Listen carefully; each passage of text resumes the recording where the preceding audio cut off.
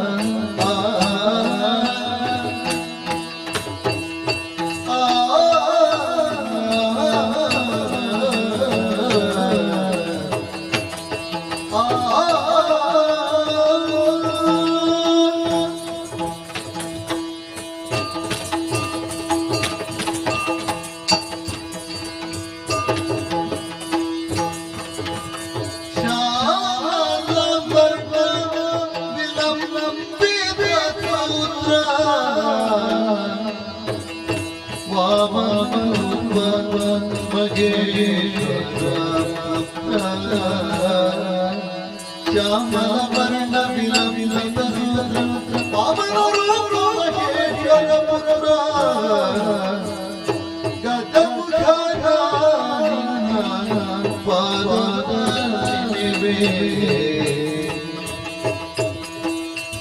ನಿಜವಾಗಿ ಕರುಣಿಸು ವರಗಳ ಪ್ರಭುವೇ ತಿಂತರ ತಿನ್ನತೆ ಒತ್ತರ ತಿನ್ನತೆ ತಿನ್ನತೆ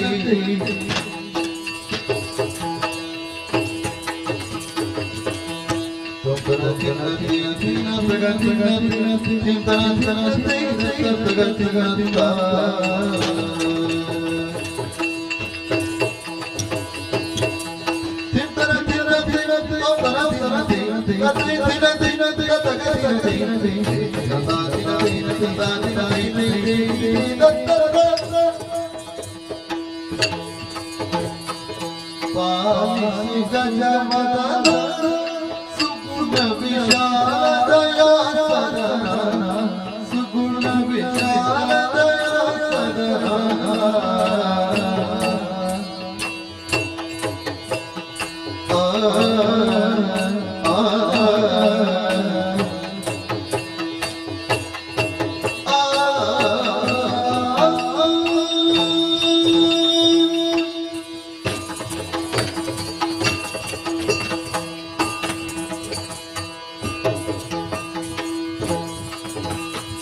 ಪಾಲಿಸು ಗಗನದ ಸುಗುಣ ವಿಶಾಲ ದಯಾ ಸುಗುಣ ವಿಶಾಲ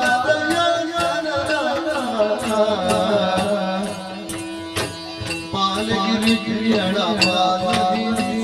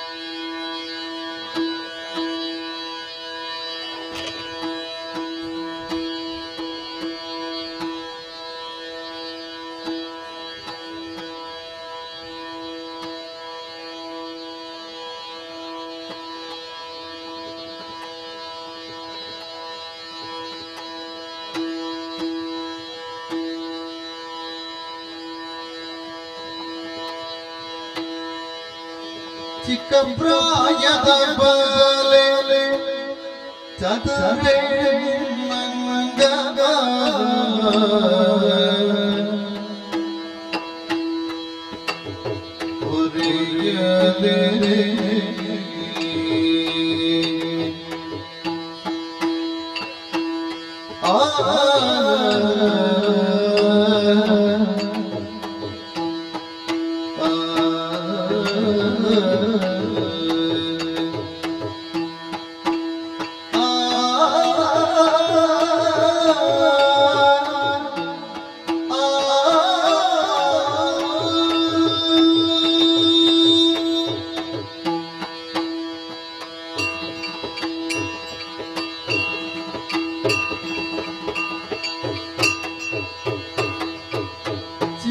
ಪ್ರಾಯದ ಬಾಲ ಚತುರೆ ನಂಗವ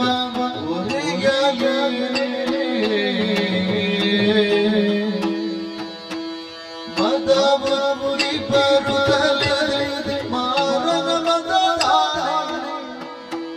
ಮದವ ಮುರಿ ಬರುತ್ತಲೇ ಮಾರನ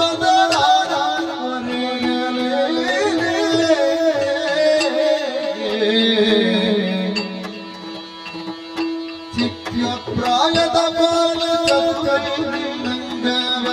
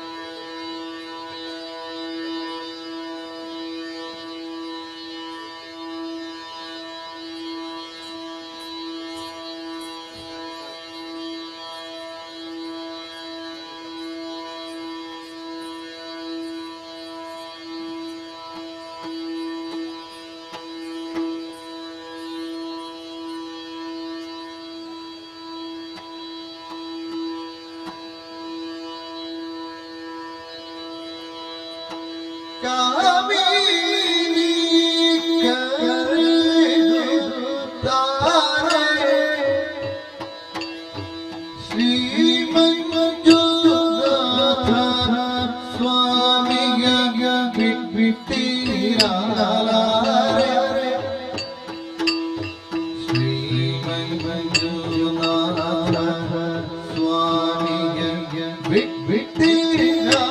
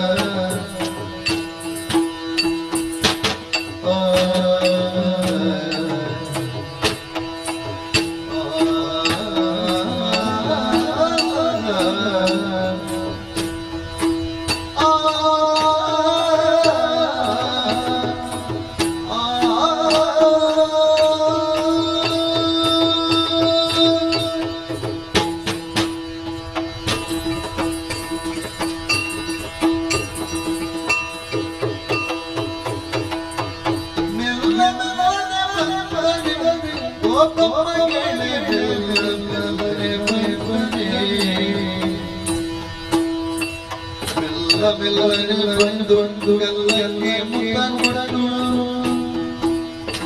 ಬೆಲ್ಲದಲ್ಲಿ ಬಂದು ಗಲ್ಲಕ್ಕೆ ಮುತ್ತ ಕೊಡಲು ನಿಲ್ಲದೆ ಓಡಿ ಹೋದ ಗೊತ್ತೇ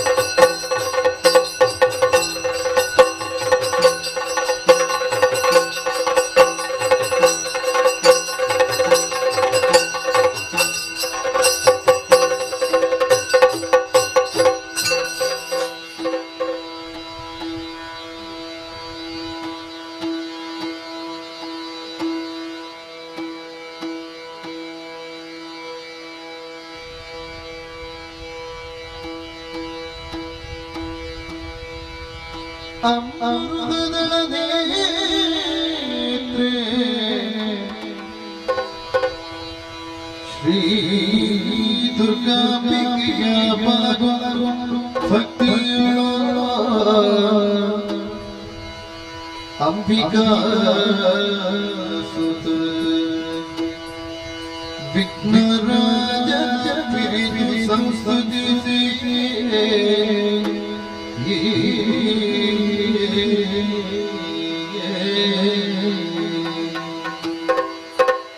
ಅಂಬುನಿಧಿಯ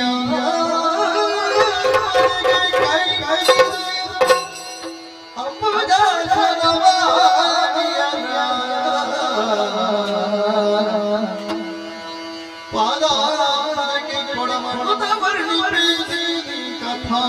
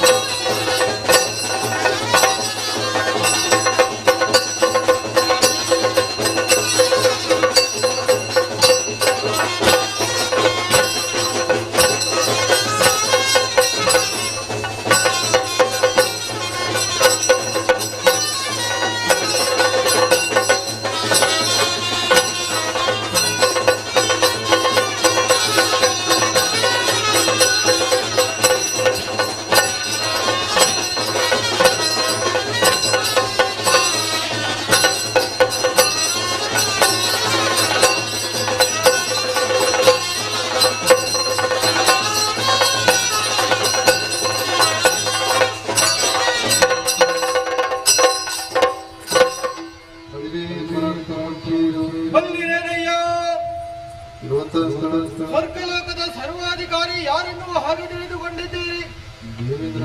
ನಾನೇ ಸರಿ, ಅನೇಕವಿದೆ, ಆಲಿಸಬೇಕು ಆಲಿಸಬೇಕು.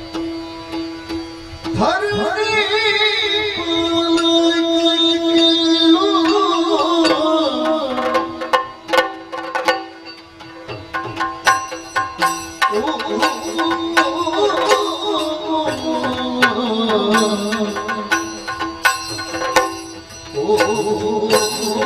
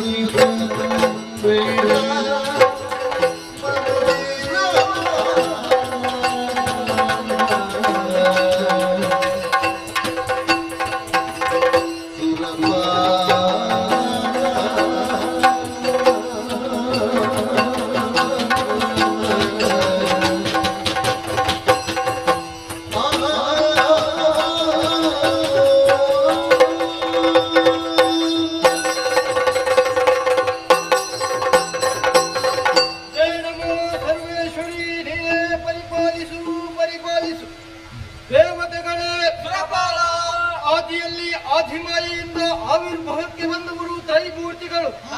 ಅವರಿಂದಲೇ ನಿರ್ಮಿತವಾದುದು ಸ್ವರ್ಗ, ಮರ್ತ್ಯ, ಪಾತಾಳಗಳೆಂಬ ತ್ರೈಲೋಕಗಳು.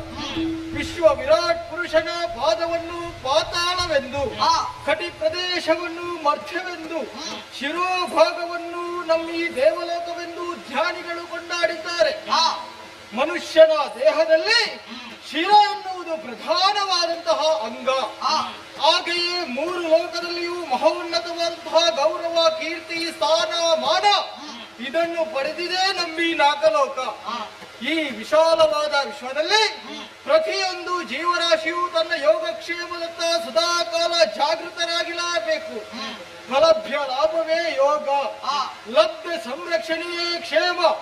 ಸಾಮಾನ್ಯರಿಗೆ ಸಂಪಾದಿಸಲಾಗದ್ದನ್ನು ಸಂಪಾದಿಸಿ ಸಂರಕ್ಷಿಸಿಕೊಳ್ಳುವುದೇ ಯೋಗಕ್ಷೇಮ. ಭೂಲೋಕ ಕರ್ಮಭೂಮಿ. ಆ ಭೂಮಿಯಲ್ಲಿ ಕಶ್ಯಪ ಹಾಗೂ ಅದಿತಿ ದೇವಿಯ ಪಾವನವಾದ ಗರ್ಭಾಂಬುದಿಯಲ್ಲಿ ಜನಿಸಿದಂತಹ ನಾವುಗಳು ಜೀವನದಲ್ಲಿ ಅತ್ಯುನ್ನತ ಪದವಿಯನ್ನು ಪಡೆಯಬೇಕು ಎನ್ನುವಂತಹ ಉದ್ದೇಶವನ್ನು ಇರಿಸಿಕೊಂಡು ಸಾಧನೆಯ ಮೂಲಕ ಮೇಘವಂತ ಪರ್ವತವನ್ನೇ ಏರಿ ಶತಾದ್ವರವನ್ನು ಪೂರೈಸಿದಂತಹ ಕಾಲಕ್ಕೆ ಮೂರು ಮೂರ್ತಿಗಳೇ ಮೆಚ್ಚಿ ಈ ನಾಕದ ಪದವಿಯನ್ನು ನಮ್ಮ ಬಳಿಗೆ ಇಟ್ಟಿದ್ದಾರೆ. ನಿಜ. ಆವಾಗ ಹೇಳಿದಂತಹ ಮಾತು ಯಾವತ್ತೂ ಮರೆಯುವ ಹಾಗಿಲ್ಲ.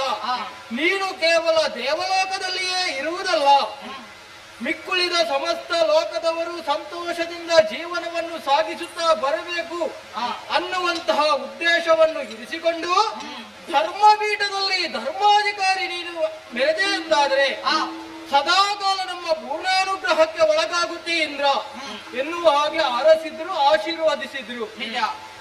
ಈ ದೇವಲೋಕದ ಸೌಂದರ್ಯವನ್ನು ವರ್ಣಿಸುವುದಕ್ಕೆ ಅಸದಳ. 1000 ನಾಲಿಗೆ ಉಳ್ಳಂತಹ ಆದಿಶೇಷನಿಂದಲೂ ಅಸಾಧ್ಯವೇ ಸರಿ. ನೋಡಿದಿರಾ ಎಂತಹ ಕಟುಕನನ್ನಾದರೂ ಕರುಣೆಯ ದೃಷ್ಟಿಯಿಂದ ಕಾಣುವಂತಹ ಕಾಮಧೇನು ಒಂದು ಕಡೆಯಲ್ಲಿ, ಅಲ್ಪ ಕಾಲದಲ್ಲಿ ಕಲ್ಪಿಸುವಂತಹ ಕಲ್ಪತರು ಇನ್ನೊಂದು ಕಡೆಯಲ್ಲಿ ತೃಷೆಯಾದಾಗ ಕುಡಿಯುವುದಕ್ಕೆ ಹೊರ ಪರಮ ಪೀಯೂಷ ನಮಗೆ ಒದಗಿ ಬರುತ್ತದೆ. ಹಾಗೆಂದು ಈ ದೇವಲೋಕದ ಒಂದು ಅಂಗಣವನ್ನು ನೋಡಿದ್ರೆ ಸಾಕಾಗುವುದಿಲ್ವೇ? ಬಂಗಾರದಿಂದಲೇ ಕೂಡಿದಂತಹ ಅಂಗಣ, ಇಂಥದ್ದೆಲ್ಲ ಸಾಮಾನ್ಯರಿಗೆ ಸಿಗುವುದಕ್ಕೆ ಸಾಧ್ಯವೇ ಇಲ್ಲ.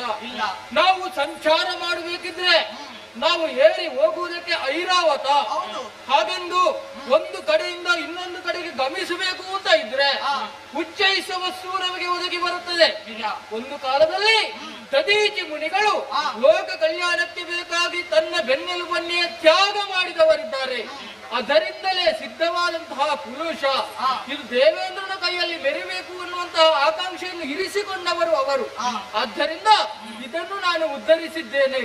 ನಮ್ಮ ದೇವಲೋಕದ ಸೌಭಾಗ್ಯವನ್ನು ವರ್ಣಿಸುವುದಕ್ಕೆ ಸಾಧ್ಯವೇ ಇಲ್ಲ. ಪದವಿ ಪೂರ್ವ ಪುಣ್ಯಾನಾಮ್ ಎನ್ನುವ ಹಾಗೆ ಹಿರಿಯರೆಲ್ಲ ಹೇಳಿದ್ರು. ಇಂತಹ ಒಂದು ಪದವಿಯನ್ನು ಪಡೆಯಬೇಕಿದ್ರೆ ಪೂರ್ವದಲ್ಲಿ ಅದೆಷ್ಟು ಸಾಧನೆಯನ್ನು ಮಾಡಿರಬೇಕಂತೆ.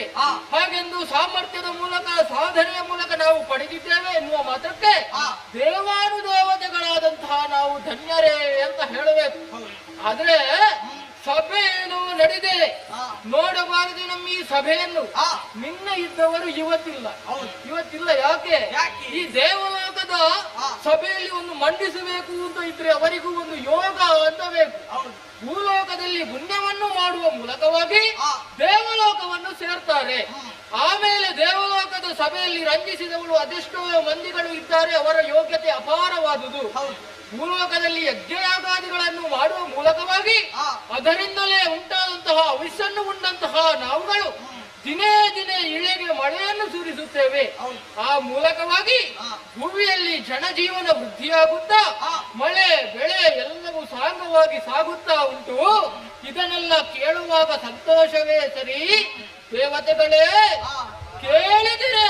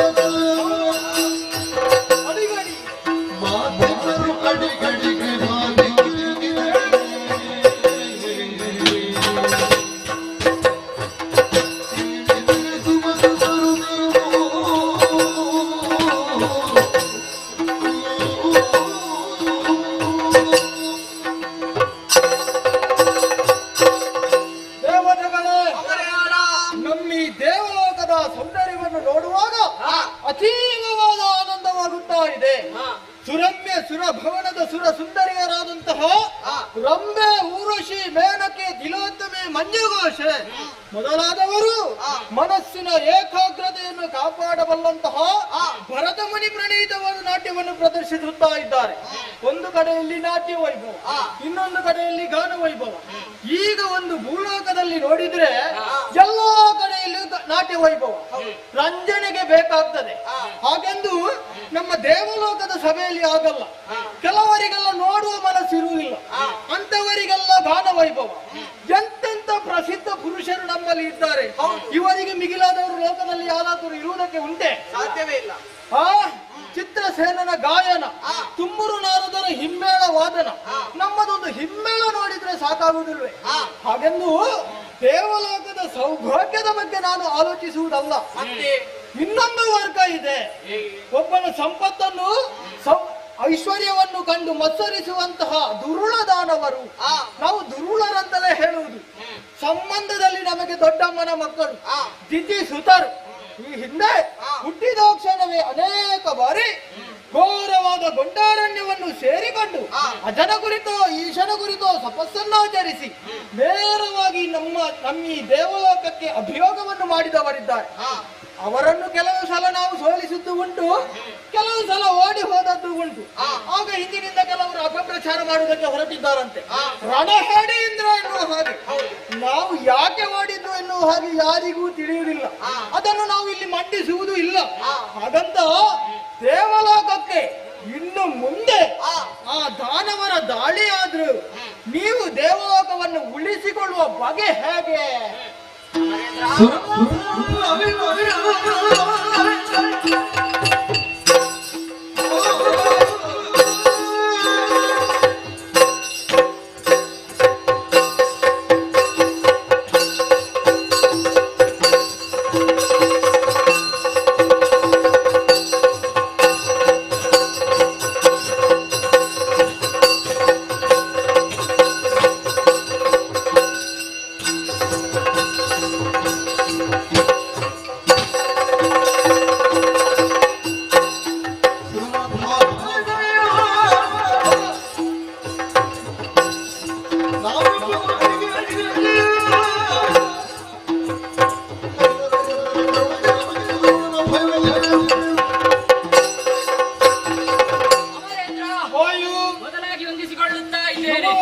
ಸ್ವರ್ಗದ ಸಂಪತ್ತಿನ ಆಸೆಯಿಂದ ಅಸುರರು ದಾಳಿ ಮಾಡುವುದು ನಮಗೇನು ಹೊಸತೇನಲ್ಲ.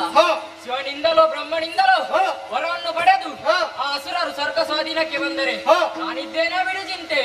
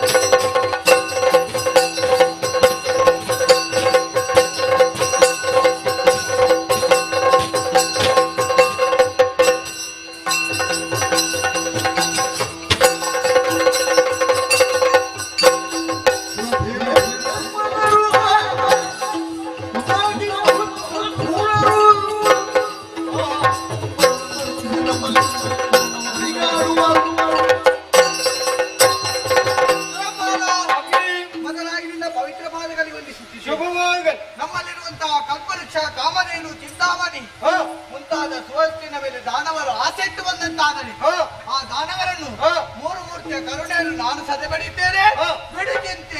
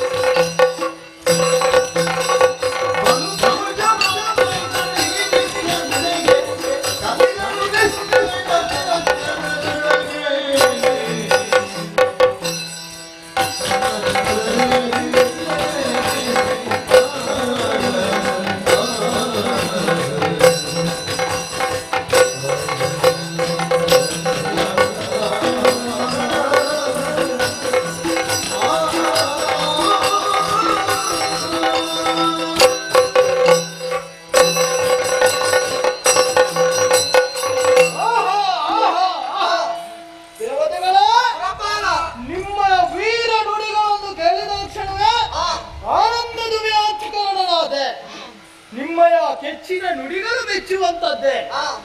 ನಿಮ್ಮಯ ಭುಜದಲ್ಲಿ ವೀರವಾಣಿಯನ್ನು ಪರೀಕ್ಷಿಸುವುದಕ್ಕೆ ಬೇಕಾಗಿ ಸಭೆಯಲ್ಲಿ ಇಂತಹ ಒಂದು ಪ್ರಶ್ನೆಯನ್ನು ಮುಂದಿರಿಸಿದ ಎನ್ನುವ ಹಾಗೆ ಅನ್ಯತಾ ಭಾವಿಸಿಕೊಳ್ಳಬಾರದು.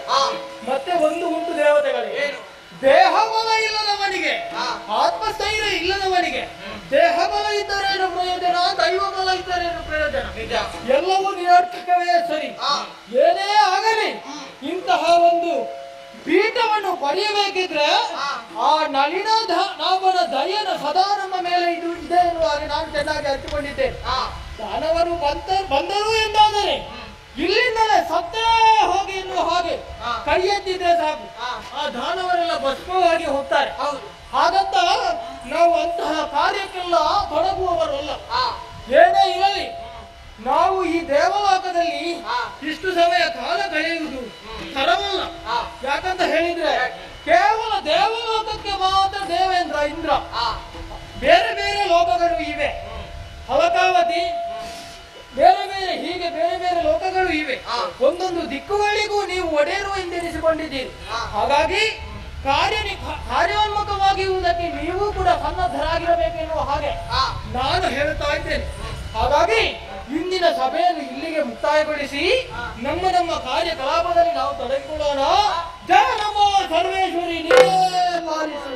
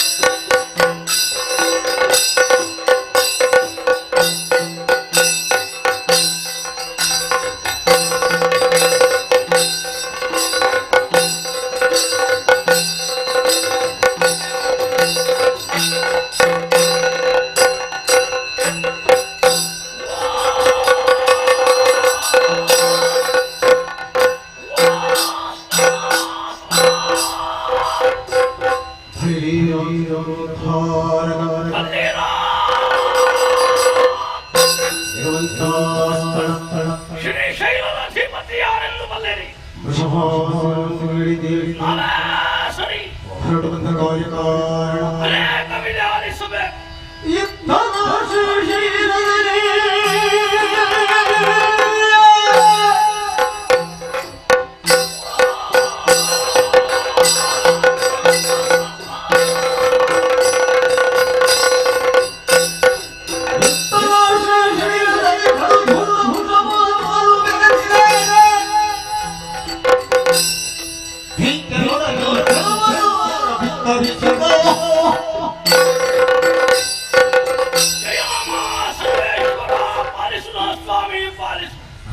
ಕೈಲಾಸನಾಥನಾದನು ಅಸುರರ ದೇವನಾದಂತಹ ಪ್ರಭು ಶಂಕರನನ್ನು ಆರಾಧಿಸಿ ತೀರ್ಥವನ್ನು ಸ್ವೀಕರಿಸಿಕೊಂಡು ಶ್ರೀಶೈಲದ ಹುಟ್ಟಾಲಗ ಚಾವಡಿಯನ್ನು ಪ್ರವೇಶ ಮಾಡಿದ್ದೇನೆ.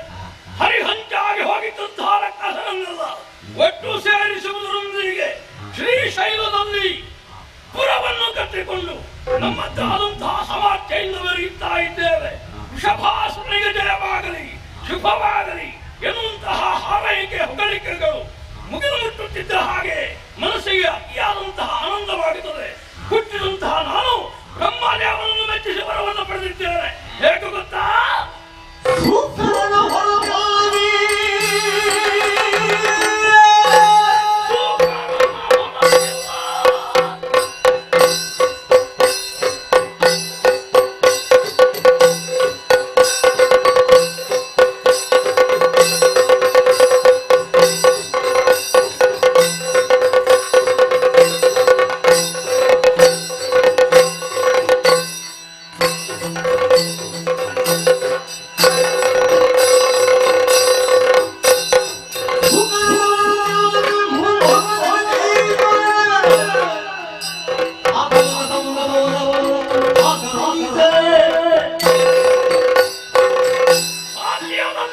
ವಿಶೇಷವಾದಂತಹ ಸಾಧನೆಯನ್ನು ಮಾಡಬೇಕು ಎನ್ನುವಂತಹ ನಿರ್ಧಾರಕ್ಕೆ ಬಂದಂತಹ ನಾನು ಗುಂಡಾರಣ್ಯವನ್ನು ಸೇರಿಕೊಂಡೆ.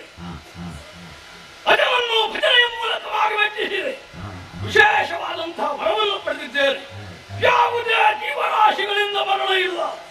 ಒಂದು ವೇಳೆ ಈ ವೃಷಭಾಸುರನಿಗೆ ಮರಣ ಬರುವುದಿದ್ದರೆ ಸೂಕರನಿಂದ ಮಾತ್ರ ಬರಲಿ, ಸ್ವೀಕರಿಸ್ತೇನೆ ಎನ್ನುವ ಹಾಗೆ ಅಮಿತವಾದಂತಹ ಬಲವನ್ನು ಒಗ್ಗೂಡಿಸಿಕೊಂಡಿರುವಂತಹ ನಾನು ಈಗಾಗಲೇ ಭೂಮಿ ಪ್ರಧರ್ಪವನ್ನು ಮುರಿದು ಪಾತಾಳ ಲೋಕವನ್ನು ಜಯಿಸಿ ನಾಗಾದಿಗಳಿಂದ ಕಪ್ಪನ್ನು ಸಂಗ್ರಹಿಸಿದ್ದೇನೆ. ನಾಟವನ್ನು ಗೆಲ್ಲಬೇಕೆನ್ನುವಂತಹ ತವಕದಿಂದಿದ್ದೇನೆ. ಅಸುರ ಪ್ರಮುಖರು ವರ್ಣಿಸಬೇಕು.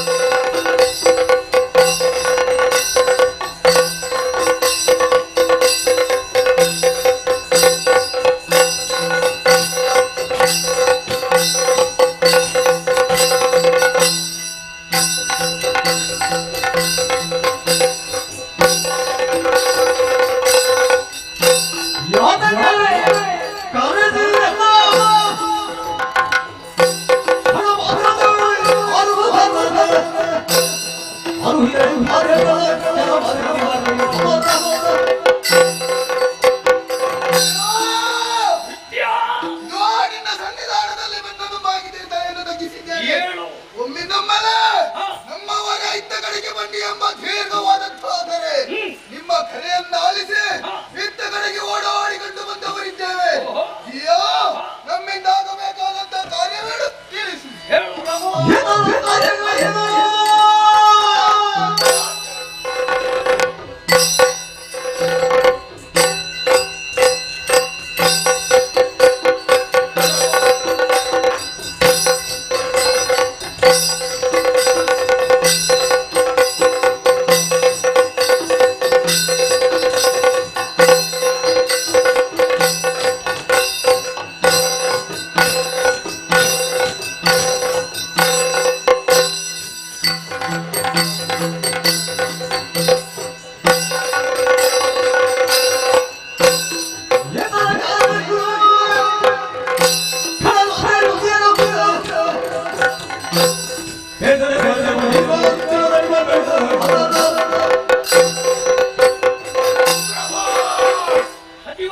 ಪವಿತ್ರವಾದಂತಹ ಪರ್ವತವನ್ನು ನಿಲ್ಲಿಸಿಕೊಳ್ಳುತ್ತಾ ಇದ್ದೇನೆ. ಆಗಲಿ.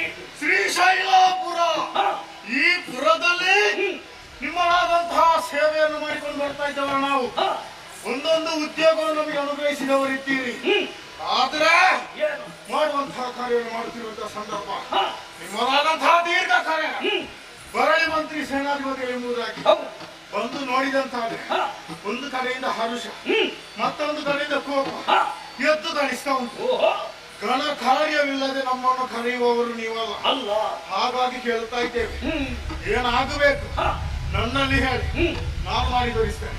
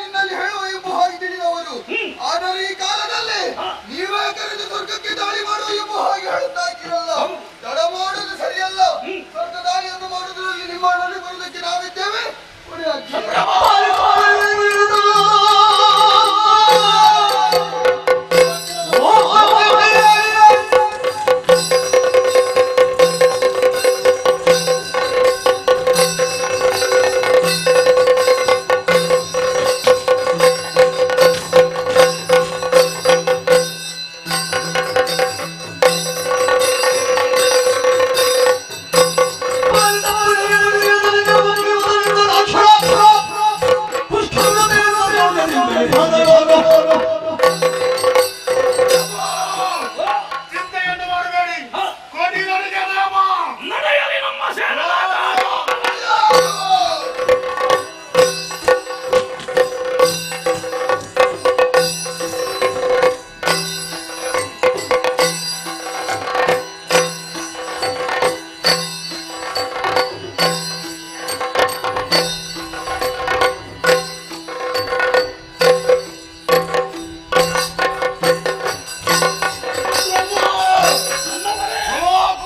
ಎಲ್ಲಿಗೆ ಮುಂದಕ್ಕೆ?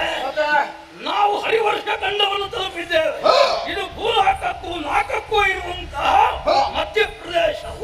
ನೇರವಾಗಿ ಮುನ್ನುಗ್ಗುವುದು ನಮ್ಮಂತವರಿಗೆ ಹೇಳಿದ ಕಾರ್ಯವಲ್ಲ. ಕಾರಲ್ಲಿ ಯಾರಾದ್ರೂ ಇದ್ದಾರೋ ನೋಡಿ.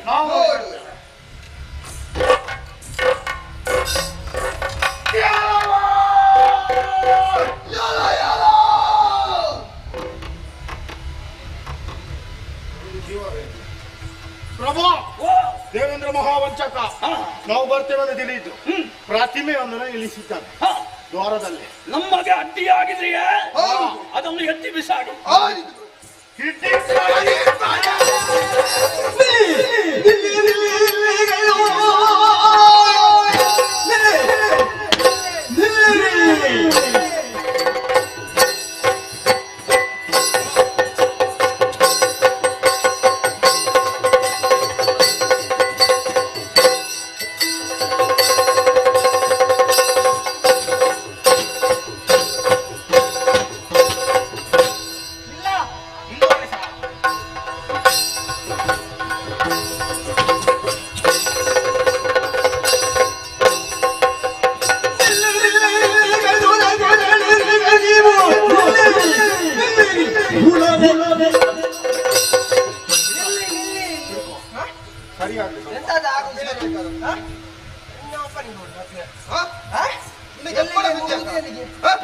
ಅಪ್ಪನ ಸುದ್ದಿಯಾಗಿ ನನಗೆ ಕಬ್ಬಿನ ಬೇಕಂದ್ರೆ ನಿಮಗೆ ಯಾರು ಹೇಳಿ? ನಾನು ಕೇಳಿದ್ನ ನಿನ್ನಲ್ಲಿ ಕಬ್ಬಿನ ಮತ್ತೆ ಕಬ್ಬಿನ ಕೊಟ್ಟೆ ಅವನಲ್ಲ. ನೀನು ಯಾಕೆ ಕೊಟ್ಟದ್ದು? ಯಾರು ಕೊಟ್ಟರು? ತೋರಿಸಿದ್ದೆ. ನಾನು ತೋರಿಸಿದ್ದು ಮಾತ್ರ ನಾನು ಕೊಡ್ತೇನೆ. ನೀನು ತೋರಿಸಬೇಕೆ? ಎಲ್ಲಿಗೆ ನುಗ್ಗುದು? ದನದ ಅಟ್ಟಿಗೆ ನುಗ್ಗಿದಾಗೆ ನುಗ್ಗಿದ್ದಾರಲ್ಲ. ನೀನು ದನವ? ನೀನು ದನವ? ಇನ್ನೊಂದು ಕೊಟ್ಟಿಗೆಯಲ್ಲಿ ಕಟ್ಟಿ ನೀನಲ್ಲ ಹೇಳಿದ್ದು. ದನದ ಹಟ್ಟಿಗೆ ನುಗ್ಗಿದಾಗೆ ದನ ನುಗ್ಗುದು ನೀವು. ಅದಕ್ಕೆ ನಾನು ಕೇಳಿದ್ದು ನೀನು ದನವ ಅಂತ. ನುಗ್ಗಿದ್ದು ನೀವಲ್ಲ, ದನ ನೀವಾ? ನಾವು ಸರಿ ಬಂದಿದ್ದೇವೆ. ಮತ್ತೆ ನಾನು ಸರಿ ಇಲ್ಲ ಅಂತ ಯಾರು ಹೇಳಿದ್ದು? ಮತ್ತೆ ನೀನು ದನವ, ದನದ ಹಟ್ಟಿ ಅಂತ ಹೇಳ್ತೀವಿ. ದನದ ಹಟ್ಟಿಯೊಳಗೆ ನುಗ್ಗಿದಾಗೆ ನುಗ್ಗಿ ಅಂತ ಹೇಳಿದ್ದು ಮಾತ್ರ, ದನದ ಹಟ್ಟಿ ಅಂತ ಹೇಳಿದ್ದೇನೆ. ಅದು ಹೀಗೆ ನುಗ್ಗುದಾ? ಹಾ. ನಿನಗೆ ಅದಕ್ಕೆ ಅಭ್ಯಾಸ ಯಾರು? ಉಂಟಾ? ಎಲ್ಲಿಂದ ಬಂದದ? ಯಾರು ನಿಮ್ಗೆ ಈಗ ಹೇಳು? ನಾವು ನಿಮ್ಗೆ ಹೇಳುವುದು ಮಾತ್ರ ಇದಕ್ಕೆ ಹೇಳು. ಈಗ ನಾವು ಮಾತ್ರ ಬಂದದ್ದಲ್ಲ. ನಮಗೊಬ್ಬ ಹೇಳುವವರು, ಹೇಳುವವರು, ನಾಯಕರು ಬರೀತಾರೆ. ಯಾರದು? ನಮ್ಮಲ್ಲಿ ಮಾತನಾಡಿದಾಗ ಅವರಲ್ಲಿ ಮಾತಾಡಬೇಡ. ಸ್ವಲ್ಪ ಜಾಗೃತೆಯಿಂದ ಮಾತಾಡ. ಎಲ್ಲಿದ್ದಾರೆ? ನೋಡು, ನಮಸ್ಕಾರ. ಬಂತು. ಎಲ್ಲಿಂದ ಬಂದದ್ದು? ಹುಡುಕುದೆಂತದ? ಏನು ಹಿಂದೆ ಮುಂದೆ ನೋಡ್ತಿ? ನಾನು ನಮಸ್ಕಾರ ಒಟ್ಟಿಗೆ ಬಂತಂತ ಹೇಳಿದ್ರು. ನೀನು ಕೊಟ್ಟದ್ದೆಂತದ್ದು? ನಮಸ್ಕಾರ ಬಂತು ಅಂದೆ. ಎಂತದ್ದು? ಬಾಯಲ್ಲೇ ಹೇಳಿದ್ದು ಬಂತು ಅಂತ. ನಮಸ್ಕಾರ ಬಂತಂತ. ಹೌದು. ಹಿಂದೆ ಕೊಡೋ ಕ್ರಮ ಇಲ್ವಾ? ಹಿಂದೆ ನಿನಗೆ ಯಾಕೆ ಕೊಡಬೇಕು? ಅಲ್ಲ ಕೇಳಿ. ಅದಕ್ಕೊಂದು ಸಮಾನತೆ ಅಂತ ಬೇಡವಾ? ಹಾಗೆ ಆಳಿಗೂ ಆಳುವವನಿಗೊಂದೇ ಅಳತೆಯ. ಓಹೋ. ನೀವು ಎಲ್ಲಿಂದ ಬಂದದ್ದು ಇವರೇ? ನಾವು ಭೂಲೋಕದಿಂದ. ಭೂಲೋಕ? ಭೂಲೋಕ ಅದೇ ಒಟ್ಟಿಗೆ ಮಾಡಬೇಡ, ಅದನ್ನು ಭಾಷೆಯೇ ಬೇರೆ ಆಗ್ತದೆ. ಅದೇ ಅಲ್ಲಿಂದ ಬಂದ. ಭೂಲೋಕದಲ್ಲಿ ಎಲ್ಲಿ? ಶ್ರೀಶೈಲ. ಶ್ರೀಶೈಲ. ಶಿಶಿಲ ಅಲ್ಲ, ಶ್ರೀಶೈಲ. ಸುಶೀಲ ಯಾರು? ನಿನ್ನ ಮಾವನ ಮಗಳು ಶ್ರೀಶೈಲ. ಹೌದು. ಯಾಕ ಬಂದಿರಿ? ಬಂದದ್ದು ದೇವಲೋಕದ ಮೇಲೆ ದಾಳಿಗೈಯುವುದಕ್ಕೆ, ಸುರಪ್ಪನಿಗೆ ಬಡಿಯುವುದಕ್ಕೆ, ನಾಕದ ಅಧಿಕಾರವನ್ನು ಪಡೆದುಕೊಳ್ಳುವುದಕ್ಕೆ. ಎಂತದ್ದು? ನಾಕವನ್ನು ಪಡೆಯುವುದಕ್ಕೆ. ನಾಕವನ್ನು ಪಡೆಯೋದು? ಹೌದು. ನಾನು ಯಾರು ಅಂತ ಗೊತ್ತುಂಟಾ? ನೀನು ಯಾರಾದ್ರೂ ನನಗೇನು? ನನಗೆ ಸಿಟ್ಟು ಬಂದ್ರೆ ಭಯಂಕರ. ನನಗೆ ನಾನು ಈಗ ನೀನು ನಾನು ಯಾರು ಅಂತ ಗೊತ್ತುಂಟ? ಯಾರು? ನಾನಿಲ್ಲಿಗೆ ಅಂದ್ರೆ ಅಂತ. ಯಜಮಾನವ ನೀನ? ಯಜಮಾನವ? ಹಾ, ಇಲ್ಲಿಗೆ ಯಜಮಾನ ನಾನು. ಎಲ್ಲಿಂಟು ಕಿರೀಟ? ಭುಜ ಕಿರೀಟ ಎಲ್ಲಿಂಟು? ನಿನಗೆ ಬಂದ ಗತಿಯೇ ಪೂಜಾ ಕಿರೀಟ ಬೇಡ, ದೊಡ್ಡ ನಾವು ಉಂಟಲ್ಲ ನೋಡು. ದೇವೇಂದ್ರ. ದೊಡ್ಡ ನಾವು ದೇವೇಂದ್ರ ಅಲ್ಲ. ನಾನು ಇಲ್ಲಿಗೆ ನಾಯಕ ಅಂತ. ಈ ದ್ವಾರಕ್ಕೆ 6 ಅಡಿ 3 ಅಡಿಗೆ ಬಾಗಿಲು ಭಟ. ಬಾಗಿಲಲ್ಲ, ದ್ವಾರಕೀಶ ಅಂತ ಹೇಳು. ಆದ್ರೆ ನೀವು ಎಂತ? ಹಾಗಾದ್ರೆ ದ್ವಾರಕೀಶ ಅಂದ್ರೆ ಅತ್ಯಂತ ಗೊತ್ತುಂಟ ನಿನಗೆ? ಬಾಗಿಲಲ್ಲಿ ಕುಳಿತ ಮಂಗ ಅಂತ, ಕೀಶ ಅಂತ ಮಂಗನಿಗೆ ಹೇಳುದು. ದ್ವಾರಕ್ಕೆ ಈಶ ಅಂತ ಹೇಳುದು. ಹಾಗೆ ಕೀಶ ಅಲ್ಲ. ಈಶ ಅಲ್ಲ, ಈಶ. ನಿಮ್ಗೆ ಸ್ವರ್ಗ ಬೇಕು? ಹೋಗಿ ಹೇಳು. ನೀವು ಹೋಗುವುದಾದ್ರೆ ಮೊದಲು ಇಲ್ಲಿ ನನ್ನನ್ನು ನಿಲ್ಲಿಸಿ ಹೋಗು. ಮನೆಯಲ್ಲಿ ನಿಲ್ಲಿಸಿ. ಹಾಗಲ್ಲ ಪುಣ್ಯಾತ್ಮ, ಮತ್ತೆ? ನಾನು ಇಲ್ಲಿ ಇರುವವರೆಗೆ ನೀವು ಹೋಗ್ಲಿಕ್ಕೆ ಆಗುದಿಲ್ಲ ಅಂತ. ಮತ್ತೆ ಹೋಗದೆ ಹೇಗೆ ಹೋಗ್ತೀರಿ ನೋಡು? ನಿನ್ನನ್ನೇ ಮುಗಿಸಿದ್ವಿ. ಎಂತ ಮುಗಿಸುದು? ನಿನ್ನದು ಅಧ್ಯಾಯ ಮುಗಿಸ್ಲಿಕ್ಕೆ ನೀನಾಗಿ ಹೋಗಿ ಹೇಳ್ತೀಯ? ಆಗುದಿಲ್ಲ ನಿನ್ನನ್ನು ಅಂತ. ಕಂಬಕ್ಕೆ ಕಟ್ಟಿ ಹಾಕಿ ನಾವು ಮುಂದೆ ಹೋಗಬೇಕು. ನೀವು ಕಂಬಕ್ಕೆ ಕಟ್ಟಿ ಹಾಕಿ ಯಾವ್ದಕ್ಕಾದ್ರೂ ಕಟ್ಟಿ ಹಾಕಿ, ನಿಮ್ಮನ್ನು ಬಿಡುವುದೇ ಇಲ್ಲ. ಇನ್ನೊಮ್ಮೆ ಹೇಳು, ಇನ್ನೊಮ್ಮೆ ಹೇಳು, ಹೇಳು ಇನ್ನೊಮ್ಮೆ. ಅಲ್ಲ, ನಿಮ್ಮನ್ನು ಬಿಡುವುದಿಲ್ಲ ಅಂತ. ಇಲ್ಲ ಇಲ್ಲಿ ಹೇಳು, ಅವ್ರು ಇಂತ ಕೇಳ್ತಾ ಇದ್ದಾರಲ್ಲ, ಹೇಳು. ನೀವು ಹೇಗೆ ನಾನು ಹೇಳಿದ್ದನ್ನು ಹೋಗಿ ಹೇಳು. ಹೇಳು. ದೇವೇಂದ್ರನಿಗೆ ಬಂದವರು ಶಭಾಸುರ ನಾಕವನ್ನು ಬಿಟ್ಟು ಕೊಡಬೇಕಂತೆ. ಸಾಮರ್ಥ್ಯ ಇದ್ರೆ ಯುದ್ಧಕ್ಕೆ ನಿಲ್ಲಬೇಕಂತೆ. ಎಂತದ್ದು ಈಗ ಸ್ವರ ಬದಲಾಯ್ತಾ? ಆದಿತ್ತ ಕುತ್ತಿಗೆ ಹಿಡಿದು ಕೊಲ್ತೇನೆ ನಿನ್ನನ್ನು. ಹೋಗು ನೋಡಿ, ಹೋಗು.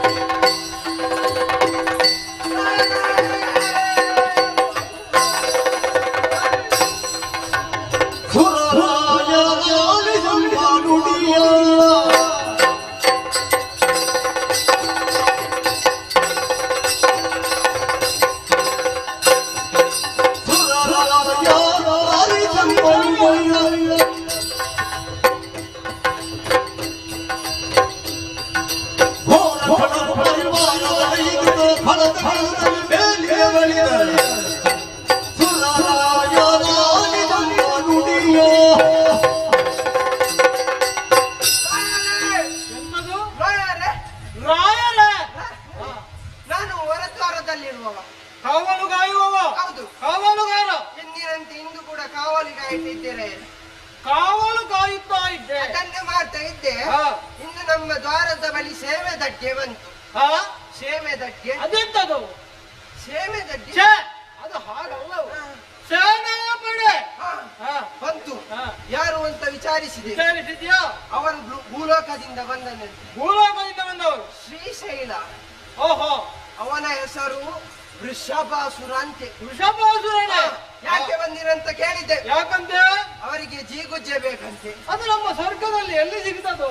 ನೀವು ಹೇಳಿದ್ದು ಜೀಗುಜ್ಜೆ ಅಲ್ಲ, ಮತ್ತಂತದು ಬೆಟ್ಟು ಮಾಡಿ ದಿಗ್ವಿಜಯಕ್ಕೆ ಬಂದವರು. ಹೌದು. ಹಾ. ನಿನ್ನ ರಾಯರಲ್ಲಿ ಹೋಗಿ ಹೇಳು ಯುದ್ಧಕ್ಕೆ ಬರ್ಲಿಕ್ಕೆ ಅಂತ ಹೇಳಿದ್ರು. ಹಾ.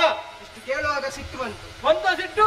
ಸಿಟ್ಟು ಬಂದದ್ದು ಇಲ್ಲಿ ಉದುರಿ ಹೋಯ್ತು. ಹೌದಾ? ಹಾಗೆ ಸಿಟ್ಟು ಬಂದದ್ದು. ಓಹೋ. ಅವರು ಕೊಡ್ಲಿಕ್ಕೆ ಪ್ರಾರಂಭಿಸಿದ್ದು. ಬಿಟ್ಟೇನಾ? ನೀನು ಕೊಟ್ಟಿಯಾ? ನಾನು ಕೈಯಲ್ಲಿ ಈಗ ಕಟ್ಟಾಕಿ ಗೊತ್ತಾಗ್ತದೆ. ಹೌದಾ? ಕೈಯೆಲ್ಲ ಕಟ್ಟಾಕಿ ಕೊಟ್ಟೆಯೇ ಕೊಟ್ಟಿಯಾ? ಶಹಬ್ಬಾಸ್ ಮಗನನ್ನು ಅನ್ನದಿಂದ ತಕ್ಕ ಒಳ್ಳೆದಾಗಿ. ಅವರು ಕೊಟ್ಟದ್ದು ಬಿಟ್ಟು ರಾಯ. ಮತ್ತೆ ನೀನನ್ನದು ಕೊಟ್ಟದ್ದು? ನಾನು ಬೊಬ್ಬೆ ಕೊಟ್ಟದ್ದು.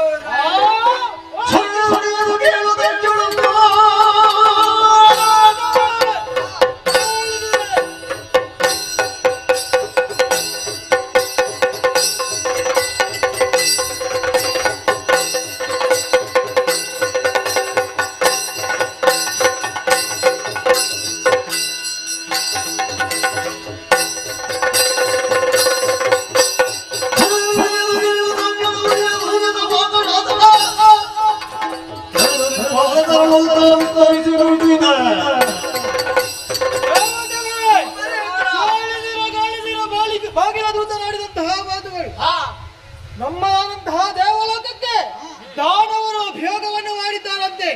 ಅವರು ದಂಡೆತ್ತಿ ಬರುವಾಗ ನಾವು ಸುಮ್ಮನಿರುವುದಲ್ಲ. ನಿಮ್ಮ ನಿಮ್ಮ ಆಯುಧಗಳನ್ನು ಸಿದ್ಧಪಡಿಸಿಕೊಳ್ಳಿ. ಮುಂದಾಳು ಹೊತ್ತದಲ್ಲಿ ನಾನಿರ್ತೇನೆ.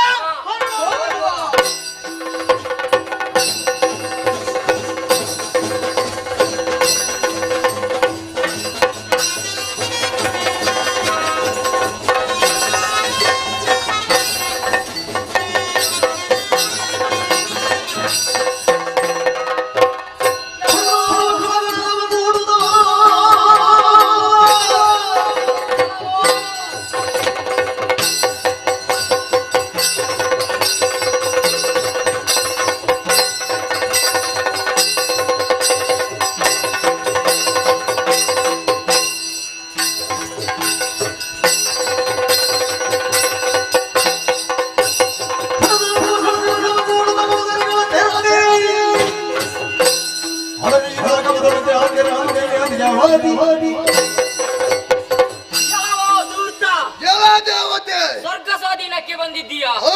ಒಳ್ಳೆ ಮಾತಿನಿಂದ ಹೇಳುತ್ತಿದ್ದೇನೆ. ಹೇಗೆ? ಬಂದ ಹಾಗೆ ಹಿಂದೆ ಹೋದರೆ ಸರಿ, ಇಲ್ಲ ಹೋದರೆ? ಇಲ್ಲದಿದ್ರೆ ತಲೆಗಡೆ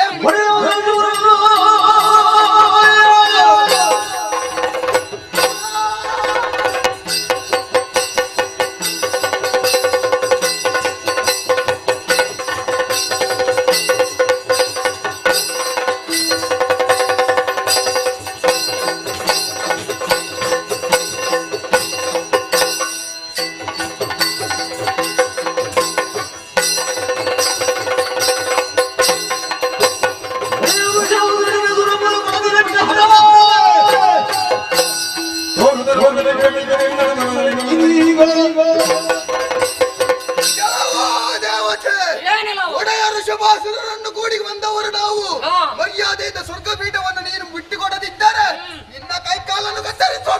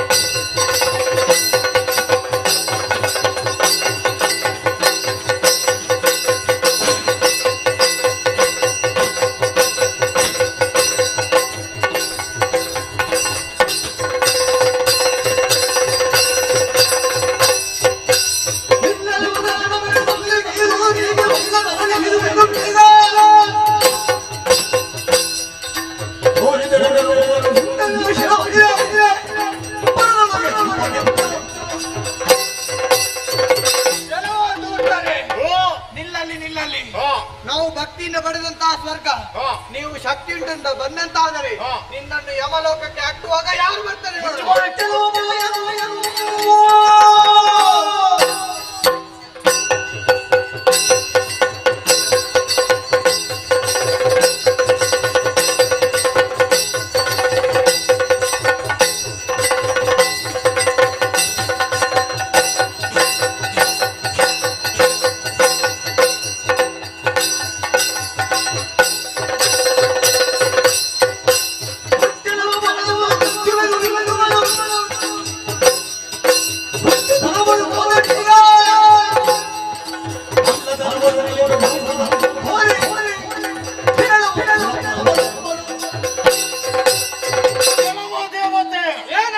ನೀವು ಭಕ್ತಿಯಿಂದ ಪಡೆದಿರಬಹುದು. ನಮ್ಮದಾದಂತಹ ಶಕ್ತಿಯನ್ನು ತೋರಿಸಿ ಅದನ್ನು ಪಡೆಯುವುದಕ್ಕಾಗಿ ಬಂದವರು. ಒಳ್ಳೆ ಮಾತಿನಲ್ಲಿ ಕೊಡದಿದ್ದರೆ ಏನು ಬೆನ್ನಿಗೆ 4 ಬಾರಿಸಿ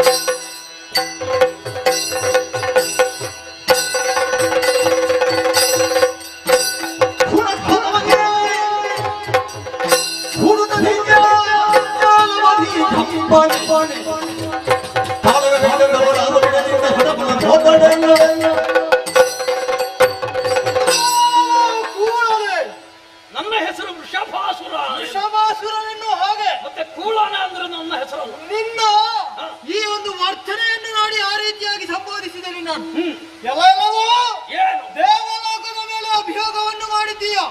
ನಿನ್ನವರಾದಂತಹ ನಿನ್ನ ಸೈನ್ಯವನ್ನು ಸೇರಿಸಿಕೊಂಡು ಬಂದಯ. ನಿನಗೊಂದು ಬುದ್ಧಿಯ ಮಾತನ್ನು ಹೇಳ್ತೇನೆ ಕೇಳು. ಏನು ಶತಾಧ್ವರವನ್ನು ಪೂರೈಸಿದಂತಹ ಕಾಲಕ್ಕೆ ಈ ನಾಗದ ಪೀಠವನ್ನು 3 ಮೂರ್ತಿಗಳು ನನಗೆ ಅನುಗ್ರಹಿಸುವವರಿದ್ದಾರೆ. ಒಂದು ಮನ್ವಂತರದ ನಿನಗೆ ಬೇಕು ಅಂತ ಹೋದ್ರೆ ಯಾಗ ಯಜ್ಞಾದಿಗಳನ್ನು ಮಾಡು, ಸತ್ಕರ್ಮಗಳನ್ನು ಮಾಡು, ಜೀವನದಲ್ಲಿ ಪುಣ್ಯ ಸಂಚಯನವನ್ನು ಮಾಡುವುದರ ಮೂಲಕವಾಗಿ ಈ ನಾಗಲೋಕದ ಪಡೆಯುವುದಕ್ಕೆ ಬಾ. ಅದನ್ನು ಬಿಟ್ಟು ಅಧರ್ಮದಿಂದ ಮುಂದುವರಿದು ಬಂದ ಎಂದಾದರೆ ಯಾವ ಗುರಿಗಟ್ಟಿಯನ್ನು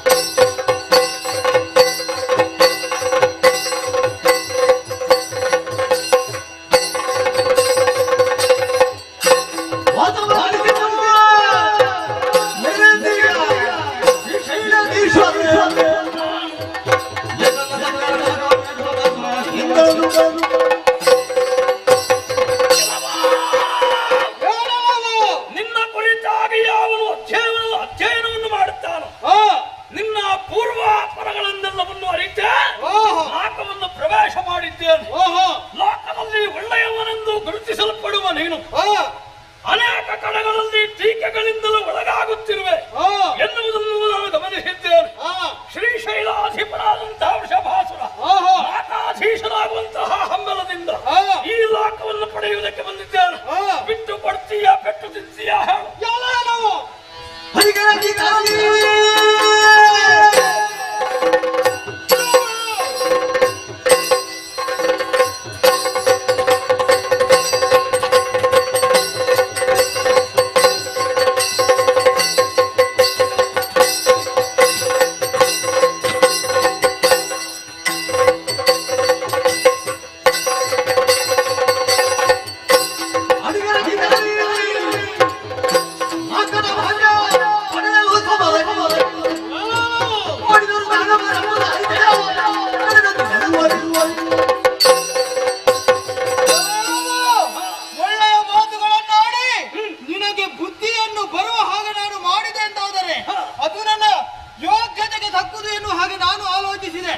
ಆದರೆ ಒಳ್ಳೆಯ ಮಾತುಗಳು ನಿನಗೆ ಪಥ್ಯವಾಗದೆ ಹೋಯಿತು.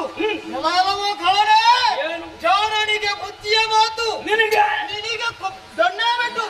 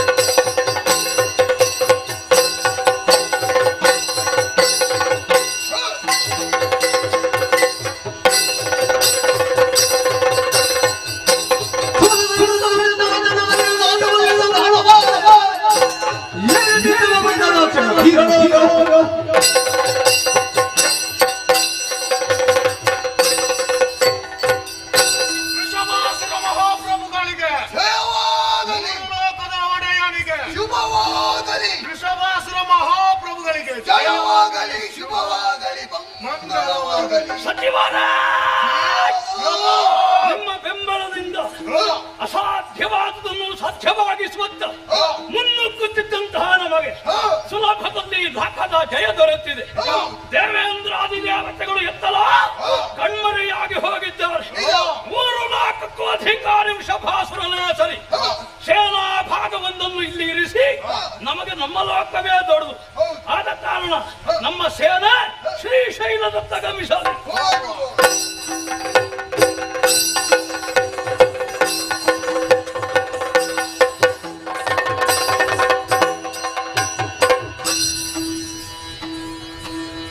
ಆತ್ಮೀಯ ಕಲಾಭಿಮಾನಿಗಳೇ, ಇಂದಿನ ಈ ಕಾರ್ಯಕ್ರಮವನ್ನು ಕಾರ್ಯವನ್ನು ನೆರವೇರಿಸಿಕೊಟ್ಟವರು ಶ್ರೀ ಶಿವರಾಮ ವೀರೈ ಪಂಜದಗುತ್ತು ಇವರಿಗೆ ಕಟೀಲು ಮೇಳದ ವತಿಯಿಂದ ಅನಂತಾನಂತ ಧನ್ಯವಾದಗಳನ್ನು ಅರ್ಪಿಸ್ತೇನೆ. ಬರುವ ರಾತ್ರಿ ನಾವು ಶ್ರೀ ಕ್ಷೇತ್ರ ಕಟೀಲಿನಲ್ಲಿ ತರಣಿಸೇನ ಕಾಳಗ ಮತ್ತು ಮೀನಾಕ್ಷಿ ಕಲ್ಯಾಣ ಎಂಬ ಕಥಾಭಾಗವನ್ನು ಆಡಿದೋರಿಸಿದ್ದೇವೆ. ಹೀಗೆ ಇನ್ನು ಮುಂದಿನ ನಮ್ಮ ಯಾವುದೇ ಕಾರ್ಯಕ್ರಮಗಳಿಗೆ ತಾವೆಲ್ಲರೂ ತಪ್ಪದೇ ಆಗಮಿಸಿ ಸರ್ವ ರೀತಿಯಿಂದ ಸಹಕರಿಸಿ ಶ್ರೀದೇವಿಯ ಕೃಪೆಗೆ ಪಾತ್ರರಾಗಬೇಕಾಗಿ ಹೇಳಿಕೊಡುತ್ತಾ ಕಥಾಭಾಗವನ್ನು ಮುಂದುವರಿಸುವುದಕ್ಕೆ ಅನುಮತಿಯನ್ನು ಯಾಚಿಸ್ತೇನೆ. ಯಕ್ಷಗಾನ ಮಗಳಿಗೆ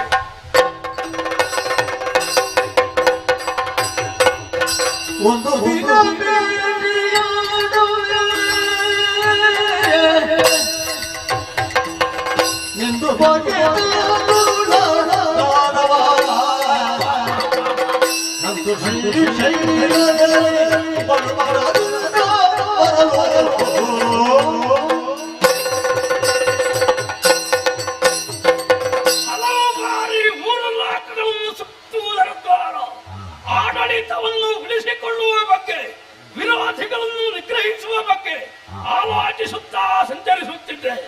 ಅತಿಯಾದಂತಹ ಬೇಸರವನ್ನು ನೀಗುವುದಕ್ಕಾಗಿ ಬೇಟೆಯಾಡಬೇಕು ಎನ್ನುವಂತಹ ಹಬ್ಬಲದೊಂದಿಗೆ ಕಗ್ಗೋರಸಿಯನ್ನು ಕೈಯಲ್ಲಿ ಹಿಡಿದಿದ್ದೇನೆ. ಶ್ರೀಶೈಲದಲ್ಲಿ ಒಂದು ಸುತ್ತು ಬೇಟೆಯಾಡಬೇಕು, ನಡೆಯುತ್ತೇನೆ.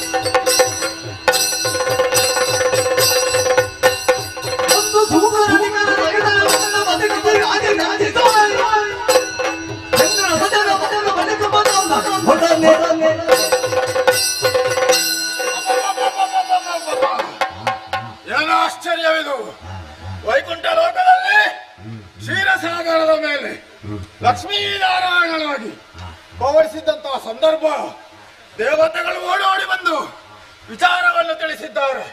ಭೂಲೋಕದಲ್ಲಿ ಶ್ರೀಶೈಲದ ದಾನವ ವೃಷಭಾಸುರ ಎನ್ನುವವ 3 ಲೋಕದಲ್ಲಿಯೂ ಕೂಡ ಲೋಕಕಂಟಕನಾಗಿ ವಿಜೃಂಭಿಸುತ್ತಾ ಇದ್ದಾನೆ. ದೇವತೆಗಳೆಲ್ಲ ಸ್ಥಾನವರ್ಷಣ ಮಾಡಿದ್ದಾನೆ ಎಂಬುದಾಗಿ. ಹಾಗಾಗಿ 3 ಲೋಕದಲ್ಲಿ ಮತ್ತೊಮ್ಮೆ ಧರ್ಮವನ್ನು ಸ್ಥಾಪಿಸಬೇಕು ಅಂತಾದ್ರೆ ನಾರಾಯಣ ಅಂತ ನಾನೇ ವರಾಹ ಸ್ವಾಮಿಯಾಗಿ ಧರೆಗಿಳಿದು ಬಂದಿದ್ದಾನೆ. ದುರುಳು ಎಲ್ಲಿದ್ದಾನೆ ಅನ್ನುವುದಾಗಿ ಲಕ್ಷ್ಯವನ್ನು ಹರಿಸಿದ್ರಿಂದಾದರೆ ಬೇಟೆಯನ್ನು ಆಡುವುದಕ್ಕೆ ಕಾಡಿಗೆ ಹೋಗಿದ್ದಾನೆ. ತಡ ಮಾಡುವುದು ಸರಿಯಲ್ಲ. ಇದೇ ವರಾಹ ರೂಪಿನಿಂದ ಆತನ ಮುಂದೆ ಕಾಣಿಸಿಕೊಳ್ತಾನೋ.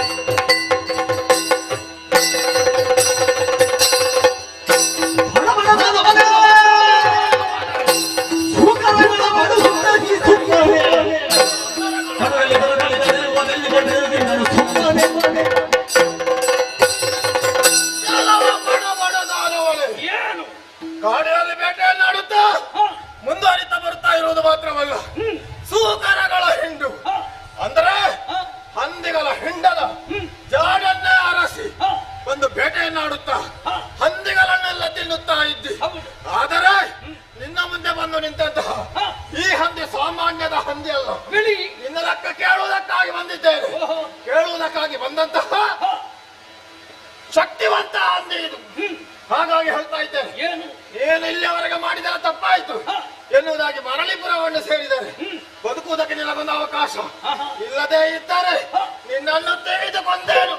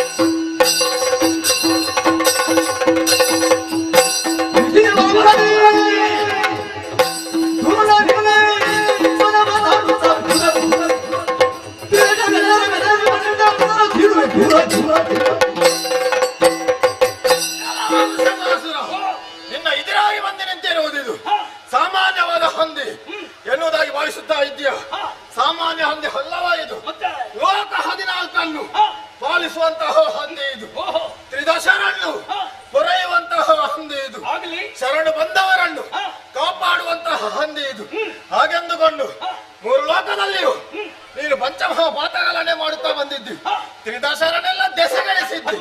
ಹಾಗಾಗಿ ನಿನ್ನನ್ನು ಕೇಳುವುದಕ್ಕೆ ಬಂದವ ವೈಕುಂಠ ವಾಸಿಯಾದಂತ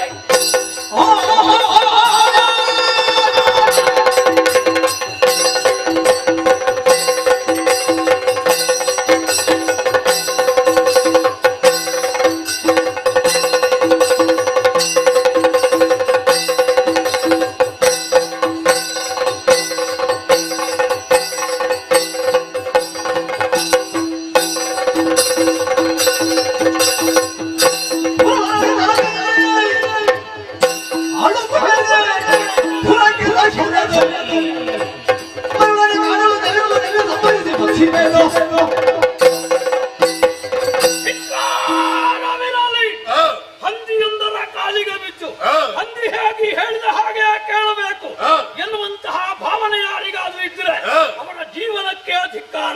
ವೃಷಭಾಸುರ ಹಾಗಲ್ಲ, ಪಾಲನಾಧಿಕಾರಿ ಎಂದು ಹೇಳಿಕೊಂಡು ಬರುವ ನೀನಾಗಲಿ, ಪುರಾಹರನೇ ಆಯಿತರಲಿ, ದೇವತೆಗಳೆಲ್ಲ ಒಟ್ಟಾಗಿ ಬರಲಿ, ಎಲ್ಲರಿಗೂ ನಾನೊಬ್ಬನೇ ಉತ್ತರಿಸ್ತೇನೆ. ಸಿದ್ಧರಾಗು.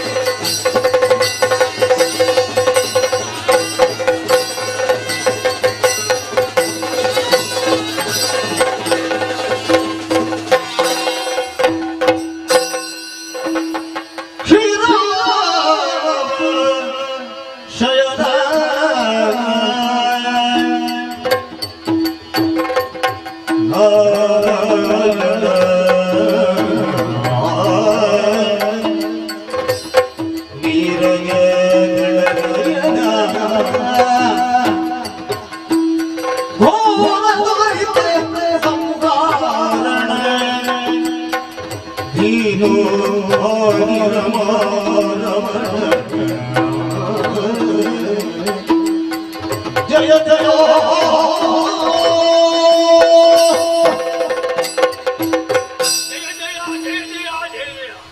ಕಾಡಿನಲ್ಲಿ ನನಗೆ ಬೇಟೆಗಾಗಿ ಸಿಕ್ಕಂತಹ ಸಾಮಾನ್ಯ ವರಾಹ ಎನ್ನುವಂತಹ ಭಾವನೆಯಿಂದ ನಿನ್ನ ಮೇಲೆ ಕೈ ಮಾಡಿ ಯುದ್ಧದಲ್ಲಿ ಯಾವಾಗ ನಾನು ತೆರೆಗೊರಗಿದ್ದೆನೋ ನಿನ್ನ ಮಹಿಮೆಯೆಲ್ಲವನ್ನು ಅರಿತಿದ್ದೇನೆ.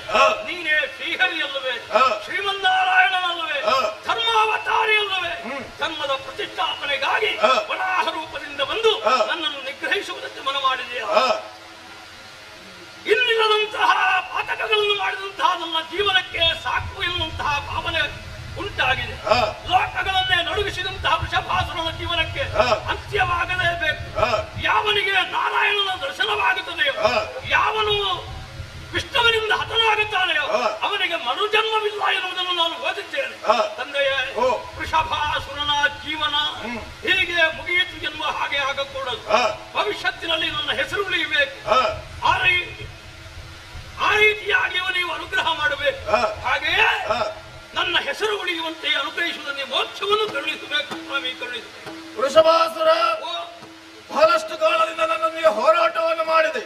ಆದರೆ ನನ್ನದಾದ ಹಸ್ತವು ನಿನ್ನ ಮೈಯನ್ನು ಸೋಕಿದಂತಹ ಕ್ಷಣದಲ್ಲಿ ನಿನಗೆ ನೀನು ಮಾಡಿದ ತಪ್ಪಿನ ಅರಿವಾಗಿ ಕ್ಷಮೆಯನ್ನು ಯಾಚಿಸುತ್ತಾ ಇದ್ದೀಯ.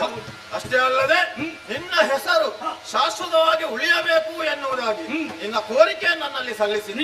ನಿನ್ನ ಊರು ಯಾವುದು? ಶ್ರೀಶೈಲ. ಶ್ರೀಶೈಲ ಇರುವುದೆಲ್ಲಿ? ಈ ಮುಂದೆ ಕಾಣುವಂತಹ ಪರ್ವತದ ತಪ್ಪಲ ಪ್ರದೇಶ.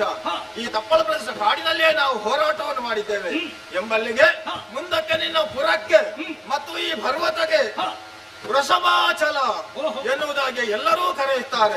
ಆ ಮೂಲಕ ನಿನ್ನ ಹೆಸರು ಸೂರ್ಯ ಚಂದ್ರರು ಇರುವವರೆಗೆ ಶಾಶ್ವತವಾಗಿ ಉಳಿಯುತ್ತದೆ. ಅಷ್ಟೇ ಅಲ್ಲ, ಜೀವನದಲ್ಲಿ ಬೇರೆ ಏನಾದರೂ ಕೋರಿಕೆಗಳಿದ್ದರೆ ಈಡೇರಿಸಿಕೊಡುತ್ತೇನೆ. ನಿನ್ನ ಸನ್ನಿಧಾನವನ್ನು ಸೇರಿದ ಮೇಲೆ, ಈ ಮಾಂಶಕ್ತಿಗಳಿಂದ ನಿನ್ನನ್ನು ನೋಡಿದ ಮೇಲೆ ನನಗೆ ಬದುಕಬೇಕೆನ್ನುವಂತಹ ಆಶಯ ಉಳಿಯಲಿಲ್ಲ. ಸ್ವಾಮಿ, ನಿನ್ನಲ್ಲೇ ನನ್ನನ್ನು ಸೇರಿಸಿಕೊಳ್ಳಬೇಕು ಅಂತ ಪ್ರಾರ್ಥನೆ. ವೃಷಭಾಸುರ, ನೀನು ಹೇಳಿದ ಹಾಗೆ ನನ್ನ ಪದವನ್ನು ಸೇರಿ ಇನ್ನು ಮುಂದಕ್ಕೆ ಶಾಶ್ವತವಾದ ಮೋಕ್ಷಧಾಮವನ್ನು ಸೇರಬೇಕು ಎನ್ನುವುದು ನಿನ್ನ ಮನದ ಅಪೇಕ್ಷೆ ಅಲ್ಲವೇ? ಅದರಂತೆ ನಿನಗೆ ನಾನು ಮೋಕ್ಷವನ್ನು ಒದಗಿಸುತ್ತೇನೆ. ಹೀಗೆ ಬಾ.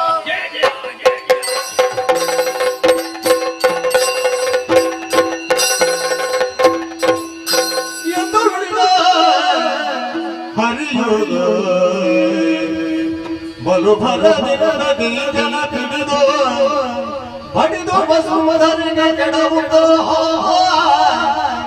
ತ್ರಿದಶರ ಪೊರೆದ ಕರುಡದಲ್ಲಿ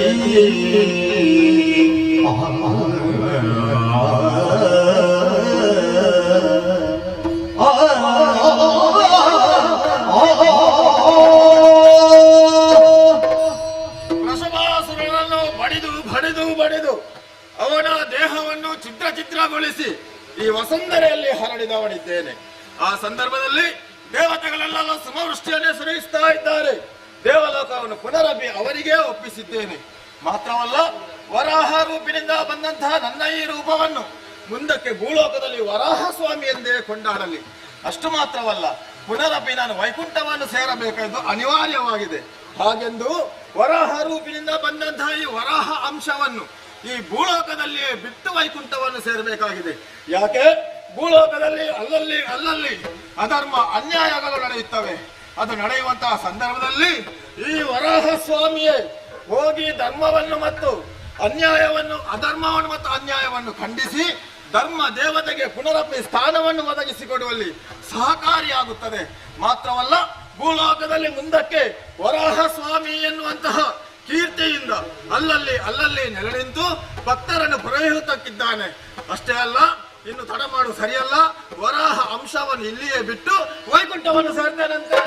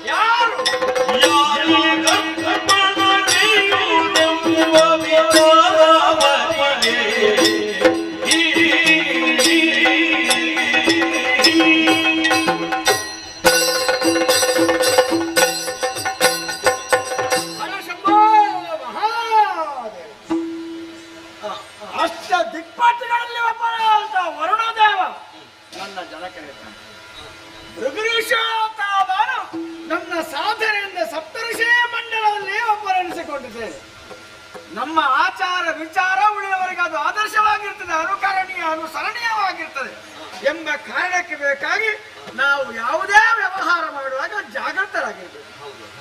ಯಾಕಂದ್ರೆ ಇತ್ತೀಚೆಗೆ ಸಪ್ತರ್ಷಿ ಮಂಡಲದಲ್ಲಿ ನಾವು ಸೇರಿದಂತಹ ಸಂದರ್ಭ ದೇವೇಂದ್ರನ ಆಗಮನವಾಯಿತು. ಒಂದು ಜಿಜ್ಞಾಸೆಯನ್ನು ನಮ್ಮ ಮುಂದೆ ಇಟ್ಟ. ಮೂರು ಮೂರ್ತಿಗಳಲ್ಲಿ ಶ್ರೇಷ್ಠ ಯಾರು? ಯಜ್ಞೇಶ್ವರ ಯಾರು? ಯಜ್ಞ ಪುರುಷ ಯಾರು? ಪ್ರಪಂಚ ಉಂಟಾದದ್ದು ಈಗಲೂ, ಎಷ್ಟು ಕಾಲ ಆಗಲಿಲ್ಲ. ಈ ಮೊದಲು ಒಬ್ಬರು ಪರಮೇಶ್ವರನೇ ಶ್ರೇಷ್ಠ ಅಂತ ಹೇಳೋದು, ಇನ್ನೊಬ್ರು ನಾರಾಯಣನೇ ಶ್ರೇಷ್ಠ ಅಂತ ಹೇಳೋದು, ಮತ್ತೊಬ್ರು ಬ್ರಹ್ಮನೇ ಶ್ರೇಷ್ಠ ಅಂತ ಹೇಳೋದು.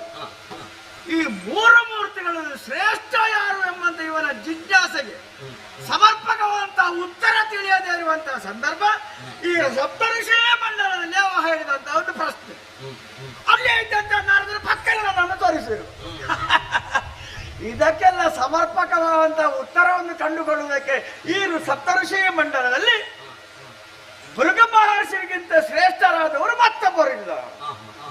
ಆದ್ದರಿಂದ ನಾರದರ ಮತ ಹಿಡಿದು ಈಗ ನಾರದರು ಇಂದ್ರನ ಸಮಕ್ಷಮದಲ್ಲಿ ಇಷ್ಟು ನನ್ನ ಬಗ್ಗೆ ಹೇಳಿದ ಬಳಿಕ ನನಗೊಂದು ಸವಾಲಾಯ್ತು.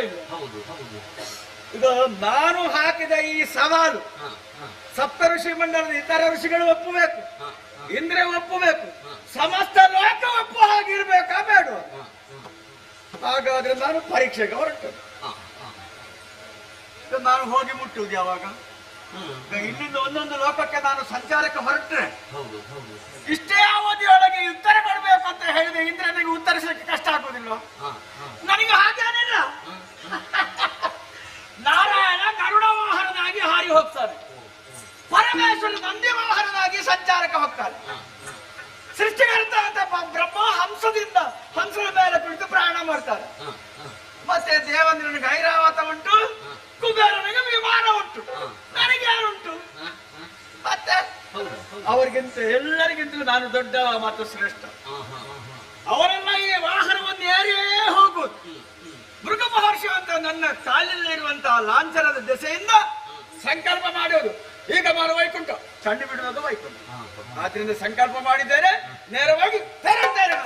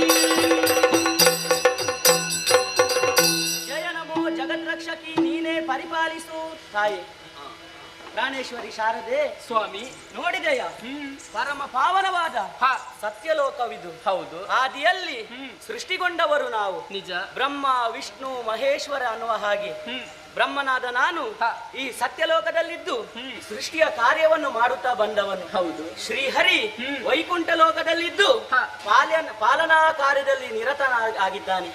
ಅಷ್ಟು ಮಾತ್ರವಲ್ಲದೆ ಪರಮೇಶ್ವರ ದೇವ ಕೈಲಾಸದಲ್ಲಿದ್ದು ಲಯದ ಕಾರ್ಯದಲ್ಲೇ ಮುಂದುವರಿಯುತ್ತಾ ಇದ್ದಾನೆ. ಅಷ್ಟು ಮಾತ್ರವಲ್ಲದೆ ಮತ್ತೆ ನೋಡಿದೆಯಾ, ನಮ್ಮ ಜೀವನದ ಬಗ್ಗೆ ನಾವು ಆಲೋಚನೆ ಮಾಡುವಾಗ ಎಷ್ಟು ಸಂತೋಷದಿಂದ ನಮ್ಮ ಜೀವನ ಸಾಗುತ್ತಾ ಇದೆ. ಖಂಡಿತ. ವಿದ್ಯೆಗೆ ಅಧಿದೇವತೆ ಯಾರು ಅಂತ ಕೇಳಿದ್ರೆ ಶಾರದೆಯಾದ ನೀನು. ಹೌದು. ಸಂಪತ್ತಿಗೆ ಅಧಿದೇವತೆ ಯಾರು ಅಂತ ಕೇಳಿದ್ರೆ ಲಕ್ಷ್ಮೀ ದೇವಿ ಆಗಿದ್ದಾಳೆ.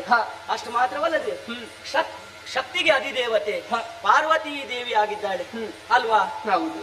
ದಿನೊಂದಕ್ಕೆ 84 ಲಕ್ಷ ಜೀವರಾಶಿಗಳನ್ನು ಸೃಷ್ಟಿ ಮಾಡುವಂತಹ ಬ್ರಹ್ಮದೇವನೇ ನಾನು ಮಾಡುವಂತಹ ಸೃಷ್ಟಿಗೆ ಆ ಸೃಷ್ಟಿ ಸರಿಯಾದ ರೀತಿಯಲ್ಲಿ ಸಾಗಬೇಕು ಅಂತ ಆದ್ರೆ ನನ್ನ ಅರಸಿಯಾದಂತಹ ನಿನ್ನ ಅನುಗ್ರಹ ಬೇಕು. ಹೌದು. ನಿನ್ನ ಸಹಕಾರ ಅನ್ನುವುದು ಬೇಕು ಅಲ್ವೇ? ಹೌದು.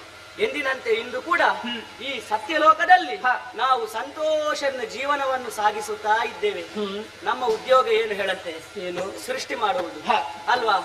ಹಾಗಿದ್ರೆ ನಾವು ತಡ ಮಾಡುವುದು ಸರಿಯಲ್ಲ. ನಮ್ಮ ಸೃಷ್ಟಿಯ ಕಾರ್ಯ ಏನುಂಟು ಅದರಲ್ಲಿ ನಾವು ನಿರತರಾಗುವ. ಒಂದು ದಿನ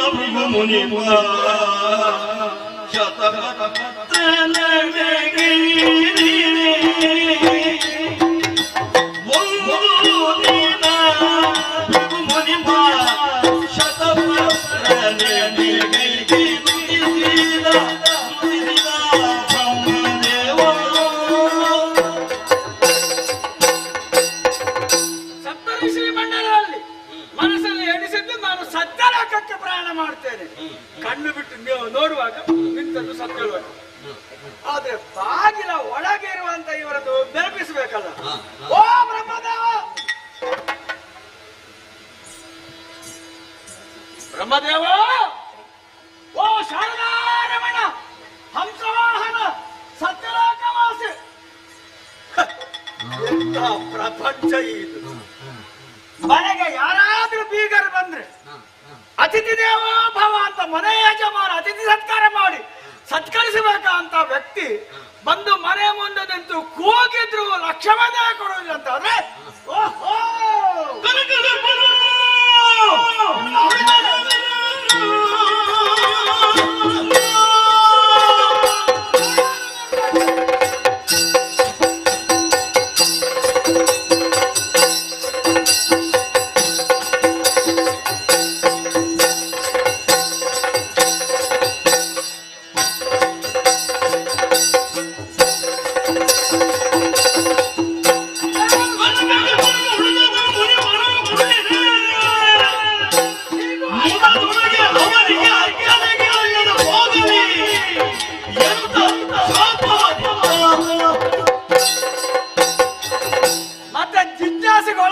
ಇದ್ದಾನ ಇಂದ್ರ.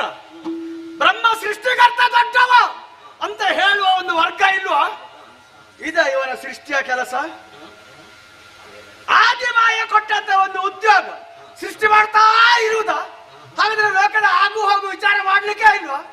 ಮನೆಗೆ ಬಂದವರನ್ನು ಕೇಳುವ ಗುಣ ಇಲ್ಲದ ಇವ ಮನೆ ಯಜಮಾನತ್ವದ ಯೋಗ್ಯತೆಯನ್ನು ಎಲ್ಲಿ ಉಳಿಸ್ಯಾನು? ಅವಳ ಮುಖ ನೋಡುವುದು, ಅವಳ ಕೆನ್ನೆ ಸವರುವುದು, ಪ್ರಪಂಚವನ್ನೇ ಮರೆಯುವುದು. ಇವ ಹೆಣ್ಣಿನ ಲೋಲುಪರಾಗಿದ್ದಾನೆ. ತಾನು ಹೆಣ್ಣಿನ ಜೊತೆ ತಪ್ಪಲ್ಲ. ಈ ಶಾರದೆ ಯಾರು? ಇವ ಸೃಷ್ಟಿ ಮಾಡಿದ ಒಂದು ಸೃಷ್ಟಿ. ಬಾರಮ್ಮ ಮಗಳೇ ಎಂದು ಹೇಳಿದವ, ಮಗಳನ್ನೇ ಮದುವೆ ಆದವ, ಮತ್ತೆ ಯಜಮಾನ ಮನೆಗೆ ಬಂದಂತ ನನ್ನನ್ನು ಮರೆಯದೇ ಇದ್ದಾನ. ಎಲ ಎಲ, ಇಂತಹ ಶೃಂಗಾರ ಲೋಲ್ಪದಲ್ಲಿ ನಿನ್ನನ್ನು ನೀನು ತೊಡಗಿಸಿಕೊಂಡಿದ್ದೆ. ಆದ್ದರಿಂದ ಇನ್ನು ಮುಂದೆ ನಿನಗೆ ಪೂಜೆ ಇಲ್ಲ. ಆದ್ರೆ ಒಂದು ಮೂರ್ತಿ ಪೂಜೆ ಬ್ರಹ್ಮನಿಗೆಲ್ಲ. ಇದು ಭೃಗು ಮಹರ್ಷಿಯ ಶಾಪ. ಎಲ್ಲಿಯಾದ್ರೂ ಇದ್ರೆ ಬ್ರಹ್ಮ ಅರ್ಪಣ ಮಾತ್ರ. ಈ ಶಾಪವನ್ನು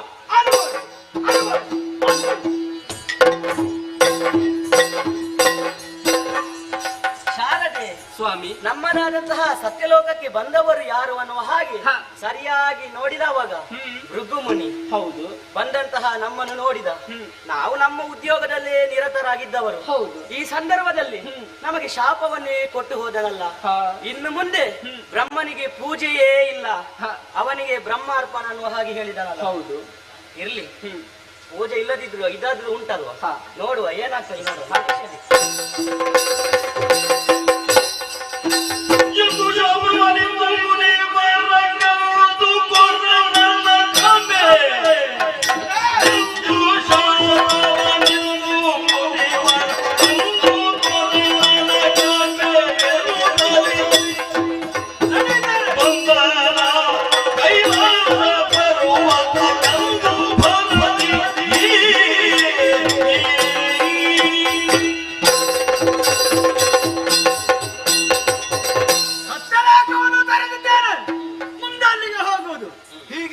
ಮಾಡಿದ್ರೆ ಮೂರು ಮೂರ್ತಿಗಳನ್ನು ಇನ್ನೊಬ್ಬ ಲಯಕರ್ತೃ ಅಂತ ಪರಮೇಶ್ವರ ಕೈಲಾಸವಾಸಿ ಅವನ ಬಳಿಗೆ ಹೋಗಿ ಅವ ಏನು ಎಷ್ಟು ಅಂತ ಅವನ ಪರೀಕ್ಷೆ ಮಾಡಿ ಮತ್ತೆ ನಾನು ಉತ್ತರ ಕೊಡಬೇಕು. ಅವನ ಬಳಿಗೆ ಹೋಗ್ತೇನೆ.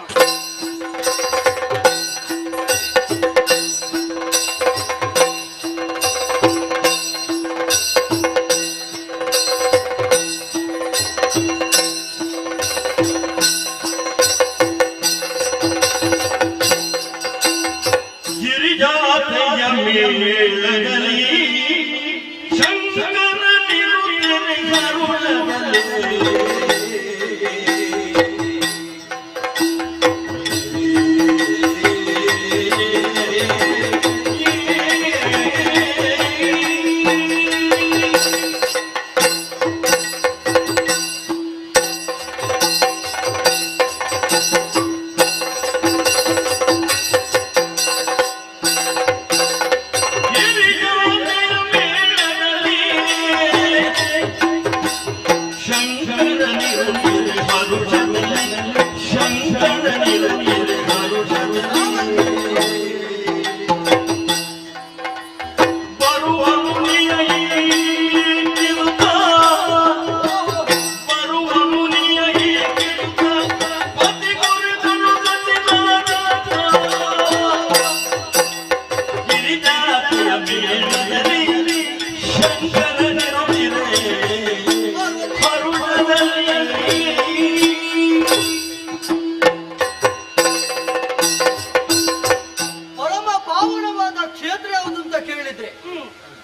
ಕೈಲಾಸ ಪರ್ವತ ಹೌದು ಪರಮೇಶ್ವರನಾದ ನಾನು ತಾಯಿಯ ಆದೇಶದಂತೆ ಲಯದ ಕಾರ್ಯವನ್ನು ಮಾಡುತ್ತಾ ಇದ್ದೇನೆ.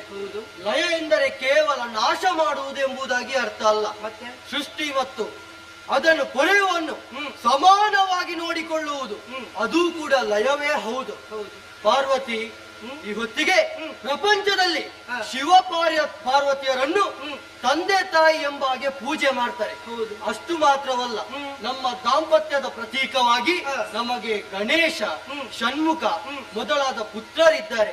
ಅಷ್ಟು ಮಾತ್ರವೇ ದೇವಗಣಗಳ ಜೊತೆಯಲ್ಲಿ ಈ ಕೈಲಾಸದಲ್ಲಿ ಸಂತೋಷದಲ್ಲಿ ಇರುವವರು ನಾವಲ್ವೇ? ಹೌದು ಪಾರ್ವತಿ, ಒಮ್ಮೆ ಸರಿಯಾಗಿ ಮುಂದೆ ನೋಡಂತೆ ನಮ್ಮ ಮಕ್ಕಳ ಒಂದೊಂದು ಇದನ್ನು ನೋಡುವಾಗ, ಅವರ ಆಟವಾಡುವುದನ್ನು ನೋಡುವಾಗ ಮನಸ್ಸಿಗೆ ಬಹಳ ಸಂತೋಷವಾಗ್ತದೆ. ನೋಡು ನೋಡು, ಅಲ್ಲಿ ನೋಡು, ಎಷ್ಟು ಸಂತೋಷದಿಂದ ಆಟ ಆಡ್ತಾ ಇದ್ದಾರಲ್ವಾ, ನೋಡು ನೋಡು. ಆಹಾ ಹಾ ಹಾ.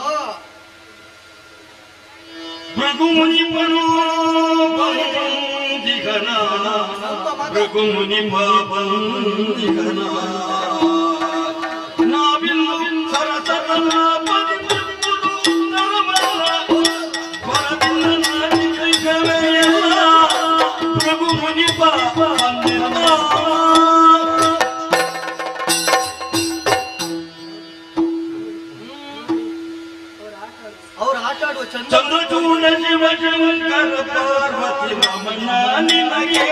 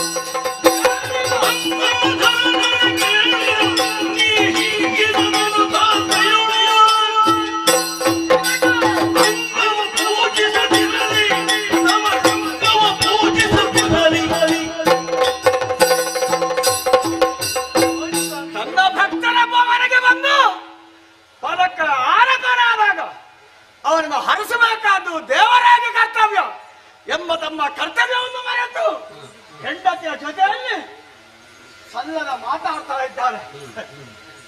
ಒಬ್ಬಳಿಗೆ ಒಬ್ಬಳು ನಿಮ್ಮ ತಲೆಯಲ್ಲಿ ಹೊತ್ತಿದ್ದಾನೆ, ಮತ್ತೊಬ್ಬಳಿಗೆ ತನ್ನ ಅರ್ಧ ಅಂಗವನ್ನು ಇಟ್ಟಿದ್ದಾನೆ, ಕಾಮದ ಪಿತ್ತವನ್ನು ತಲೆಗೆ ಮೆಚ್ಚಿಕೊಂಡಿದ್ದಾನೆ. ಆದ್ದರಿಂದ ಬಂದಂತ ಅತಿಥ್ಯ ಅಂತ ನನ್ನನ್ನು ಕಣ್ಣೆತ್ತಿ ನೋಡು ಅಥವಾ ನನ್ನ ಮಾತನ್ನು ಕೇಳು. ಸೌಜನ್ಯವನ್ನು ಕೂಡ ತೋರದೆ ಮರೆತು ಬಿಟ್ಟಿದ್ದಾನೆ, ತಿರಸ್ಕಾರ ಮಾಡಿದ್ದಾನೆ. ಈ ಸಂದರ್ಭದಲ್ಲಿ ನನ್ನ ಮನಸ್ಸಿಗೆ ಉಂಟಾದಂತ ಭಾವನೆ ಒಂದೇ, ನಾನು ಚಂದನವ ಎಂಬಂತ ಒಂದು ಅಹಂಕಾರ ಉಂಟು. ಬ್ರಹ್ಮ ಹೇಗೆ ಪೂಜಾರ್ಹತೆಯನ್ನು ಕಳ್ಕೊಂಡಿದ್ದಾನ, ಇವ ಕೂಡ ಶರೀರ ಸಹಿತವಾಗಿರುವಂತಹ ಈ ದೇಹಕ್ಕೆ ಇನ್ನು ಮುಂದೆ ನನಗೆ ಪೂಜೆ ಇಲ್ಲವೇ ಆಗಲಿ. ಆದ್ರೆ ಒಂದು ಇವಳ ಜೊತೆಯಲ್ಲಿ ಕೂಡಿಕೊಂಡು ಆ ಮೇಲದಾಟದಲ್ಲಿ ತನ್ನಂತಾನು ತೊಡಗಿಸಿಕೊಂಡಿದ್ದಾರಲ್ಲ, ಆದ್ರಿಂದ ಇನ್ನು ಮುಂದೆ ಲೋಕದಲ್ಲಿ ನಿನ್ನ ಭಕ್ತರು ನಿನ್ನ ಲಿಂಗಕ್ಕೆ ಮಾತ್ರ ಪೂಜೆ ಮಾಡಬೇಕು, ನಿನ್ನ ಈ ದೇಹಕ್ಕೆ ಪೂಜೆ ಇಲ್ಲ. ಇದು ಭೃಗುರುಷ ಶಾಪ ಅನುಭವಿಸಿ.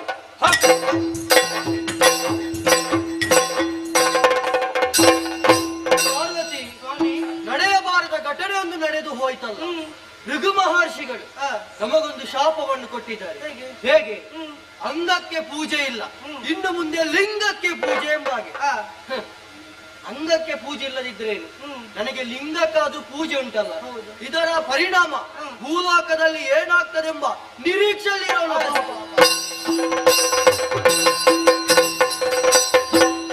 ಕಮಲ ಜಲ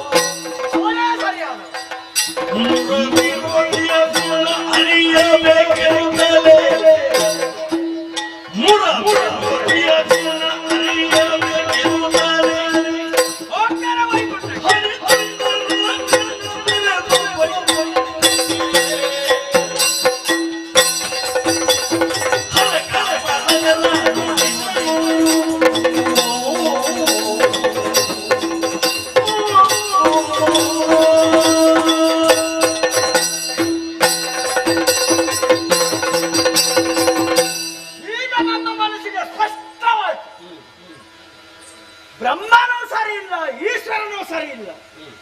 ಮತ್ತೆ ಇಂದ್ರನ ಮನಸ್ಸಿನಲ್ಲಿ ಪ್ರಶ್ನೆ ಮೂಡದ ಇದ್ದೀತ ಯಜ್ಞ ಪುರುಷ ಯಾರು? ಈಗ ಪ್ರಪಂಚದ ಎಲ್ಲ ಭಕ್ತರು ಒಂದು ಶಕ್ತಿ ಆರಾಧನೆಗೆ ಹೊರಡುವಾಗ ಅವರ ಆರಾಧನೆಗೆ ಸರಿಯಾಗಿ ಅನುಗ್ರಹ ಪ್ರದನಾಗಬೇಕಾ ಬೇಡ ಆ ಶಕ್ತಿ. ಇವರು ತನ್ನ ಹೆಂಡತಿ, ತನ್ನ ಮಗ, ತನ್ನ ಮನೆ ಎಂಬ ಈ ಒಂದು ಗೋಳದ ಒಳಗೆ ವ್ಯವಹಾರ ಮಾಡುವವರು. ಇವರಿಗೆ ಪ್ರಪಂಚ ಅಂತ ಏನಂತ ಗೊತ್ತುಂಟು ಇವರಿಗೆ? ಪ್ರಪಂಚದ ಭಕ್ತರು ಯಾವ ಕಷ್ಟದಲ್ಲಿದ್ದಾರೆ, ನಮ್ಮನ್ನೇ ಪೂಜಿಸುವವರನ್ನು ಹೇಗೆ ಅನುಗ್ರಹಿಸಬೇಕು ಇವರಿಗೆ ಗೊತ್ತುಂಟ. ನಾನು ಪ್ರತ್ಯಕ್ಷವಾಗಿ ಮನಗಂಡು ಅಲ್ಲಿಂದ ತೋರಿದು ಬಂದಿದ್ದೇನೆ. ಈಗ ಬಂದು ನಿಂತದ್ದು ಈಗ ವೈಕುಂಠಕ್ಕೆ ಹತ್ತಿರದಲ್ಲಿ. ಬಹಳ ಸಮಯದ ಜಿಜ್ಞಾಸೆ ಇದೆ. ಸತ್ವರಜ ತಮಾ ಗುಣಗಳಲ್ಲಿ ಸಾತ್ವಿಕ ಗುಣ ಶ್ರೇಷ್ಠ, ಭಾರತ ಕರ್ತವ್ಯ ದೊಡ್ಡದು. ಅವ ಎಲ್ಲರನ್ನು ಸ್ಪಂದಿಸ್ತಾನೆ ನಾರಾಯಣ. ಹೀಗೆ ವಿಷ್ಣುವಿನ ಬಗ್ಗೆ ಸದಭಿಪ್ರಾಯ ಲೋಕದಲ್ಲಿ ಉಂಟು. ಆದ್ರೆ ಯಜ್ಞ ಪುರುಷ ಯಾರು ಎಂಬ ಪ್ರಶ್ನೆಗೆ, ಮೂರು ಮೂರ್ತಿಗಳಲ್ಲಿ ಶ್ರೇಷ್ಠ ಯಾರು ಎಂಬ ಪ್ರಶ್ನೆಗೆ ನಮ್ಮಂತಹ ಜ್ಞಾನಿಗಳು ಲೋಕಮುಖಕ್ಕೊಂದು ಉತ್ತರವನ್ನು ಕಂಡುಕೊಂಡು ತಿಳಿಸಿದಾಗ ಅದನ್ನೆಲ್ಲರೂ ಒಪ್ಪುತ್ತಾರೆ, ಹಾಗೆ ಅನುಕರಿಸ್ತಾರೆ. ಈ ತೀರ್ಮಾನದಿಂದಲೇ ನಾರದರು ನನ್ನನ್ನು ಇದಕ್ಕೆ ನಿಯೋಜಿಸಿದ್ದು, ಇಂದ್ರ ನೆನಪಿಸಿದ್ದು. ನಾನೀಗ ವೈಕುಂಠ ದ್ವಾರಕ್ಕೆ ತನಕ ಬಂದು ನಿಂತದ್ದು. ಒಳಗೆ ಹೋಗಬೇಕು, ಪರೀಕ್ಷೆ ಮಾಡಬೇಕು. ನೋಡ್ತಾ ಇದ್ದ ಒಳಗೆ ಹೋಗ್ತೇನೆ.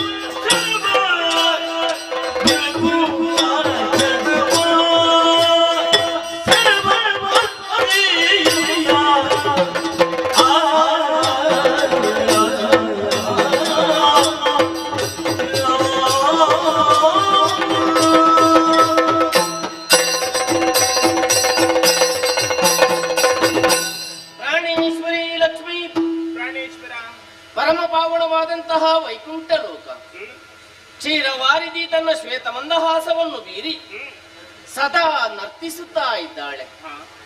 ಇವಳಿಷ್ಟು ಸಂತೋಷ ಸಾಗರದಲ್ಲಿ ತೇಳಾಡಬೇಕಾದ್ರೆ ಕಾರಣ ಬೇರೇನಲ್ಲ. ಹರನಿಗೆ ಚಂದ್ರಮನನ್ನು, ಹರಿಗೆ ಗೋಮಿನಿಯನ್ನು, ದೇವೇಂದ್ರನಿಗೆ ಸಕಲ ಸಂಪತ್ತನ್ನು ಕೊಟ್ಟವಳು ನಾನೇ ಅಂತ ಸಂತೋಷದಿಂದ ಕುಣಿಯುತ್ತಾ ಇದ್ದಾಳೆ. ಬಿಳಿ ಬಣ್ಣ ಶಾಂತಿಯ ಸಂಕೇತ. ಶಾಂತಿ ಎಲ್ಲಿ ಕಡಲಿನಷ್ಟಿರ್ತದ ಅಲ್ಲಿ ಭಗವಂತನು ನೆಲೆಯಾಗುತ್ತಾನೆ ಅನ್ನುವುದನ್ನು ಲೋಕಮುಖಕ್ಕೆ ತೋರಿಸಿಕೊಡುವುದಕ್ಕೆ ಬೇಕಾಗಿ ಪರಮ ಪಾವನವಾದಂತಹ ವೈಕುಂಠ ಲೋಕದಲ್ಲಿ ನಾನು ನೆಲೆಯಾಗಿದ್ದೇನೆ. ನನಗೆ ಪವಡಿಸುವುದಕ್ಕೆ ಆದಿಶೇಷ. ನನ್ನ ಸೇವೆಗೆ ಸದಾ ನೀನೇ ಇದ್ದೀಯಲ್ವಾ. ಹೊತ್ತಿಗೆ ಸರಿಯಾಗಿ ಸೇವೆ ನಡೆಯುತ್ತಾ ಇದೆ. ಮಾತ್ರವಲ್ಲ, ಅದೆಷ್ಟೋ ಭಕ್ತರು ನನ್ನ ನಾಮಸ್ಮರಣೆ ಮಾಡುತ್ತಾ ಈ ವೈಕುಂಠ ಲೋಕಕ್ಕೆ ಬರ್ತಾರೆ. ಬಂದಂತ ಭಕ್ತರ ಕಷ್ಟಗಳನ್ನು ಪರಿಹರಿಸಿ ಅವರ ಇಷ್ಟಾರ್ಥವನ್ನು ನಾನು ಈಡೇರಿಸಿಕೊಟ್ಟಿದ್ದೇನೆ. ಬಂದಂತ ಭಕ್ತರು ವಿಧ ವಿಧವಾಗಿ ನನ್ನನ್ನು ಪೂಜಿಸ್ತಾರೆ. ನನ್ನನ್ನು ಯಾವ ರೀತಿ ಪೂಜಿಸ್ತಾರ ಅದೇ ರೀತಿಯಲ್ಲಿ ನಿನ್ನನ್ನು ಕೂಡ ಪೂಜಿಸುವುದಿಲ್ವೇ ಹೇಳು? ನಿಮ್ಮ ಹೆಸರಿನ ಮುಂದೆ ನನಗೂ ಹೆಸರು ಉಂಟು. ಹೌದು, ಲಕ್ಷ್ಮೀನಾರಾಯಣನು ಹಾಗೆ. ಸರಿ, ಆದ್ದರಿಂದ ನೀನು ಕೂಡ ಭಕ್ತರನ್ನು ಸದಾ ಅನುಗ್ರಹ ಮಾಡುತ್ತಲೇ ಇದ್ದಿ. ಪ್ರಾಣೇಶ್ವರಿ, ನನ್ನ ಉದ್ದೇಶ ಏನು? ಧರೆಯಲ್ಲಿ ಭಕ್ತರಿಗೆ ಯಾವುದೇ ರೀತಿಯ ಕಷ್ಟ ಬರಬಾರದು, ಅವರು ಸುಖದ ಜೀವನವನ್ನೇ ನಡೆಸಬೇಕೆಂಬುದೇ ನನ್ನ ಉದ್ದೇಶ. ಭಕ್ತರಿಗೆ ದುಷ್ಟರಿಂದ ಶಿಷ್ಟರಿಗೆ ಕಷ್ಟ ಒದಗಿದಾಗ ಅಂತಹ ದುಷ್ಟರನ್ನು ಸಂಹರಿಸುವುದೇ ನನ್ನ ಕೆಲಸವಾಗಿದೆ. ಆದರೆ ಈ ಸಂದರ್ಭದಲ್ಲಿ ನೋಡಿದ್ಯಾ, ಸತ್ಯಲೋಕದಲ್ಲಿ ಬ್ರಹ್ಮ ದಿವಸವೊಂದಕ್ಕೆ 84 ಲಕ್ಷ ಜೀವರಾಶಿಗಳನ್ನು ಏಕಕಾಲದಲ್ಲಿ ಸೃಷ್ಟಿ ಮಾಡ್ತಾನೆ. ಅವ ಮಾಡಿದಂತಹ ಸೃಷ್ಟಿಯ ಕಾರ್ಯಕ್ಕೆ ಅವ ಮಾಡಿದಂತಹ ಸೃಷ್ಟಿ ಮಾಡಿದಂತಹ ಜೀವರಾಶಿಗಳನ್ನು ಯಾವುದೇ ರೀತಿಯ ತುತಿ ಬರದ ಹಾಗೆ ಇಷ್ಟರವರೆಗೆ ನಾನು ಪಾಲಿಸುತ್ತಾ ಬಂದಿದ್ದೇನೆ. ನನ್ನ ಕೆಲಸವೇ ಅದು ಆಗಿದೆ, ಪಾಲನೆಯ ಕಾರ್ಯ. ಆದ್ರೆ ಈ ಹೊತ್ತಿನಲ್ಲಿ ನಿನಗೊಂದು ವಿಶೇಷವಾದಂತಹ ಕಥೆಯೊಂದು ಹೇಳಬೇಕು ಅನ್ನುವ ಹಾಗೆ ನನಗೆ ಮನಸ್ಸಾಗಿದೆ. ಏನದು? ಬೇರೆ ಏನಲ್ವೇ, ಸಪ್ತಋಷಿ ಮಂಡಲದಲ್ಲಿ ದೇವೇಂದ್ರ ಕೇವಲ ಒಂದು ಪ್ರಶ್ನೆಯನ್ನೇ ಮುಂದಿರಿಸಿದ. 3 ಮೂರ್ತಿಗಳಲ್ಲಿ ಯಜ್ಞಪುರುಷ ಯಾರು, ತ್ರಿಮೂರ್ತಿಗಳಲ್ಲಿ ಶ್ರೇಷ್ಠ ವ್ಯಕ್ತಿ ಯಾರು ಅನ್ನುವ ಹಾಗೆ ಕೇಳಿದ್ದೇ ತಡ. ಒಮ್ಮೆಲೆ ಭೃಗು ಮಹರ್ಷಿ ಎದ್ದು ನಿಂತು ನಾನು ಪರೀಕ್ಷೆ ಮಾಡಿ ಬರ್ತೇನೆ ಅನ್ನುವ ಹಾಗೆ ಹೊರಟಿದ್ದಾನೆ. 2 ಕಡೆಗೆ ಹೋಗಿ ಆಯ್ತು. ಅವ ಒಂದು ಕಡೆಗೆ ಹೋಗಿ ನಿನ್ನ ಲಿಂಗಕ್ಕೆ ಪೂಜೆ ಅಂತ ಹೇಳಿ ಶಾಪ ಕೊಟ್ಟು ಬಂದಿದ್ದಾನೆ. ಮತ್ತೊಂದು ಕಡೆಯಲ್ಲಿ ನಿನಗೆ ಪೂಜೆಯೇ ಇಲ್ಲ, ನಿನ್ಗೆ ಅರ್ಪಣ ಮಾತ್ರ ಅನ್ನುವ ಹಾಗೆ ಹೇಳಿದ್ದಾನೆ. ಆದ್ರೆ ಈ ಹೊತ್ತಿನಲ್ಲಿ ನಮ್ಮ ಪರಮಪಾವನವಾದಂತಹ ವೈಕುಂಠ ಲೋಕಕ್ಕೆ ಬರ್ತಾನೆ ಅನ್ನುವುದರಲ್ಲಿ ಯಾವುದೇ ಅನುಮಾನ ಬೇಡ. ಅವ ಬಂದನು. ಆದ್ರೆ ಈ ಹೊತ್ತಿನಲ್ಲಿ ನಾನು ಒಂದು ನಾಟಕ ಮಾಡ್ತೇನೆ. ಹೌದೌದು, ಯಾವ ರೀತಿ? ನಾನು ನಾಟಕ ಮಾಡುದು, ನೀವೆಲ್ಲರೂ ಪಾತ್ರಧಾರಿಗಳು. ನಿಮ್ಮ ನಾಟಕದಲ್ಲಿ ನಾವೆಲ್ಲ ಪಾತ್ರಧಾರಿಗಳು. ನಿನಗೂ ಒಂದು ಪಾತ್ರ ಉಂಟು ತಾನೆ. ನಿನಗೆ ಮಾತಾಡ್ಲಿಕ್ಕೆ ಮಾತ್ರ ಇಲ್ಲ, ಮಾತಾಡುವಂತ ಅವಕಾಶ ಇಲ್ಲ. ಹಾಗಾದ್ರೆ ಇಲ್ಲ ಇಲ್ಲ, ಪ್ರಜ್ಞಾವಂತ ಪ್ರೇಕ್ಷಕರ ಹಾಗೆ ನೋಡುವೆ. ಕೇವಲ ಕುಳಿತು ನೋಡುವುದೇ ನಿನ್ನ ಕೆಲಸ, ಗೊತ್ತಾಯ್ತಲ್ವಾ? ಆದ್ದರಿಂದ ಈಗ ನಾನು ಸ್ವಲ್ಪ ನಿನ್ನ ಜಂಗಿಯ ಮೇಲೆ ಕಾಳಿರಿಸಿ ನಾನು ಪವಡಿಸ್ತೇನೆ. ನೀನು ನನ್ನ ಸೇವೆಯನ್ನು ಮಾಡಬೇಕು, ನಾನು ಒಪ್ತಾ ಇರಬೇಕು. ನೋಡೋಣ ನೋಡು. ಜಯ ನಮೋ ನಾರಾಯಣ ನಾರಾಯಣ, ಜಯ ನಮೋ ನಾರಾಯಣ, ಜಯ ಜಯ ನಾರಾಯಣ, ಭಯ ಭವ ನಿವಾರಣ, ಜಯ ತೋ ನಾರಾಯಣ, ಭಯ ಭವ ನಿವಾರಣ, ಜಯ ನಮೋ ನಾರಾಯಣ.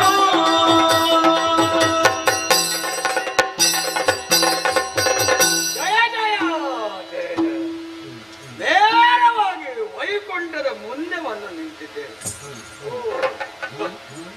ನಾರಾಯಣ ದೇವರು ಸುಖ ತಲ್ಪದಲ್ಲಿ ಪವಡಿಸಿದ್ದಾರೆ, ಲಕ್ಷ್ಮೀ ಸಹಿತರಾಗಿದ್ದಾರೆ. ಶ್ರೀವನಿತೆಯರ ಸಹಿತ ವಿಮಲ ರಾಜೀವ ಪೀಠನ ಪಿತನೆ, ಜಗಕತಿ ಪಾವನನೆ, ಸರಕಾದಿ ಸಜ್ಜರ ನಿಖರದಾತಾರ ನಾರಾಯಣ ಗೋವಿಂದ ನಮೋ ನಮಃ. ಸ್ವಾಮಿಯೇ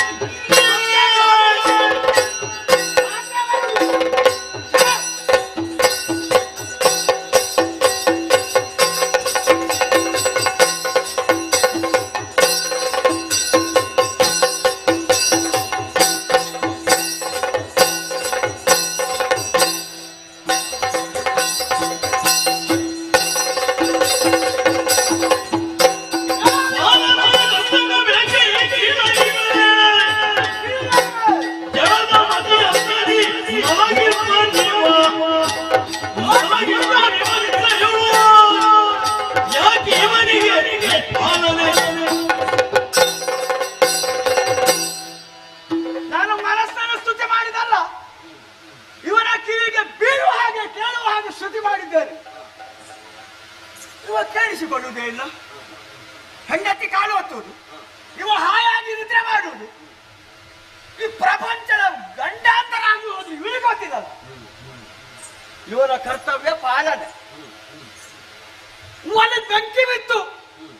ಜನನ್ನ ಪ್ರಾರ್ಥನೆ ಮಾಡಿದ್ರು.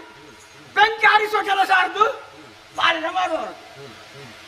ಇವ ಹೀಗೆ ಹೆಂಡತಿಯ ಜೊತೆಯಲ್ಲಿ ಸುಖದಲ್ಲಿ ಪವನಿಸಿದ್ರೆ ಈ ಭಕ್ತರ ಪ್ರಾರ್ಥನೆಗೆ ಬೆಲೆಯಲ್ಲಿ ಬಂದು ಇವ ಅನುಗ್ರಹಕಾರಕ ಶಕ್ತಿಯನ್ನು ಆಗಿತ್ತು. ಅವರ ಉಭಯರಲ್ಲಿ ಒಂದೊಂದು ಗುಣ. ಇವನು ಅವರಿಗಿಂತ ಹೊರತಾಗಿಲ್ಲ. ಯಾವುದೂ ಬೇಡ, ಮನೆಗೆ ಬಂದಂತ ಅತಿಥಿಯನ್ನು ಸತ್ಕಾರ ಮಾಡಿದ ಒಂದು ಮನೆ ಉಂಟಲ್ಲ, ಅದೊಂದು ಸುಡುಗಾಡು. ಅಷ್ಟು ಬಿಸಿ ಆಗಿದೆ ನನಗೆ. ವೈಕುಂಠ ಲೋಕ, ಪರಮ ಪಾವನ ಲೋಕ, ಲಕ್ಷ್ಮೀನಾರಾಯಣ ಹೀಗೆ ಭಕ್ತ ವೃಂದವರನ್ನ ಸ್ತುತಿ ಮಾಡುವುದು ನಾನು ಕೇಳಿಸಿಕೊಂಡು, ನಾನು ಇವರ ಭಕ್ತನೆನಿಸಿಕೊಂಡು ಇಲ್ಲಿವರೆಗೆ ಕಾಲ್ನಡಿಗೆಯಿಂದ ಬಂದ್ರೆ ನನಗೆ ಯಾವ ಮರ್ಯಾದೆ ಇಲ್ಲ. ಬಿಡ್ತಾರ ಇವರಿಗೆ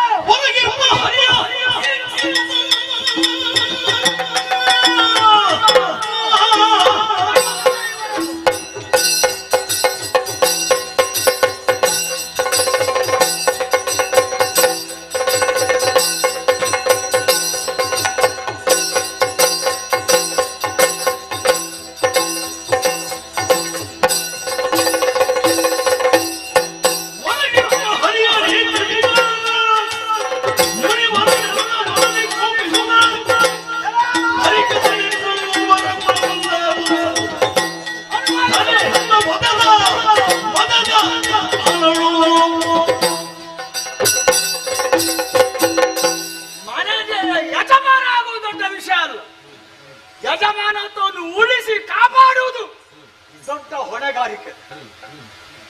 ಲೋಕದಲ್ಲಿ ಶ್ರೇಷ್ಠವಾದ್ದು ವೈಕುಂಠ. ನಾರಾಯಣ ಲಕ್ಷ್ಮೀವತಿ ಇಲ್ಲಿಗೆ ಯಜಮಾನ. ಭೃಗು ಮಹರ್ಷಿ ನಾನು ಅತಿಥಿಯಾಗಿ ಮನೆಗೆ ಬಂದಿದ್ದೇನೆ. ಏನು ಮಹರ್ಷಿಗಳೇ, ಹೀಗೆ ಕೇಳುವ ಸೌಜನ್ಯ, ಸತ್ಕಾರ ಮಾಡುವ ಸದಭಿಪ್ರಾಯ ಇಲ್ಲದ ಅಹಂಕಾರಿಯಾಗಿ ಮಲಗಿದ್ದಾರೆ. ಇವರಿಗೆ ಗಾಢವಾದ ನಿದ್ರೆ ನಿದ್ರೆ ನಿದ್ರೆ. ನನ್ನ ಬಾಲಕಾಲಿನ ಇವರೇ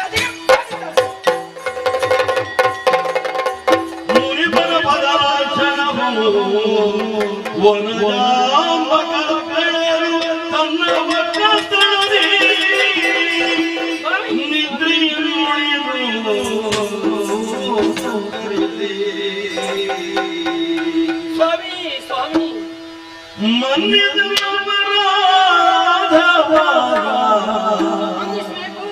ಮನ್ನಿಸನ್ನ ಪರಾಧವ ಮಹರ್ಷಿಗಳೇ,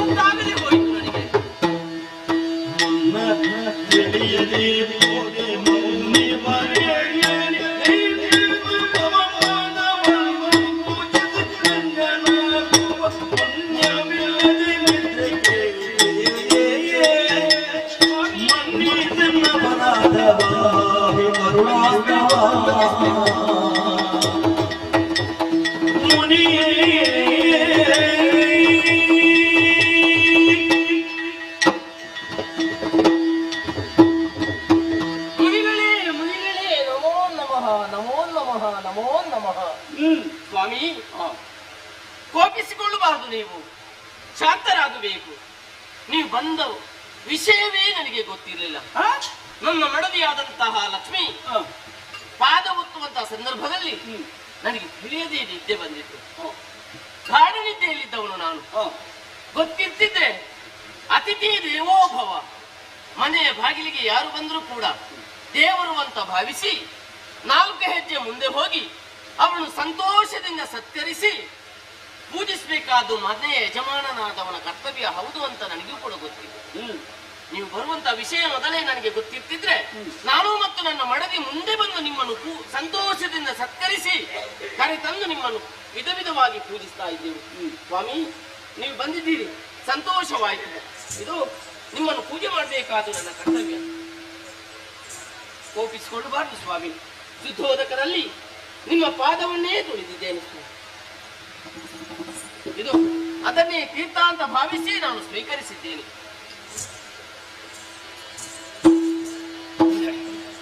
ಸ್ವಾಮಿ, ಶ್ರೀಮುಖಕ್ಕೆ ಮಂಗಳಾರತಿಯನ್ನು ಬೆಳಗಿದ್ದೇನೆ.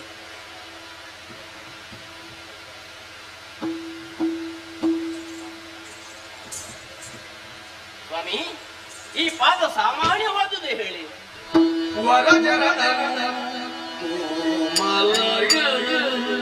ಈ ಪಾದ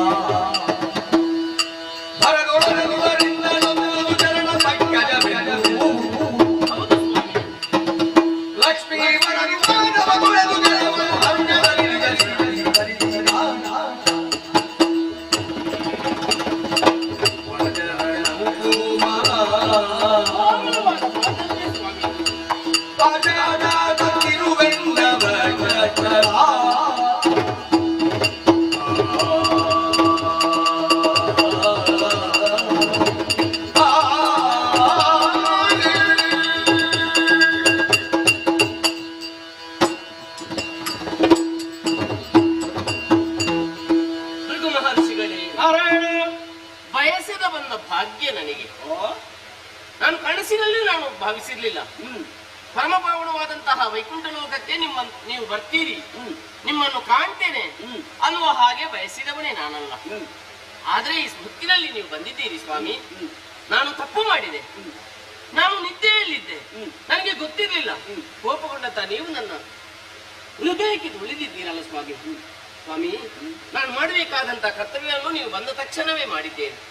ನಿಮ್ಮ ಪಾದವನ್ನು ತೊಳೆದು ಅದನ್ನೇ ತೀರ್ಥ ಅಂತ ಭಾವಿಸಿ ನಾನು ಸ್ವೀಕರಿಸಿದ್ದೇನೆ. ಶ್ರೀಮುಖಕ್ಕೆ ಮಂಗಳಾರತಿಯನ್ನು ಮಾಡಿದ್ದೇನೆ. ಈ ಪಾದ ಸಾಮಾನ್ಯವಾದುದೇ ಹೇಳಿ, ಕೋಮಲವಾದಂತಹ ಪಾದ ನಿಮ್ಮದು. ನೀವು ಬಂದಿದ್ದರಿಂದಲೇ ನಮ್ಮ ಈ ವೈಕುಂಠ ಲೋಕ ಮತ್ತಷ್ಟು ಪಾವನವಾಯಿತು ಸ್ವಾಮಿ. ಕೋಪಿಸಿಕೊಳ್ಳಬಾರ್ದು, ಕೋಪಿಸಿಕೊಳ್ಳಬಾರ್ದು, ಸಮಾಧಾನದಿಂದಿರಬೇಕು. ನಾರಾಯಣ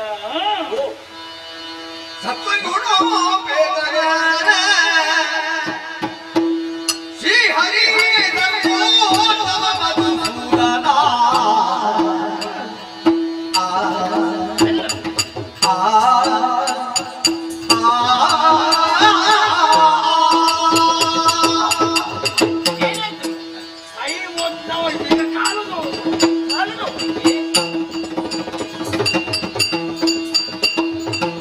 ಸತ್ವಗುರು ಪೇದ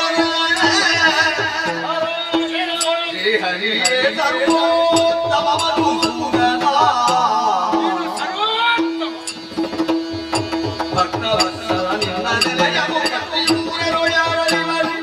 ಏನು ಸ್ವಾಮಿ ಭಕ್ತವತ್ಸಲ ನಿನ್ನ ನೆಲೆಯನು ಪ್ರತಿಪೂರರೋಳ್ಯಾರಿವರು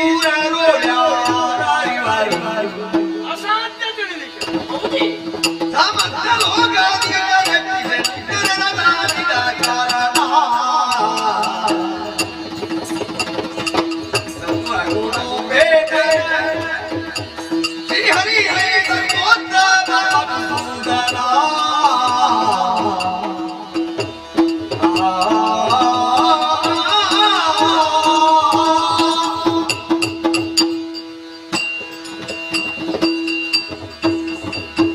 ಮಹರ್ಷಿಗಳೇ ಓ ದೇವರೇ ನಮೋ ನಮಃ ನಮೋ ನಮಃ. ನಮೋ ನಮಃ ನಮೋ ನಮಃ. ಏನು ನಾಟಕ ಸ್ವಾಮಿ ಏನಾಯ್ತು ಸ್ವಾಮಿ? ಲೀಲಾ ನಾಟಕ ಸೂತ್ರಧಾರ ನೀವು. ಈಗ ನಾನು ಬರುವಾಗ ನಿನಗೆ ಗಾಢವಾದ ನಿದ್ರೆ ಇಲ್ಲ. ನಮ್ಮ ಮಡದಿಯ ಸೇವೆ ಅಂದ್ರೆ ಹಾಗೆ ಅವಳೊಂದು ಕಾಲು ಒತ್ತುವುದಕ್ಕೆ ಪ್ರಾರಂಭ ಮಾಡಿದ್ರೆ ಸಾಕು, ನನಗೆ ಎಲ್ಲಿಲ್ಲದ ನಿದ್ದೆ ಬರ್ತದೆ. ಮಧುಕೈಕವರು ಹುಟ್ಟಿದಲ್ಲಿ ಕಿವಿಯಿಂದ ಯಾವಾಗ ಅದು ಮೇದಿನ ನಿರ್ಮಾಣದ ಅಲ್ಲ ಯಾವಾಗ ಅಂದ್ರೆ ಎಲ್ಲಿ? ನಿನಗೆ ಆ ದಿನ ನಿದ್ದೆ ಬಂದಾಗ ಅಂತ ಹೇಳುದು. ಹಿಂದಿನ ನಿದ್ರೆ ಅಂದರೆ ಹೇಳಿದಲ್ಲ ಅಂದಿನ ನಿದ್ರೆ. ಅವತ್ತಿನ ನಿದ್ದೆ. ಹಾಗಾದ್ರೆ ಹ್ಮ್. ಪಾಲನಾಕರ್ತನವಂತ ನೀನು ಜಡತ್ವವನ್ನು ಹೊಂದಿದಾಗ ಹಾ. ಏನಾದ್ರೂ ಒಂದು ಆಗ್ತದೆ. ಹಾ. ಅಲ್ಲಿ ಆಗಿದೆ, ಇಲ್ಲಿಯೂ ಈಗ ನನ್ನ ಈಗ ಅನುಭವಕ್ಕೆ ಇಲ್ಲಿ ನನ್ನ- ಆಯ್ತಲ್ವ? ನನ್ನ ಅನುಭವಕ್ಕೆ ಬರ್ತಾ ಉಂಟು. ನಿದ್ದೆ ಮಾಡಿದ ಸಮಯದಲ್ಲಿ ಬಂದು ಹೃದಯಕ್ಕೆ ತುಳಿದನು. ನಾರಾಯಣ ಓ, ಸಪ್ತಋಷಿ ಮಂಡಲದ ಮಹಾಸಭೆಗೆ ಬಂದಂತಹ ಇಂದ್ರ ಹಾ. ಕೇಳಿದಂತ ಪ್ರಶ್ನೆ, ಏನು ಪ್ರಶ್ನೆ ಕೇಳಿದ ಸ್ವಾಮಿ? ಮೂರು ಮೂರ್ತಿಗಳಲ್ಲಿ ಶ್ರೇಷ್ಠ ಯಾರು? ಹಾ ಹಾ ಹಾ ಹಾ. ಯಜ್ಞೇಶ್ವರ ಯಾರು? ಹಾ. ಮಹಾಪುರುಷ ಯಾರು? ಹ್ಮ್. ಇಂತಹ ಪ್ರಶ್ನೆಗೆ ಹಾ. ತಟ್ಟನೆ ಎದ್ದಂತಹ ನಾರದರು ನನ್ನನ್ನು ತೋರಿಸಿದರು. ನಿಮ್ಮನ್ನು? ಲೋಕಕ್ಕೆ ಮತ್ತೆ ನಿನಗೆ ಹ್ಮ್. ಏಕಕಾಲದಲ್ಲಿ ಮೂರು ಮೂರ್ತಿಗಳಲ್ಲಿ ಯಾರು ದೊಡ್ಡವೆಂಬ ಪ್ರಶ್ನೆಗೆ ಹ್ಮ್. ಈಗಿಂದಲೇ ಉತ್ತರ ಕಂಡುಕೊಳ್ಳುವ ಸಾಮರ್ಥ್ಯ ಭೃಗು ಮಹರ್ಷಿಗಳಿಗೆ ನಿಮ್ಮ ಯೋಗ್ಯತೆ ಅಷ್ಟು ಉಂಟು ಸ್ವಾಮಿ. ಕುಳಿತಲ್ಲಿಂದಲೇ ಎಲ್ಲವನ್ನೂ ತಿಳ್ಕೊಳ್ಳುವಂತ ಶಕ್ತಿ ಸಾಮರ್ಥ್ಯ ನಿಮಗೆ ಇದೆ. ಈಗ ನಿಮ್ಮನ್ನು ಪರೀಕ್ಷೆ ಮಾಡಿ ಹಾ. ಇಂಥವರೇ ಶ್ರೇಷ್ಠರಂತ ನಾನೊಂದು ನಿರೂಪಿಸಿದ್ರೆ ಹಾ. ಪ್ರಪಂಚ ಒಪ್ಪುತ್ತದೆ. ಹಾಗಾದ್ರೆ ಅದನ್ನು ತೋರಿಸಿಕೊಟ್ಟವ ಯಾರು? ಭೃಗು, ನಾನು ದೊಡ್ಡವ ಅಂತ ಯೋಗ್ಯತೆ ಅಂತ ನನ್ನ ಮನಸ್ಸಿನ ಮೂಲೆಯಲ್ಲಿ ಅಂತ ಮನಸ್ಸಿನಲ್ಲಿ ಹುಟ್ಟಿಕೊಂಡು ನೇರ ಸತ್ಯ ಲೆಕ್ಕಕ್ಕೆ ಹೋದೆ. ಹೋಗಿದ್ದೀರಾ? ಹಾ. ಏನಾಯ್ತು? ಅಲ್ಲಿ ಏನಾದ್ರೂ ಆಗುವುದಕ್ಕಿಲ್ಲ. ನಾನು ಹೋದದ್ದೇ ಅವರಿಗೆ ಗೊತ್ತಿಲ್ಲ. ಹೌದೇ? ಶಾರದೆ ಇದ್ದಾಳಲ್ಲ, ಮತ್ತೆ ಅವರಿಗೆ ಯಾರು ಬೇಕು? ಅಲ್ಲಿಯೂ ಶಪಿಸಿ ಹ್ಮ್. ನಮ್ಮ ದೇವರು ಇಲ್ಲಿದ್ದಾರೆ ಕೈಲಾಸದಲ್ಲಿ. ಹಾ. ಅಲ್ಲಿ ಹೋದೆ. ನೈದಿಕಿನ ಒಡೆಯನಾದ ಪರಮೇಶ್ವರ ಅವ ನನ್ನನ್ನು ನೋಡ್ಲೇ ಇಲ್ಲ. ನೋಡ್ಲಿಲ್ವೇ? ಅಲ್ಲಿಯೂ ಶಾಪಿಸಿದೆ. ಎರಡು ಕಡೆ ಶಾಪ ಕೊಟ್ಟು ಬಂದದ್ದು. ಮತ್ತೆ ಇಲ್ಲಿಗಾಗುವಾಗ ನನ್ನ ತಾಳ್ಮೆಯ ಕಟ್ಟೆ ಓದಿ ಹಾ. ಅದಕ್ಕೆ ಮತ್ತೆ ಏನು ಸ್ವಾಮಿ? ನಾರಾಯಣ ಏನು ಮಾಡಿದೆ ಸ್ವಾಮಿ? ಏನು ಸ್ವಾಮಿ? ನಿನ್ನ ಮಹಿಮೆ ಮಣ್ಣಿನಲ್ಲಿ ನಿನ್ನಲಾರಿಯಾರು. ನನ್ನ ಮಹಿಮೆ ನೀನು. ನಿನ್ನ ಮಹಿಮೆ ಮಣ್ಣಿನಲ್ಲಿ ನಿನ್ನಲಾರಿಯಾರು. ನಾರಾಯಣ ಓ, ಓ. ಚಿನ್ಮಯ ಮಗೀನಯೋ ಮರೆವುದು. ಪುಣ್ಯಮಲದಿ ಕಂದಿರಾಗಮನ ಗುಣಬ್ರಹ್ಮರಿ ಮಂದನ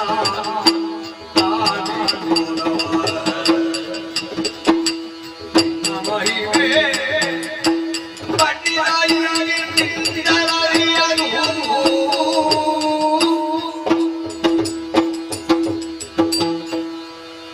ಯಾವ ಮನೆ ಯಜಮಾನನಿಗೆ ಹ್ಮ್. ಬಂದ ಅತಿಥಿ ಎದೆಗೆ ಒದೀತಾನ, ಹ್ಮ್. ಇವ ಬಿದ್ದ ಒಯ್ಯದ್ದು ಹೊಡೀತಾನೆ. ಈ ಪ್ರತೀಕಾರ ಇಲ್ಲ. ಹೌದು. ಈಗ ನೀನು ನಿನ್ನ ಮನೆ ನಿದ್ರೆ ಮಾಡಿದಲ್ಲ, ಸರಿ. ಹೆಂಡತಿಯ ಸಮಕ್ಷಮದಲ್ಲಿ. ಹೌದು. ಈಗ ನಿನ್ನ ಮನೆಗೆ ಬಂದು ಹಾ.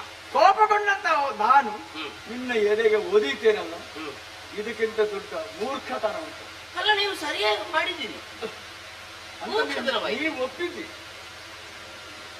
ಇದು ನಿನ್ನ ಪರಮ ಗುಣ. ನಾರಾಯಣ, ಓ ನಿನ್ನ ಭಕ್ತರ ಸಾಲಿನಲ್ಲಿ ನಾನು ಭಕ್ತರ ಮನಸ್ಸಿಗೆ ನೋವಾಗಬಾರದು, ನಾನು ತಪ್ಪು ಮಾಡಿದ್ದೇನೆ ಎಂದು ಎಚ್ಚೆತ್ತಂತ ನೀನು ಎದ್ದು ಪಾದವನ್ನು ತೊಳೆದೆ, ಕೋಮಲವಾದಂತಹ ಪಾದವನ್ನು ತೀರ್ಥ ಅಂತ ಸ್ವೀಕಾರ ಮಾಡಿದೆ, ನನ್ನ ಕರ್ತವ್ಯ. ಮುಖಕ್ಕೆ ಮಂಗಳಾರತಿ ಮಾಡಿದ್ದಿ, ತಪ್ಪಾಯ್ತು, ಕ್ಷಮಿಸಬೇಕು, ವಂದಿಸಬೇಕು ನನ್ನನ್ನು. ಏನು ಸ್ವಾಮಿ, ಲೀಲಾ ನಾಟಕ. ಈ ಪ್ರಪಂಚ ಎಲ್ಲ ಯಾರಿಂದ ನಡೀತದೆ ಎಂಬ ಪ್ರಶ್ನೆಗೆ ನಿನ್ನ ಭಜಕರೆಲ್ಲ ನಾರಾಯಣನೇ ಅದಕ್ಕೆ ಮೂಲ. ಸೃಜಿಸಬಲ್ಲೆ, ಪಾಲಿಸಬಲ್ಲೆ, ಲಯಗೊಳಿಸಬಲ್ಲೆ. ಬ್ರಹ್ಮ ನಿನ್ನ ಹೊಟ್ಟೆಯನ್ನು ಸೇರಿದವ ನಾಭಿ ಕಮಲದ ಮೂಲಕ ಕಾಣಿಸಿಕೊಂಡ. ಈಶ್ವರ ನಿನ್ನ ಯೋಗ್ಯತೆಯನ್ನು ಅರ್ಥ ಮಾಡಿಕೊಂಡು ನಿನ್ನಲ್ಲಿ ಐಕ್ಯನಾಗಿದ್ದಾನೆ, ನನ್ನನ್ನೇ ಸೇರಿಕೊಂಡ. ನಿನ್ನಲ್ಲಿ ಲಯಕಾರಕತ್ವವೂ ಇದೆ, ಸೃಷ್ಟಿಯೂ ಇದೆ, ಪಾಲನತ್ವವೂ ಇದೆ. ಇದನ್ನು ಅರಿಯದೆ ಇಂದ್ರಾದಿ ದೇವತೆಗಳು ಪ್ರಶ್ನೆಯನ್ನು ಮುಂದ ಇಟ್ಟಾಗ ಅದರ ಪರಮ ಸತ್ಯವನ್ನು ತಿಳಿಯುವ ಉದ್ದೇಶದಿಂದ ನಾನು ಬಂದು ಕೋಪಗೊಂಡು ನಿನ್ನ ಎದೆಯನ್ನು ಉದ್ದರೂ ನನ್ನ ತಪ್ಪಾಯಿತು ಅಂತ ಒಪ್ಪಿಕೊಳ್ಳುವ ಮೂಲಕ ನಿನ್ನ ವಿಶಾಲವಾದಂತ ಮನಸ್ಸನ್ನು ಸೇರಬೇಕಿತ್ತು. ನಾವು ಯಾವುದೇ ಕಾರ್ಯವನ್ನು ಮಾಡಿದ್ರೂ ಕೂಡ ಅದು ನಾನು ಮಾಡಿದ್ದೇನೆ, ನನ್ನಿಂದಾಗಿದೆ, ನನ್ನಿಂದಲೇ ಅನ್ನುವ ಹಾಗೆ ನಾವು ಯಾವತ್ತೂ ಹೇಳಿಕೊಳ್ಳಬಾರದು. ನಾನು ಹೇಳಿಕೊಂಡೆ ಸ್ವಾಮಿ. ನಾರಾಯಣ ಗರುಡ ವಾಹನನಾಗಿ ಹೋಗ್ತಾನೆ, ಈಶ್ವರ ನಂದಿಯನ್ನು ಏರ್ತಾನೆ, ಬ್ರಹ್ಮ ಹಂಸವನ್ನು ಏರ್ತಾನೆ. ಅವರಿಗೆ ಹೋಗಬೇಕಾದ್ರೆ ಅವಶ್ಯಕತೆ ಉಂಟು, ನನಗೆ ಏನು ಬೇಡ. ನನ್ನ ಕಾಲಲ್ಲಿ ಇರುವಂತಹ ಲಾಂಛನದಿಂದ ಸಂಕಲ್ಪ ಮಾತ್ರೆಯಿಂದ ಯಾವ ಲೋಕ ಹೋಗಬಲ್ಲೆ ಎಂಬಂತ ಒಂದು ಅಹಂ ನನ್ನ ಮನಸ್ಸಲ್ಲಿ ಇತ್ತು. ನಾನು ನಿನ್ನ ಎದೆಗೆ ಮೆಟ್ಟಿದಿನ ಸ್ವಾಮಿ.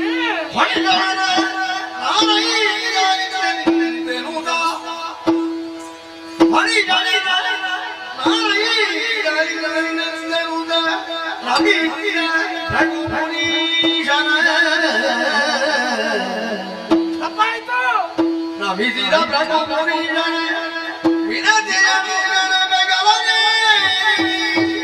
ಹರಿಯು ಕಮುಯಿದ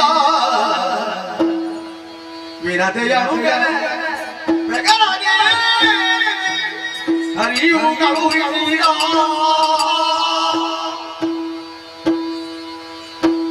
ಪಾಲನಾಕರ್ತ ವೈಕುಂಠವಾಸಿ ನಾರಾಯಣನ ಎದೆಗೆ ಬಿಟ್ಟು ಯಾರಾದ್ರೂ ಲೋಕದಲ್ಲಿ ಎಣಿಸಿಯಾಗ ಏನು ಅಲ್ಲಲ್ಲ, ದೇವರ ಕಾಲು ಹಿಡಿಬೇಕಾದವರು ದೇವರ ಎದೆಗೆ ಒಬ್ಬ ಮೆಟ್ಟಿದ್ದಾರೆ ಎಂಬುದನ್ನು ಯಾರಾದ್ರೂ ಊಹಿಸ್ಯಾರ ಅಂತ ಯೋಚನೆ ಮಾಡುವುದಕ್ಕೆ ಕಷ್ಟ. ನಾನು ಅದನ್ನು ಮಾಡಿದೆ. ಏನು ಮಾಡೋಣ, ಆಗುವುದೆಲ್ಲ ಒಳ್ಳೆಯದಕ್ಕೆಂತಲೇ ಭಾವಿಸ್ಬೇಕಾಗ್ತದೆ ನಾವು. ಅಲ್ಲ, ನೀನು ಭಾವಿಸುವುದು ಹಾಗೆ, ನಾನು ಭಾವಿಸುವುದು ಹೀಗೆ. ನಾನು ತಪ್ಪು ಮಾಡಿದ ಪರಿಣಾಮ ನನ್ನ ದೊಡ್ಡಂತ ಭಾಗ್ಯವನ್ನು ನೀನು ಸೂರ ಮಾಡಿದೆ. ಸೆಳೆಕೊಂಡೇನೆ. ನನ್ನ ಅಹಂಕಾರದ ಬುದ್ಧಿಯನ್ನು ಬಿಚ್ಚಿದೆ. ಯಾರು ಕೂಡ ನಿನ್ನ ಮುಂದೆ ತನ್ನತನವನ್ನು ತೋರಿಸುವ ಹಾಗಿಲ್ಲ. ನಾನು ದೊಡ್ಡವ, ಮೂರು ಮೂರ್ತಿಗಳಲ್ಲಿ ದೊಡ್ಡವ, ಶ್ರೇಷ್ಠ ಯಾರು ಎಂಬ ಪ್ರತಿಪಾದನೆಯನ್ನು ನಾನು ಲೋಕಮುಖಕ್ಕೆ ತೋರಿಸಿಕೊಡ್ತೇನೆ ಎಂದು ಹುಬ್ಬಿಕೊಂಡು ಬಂದರಲ್ಲ ನಾರದರು ಹೇಳಿದಾಗ ಈಗ ನನಗೆ ಯೋಚನೆ ಆಗುವುದು, ನಾರದರು ನನ್ನನ್ನೇ ಯಾಕೆ ಹುರಿದುಂಬಿಸಿದರು? ಬಹುಶಃ ನಿನ್ನ ಕೈಯಲ್ಲಿ ಈ ಶಿಕ್ಷೆ ನನಗೆ ಆಗಲಿ ಎಂಬ ಭಾವ ಅವರ ಮನಸ್ಸಲ್ಲಿ ಮೂಡಿತ್ತ ಏನು. ಇಲ್ಲದ್ರೆ ಇಷ್ಟು ಕಾಲ ಆಯ್ತು ಸೃಷ್ಟಿಯ ಕೆಲಸ ನಡೀತಾ ಉಂಟು, ಈಗ ದೇವೇಂದ್ರನಿಗೆ ಈಗ ಹೊಳೆಯುವುದು ಮೂರು ಮೂರ್ತಿಗಳು ದೊಡ್ಡವ ಯಾರು ಅಂತೇಳಿ. ಯಾವುದು ಕಾರ್ಯ ಯಾವ ಸಮಯದಲ್ಲಿ ಆಗಬೇಕು ಆಗಲೇ ಆದ್ರೆ ಚಂದಲ್ವೇ. ಕಾಲಾಯ ತಸ್ಮೈ ನಮಃ. ಕಾಲವನ್ನು ಕಾಯುವುದಕ್ಕೆ ಆಗುವುದು. ಹಾಗಾದ್ರೆ ಈ ಕಾಲಗತಿಗೆ ನನ್ನನ್ನು ಸಿಲುಕಿಸಿ ನಾನು ಎಂಬಂತ ಭಾವದಿಂದ ಮೈ ಮೆರೆತಿರುವಂತ ನನ್ನ ಕಾಲದಲ್ಲಿರುವಂತಹ ಲಾಂಛನವನ್ನು ನೀನು ಸೆಳೆಯುವ ಮೂಲಕ ನೀನು ಶ್ರೇಷ್ಠ ಅಂತ ಲೋಕಕ್ಕೆ ತೋರಿಸುವ ಉದ್ದೇಶ ಬಹುಶಃ ಈ ಕಾಲಕ್ಕೆ ಇರಬೇಕು. ಅದೆಲ್ಲ ನಿನ್ನ ಸಂಕಲ್ಪ ಅಂತ ಬರುತ್ತೇನೆ. ನಮೋ ನಮಃ. ಸ್ವಾಮಿ, ಅಹಂಕಾರ ಎನ್ನುವುದು ಸರ್ವನಾಶಕ್ಕೆ ಕಾರಣವಾಗ್ತದೆ ಅನ್ನುವುದು ಈಗ ಸ್ಪಷ್ಟವಾಯಿತು. ತಾನೆ ಅವ ಕಳ್ಕೊಳ್ತಾನೆ. ನನಗೆ ಇದಕ್ಕಿಂತ ದೊಡ್ಡ ಸಂಪತ್ತಿರಲಿಲ್ಲ. ಆ ಲಾಂಛನ ಅದು ಭೃಗು ಲಾಂಛನ ಅಂತ ಕರೆಯಲ್ಪಟ್ಟದ್ದು. ಹೌದು, ನನ್ನ ಪಾಲಿನ ದೊಡ್ಡ ಸಂಪತ್ತು ನಾನು ಕಳ್ಕೊಂಡೆ. ಈಗ ಅಹಂಕಾರಿಯಾದವ ಕಳ್ಕೊಳ್ತಾನೆ, ಅಗತ್ಯ. ಸರಿ, ಈಗ ನಿಮಗೆ ಹೋಗುವುದಕ್ಕೆ ಕಷ್ಟವಾಗ್ತಾ ಇದೆ ಅನ್ನೋದು ನಡಿಲಿಕ್ಕೆ ಆಗುದಿಲ್ಲ ಸ್ವಾಮಿ. ಯೋಚನೆ ಮಾಡಬೇಕಾದ ಅವಶ್ಯಕತೆ ಇಲ್ಲ. ನಿಮ್ಮನ್ನು ಯಾವ ರೀತಿ ಅಲ್ಲ ನೀವು ನಿಂತ್ರೆ ಆಗಬಾರ್ದಂತ ಏನಿಲ್ಲ, ಆಗಬಹುದು, ನಿಲ್ಲಬಹುದು. ಆದ್ರೆ ನೀವು ಎಲ್ಲಿ ಹೋಗಬೇಕು, ನೀವು ಏನು ಮಾಡಬೇಕು ಅದು ಮಾಡ್ಲೇಬೇಕಾಗ್ತದೆ. ನನಗೆ ನನ್ನದೇ ಆದ ಕರ್ತವ್ಯ ಉಂಟು, ಅದನ್ನು ನಿಲ್ಲಿಸಬಾರ್ದು. ನೀವು ಅದು ಸಾಂಗವಾಗಿ ನಡೆಯುತ್ತಲೇ ಇರಬೇಕು. ಎತ್ತರವ ಅಂತ ವೈಕುಂಠದಿಂದ ಕೆಳಗಿನ ಮರ್ತ್ಯಲೋಕಕ್ಕೆ ಹೋಗುದು ಬಹಳ ವರ್ಷ ಆದಿತ್ತು ಸ್ವಾಮಿ. ಕಷ್ಟ ಆದಿತ್ತು, ವರ್ಷ ಆದಿತ್ತು. ಚಿಂತೆ ಮಾಡಬೇಕಾದ ಅವಶ್ಯಕತೆ ಇಲ್ಲ. ಅಂದ್ರೆ ನಾನು ಹಾಗೆ ಹೋಗುದು ಬೇಡ. ಹೀಗೆ ಹೋಗಿ ಅಲ್ಲಿ ಮುಟ್ಟುವುದು ಯಾವಾಗ? ನೀವು ವಾಹನ ಏರಿ ಹೋಗಬೇಕು. ವಾಹನ? ಹೌದು. ನೀವೇನು ಹಿಂದೆ ಮುಂದೆ ನೋಡುದು? ಅಲ್ಲ, ನಾವು ನಿಮಗೆಲ್ಲ ವಾಹನ ಉಂಟು, ನನಗೆ ಅವಶ್ಯಕತೆ ಇಲ್ಲ ಅಂತ ಹೇಳಿಕೊಂಡು ಬೀಗುತ್ತಿದ್ದಂತ ನನಗೆ ಅಲ್ಲ, ನನಗೆ ಇನ್ನು ವಾಹನದ ಅವಶ್ಯಕತೆ ಉಂಟು ಅಂತ ಈಗ ಗೊತ್ತಾಗ್ತದೆ. ಅಲ್ಲ, ನಿಮಗೆ ಪ್ರತ್ಯೇಕವಾದಂತಹ ವಾಹನದ ಅಗತ್ಯವಿಲ್ಲ. ನನ್ನ ವಾಹನ ಇದ್ದಾನೆ ಗರುಡ. ಗರುಡ? ಓ ಸ್ವಾಮಿ, ನೀನು ಗರುಡ ವಾಹನ ನಾರಾಯಣ, ಈಗ ನನಗೆ ಅದನ್ನು ತೋರಿಸುವುದಾ? ನಿಮ್ಗೆ ತೋರಿಸುವುದಲ್ಲ, ಆ ಗರುಡನನ್ನೇ ಏರಿ ನೀವು ಹೋಗಬೇಕು. ಅವನಿಗೆ ಹೇಳ್ಬೇಕು, ಎತ್ತರದಲ್ಲಿ ಹಾರುವಾಗ ರೆಕ್ಕೆಯನ್ನು ಹತ್ತಿರ ಮಾಡಿ ಈ ವಿಷಯನ್ನು ಬೀಳಿಸಿ ಕೊಲ್ಬೇಕು ಅಂತ ಹೇಳ್ಬೇಡ. ನಿಮಗೆ ಭಯ ಆಗ್ತದ ವಾಹನ ಇರುವ? ನನಗೆ ಏರಿ ಅಭ್ಯಾಸ ಇಲ್ಲ ಸ್ವಾಮಿ. ಅದು ಹಾಗೆ, ಅವ ಒಮ್ಮೊಮ್ಮೆ ಹೋಗುವ ವೇಗಕ್ಕೆ ಇತಿಮಿತಿ ಅಂತ ಇಲ್ಲ. ನೀವು ಭಯಗೊಳ್ಳಬೇಕಾದ ಅವಶ್ಯಕತೆ ಇಲ್ಲ. ನಿಮ್ಮನ್ನು ಯಾವ ಕಡೆಗೆ ಮುಟ್ಟಿಸ್ಬೇಕು ಅವ ಅಲ್ಲಿಗೆ ಮುಟ್ಟಿಸ್ತಾನೆ. ಗೊತ್ತಾಯ್ತಾ? ಹೀಗೆ ನಿಲ್ಲುವ ಹಾಗೆ ಒಪ್ಪಿಸ್ಕೊಳ್ಬಾರ್ದು. ಹೋಗುದು ಸಮಾಧಾನದಿಂದ ನೀವು ಅಲ್ಲಿಗೆ ಹೋಗುದು ಅನಿವಾರ್ಯ. ನನ್ನ ಸಪ್ತ ಋಷಿ ಮಂಡಲಕ್ಕೆ ಹೋಗ್ತೇನೆ. ದೇವೇಂದ್ರ ಕಾಯ್ತಿರ್ತಾನೆ, ನಾರದರು ಅಲ್ಲಿದ್ದಾರೆ, ನಾನು ಅಲ್ಲಿ ಹೋಗ್ತೇನೆ. ನಾರಾಯಣ, ನಿನ್ನ ನಾನು ಮನ್ನಿಸುವುದಲ್ಲ, ನಾನು ನಿನ್ನ ಎದೆಗೆ ಮೆಟ್ಟಿದ್ದೇನಲ್ಲ, ನಿನ್ನ ಹೆಂಡತಿ ನೋಡಿದ್ದಾಳೆ, ನನ್ನ ತಪ್ಪಾಯ್ತು. ಯಾವ ಯಜಮಾನಿಗಾಗ್ಲಿ ಮನೆಯಲ್ಲಿ ಹೆಂಡತಿಯ ಮುಂದೆ ಸಮಕ್ಷಮದಲ್ಲಿ ಒಂದು ಅಪಮಾನ ಆದ್ರೆ ಯಾವ ಯಜಮಾನ ಕೂಡ ಸುಧಾರಿಸುವುದಿಲ್ಲ. ನೀನು ಹಾಗಲ್ಲ, ನನಗೆ ಸತ್ಕಾರ ಮಾಡಿದ್ದಿ, ನನ್ನದು ತಪ್ಪಾಯ್ತು.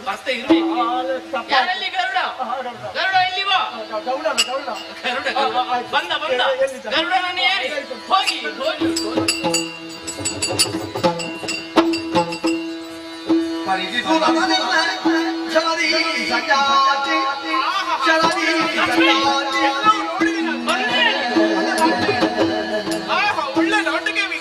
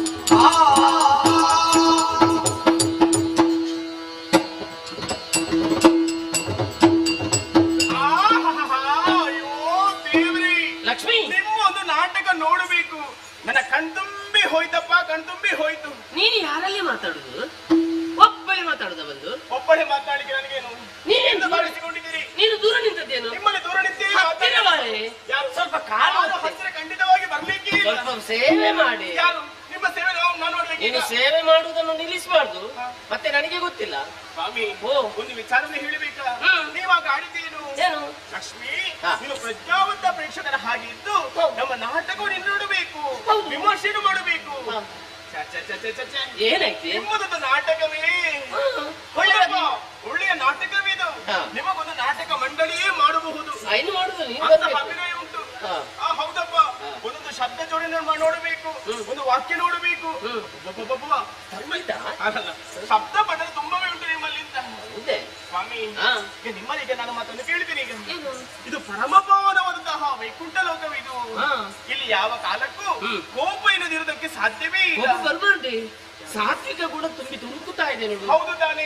ಅದು ಈ ಹೊತ್ತಿಗೆ ಯಾವ್ದ್ರಿಂದ ಹೋಯಿತು? ಏನಾಯ್ತು? ವರುಣಪುತ್ರನಾದಂತಹ ಭೃಗುಮುನಿಯು ಈ ವೈಕುಂಠವನ್ನು ಲೋಕವನ್ನು ಪ್ರವೇಶ ಮಾಡಿದ ಹೊತ್ತಿನಲ್ಲಿ ನಿಮ್ಮನ್ನು ಕಂಡಂತ ಆತ ಅರ್ಚಿಸಬೇಕಿತ್ತು, ಪೂಜಿಸಬೇಕಿತ್ತು. ಬದಲಾಗಿ ಏನು ಮಾಡಿದ ಹೇಳಿ? ನನ್ನ ಎದೆಗೆ ತುಳ್ಳಿದ. ಹೌದು ತಾನೆ. ಅದು ಯಾಕೆ? ಬಂದಂತ ಅವನನ್ನು ನಾನು ಸತ್ಕರಿಸಲಿಲ್ಲ, ಅವನನ್ನು ನೋಡ್ಲಿಲ್ಲ ಎಂಬ ಉದ್ದೇಶದಿಂದ ಕೋಪಗೊಂಡವರು ತುಳಿದ. ಇಲ್ಲಿ ಆದ್ರೂ ಉಂಟೆ ಸ್ವಾಮಿ, ದೇವರ ದೇವೆನ್ನುವ ಹಾಗೆ ನೀವು ನೆಗಳಿತರ ಪಡೆದು ನೀವಾಗಿದ್ದೀರಾ. ನಿಮಗೆ ಹೋಗಿ ಈ ರೀತಿ ತಪ್ಪು ಕಾರ್ಯ ಮಾಡೋದಕ್ಕೆ ಸಾಧ್ಯ ಉಂಟೆ ಹೇಳಿ? ಭೂಲೋಕದಲ್ಲಿ ಒಂದು ಮಾತು ಉಂಟು, ಕಣ್ಣಿ ಕಾಣುವ ದೇವರು ಯಾರು ಅಂತ ಕೇಳಿದ್ರಿ ಅದು ಬ್ರಾಹ್ಮಣನಂತೆ. ಅವನೊಬ್ಬ ಜ್ಞಾನಿಯಾಗಿದ್ದಾನೆ. ಜ್ಞಾನಿಯಾಗಿದ್ದುಕೊಂಡು ಈ ರೀತಿ ಕೆಲಸ ಮಾಡುವುದು ಎಷ್ಟರ ಮಟ್ಟಿಗೆ ಸರಿ ಹೇಳಿ? ಸ್ವಾಮಿ, ನಿಮಗೆ ಮಾನ ಅಪಮಾನ ಎಂಬುದು ಸರಿಯಾಗಿರಬಹುದು, ನನಗೆ ಹಾಗಲ್ಲ ನೋಡಿ. ನನಗೆ ಹಾಗಾಗುವುದಿಲ್ಲ. ಒಂದು ವಿಚಾರವನ್ನು ಹೇಳಬೇಕಾ? ಗಂಡನಿಗೆ ಯಾವ ಕಾಲದಲ್ಲಿ ಅಂದ್ರೆ ಮತ್ತೊಬ್ಬರಿಂದ ತೊಂದರೆ ಉಂಟಾಗ್ತದೋ ಹೆಂಡತಿ ಆದವಳು ಯಾವ ಕಾಲಕ್ಕೂ ಸುಮ್ಮನಿರುವುದಿಲ್ಲ. ಅವಳಿಗೆ ಸಿಟ್ಟು ಬರುವುದು ಸಹಜ ತಾನೆ. ನನಗೂ ಈ ಕಾಲಕ್ಕೆ ಸಿಟ್ಟು ಬಂತು ಸ್ವಾಮಿ. ಸಿಟ್ಟು ಬಂದಿದ್ದ? ನಿಮಗೆ ಸಿಟ್ಟು ಬರ್ಲಿಕ್ಕಿಲ್ಲ ಬಿಡಿ. ಯಾಕೆ ಹೇಳಿ?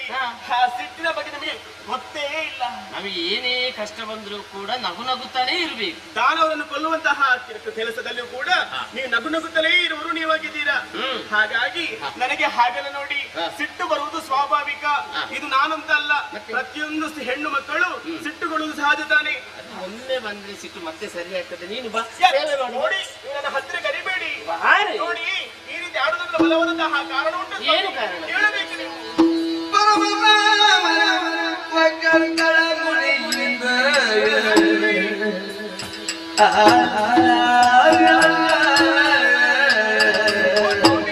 ಸಿಟ್ಟು ಬಂದದ್ದು ಯಾಕೆ ಹೇಳಿ?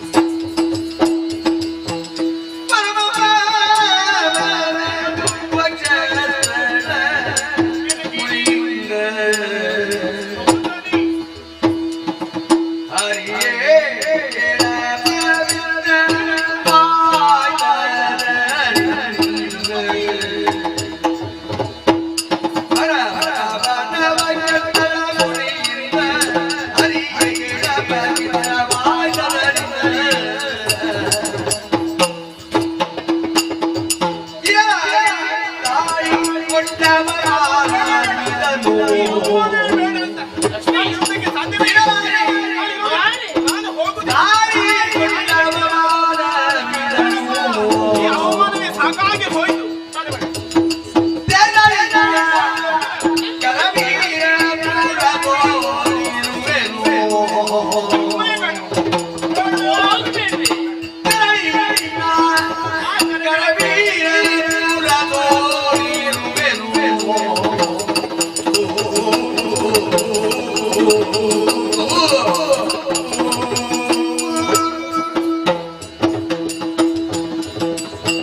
ಲಕ್ಷ್ಮಿ, ನಿನ್ನ ಮುಖ ನೋಡ್ಲಿಕ್ಕೆ ನೋಡಿ, ನೀವು ಹತ್ತಿರ ಬರಬೇಡಿ, ದೂರ ನಿನ್ನ ಮುಖ ದಪ್ಪಾಗಿದೆ. ನೀನು ಸದಾ ನಗು ನಗುತ್ತಾ ಈಗ ಬರದ ಸಿಟ್ಟು ಮತ್ತೆ ಆಗ ಬರುದು ಹೇಳಿ? ನೀವು ದೂರ ನಿಂತು ಮಾತಾಡಿ. ಸಿಟ್ಟು ಮಾಡುವೆ. ನೋಡಿ, ನೀವು ದೂರ ನಿಂತು ಮಾತಾಡಿ, ಹತ್ತಿರ ಬರಬೇಡಿ. ಏನು ನನಗೆ ಈ ಕಾಲಕ್ಕೆ ಸಿಟ್ಟು ಬಂದದ್ದು ಯಾಕೆ ಹೇಳಿ? ಯಾಕೆ ಸಿಟ್ಟು ಬಂದದ್ದು? ಸ್ವಲ್ಪ ನೀವು ಹಿಂದೆ ಹೋಗಿ. ಎಲ್ಲಿಗೆ ಹೋಗು ನೀವು? ಹಿಂದೆ ಹೋಗ್ಬೇಕಂತೆ. ಎಂತಲೇ ಹಿಂದೆ ಹೋಗಿ ಅಂತ ನಾನು ಹೇಳಿದಲ್ಲ. ಮತ್ತೆ ಹಿಂದಿನ ಘಟನೆಯನ್ನು ಸ್ವಲ್ಪ ನೆನಪು ಮಾಡಿ ಅಂತ. ನನಗೆ ಇವತ್ತಿದ್ದೇ ನೆನಪಿಗೆ ಬರುವುದಿಲ್ಲ. ಮತ್ತೆ ಹಿಂದೆ ನಡೆದ ಘಟನೆ ನನಗೆ ನೆನಪು ಬರುವುದಿಲ್ವಾ? ನಾನು ಹುಟ್ಟಿಕೊಂಡದಿಲ್ಲಿ ಹೇಳಿ. ಸುರರು ಅಸುರರು ಸಮುದ್ರವನ್ನು ಮತ್ತಿಸುವಂತಹ ಕಾಲಕ್ಕೆ ನಾನು ಹುಟ್ಟಿದಳು ನಾನಾಗಿದ್ದೀನಿ.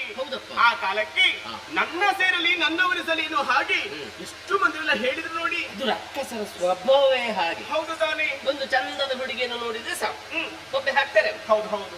ಆ ಕಾಲಕ್ಕೆ ಅವರು ಯಾರೂ ಬೇಡ, ಅವರನ್ನು ಮದುವೆ ಆದಿ ಅಂತಾದ್ರಿ ಖಂಡಿತವಾಗಿ ಜೀವನ ಒಂದು ಬದ್ಧತೆಯನ್ನು ಕಾಣೋದಕ್ಕೆ ಸಾಧ್ಯವೇ ಇಲ್ಲ ಎನ್ನುವ ಹಾಗೆ ತಿಳಿದಂತಹ ನಾನು ಪುರುಷೋತ್ತಮರಾದಂತಹ ನಿಮ್ಮ ಕೊರಳಿಗೆ ಸುಮಹ ಮಾಲಿಗೆ ಹಾಕಿ ನಾನು ವರಿಸಿದವಳಿದ್ದೇನೆ. ಸರಿ, ಆ ಕಾಲಕ್ಕೆ ನೀವು ಕೇಳಿದ್ದೇನು? ನಾನು ಸಂತೋಷಗೊಂಡು ನಿನ್ನಲ್ಲಿ ಒಂದು ಮಾತು ಕೇಳಿದ್ದೇನೆ. ಏನು ನಿನ್ನ ಆಶೆ ಅಂತ? ಹೌದು ತಾನೇ. ಆ ಕಾಲಕ್ಕೆ ನಾನು ಕೇಳಿಕೊಂಡದ್ದು ಒಂದೇ ಒಂದು, ಚಂಚಲೆಯಾದಂತಹ ನಾನು ಸ್ಥಿರವಾಗಬೇಕು ಅಂತಾದ್ರಿ ನಿಮ್ಮ ವಕ್ಷಸ್ಥಳದಲ್ಲಿ ನನಗೆ ಜಾಗವನ್ನು ಕೊಡಬೇಕೆನ್ನುವ ಹಾಗೆ ಯೋಚನೆ ಮಾಡಿದೆ. ನಾನು ಕೊಡ್ಲಿಲ್ವಾ ನಿನ್ಗೆ? ಕೊಟ್ಟಿದ್ದೀರಿ ನೀವು. ಮತ್ತೆ ನಿನ್ನ ಇಷ್ಟಾರ್ಥವನ್ನು ಈಡೇರಿಸಿಕೊಟ್ಟಿಲ್ವಾ? ಹೌದು ಸ್ವಾಮಿ. ಮತ್ತೆ ಯಾಕೆ ಕೋಪ? ಅಂದಿನಿಂದ ಇಂದಿನವರೆಗೆ ಅದುವೇ ನನ್ನ ವಾಸಸ್ಥಾನವಾಗಿತ್ತು.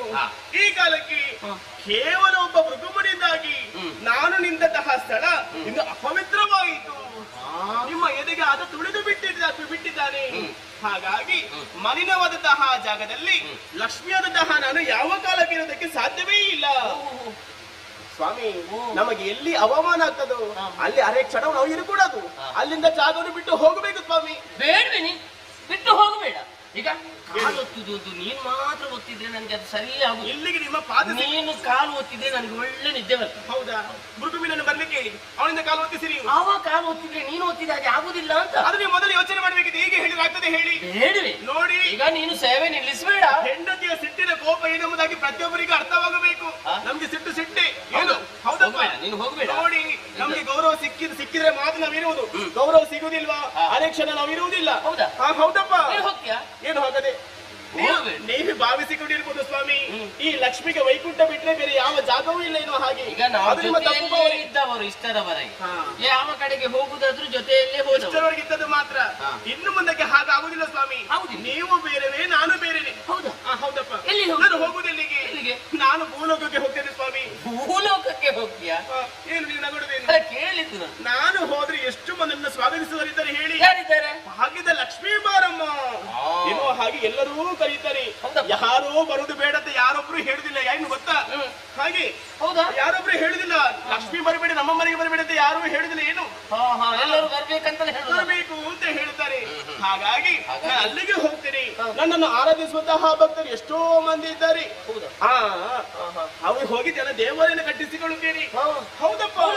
ಭೂಲೋಕದಲ್ಲಿ ಆ ಸ್ಥಳ ಯಾವುದು? ಕರವೀರಪುರಕ್ಕೆ ಹೋಗ್ತೀನಿ ನಾನು. ಕರವೀರಪುರಕ್ಕೆ ಹೋಗ್ತೀನಿ ನಾನು. ವೈಕುಂಠದಲ್ಲಿ ಅರೆಕ್ಷಣ ಇರುವುದಿಲ್ಲ. ಮಲಿನವಾದಂತಹ ಜಾಗದಲ್ಲಿ ಈ ಲಕ್ಷ್ಮಿ ಯಾವ ಕಾಲಕ್ಕೂ ಇರುವುದಿಲ್ಲ. ಹೋಗಬೇಡಿ. ನೋಡಿ, ಈಗ ನನ್ನ ಮಾತನ್ನು ಧಿಕ್ಕರಿಸಬೇಡಿ. ನೀನು ಹೋಗಬೇಡ. ನಿನ್ನನ್ನು ಬಿಟ್ಟರೆ ನನಗೆ ಮತ್ತೆ ಕಷ್ಟ ಆಗ್ತದೆ. ನೀವು ಆಗ ಆಲೋಚನೆ ಮಾಡಬೇಕಿತ್ತು. ನೋಡಿ, ನೀವು ನನ್ನ ಸಮಾಧಾನ ಪಡಿಸಬೇಡಿ. ಒಂದೇ ಅಲ್ವೇ ಯಾರು ಗಂಡ ಹೆಂಡತಿರಂದ್ರೆ ಹೀಗೆ ಅದು ಒಮ್ಮೆ ಆಗ್ತದೆ. ನೋಡಿ, ಇದು ಆಗುದಿಲ್ಲ ಸ್ವಾಮಿ. ನಾನು ಒಪ್ಪಿಕೊಳ್ಳುವಂತಹ ಮಾತಿದೀವಿ ಅಲ್ವೇ ಅಲ್ಲ. ಆಗ ನಾವು ಒಂದಿರಬಹುದು. ಈಗಿನ ಸತ್ಯದ ಮಟ್ಟಿಗೆ ನಾನು ಬೇರೆ, ನೀವು ಬೇರೆ. ನಾನು ಇರುವುದಿಲ್ಲ. ಈ ವೈಕುಂಠವನ ಲಕ್ಷ್ಮಿ ಬಿಟ್ಟು ಹೋಗುವುದು ಕರವೀರಪುರಕ್ಕೆ.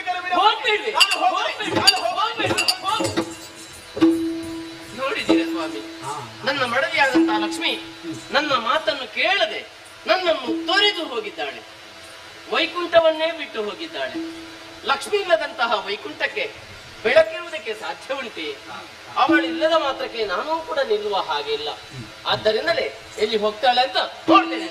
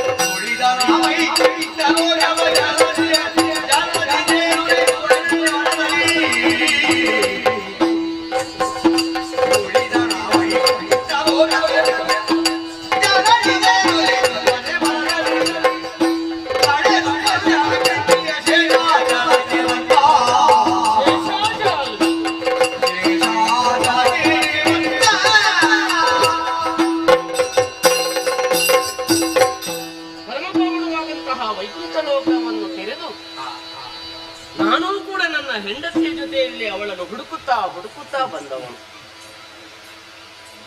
ಬಂದು ಬಹಳ ದೂರವೇ ಬಂದಿದ್ದೇನೆ. ಬಂದು ಸೇರಿದ ತಾಯಿ ಜಾಗವನ್ನು ವೀಕ್ಷಿಸಿದ್ರೆ ಶೇಷಾಚಲ ಮುಂದೆ ಕಾಣುತ್ತಾ ಇದೆ. ಸಿಂಥಿನಿ ವೃಕ್ಷವೊಂದು, ಅದರ ಬುಡದಲ್ಲಿ ಒಂದಲ್ಲ ಎರಡಲ್ಲ ಅದೆಷ್ಟೋ ಹುತ್ತಗಳಿವೆ. ಇದನ್ನೊಮ್ಮೆ ಕಾಣುವಾಗ ನನಗೆ ನೆನಪಾಗುವುದು ಪರಮ ಪಾವನವಾದಂತಹ ವೈಕುಂಠ ಲೋಕಕ್ಕೆ ಇದು ಸರಿಯಾಗಿದೆ ಅನ್ನುವುದು. ನನ್ನ ಉದ್ದೇಶ ಒಂದೇ, ಧರ್ಮವನ್ನು ಉದ್ಧರಿಸಬೇಕು, ದುಷ್ಟರನ್ನು ಸಂಹರಿಸಿ ಸಾಧು ಸಜ್ಜನರನ್ನು ಬರೆಯಬೇಕು ಎಂಬ ಹಾಗೆ. ಅದಕ್ಕೆ ಬೇಕಾಗಿ ಈ ಶೇಷಾದ್ರಿ ಸ್ಥಳದಲ್ಲಿ ನೆಲೆ ನಿಲ್ಲುವುದಕ್ಕೆ ಯೋಗ್ಯವಾದ ಸ್ಥಳ ಅನ್ನೋದು ಸ್ಪಷ್ಟವಾಯಿತು. ಅದು ಕೂಡ ಈ ರೂಪದಲ್ಲೆಲ್ಲ ಮನುಜನಾಗಿ ಆ ಹುತ್ತದಲ್ಲಿ ಮಗುವಿನ ರೂಪದಲ್ಲಿ ನೆಲೆಯಾಗಿ ನಿಂತಿದೆ.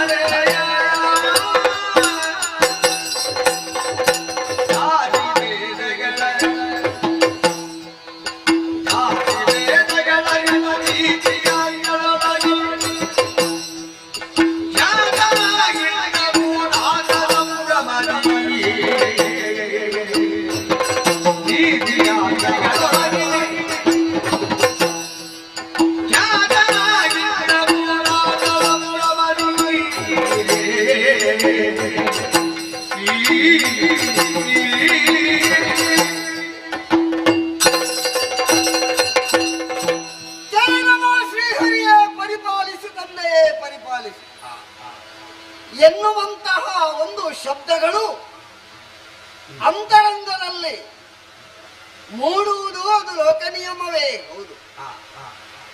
ಜೀವನದಲ್ಲಿ ಪೂಜಾ ಮಂದಿರದಲ್ಲಿಟ್ಟು ಶ್ರೀಹರಿಯ ಮೂರ್ತಿ ಪ್ರತಿಷ್ಠಾಪನೆಯನ್ನು ಮಾಡಿ ತ್ರಿಕಾಲದಲ್ಲಿಯೂ ಕೂಡ ಅವನದ್ದೇ ಪೂಜೆ ಪುರಸ್ಕಾರಗಳನ್ನು ಮಾಡುತ್ತಾ ಈ ಚೋಳರಾಜನು ಬಂದವನಿದ್ದಾನೆ.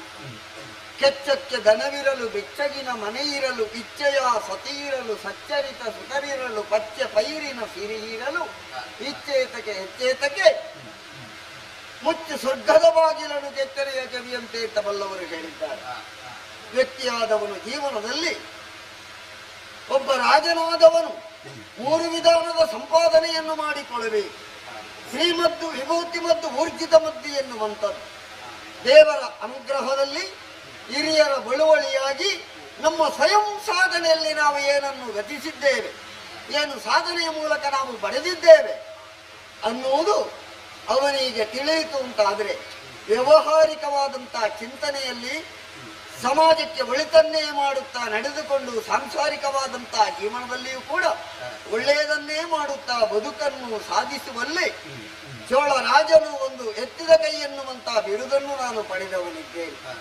ಒಳ್ಳೆಯ ತಂದೆ ತಾಯಿಗಳಿಗೆ ಮಗನಾಗಿ ಈ ಪ್ರಪಂಚದ ಬೆಳಕನ್ನು ಕಾಣಬೇಕು ಅಂತಾದ್ರೆ ನಮ್ಮ ಹಿರಿಯರು ಅವಮತ್ತ ಹಿರಿಯರು ಅವರದ್ದಾದಂಥ ಅನುಗ್ರಹ ವಿಶೇಷದಿಂದಲಾಗಿ ಗಂಡು ಮಗುವಾಗಿ ಈ ಲೋಕದ ಬೆಳಕನ್ನು ಕಂಡವನಿದ್ದೇನೆ.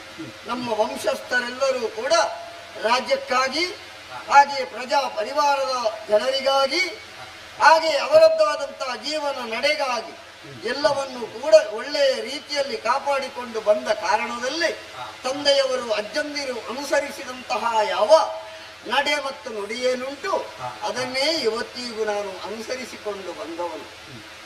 ಸತ್ಯ ಧರ್ಮ ನ್ಯಾಯ ನೀತಿಗಳಲ್ಲಿ ಎತ್ತಿದ ಕೈ ಎನ್ನುವಂತಹ ಬಿರುದನ್ನು ಪಡೆದವನು ಈ ಚೋಳರಾಜ. ಕೊಲೆಗಳಿಲ್ಲ, ಆದರಗಳಿಲ್ಲ, ಮೋಸ ಇಲ್ಲ, ವಂಚನೆ ಇಲ್ಲ, ಸುಳಿಗೆ ಇಲ್ಲ. ಹಾಗೆ ಬೇರೆ ಬೇರೆಯಾದಂತಹ ಯಾವ ಅನ್ಯಾಯಗಳು ನಡೆಯುವುದಕ್ಕೆ ನಮ್ಮದ್ದಾದಂತಹ ಚೋಳಾದೇಶದಲ್ಲಿ ಆಸ್ಪದವೇ ಇಲ್ಲ. ಆದ್ದರಿಂದಲೇ ಎಲ್ಲರೂ ಕೂಡ ಹೊಗಳುವಂತಹ ಸ್ಥಿತಿ ನಮಗೆ ಬಂದಿದೆ. ಇದನ್ನು ಕೇಳುವಾಗ ಮನಸ್ಸಿಗೆ ಮಹದಾನಂದವಾಗುತ್ತಾ ಉಂಟು.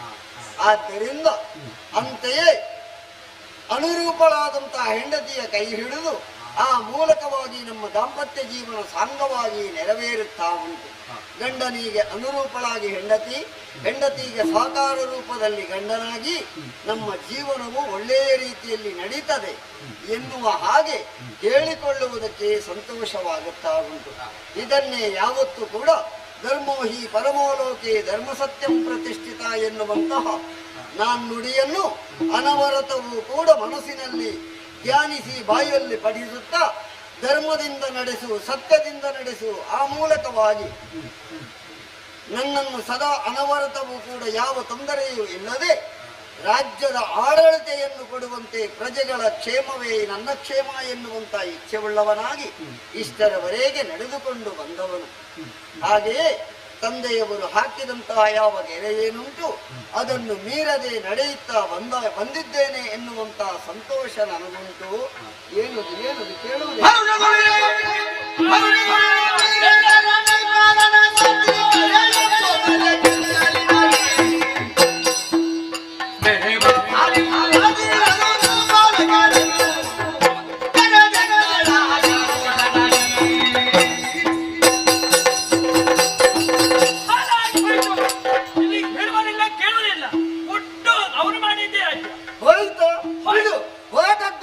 ನಾವು ತಲೆಗೆಡಿಸಿಕೊಳ್ಳಬೇಕಾದಂತ ಅವಶ್ಯಕತೆ ಇಲ್ಲ.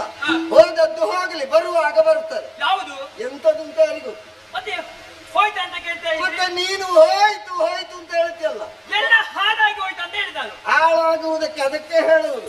ನಮಗೆ ಸ್ವಲ್ಪ ಬೇಕಾದಷ್ಟು ಮಾತ್ರ ಇಟ್ಟುಕೊಂಡು ಹೆಪ್ಪ ಹಾಕಬೇಕು.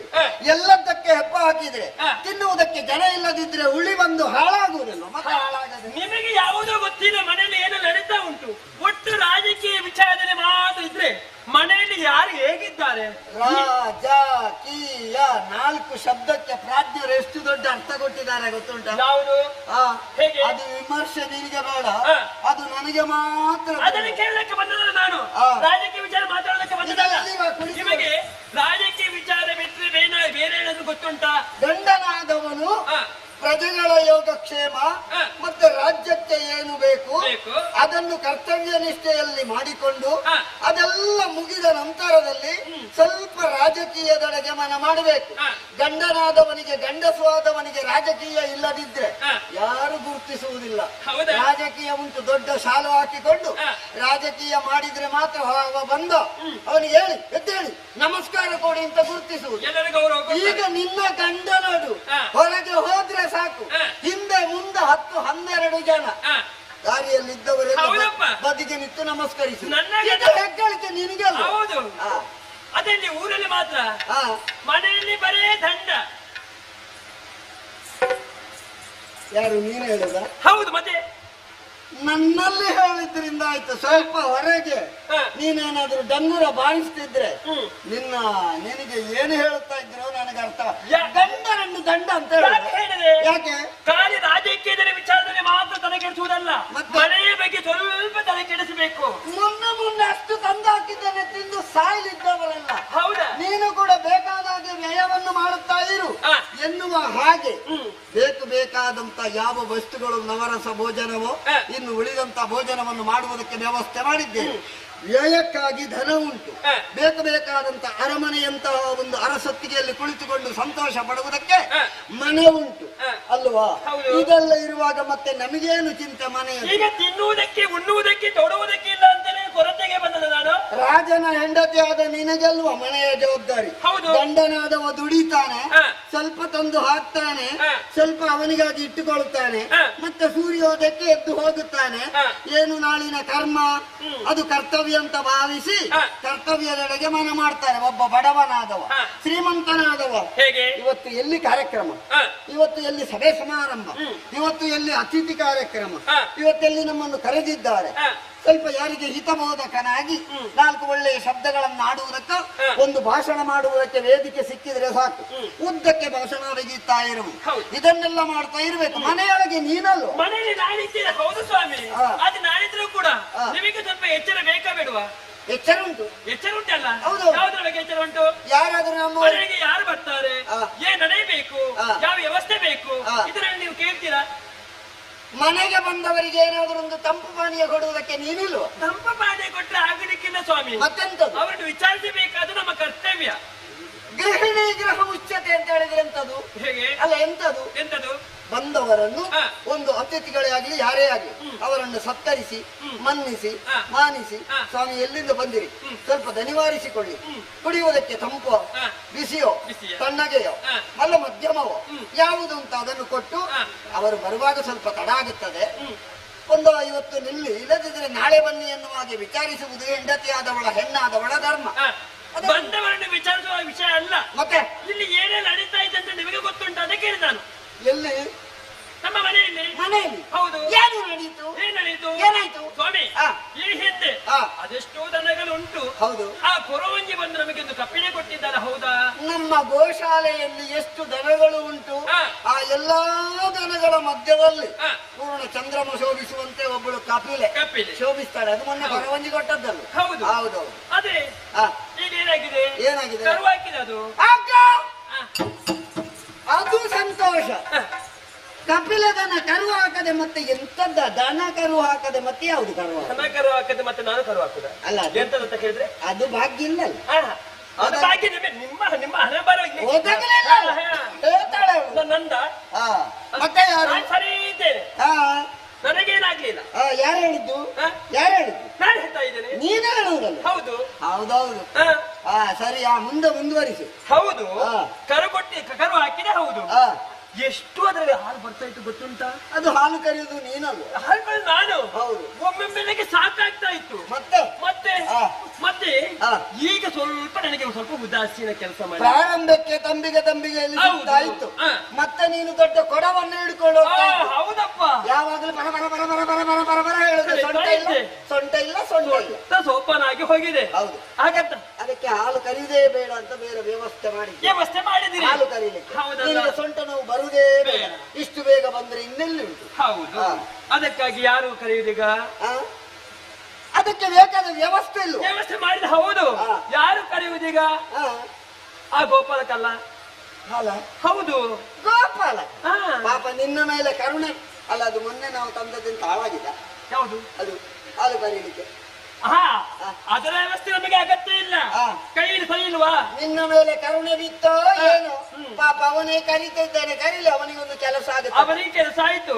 ಅವನಿಗೆ ಕೆಲಸ ಎಂತದು? ಎಂತ ಮಾಡಿದಾನೆ ಈಗ? ಹಾಲು ಕರೀತಾನೆ. ಹಾಲು ಕರೀತಾನೆ. ಹೌದು ಸ್ವಾಮಿ. ಕಪ್ಪಿನ ಹಾಲು ಕೊಡುದಿಲ್ವಾ? ಎಷ್ಟು ಕೊಟ್ಟಂತ ನನಗೆ ಗೊತ್ತುಂಟು. ಈಗ ಸ್ವಲ್ಪ ಸಮಯ ಆಯ್ತು, ಕಪ್ಪಿನ ಹಾಲೇ ಕೊಡುವುದಿಲ್ಲ. ಹೌದಾ? ಹೌದಪ್ಪ. ಆರೋಗ್ಯದ ಬಗ್ಗೆ ಏನೋ ಶರೀರದ ಒಳಗೆ ಅದಕ್ಕೆ ಸೌಖ್ಯ ಇರುವುದಿಲ್ಲ ಕಾಣುತ್ತದೆ. ಅಸೌಖ್ಯ ಇದ್ರೂ ಕೂಡ ದನಗಳನ್ನು 3-4 ದಿನ ಹಾಲು ಕೊಡುವುದಿಲ್ಲ. ಹೌದೌದು. ಕೆಲವು ಕೆಚ್ಚಲು ಬಾಹು ಅಂತ ಬರ್ತದೆ, ಹೌದಲ್ವೇ? ಕೆಲವು ಕಾಲಿನಲ್ಲಿ ಕಾಲುಬಾಯಿ ರೋಗ ಅಂತ ಬರ್ತದೆ. ಕೆಲವೆಲ್ಲ ರೋಗಗಳು ದನಗಳಿಗೆ ಆದಷ್ಟು ಶೀಘ್ರದಲ್ಲಿ ಬರುವುದು. ಇದು ನಮ್ಮ ಹಸು, ಇದು ಒಂದು ಹಳ್ಳಿಯ ತಳಿ. ಆದ್ದರಿಂದ ಅಷ್ಟು ಪಕ್ಕ ಬರುವುದಿಲ್ಲ ಅಂತ ಹೇಳುವುದಕ್ಕಾಗುವುದಿಲ್ಲ. ಪಕ್ಕ ಬರ್ಲಿಕ್ಕಿಲ್ಲ. ಅಷ್ಟು ಜೋಪಾನವಾಗಿ ನಾನು ಸಾಕ್ತಾ ಇದ್ದೇನೆ. ಏನಾದ್ರೂ ರೋಗ ಬಂದಿರಬಹುದು. ನೀನು ಯಾವತ್ತೂ ಕೂಡ ಹಗಲು ರಾತ್ರಿ ಎನ್ನದೆ ಅದರೊಟ್ಟಿಗೆ ಇರುವವಳು. ಸೂಜಿಯಂತಿಗೆ ನೂಲಿನಂತೆ. ಹಾಗಿದ್ರೆ ಅದರ ಏರುಪೇರುಗಳು ನನಗೆ ಗೊತ್ತಿಲ್ವಾ? ಏನಾಯ್ತು? ಇದು ಅದಕ್ಕೆ ರೋಗ ಬಂದದಲ್ಲ. ಮತ್ತೆ ಈಗ ಹಾಲು ಕರೀತಾನಲ್ಲ ಅವನು, ಅವನಿಗೆ ರೋಗ ಬಂದದ್ದು. ಅಯ್ಯೋ ಪಾಪ, ಅವನಿಗೆ ರೋಗ ಬಂದ್ರೆ ನೀನಿಲ್ವ? ನಿನಗೆ ತೊಂದರೆ ಆದ್ರೆ ಅವ ಹಾಲು ಕರೀದ. ಅಯ್ಯೋ, ಶರೀರಕ್ಕೆ ಬಂದಂತ ರೋಗ ಅಲ್ಲ, ಮತ್ತೆ ಬುದ್ಧಿಗೆ ಬಂದದ್ದು. ಪಾಪ ತಲೆ ಬಿಸಿ ಇರ್ಬೋದು. ಮನೆಯ ಬಗ್ಗೆ, ಅವನ ಮನೆಯ ಬಗ್ಗೆ ಅವ ಯಾವತ್ತೂ ಹೇಳ್ತಾರೆ, ನೋಡಿ ಸ್ವಾಮಿ, ನಮ್ಗೆ ಎಷ್ಟು ತಿನ್ನುವುದಕ್ಕೆ ತೊಂದರೆ. ನಾವು ಕಮ್ಮಿ ಮಾಡಿ ಬಾಚಿ ಕೊಟ್ಟಿದ್ದೇವೆ. ಅದೇ ಅವನ ತಲೆಗೆ ಅಡಸಿ ಹೋಗಿದೆ. ಕೇವಲ ತಿಂದ್ರೆ ಆಗುವುದಿಲ್ಲ, ಮತ್ತೆ ಸಾಂಸಾರಿಕವಾದಂತಹ ಬೇಸರಗಳು ಅನೇಕ ಇರ್ತದೆ. ಅದು ನಮಗೂ ಕೂಡ ತಿಳಿದಿದೆ. ಅವನು ಪಾಪ ಬಡವ, ಏನೂ ತಿಳಿಯದವ, ಅನಕ್ಷರಸ್ಥ. ಅವನಿಗೆ ಯಾವಾಗ ಬಂತು, ಹೇಗೆ ಬಂತು, ಏನು ಬಂತು ಅಂತ ಪೂರ್ಣವಾಗಿ ತಿಳಿದುಕೊಳ್ಳುವಂತಹ ಬುದ್ಧಿ ಇಲ್ಲ, ಶಕ್ತಿ ಇಲ್ಲ. ಆದರೆ ಏನಾದ್ರೂ ತೊಂದರೆ ಇರಬಹುದು. ತೊಂದರೆ ಇಲ್ಲ ಸ್ವಾಮಿ, ಅವನಿಗೆ ಬುದ್ಧಿ ಇಲ್ಲ. ಯಾಕೆ ಹೇಳಿದ್ರೆ ಗೊತ್ತುಂಟ? ದನವನ್ನು ಕರೆದ ಎಲ್ಲಿ ಹೋಯ್ತು? ಎಲ್ಲಿ ಹೋಯ್ತು? ಎಲ್ಲಿ ಹೋಯ್ತು? ನನಗೆ ಗೊತ್ತಲ್ಲ, ಅವನಿಗೆ ಗೊತ್ತಿರಬೇಕು. ಅದನ್ನು ಮಾರಾಟ ಮಾಡ್ತಾನೆ ಅವನು. ಯಾರು? ಕದ್ದು ಮುಚ್ಚಿ ಮಾರಾಟ ಮಾಡಿ ಈಗ ಅದರ ಕಬ್ಬಿನ ಹಾಲು ಕೊಡುವುದಿಲ್ಲ ಅಂತ ಹೇಳ್ತಾ ಇದ್ದಾರೆ. ಇದು ನಮ್ಮಂತ ವಿಷಯವೇ? ಇಷ್ಟರವರೆಗೆ ನಂಬಿದೆ ನಾನು. ನಾಳೆ ಅದನ್ನು ಕೊಡ್ಬಹುದು ಹೀಗಂತ ಭಾವಿಸಿಕೊಂಡಾಗ ಯಾವತ್ತು ಕೂಡ ಕಬ್ಬಿನ ಹಾಲು ಕೊಡ್ಲಿಲ್ಲ. ಕೇವಲ ಹೆಂಗಸರು ಪರ ಪರ ಪರ ಪರ ಹೇಳಿದಲ್ಲಿಗೆ ಗಂಡಸನಾದವನು ಯಾವತ್ತು ನಂಬಿಬಿಟ್ನೋ ಅವ ಕೆಟ್ಟ ಅಂತ ಅರ್ಥ. ಈಗ ನಿಮಗೆ ಪರಪರ ಅಂತ ಕಾಣ್ತದೆ ನಿಮ್ಗೆ? ಹೌದು. ಯಾಕೆ? ಇವ ಬಿಡು, ಇವನ ತಂದೆಯೂ ಕೂಡ ನಮ್ಮ ಅರಮನೆಯಲ್ಲೇ ಇದ್ದವರು. ನಮ್ಮ ತಂದೆಯವರು ನಿನ್ನ ಮಾವ ಇರುವಾಗ ಅವನ ತಂದೆ ಆ ಕೆಲಸವನ್ನು ಮಾಡುತ್ತಾ ಇದ್ದವರು. ಈಗ ನಾನಿರುವಂತಹ ಸಂದರ್ಭದಲ್ಲಿ ಇವನಿದ್ದಾನೆ. ಇವನೇನು, ನಿತ್ತ ನಿಲುವೇನು, ಅವನ ನಡೆ ಏನು, ನುಡಿ ಏನು, ಆಚಾರ ವಿಚಾರ ಏನು, ಯಾವ ರೀತಿ ಗೌರವ ಎನ್ನುವುದು ಅವನಿಗೆ ಪ್ರತ್ಯೇಕವಾಗಿ ಹೇಳಬೇಕಾದ್ದೇನಿಲ್ಲ. ನಾವು ಕೊಟ್ಟ ಸಲುಗೆ ಹೆಚ್ಚಾಯ್ತವನಿಗೆ ಈಗ ಎಲ್ಲವನ್ನು ಹಾಗೆ ಅಂತ ಭಾವಿಸಬೇಡುವೆ. ಹೌದಾ? ಸಲುಗೆ ಅಂತ ಭಾವಿಸಬೇಡ. ಈಗ ನನ್ನ ಮಾತಿನಿಗೆ ನಂಬಿಕೆ ಬರುವುದಿಲ್ಲ. ಹೌದು.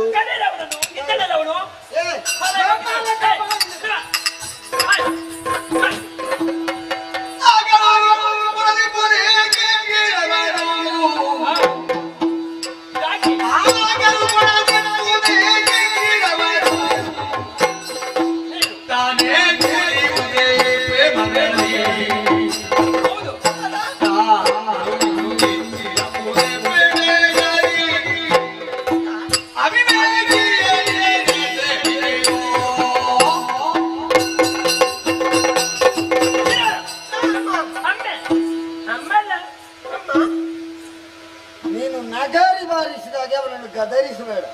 ಸ್ವಲ್ಪ ಸಾಮ್ಯತೆಯಿಂದ ಮಾತಾಡು. ಅವ ಪಾಪ ಬಡವ, ಕಡು ಬಡವ, ಅನಕ್ಷರಸ್ಥ. ಅವನಿಗೆ ಯಾವ ರೀತಿ ಉತ್ತರ ಕೊಡಬೇಕು ನೀನು ಅವ ಹೆದರಿಕೊಂಡು ಸುಳ್ಳಾದ್ರೆ ಹೇಳಿ ಅಲ್ಲ ಪಾಪ. ಸತ್ಯ ಹೇಳಿ. ನಾನು ವಿಚಾರಿಸ್ತೇನೆ. ಇಲ್ಲಿ ನಾನು ಗಂಡನ, ನೀನು ಗಂಡ. ಸ್ವಲ್ಪ ಹೊತ್ತು ನೋಡಿ ಯಾರಂತ. ಹೌದೇನೋ ಅಮ್ಮ? ಅಣ್ಣೆ ಪಾಪ ಏನು ಗೊತ್ತಿಲ್ಲ ಇವನಿಗೆ. ಅಂದ್ರೆ ಎಂತದ ಎಂತಾದದ್ದು? ಎಂತದು ಹಾ. ಬೆಂಕಿ ಬಿತ್ತು ನಿಮ್ಮ ಮನೆಗೆ ಯಾರಿಗೆ? ಎಂತದ್ದು? ಮತ್ತೆ ಇದಕ್ಕೆ ಪರಿಮಾರ್ಸನೆ ಇಲ್ವಲ್ಲ? ಯಾವುದು? ಯಾವುದಕ್ಕೆ ಬೆಂಕಿ ಬಿದ್ದಾಗ ಯಾವುದಕ್ಕೆ ಬೆಂಕಿ ಬಿದ್ದದ್ದು? ಮನೆಗೆ ಬೆಂಕಿ ಬಿದ್ದದ್ದು ಯಾರ ಬೆಂಕಿ? ಯಾರ ಮನೆಗೆ? ನನ್ನ ಮನೆಗೆ ಅಂತ ನೀವು ಹೇಳಿದ್ದು. ಇಲ್ವಾ? ಬೆಂಕಿ ಬೀಳುವ ಹಾಗೆ ಮಾಡಿದೆ ನೀನು. ಎಂತದ್ದಾಯ್ತು? ಹೌದೇನು? ನಾನು ಯಾರು? ನೀವು ನಮ್ಮ ಅಮ್ಮನವರು. ಯಾವಮ್ಮ?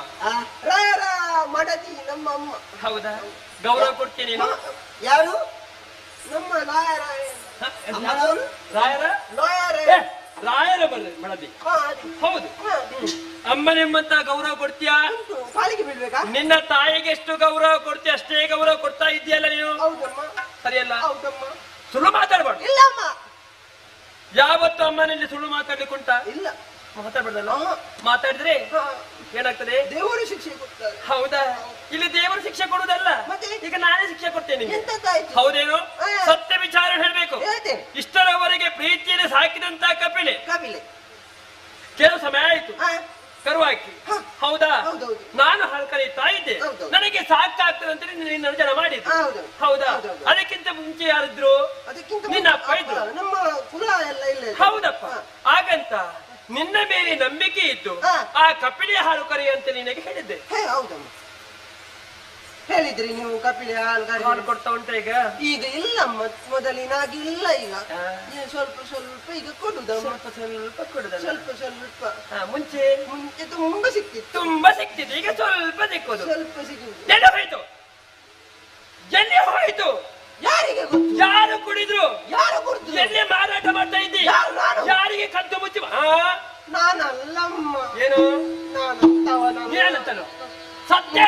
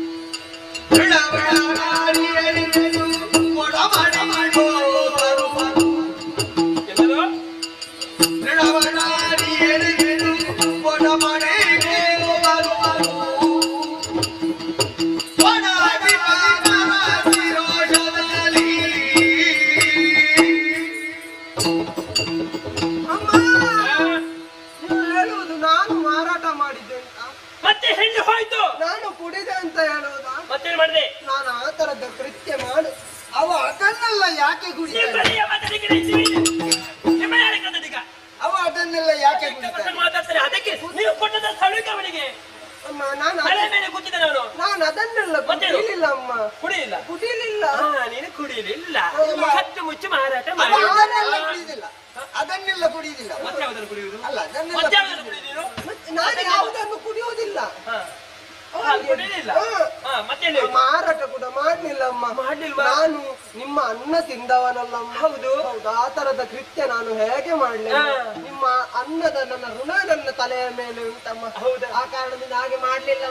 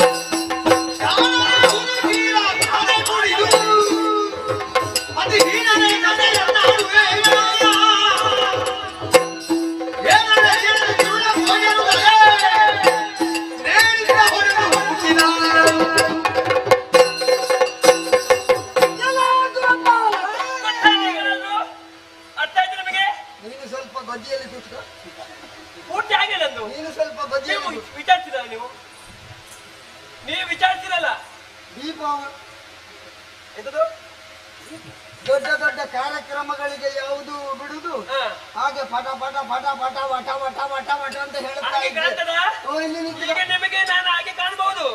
ನೋಡುವ ಅದು ಸಿಗು ಮದ್ದು.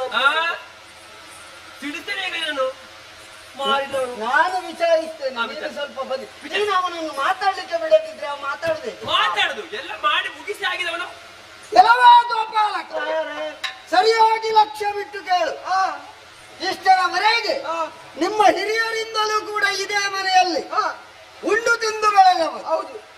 ಹಾಗೆ ಅದೇ ವಿಶ್ವಾಸದಲ್ಲಿ ನಿನ್ನನ್ನು ಕೂಡ ನಮ್ಮ ಅರಮನೆಯಲ್ಲಿ ಗೋವುಗಳ ಪಾಲಕನಾಗಿ ಗೋಪಾಲಕನಾಗಿ ಇರಬೇಕು. ಗೋವುಗಳಿಗೆ ಯಾವ ರೀತಿಯ ತೊಂದರೆಯಾಗಬಾರದು ಎನ್ನುವ ಹಾಗೆ ಜವಾಬ್ದಾರಿಯುತವಾಗಿ ನಡೆದುಕೊಳ್ಳಬೇಕು ಎನ್ನುವ ಹಾಗೆ ಕಾರ್ಯವನ್ನು ಜವಾಬ್ದಾರಿಯಿಂದ ವಹಿಸಿಕೊಟ್ಟವರು. ಹೌದು, ಬಹಳ ಕಾಲವಾಯ್ತದನ್ನು ವಹಿಸಿ ನೀನು. ಇಷ್ಟರವರೆಗೆ ಇಂಥದ್ದೊಂದು ಗೋವುಗಳಲ್ಲಿ ನ್ಯೂನತೆಯ ತೊಂದರೆಯನ್ನು ಕಂಡದ್ದವರಲ್ಲ.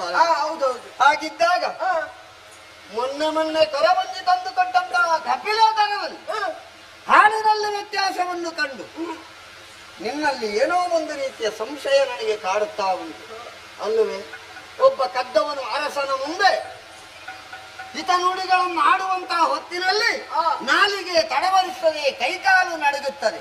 ಆವಾಗಲೇ ಗೊತ್ತಾಗುತ್ತದೆ ಅಂಗೈಯ ಮುಂದೆ ನೋಡುವುದಕ್ಕೆ ಕನ್ನಡಿಯ ಅವಶ್ಯಕತೆ ಇಲ್ಲ ಎನ್ನುವ ಹಾಗೆ.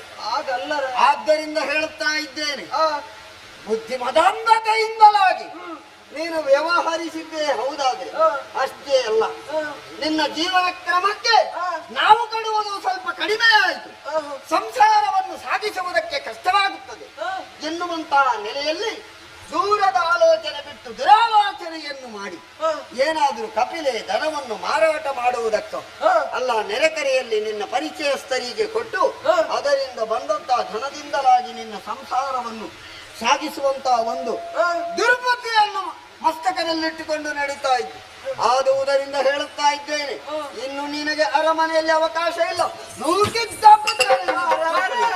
ನಿಮ್ಮ ಮಾತಿಗೆ ಬಗ್ಗುವುದಿಲ್ಲ ಅವನಿಗೆ, ಮಾತಿಗೆ ಬಗ್ಗದವನಿಗೆ. ಅಮ್ಮ, ನಾನು ಹಾಗೆಲ್ಲ ಮಾಡಲಿಲ್ಲ ಅಮ್ಮ. ಈಗ ರಾಯರ ಕೆಡಕ್ಕೆ ಅವರು ಹೇಳಿದ್ರು ಮಾತು ತಡಪಡಿಸ್ತದೆ. ಹೌದಾ? ಹೀಗೆ ಬಾಯಿ ಬಿಡ್ತಿ, ಹೇಗೆ ಬಾಯಿ ಬಿಡಿಸ್ಬೇಕು ನಂಗೆ ಗೊತ್ತುಂಟು. ಅದು ಅವರ ಮೇಲೆ ಇದ್ದ ಭಯ. ಅಯ್ಯೋ ಹೌದಾ? ಭಯ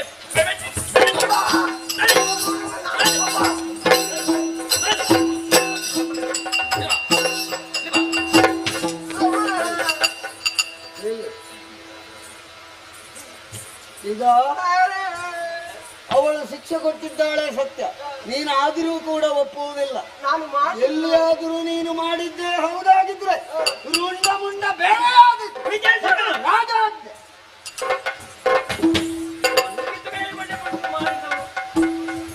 ಏನು ಮಾಡುದು ಈಗ? ಎಂತ ಪರಿಸ್ಥಿತಿಯಲ್ಲಿ ಸಿಕ್ಕಿ ಬಿದ್ದಿದ್ದೇನೆ. ಇದನ್ನು ಹೀಗೆ ಬಿಡುವುದಲ್ಲ, ಇದನ್ನು ಸಂಶೋಧಿಸಬೇಕು. ಇದನ್ನು ಹುಡುಕ್ತಾ ಇದರ ರಹಸ್ಯ ಗುಟ್ಟನ್ನು ಹಿಡಿಬೇಕು. ಈಗ ನಾನು ಕಪಿಲೆಯನ್ನು ಬಿಟ್ಟು ಬಂದಿದ್ದೇನೆ, ಅತ್ತ ಕಡೆ ತೆರಳುತ್ತೇನೆ.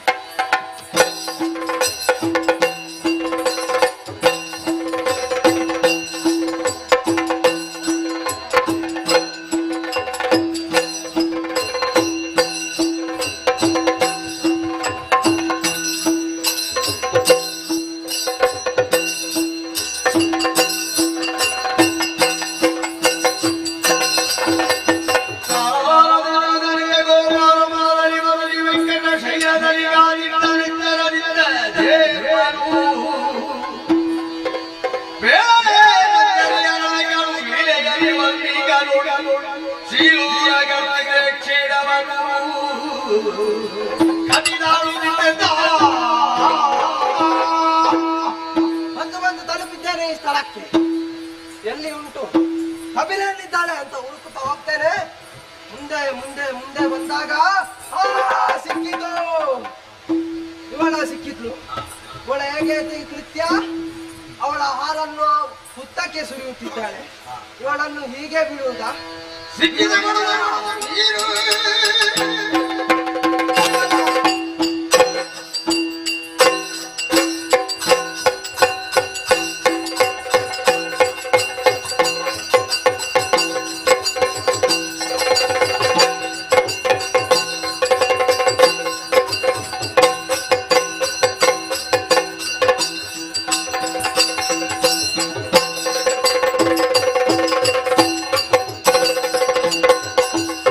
ಸಿಕ್ಕಿದ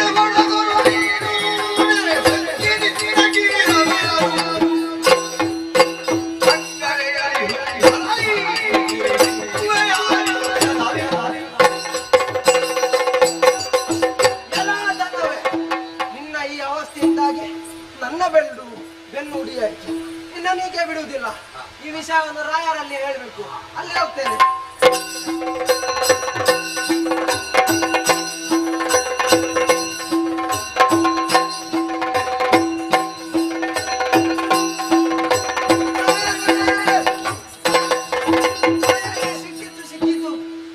ಸಿಕ್ಕಿತು. ಎಲ್ಲ ವಿಷಯ ಗೊತ್ತಾಯ್ತು ನಿನಗ. ಅದೇ ನೋಡಿ ಬರ್ತೇನೆ ಅಂತ ಹೋದವನು. ಮಾತಾಡುವಷ್ಟು ಸಮಯ ಇಲ್ಲ ರಾಯರೇ. ಯಾಕೆ ಸಮಯ ಇಲ್ಲ? ಸಮಯ ಉಂಟು, ಮಾತಾಡು. ಸಮಯ ಉಂಟು. ರಾಯರೇ, ನಾನು ಬಯಲು ಪ್ರದೇಶಕ್ಕೆ ಹೋದೆ. ಹೋಗಿ ನಮ್ಮ ಕಪಿಲೆಯನ್ನು ಬಿಟ್ಟ ಸ್ಥಳದಲ್ಲಿ ನೋಡ್ತೇನೆ. ಆ ಕಪಿಲೆ ರಾಯರೇ ಹುತ್ತಕ್ಕೆ ಹಾಲು ಕೊಡ್ತಾ ಇದ್ದಾಳೆ. ಈ ವಿಷಯವನ್ನು ಕಂಡಾಗ ನೇರವಾಗಿ ನಿಮ್ಮಲ್ಲಿ ಹೇಳಲಿಕ್ಕೆ ಬಂದೆ. ಬೇಗ ಬನ್ನಿ. ಹೋಗುವಾಗಿದ್ರೆ ನೋಡು.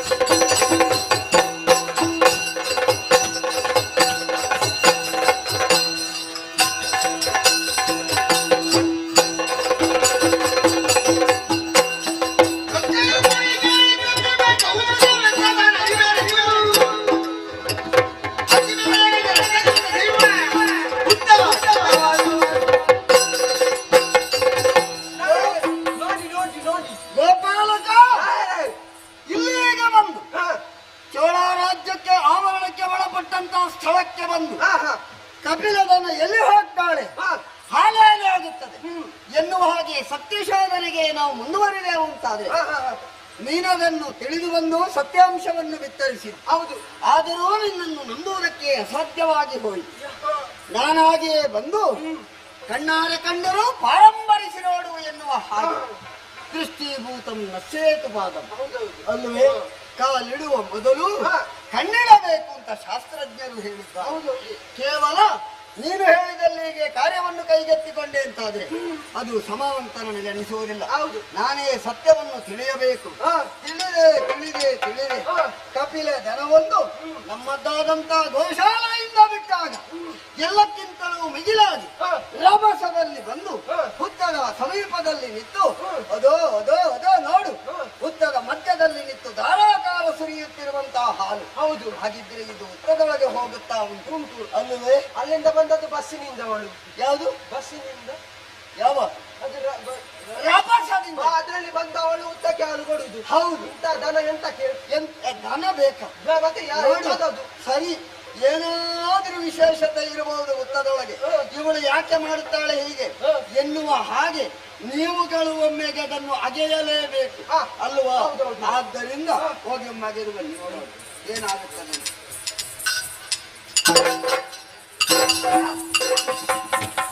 ಏನಾಯ್ತಾ? ಆಗುದಿಲ್ಲ ಹೆದರಿಕೆ. ಅದು ನೊಣ ಎಲ್ಲ ಬಂದು ನನಗೆ ಹೌದು ಹೌದು ಹೌದು, ಅದರಿಂದ ಆಗುದಿಲ್ಲ. ಇದರಲ್ಲಿ ನೀನು ಪ್ರಯತ್ನವನ್ನು ಬಡ್ಡರಾಗಲಿಲ್ಲ. ನಿನಗೆ ನನ್ಗಿಂದ ನೋಡೋಣ, ನಾನೇ ಹುಟ್ಟೋಳಾಗೆ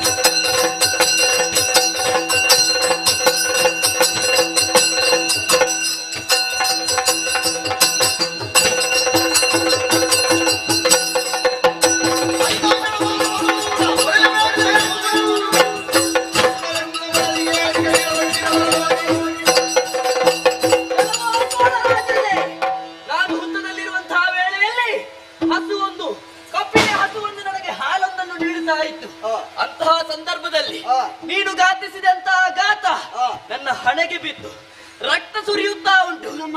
ನೀನು ಮಾಡಿದಂತಹ ತಪ್ಪಿಗೆ ನಾನು ಏನು ಮಾಡಬಲ್ಲೆ?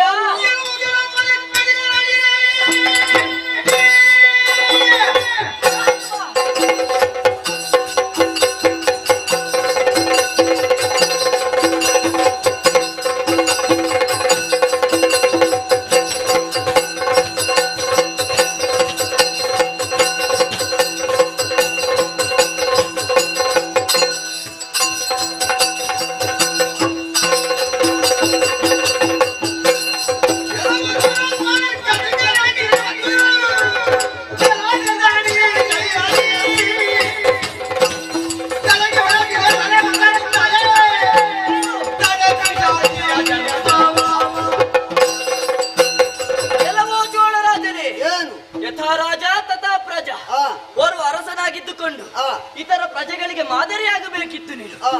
ಈ ಸಂದರ್ಭದಲ್ಲಿ ಗೋಪಾಲಕರಾದರು ಹಿಂದೆ ಸರಿದ್ರು, ಭೂಪಾಲಕರಾದಂತಹ ನೀನು ಏನು ಮಾಡಿದೆ? ಮಹಾಪಾಪವೊಂದನ್ನೇ ಮಾಡಿದೆ. ಪಶುವಿನಲ್ಲಿ ಪಶುಪತಿಯನ್ನು ಕಾಣಬೇಕಾದಂತಹ ನೀನು ಇಂತಹ ಹೀನ ಕೃತ್ಯವನ್ನು ಮಾಡಿದೆ. ಪಶುಪತಿಯಲ್ಲಿ ಕಾಣಬೇಕು ಅಂತ ಪಶುವಿನಿಂದ ಬರುವಂತಹ ಫಲಗಳೇನುಂಟು, ಅದನ್ನು ಪಡೆಯುವುದಕ್ಕಾಗಿ ಒಬ್ಬ ಅರಸನಾದವನು ಗೋಶಾಲೆ ನಿರ್ಮಾಣ ಮಾಡಿ ಅದೆಷ್ಟೋ ಗೋವುಗಳನ್ನು ಕಟ್ಟಿಕೊಂಡು ಅದರಿಂದ ಬರುವುದು ಏನುಂಟು ಅದನ್ನು ಮಾರಾಟ ಮಾಡಿ ಇನ್ನುಳಿದ ಪದಾರ್ಥಗಳನ್ನು ಮಾಡುವುದರ ಮೂಲಕ ಕೇವಲ ಜೀವನ ಸಾಗಿಸುವುದಲ್ಲ, ನಮ್ಮದ್ದಾದಂತಹ ರಾಜ್ಯ ಅರಸೊತ್ತಿಗೆ ಅದು ಶ್ರೇಷ್ಠವಾಗಿ ಲೋಕದಲ್ಲಿ ಕಾಣಬೇಕು ಅಂತಾದ್ರೆ ಗೋಶಾಲೆಯು ಒಂದು. ಯಾವ ವಿಶ್ವಸ್ಯ ಮಾತರಂ, ಗೋವುಗಳನ್ನು ವಿಶ್ವದಲ್ಲಿ ಮಾತೆಯ ಸ್ಥಾನದಲ್ಲಿ ನೋಡುತ್ತಾರೆ, ಸ್ವರ್ಗಕ್ಕಿಂತಲೂ ಶ್ರೇಷ್ಠವಾದಂತಹ ಸ್ಥಾನದಲ್ಲಿ ನೋಡುತ್ತಾರೆ. ಬಡ ಹುಡುಗನಿಂದ ನನಗೆ ಬೋಧನೆ ಕಲಿಯಬೇಕಾದಿಲ್ಲ, ಅದಕ್ಕಾಗಿ ಬರೆದಿದ್ದೇನೆ. ಕುಡಿದದ್ದು ನೀನಲ್ವ? ಮಾತ್ರವಲ್ಲ, ಗೋವನ್ನು ಭೂಲೋಕದಲ್ಲಿ ತಾಯಿಯನ್ನು ಹಾಗೆ ಪೂಜಿಸ್ತಾರೆ. ಭೂಲೋಕದಲ್ಲಿ ಮಾತ್ರವಲ್ಲ, ಮೂರು ಲೋಕದಲ್ಲಿ ತಾಯಿಯನ್ನು ಹಾಗೆ ಪೂಜಿಸ್ತಾರೆ. ತಾಯಿಯನ್ನು ಹೊಡೆಯುವುದಕ್ಕೆ ಮುಂದಾದಂತಹ ನೀನು ಎಷ್ಟು ಪುಣ್ಯ ಕಾರ್ಯ ಮಾಡಿದ್ರು ಏನು ಪ್ರಯೋಜನ? ನೀವು ಮಾಡಿದಂತಹ ಪುಣ್ಯ ಕಾರ್ಯ ಎಲ್ಲವೂ ನೆಲಸಮವಾಗಿ ಹೋಗುತ್ತದೆ. ಅಯ್ಯೋ, ಒಂದು ಋಷಿಮುನಿಗಳ ತ್ಯಾಗವನ್ನು ನೋಡು. ಋಷಿಮುನಿಗಳು ಸಾಧನೆಗಾಗಿ, ಲೋಕಕ್ಕಾಗಿ, ಲೋಕತರ್ಪಣಕ್ಕಾಗಿ ಅನೇಕ ಸಾಧನೆಗಳನ್ನು ಮಾಡಿದ್ದಾರೆ. ಅಂತ ಋಷಿಮುನಿಗಳಿಗೆ ಹೆಣ್ಣು ಮಕ್ಕಳು ವರದಿಂದಲೂ ಪ್ರಸಾದ ರೂಪದಲ್ಲಿ ಹೆಣ್ಣು ಮಕ್ಕಳು ದೊರಕಿದ್ರೆ ಅವರು ಒಳ್ಳೆಯವರು, ರೂಪವಂತರಾಗಿದ್ರೆ, ಅವರೇನಾದ್ರೂ ಕೆಟ್ಟ ನಡತೆಯ ದಾರಿಯನ್ನು ಹಿಡಿದರು ಅಂತಾದ್ರೆ ಅವರನ್ನು ದಂಡಿಸಬೇಕಾದ್ದು ಕರ್ತವ್ಯ. ಗೋವುಗಳನ್ನು ರಕ್ಷಣೆ ಮಾಡುವ ಗೋಪಾಲಕನಾಗಿಯೂ ಒಬ್ಬ ರಾಜನಾಗಿ ಅದನ್ನು ನಾನು ವಿರೋಧಿಸಿದ್ದೇನೆ. ನೀನು ಅದನ್ನು, ಆ ಗೋವು ನಿನಗೆ ಹಾಲನ್ನು ಕೊಡುವುದಕ್ಕಾಗಿ ಇಲ್ಲಿ ಬಂದು ಹಾಲು ಸುರಿಸ್ತದೆ ಅಂತ ಆಗುವಾಗ ಇಂಥದ್ದನ್ನು ನಾವು ಸಣ್ಣದಾಗಿರುವಾಗಲೇ ನಾವು ಖಂಡಿಸಿದೆವು ಅಂತಾದ್ರೆ ದೊಡ್ಡ ಪ್ರಮಾಣದಲ್ಲಿ ನಡೆಯುವುದಕ್ಕೆ ನಾವು ಬಿಡುವುದಿಲ್ಲ.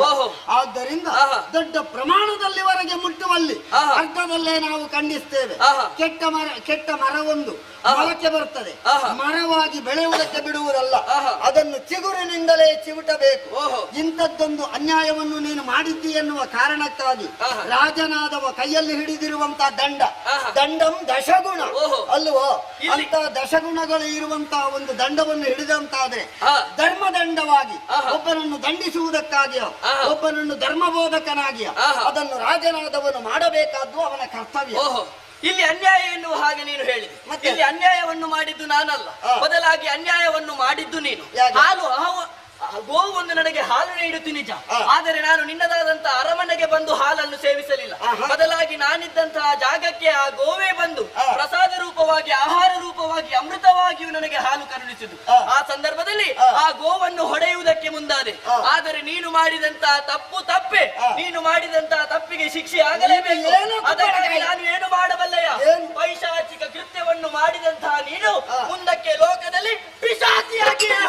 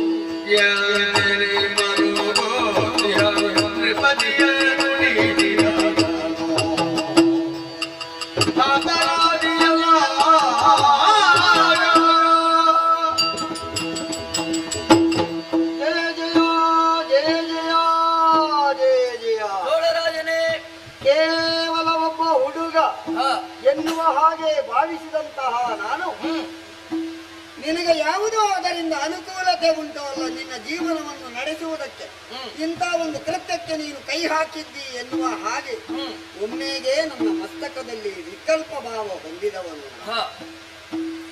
ಆದ್ದರಿಂದಲಾಗಿ ಉಡಲೆಂಬ ಹುತ್ತಕ್ಕೆ ಕಡುನಾಳಗೆ ಸರ್ಪ ಅಂತ ಶಾಸ್ತ್ರಜ್ಞರು ಹೇಳಿದ್ದಾರೆ ಅಲ್ಲವೇ? ನಾಲಿಗೆಯೊಂದು ಯಾವ ರೀತಿಯಾಗಿ ಶಬ್ದಗಳು ಬೈಯುವುದಕ್ಕಾಗುತ್ತದೆ, ಒಳ್ಳೆಯ ನುಡಿಯುವುದಕ್ಕೂ ಆಗುತ್ತದೆ. ಎಂತೆಂತ ನಾಲಿಗೆಯಿಂದ ಎಂತೆಂತ ವಾಕ್ಪಟುಗಳು, ಎಂತೆಂತ ಮೇಧಾವಿಗಳಾದದ್ದು ಲೋಕದಲ್ಲಿ ಜ್ವಲಂತವಾದಂತಹ ಸಾಕ್ಷಿಗಳು. ಆದರೆ ಏನು ಮಾಡೋಣ, ಬಡ ಹುಡುಗ ಎನ್ನುವ ಹಾಗೆ ನಿಂದಿಸಿ ಜರೆದೆ ಬೈದೆ. ಈ ಸಂದರ್ಭದಲ್ಲಿ ಪೈಶಾಚಿಕವಾದಂತಹ ಕೃತ್ಯ ನೀನು ಮಾಡಿ ನಾನೇ ಸಗಿದ್ದು. ಸರಿ ಪ್ರಭು, ಕೇವಲ ಪಾದ ಎನ್ನುವ ಹಾಗೆ ಭಾವಿಸಿದೆ. ಕೇವಲ ಇದು ಪಾದವಲ್ಲ, ಪರಮ ಪವಿತ್ರ ಪುನೀತವಾದಂತಹ ಪಾದ ಎನ್ನುವುದು ನನಗರ್ಥವಾಯಿತು ತಂದೆ. ಕೈಯಲ್ಲಿ ಹಿಡಿದಿರುವಂತಹ ದೊಣ್ಣೆಯಿಂದಲೋ ಹಿಡಿದಿರುವಂತಹ ಆಯುಧದಿಂದ ತಲೆಗೆ ಬಡಿದಂತಹ ಹೊತ್ತಿನಲ್ಲಿ ನಿನ್ನ ಹಣೆಯಲ್ಲಿ ರಕ್ತವನ್ನು ಸೋರುವುದನ್ನು ಕಂಡಾಗ ಒಮ್ಮೆಯು ಹೆದರಿಕೆಯೂ ನನಗಾಯಿತು, ಒಮ್ಮೆಯು ಕೋಪವೂ. ಹಾಗಿದ್ರೆ ನೀನೇನು, ನಿನ್ನ ವ್ಯಕ್ತಿತ್ವ ಏನು ಅನ್ನುವುದನ್ನು ತಿಳಿದುಕೊಳ್ಳುವುದಕ್ಕೆ ನನ್ನ ಬುದ್ಧಿಗೆ ಮಂಕು ಕವಿಯಿತೋ ನನಗರ್ಥವಾಗದು. ಬೇಕಾದಷ್ಟು ಬೈದೆ, ಜರೆದೆ, ನಿಂದಿಸಿದೆ. ಈಗ ನನಗರ್ಥವಾಯಿತು. ಅಂತರಂಗದ ಒಳಚಕ್ಷುವನ್ನು ತೆರೆದು ನೋಡಿದೆ ಎಂದಾದರೆ ನಿನ್ನ ದಿವ್ಯ ಮೂರ್ತಿಯನ್ನು ಕಂಡ ನಂತರದಲ್ಲಿ ನಾನು ಮಾಡಿದ್ದು ತಪ್ಪು ಅನ್ನುವುದು ಅರ್ಥವಾಯಿತು. ಕ್ಷಾಮಾವೀರಸ್ಯ ಭೂಷಣ, ಕ್ಷಮೆ ಕೇಳುವುದು ವೀರನಾದವನಿಗೆ ಅದು ಭೂಷಣ ಅಲ್ಲವೇ? ವ್ಯಕ್ತಿಯಾದವನು ಜೀವನದಲ್ಲಿ ಎಷ್ಟೋ ಸಾಧನೆಯನ್ನು ಮಾಡಿ ಆ ಮೂಲಕವಾಗಿ ದೇವ ಪದವಿಯನ್ನು ಪಡೆದಂತಹ ಸಾಕ್ಷಿಗಳು ನಮ್ಮ ಕಣ್ಣ ಮುಂಭಾಗದಲ್ಲಿ ಉಂಟು. ಆದ್ದರಿಂದ ಹೇಳುತ್ತಾ ಇದ್ದೇನೆ, ನೀನು ಯಾರು, ನನಗೆ ಶಾಪವನ್ನು ಹೇಗೆ ಕೊಟ್ಟು? ಹಾಗಿದ್ರೆ ಈ ಶಾಪಕ್ಕೆ ನನ್ನ ಜೀವನದಲ್ಲಿ ಎಲ್ಲಿಯವರೆಗೆ ಇದನ್ನು ಅನುಭವಿಸ್ತಲೇ ಇರಬೇಕು, ಪಿಶಾಚಿಯಾಗಿರ್ಬೇಕು ಎಲ್ಲವನ್ನು ಹೇಳು ತಂದೆ. ರಾಜ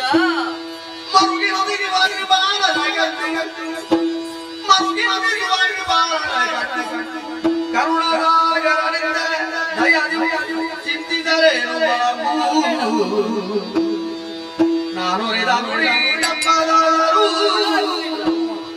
ನಾನು ತಪ್ಪಾದ ಸೈರ್ಯೂ ಕೇಳಾಗ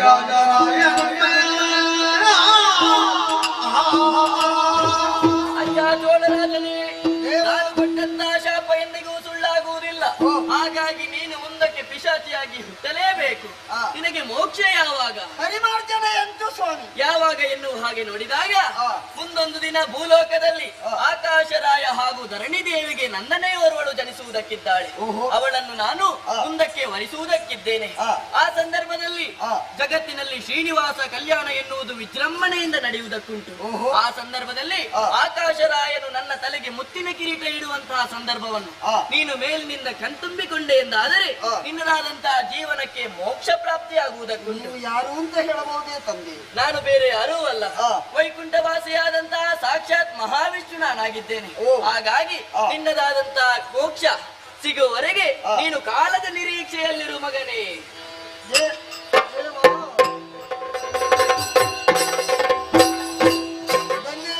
ತಂದೆ, ಜೀವನದಲ್ಲಿ ಇದಕ್ಕಿಂತ ದೊಡ್ಡ ವಿಚಾರಗಳು ಏನುಂಟು ಹೇಳು. ಆದರೆ ರಾಜನಾಗಿಯೇ ಇದ್ದವನು ನಾನು. ಈ ಸಂದರ್ಭದಲ್ಲಿ ನಿನ್ನ ಶಾಪದಿಂದಲಾಗಿ ಶ್ರೀನಿವಾಸ ಕಲ್ಯಾಣದವರೆಗೆ ಇದೇ ವನದಲ್ಲಿ ಪ್ರೇತ ರೂಪದಲ್ಲಿ ಸುತ್ತಾಡುತ್ತಾ ಇದ್ದೇನೆ.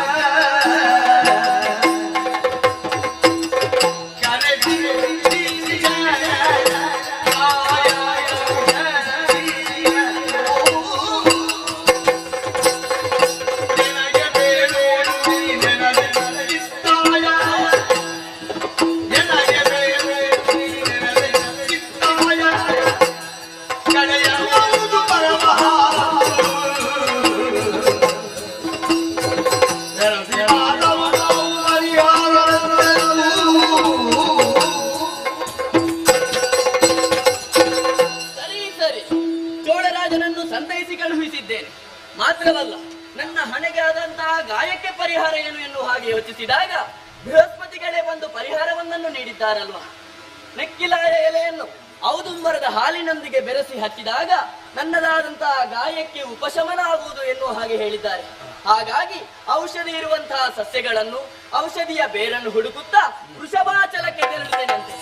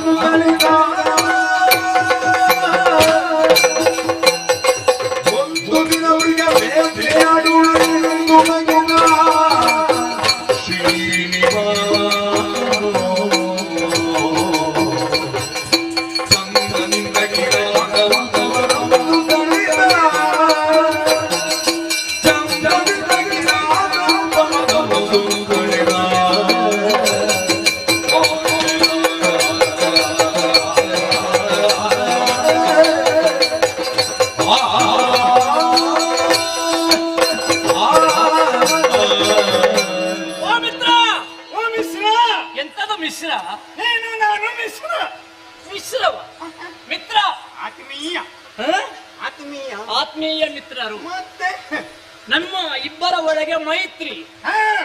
ಏನು ಮೈತ್ರಿ ಅಂದ್ರೆ? ಮೈತ್ರಿ ಅಂದ್ರೆ ಒಟ್ಟಿಗೆ ಸೇರಿ ಏನಾದ್ರೂ ಮಾಡುವ ಅಂತ. ದೇಹ ಮನಸ್ಸು ಆತ್ಮಗಳ ಸಮ್ಮಿಳನವೇ ಮೈತ್ರಿ. ಮೈತ್ರಿ ಯಾರಲ್ಲಿ ಆ ಮೈತ್ರಿ ಇದೆಯೋ ಅವರು ಮಿತ್ರರು. ನಾನು ನಿನ್ನ ಮಿತ್ರ. ಸಾಮಾನ್ಯ ಮಿತ್ರರಲ್ಲ ನಾವು, ಮತ್ತೆ ಆತ್ಮೀಯ ಮಿತ್ರ. ಆತ್ಮೀಯ ಮಿತ್ರ ಅಲ್ವಾ?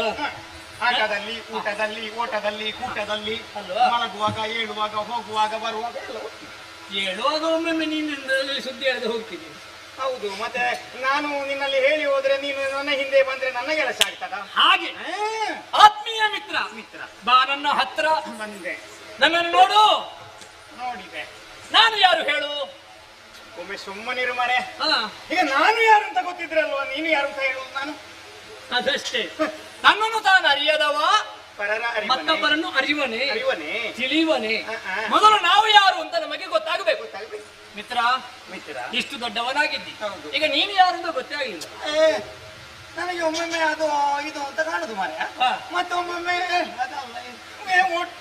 ನಿಶ್ಚಯ ಅಂತ ಇಲ್ಲ. ನಿನಗೆ ತಿಳಿಯಬೇಕು ಅಂತ ಆಸೆ ಇಲ್ವ ನೀನು ಯಾರು ಅಂತ? ಅಯ್ಯೋ ದೇವರೇ, ತಿಳಿಯಬೇಕು ಅಂತ ಇದು ಆರಂಭ ಆಗುವಾಗ ಮನಸ್ಸಾಗ್ತದೆ, ಮತ್ತೆ ಒಂದು 2 ತಿಂಗಳಾಗುವಾಗ ಸ್ವಲ್ಪ ಉತ್ಸಾಹ ಇರ್ತದೆ, ಮತ್ತೆ ಮತ್ತೆ ಮತ್ತೆ ಮತ್ತೆ ಒಮ್ಮೆ 10 ರಜೆ ಬರಲಿ, ಅವತ್ತು 10 ರಜೆ ಬಂತು, ಅಲ್ಲಿಗೆ ಸೇವೆ ಆಯ್ತು. ಮತ್ತೆ ಮಳೆಗಾಲದಲ್ಲಿ ಹೋಗಿ ಹತ್ತಿರ ಸುದ್ದಿಗೆ ಹೋಗುದಿಲ್ಲ, ಮತ್ತೆ ಬರುವ ವರ್ಷ ನೆನಪಾಗುದು ನಾನು ಯಾರು ಅಂತ. ತಿಳಿಯುವುದು ಮರೆ. ಇನ್ನು ನೀನು ಸಮಯ ಕಾಯ್ಬೇಕು ಅಂತ ಇಲ್ಲ, ನೀನು ಯಾರು ಅಂತ ನಾನು ತಿಳಿಸಿಕೊಡ್ತೇನೆ. ಹೌದು, ಮುಂದೆ ನೋಡು ನೋಡು, ನನ್ನ ಕೈ ನೋಡು, ನೋಡು ನೋಡು, ಅಲ್ಲೇ ತಾನೆ ಬಂತು ಮಾರ್ಯ. ಹೌದಾ? ಮತ್ತೆ ಬಂತಲ್ಲ, ಈಗ ಅದೇ ಪೂರ್ವ ಜನ್ಮದ ಈಗ ಕಳಿಸಿದಾಗ ಬರುವುದು, ಕೊಡ್ಲಿಕ್ಕಿಲ್ಲ.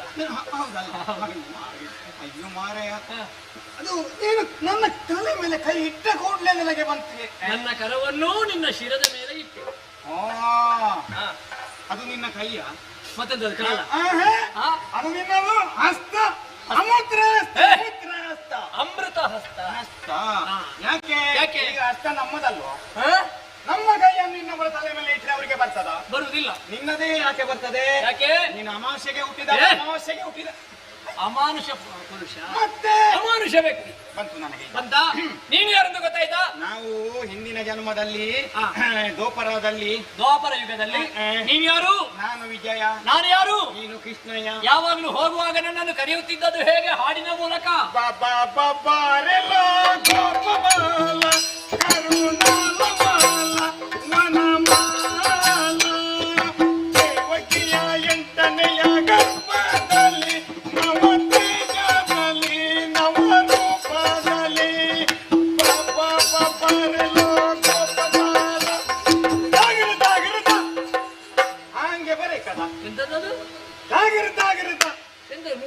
ಅದು ರೂಪಕದ ಮುಕ್ತಾಯ ಹಂಗೆ ಬರಬೇಕು. ಚಕ್ಕುಲಿ ಸಂಬಟ ಎನ್ನಪ್ಪ ಹೇಳಿಕೊಟ್ರು. ಮತ್ತೆ ಬೇರೆ ಯಾರ್ದು ಹೆಸರು ಹೇಳ್ತಿದ್ದು ಮೊನ್ನೆ? ಅದು ಗೋವಿಂದ ಮತ್ತೆ ಗೋಲ್ಕಲ್ಲು ಅಲ್ವಾ? ಗೊತ್ತಾಯ್ತು. ದ್ವಾಪರದಲ್ಲಿ ನೀನು ವಿಜಯ, ನಾನು ಕೃಷ್ಣ. ಕೃಷ್ಣಯ್ಯ, ನಾವು ದನ ಮೇಯಿಸ್ಲಿಕ್ಕೆ ಹೋಗುವಾಗ ನಿನ್ನನ್ನು ನಾನು ಕರೆಯುವುದು ಅಲ್ವಾ? ಹೌದು. ಮತ್ತೆ ಮಿತ್ರ, ಇನ್ನೂ ಸ್ವಲ್ಪ ಹಿಂದೆ ಹೋಗು. ಅಲ್ಲಿ ಅವರು ಸದಾನಂದ ಶಕ್ತಿಗಾರರು ಇದ್ದಾರೆ, ಬಿಡುದಿಲ್ಲ. ಹಿಂದೆ ಹೋಗಿ. ಅವರ ಹತ್ತಿರ ಹೋಗ್ಲಿಕ್ಕೆ ಯಾರು ಹೇಳಿದ್ದು? ಮತ್ತೆ ಹಿಂದೆ ಹೋಗ್ಲಿಕ್ಕೆ ಕಥೆಯಲ್ಲಿ ಸ್ವಲ್ಪ ಹಿಂದೆ ಹೋಗು. ದ್ವಾಪರದಿಂದಲೂ ಹಿಂದೆ ಹೋಗು. ಕೃತಕದಿಂದಲೂ ಹಿಂದೆ ಹೋಗು. ಮೇಲೆ ಹೋಗು. ಆಯ್ತು, ಇಷ್ಟು ಬೇಗನೆ ಮೇಲೆ ಹೋದ್ರೆ ಇನ್ನೂ 55 ಮೇಲಿನ ಲೋಕಕ್ಕೆ ಹೋಗ. ವೈಕುಂಠ. ವೈಕುಂಠ ಅದು ಬೇರೆ ಬೇರೆ ಅಲ್ಲ. ವೈಕುಂಠ ಅಲ್ಲಿ. ವೈಕುಂಠದಲ್ಲಿ ನಾನು ಯಾರು? ನೀನು ಸೀಮೆಯನ್ನೇ ನಾರಾಯಣ. ನಾನು ಸರಿ ಮಾಡ್ತೇನಂತ ತಪ್ಪು ಹೇಳುದಲ್ಲ, ನಿನಗೆ ಅದೇ ಬರುವುದಾ? ಎಲ್ಲ ಬಂದ್ರೆ ನಾನು ನಿನ್ನಾಗೆ ಆಗುದಿಲ್ಲ ಮಾರ್ರೆ. ನನಗೆ ಗೊತ್ತಾಗ್ತದೆ ಕೆಲವು. ಅದು ಶ್ರೀಮನ್ನಾರಾಯಣ. ಅದುವೇ ನಾನು ಶ್ರೀಮನ್ನಾರಾಯಣ. ಆಗ ನೀನು ವೈಕುಂಠದಲ್ಲಿ ನೀನು ಯಾರು? ನಾನು ಗೌಡ. ಅದೌದು. ಹೆಸರೆಂತದ್ದು ಅಂತ? ಹೆಸರ ಹೆಸರು ಗೌಡನ ಹೆಸರು ನನಗೆ ಮಾರ್ರೆ. ಹೆಸರೇ ಅದ? ಹೆಸರು ಅದಲ್ಲ, ನಿನ್ನ ವಾಮನ ಗೌಡ. ಗರುಡ ಪುಣ್ಯಾತ್ಮ. ಮತ್ತೆ ನೀನು ಗೌಡ ಅಂತ ಹೇಳ್ತಿ? ಅದು ವಾಹನ ಗೌಡ. ಗರುಡ ಗರುಡ ಗರುಡ ಅಂತ ಹೇಳು. ಆ ಮೊದಲಿದ್ದದ್ದು ಹೇಳ್ಬೇಡ. ಮತ್ತೆ ಅವರೆಲ್ಲ ಎದ್ದು ಬಂದ್ರೆ ಮತ್ತೆ ಅದೊಂದು ಇದಾಗ್ತದೆ. ಕಡಿಮೆ ಅವರು ಹಾಗೆಲ್ಲ ಗಲಾಟೆ ಮಾಡುವವರಲ್ಲ. ಮಾಡಿದ್ರೆ ನಿಲ್ಲಿಸುವುದಿಲ್ಲ ಅಲ್ಲೋ. ಗರುಡ. ಗರುಡ. ನಾನು ನನ್ನನ್ನು ಹೊತ್ತು ತಿರುಗುತ್ತಿದ್ದವ.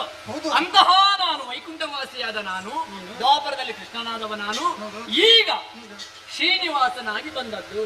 ನೀನು ಏಕೆ ಬಂದೆ ಶ್ರೀನಿವಾಸನೇ? ಎಂತದ್ದು ಏಕೆ ಬಂದೆ ಶ್ರೀನಿವಾಸನೇ? ಹೀಗೆ ನೋಡು ನನ್ನ ವೇಷ ನೋಡಿ. ನಾನು ಇವತ್ತು ವೇಷ ಮಾಡಿದ್ದಲ್ವಾ? ಹೇಗಾಗಿದೆ ವೇಷ ನೋಡು. ವೇಷವ? ಹೌದು, ಕಿರಾತ ವೇಷ. ಇದಲ್ಲ ಕಿರಾತ ವೇಷ. ಹೇಗಾಗಿದೆ ವೇಷ ಮಿತ್ರ? ಬಹಳ ಒಳ್ಳೆದಾಗಿದೆ. ಮಾತ್ರ ಕಟ್ಟುವುದು ಸ್ವಲ್ಪ ಸರಿಯಾಗಬೇಕೇನು? ಅದು ನನ್ನನ್ನು ಹೇಳಬೇಡ.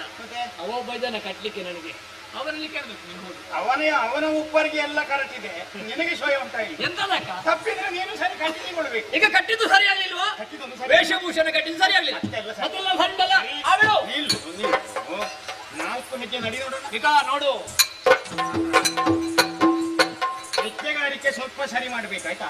ಅದು ಸರಿ ಇಲ್ವಾ? ಮತ್ತೆಲ್ಲ ಸರಿ. ಹೆಜ್ಜೆಗಾರಿಕೆ ಸರಿ ಇಲ್ಲ, ಮತ್ತೆಲ್ಲ ಸರಿ ಉಂಟಲ್ಲ? ಬಿಡು. ಎರಡು ಶಬ್ದ ಮಾತಾಡು. ಆಗಿದ್ದ ಮಾತಾಡುದಲ್ವಾ ಮಿತ್ರ? ಹೇಗಿದ್ದಿ ಮನೆಯಲ್ಲಿ? ಹೆಂಡತಿ ಮಕ್ಕಳು ಕ್ಷೇಮವಾಗಿದ್ದಾರೆ. ನಾನು ಇಲ್ಲಿ ಬಂದು ಇದ್ದೇನೆ, ಹಾಗಾಗಿ ನಡೀತದೆಲ್ಲ. ಮಾತು ಹೇಗುಂಟು? ಒಳ್ಳೇದುಂಟಲ್ಲ? ನೋಡು, ಸರಿ ಪ್ರಾಸಬದ್ಧವಾಗಿ ಉಚ್ಚಾರ ಸ್ಪಷ್ಟವಾಗಿ ಮಾತನಾಡುವುದಕ್ಕೆ ಸ್ವಲ್ಪ ಕಲಿಬೇಕು. ಗೊತ್ತಾಯ್ತಲ್ಲ? ಮಾತುಗಾರಿಕೆ ಸರಿ ಇಲ್ಲ. ಸರಿ ಇಲ್ಲ, ಮತ್ತೆಲ್ಲ ಸರಿ ಉಂಟಲ್ಲ? ಸರಿ. ಬಣ್ಣ ನಾಮ ನೀನೇ ಹಾಕಿದ್ದದು? ಹೌದು. ಕಿರಾತನ ನಾಮ ಇದು? ಹೌದು. ಸರಿ ಉಂಟಲ್ಲ? ನಾಮ ಹಾಕುದು ಕಲಿಬೇಕೇನು? ಅದು ಸರಿ ಇಲ್ಲ. ನಾಮ ಹಾಕಿದೊಂದು ಸರಿ ಇಲ್ಲ. ಮತ್ತೆ ಮತ್ತೆ ಕೆಲವೆಲ್ಲ ಸರಿ. ಮತ್ತೆ ಎಂತದ್ದು ಕರ್ಮ ನಿನ್ನದು ಸರಿ ಇರುವುದು? ಒಬ್ಬ ವೇಷಧಾರಿಯ ಮಾತುಗಾರಿಕೆ ಸರಿ ಇಲ್ಲ, ಹೆಜ್ಜೆಗಾರಿಕೆ ಸರಿ ಇಲ್ಲ, ವೇಷಭೂಷಣ ಕಟ್ಲಿಕ್ಕೆ ಗೊತ್ತಿಲ್ಲ, ಬಣ್ಣ ಹಾಕ್ಲಿಕ್ಕೆ ಗೊತ್ತಿಲ್ಲ. ಅದು ಗೊತ್ತಿಲ್ಲ ಅಂತಾದ್ರೆ ಅವನ ವೇಷ ಯಾರಿಗೆ ಬೇಕಾ? ಅದು ಸರಿ ಇಲ್ಲ, ಅದು ಸರಿ ಇಲ್ಲ ಅಂತ ಹೇಳಿ ಎಲ್ಲ ಸರಿ ಇಲ್ಲ ಅಂತ ಹೇಳಿದ, ಮತ್ತೆ ಸರಿ ಇರುವುದೇ ಅದು? ಹಾಗೆಲ್ಲ ನೋಡು. ಈಗ ಕಿರಾತನಿಗೆ ಓರೆ ನಾಮ ಹೌದಾ? ಹೌದು. ನೀನು ನೇರ ನಾಮ ಹಾಕಿದ್ಯಲ್ಲ, ಮತ್ತೆ ಸರಿ ಉಂಟಾ?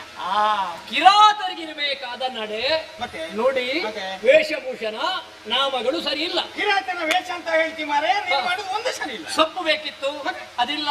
ನಾಮ ಓರೆ ಆಗಬೇಕಿತ್ತು, ಅದಿಲ್ಲ. ಮಾತು ಮೋಡಿ ಆಗಿರ್ಬೇಕಿತ್ತು, ಅದಿಲ್ಲ. ಹಾಗಂತ ಬರೇ ಕಾಡ ಕಿರಾತನ ವೇಷ ಮಾಡಿದ್ದ ಶ್ರೀನಿವಾಸ. ನಾನು ಬರುವಾಗ ಅವ್ರು ಎಂತ ಹೇಳಿದ್ರು ಹಿಂದಿನಿಂದ? ಚಂದದಿಂ ಕಿರಾತ ವೇಷವ ಧರಿಸಿದ. ಇದು ಕಿರಾತ ವೇಷವೇ ಅಲ್ಲ, ಚಂದದ ಕಿರಾತ ವೇಷ, ಶೃಂಗಾರ ಭರಿತವಾದಂತಹ ಕಿರಾತ ವೇಷ. ಯಾಕೆ?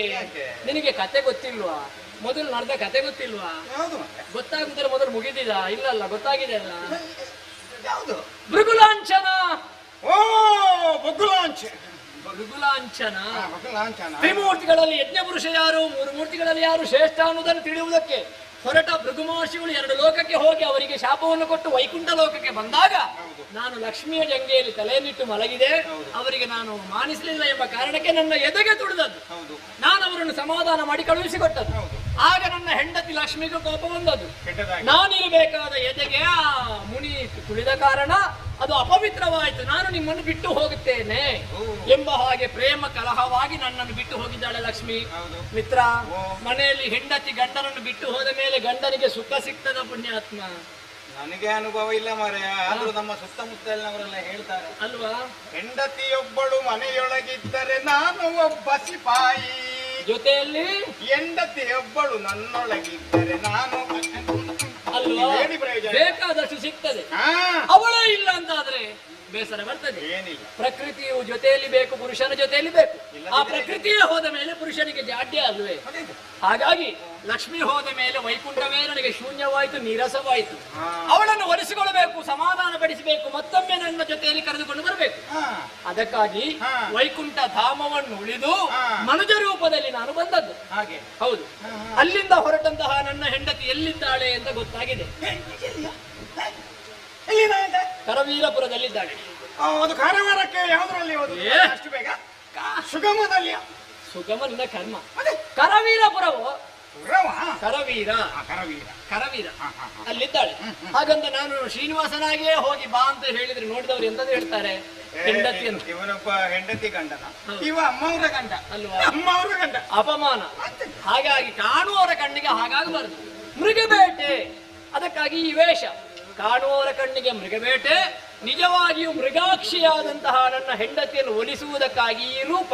ಹಾಗೆ ಹೊರಟಾಗ ನಿನ್ನ ನೆನಪಾಯಿತು. ಯಾವಾಗಲೂ ನನ್ನ ಜೊತೆಯಲ್ಲಿ ಇರುವವ, ನೀನು ಬಂದದ್ದು ಒಳ್ಳೇದಾಯ್ತು. ಹೆಂಡತಿಯನ್ನು ಕರ್ಕೊಂಡು ಬರುವ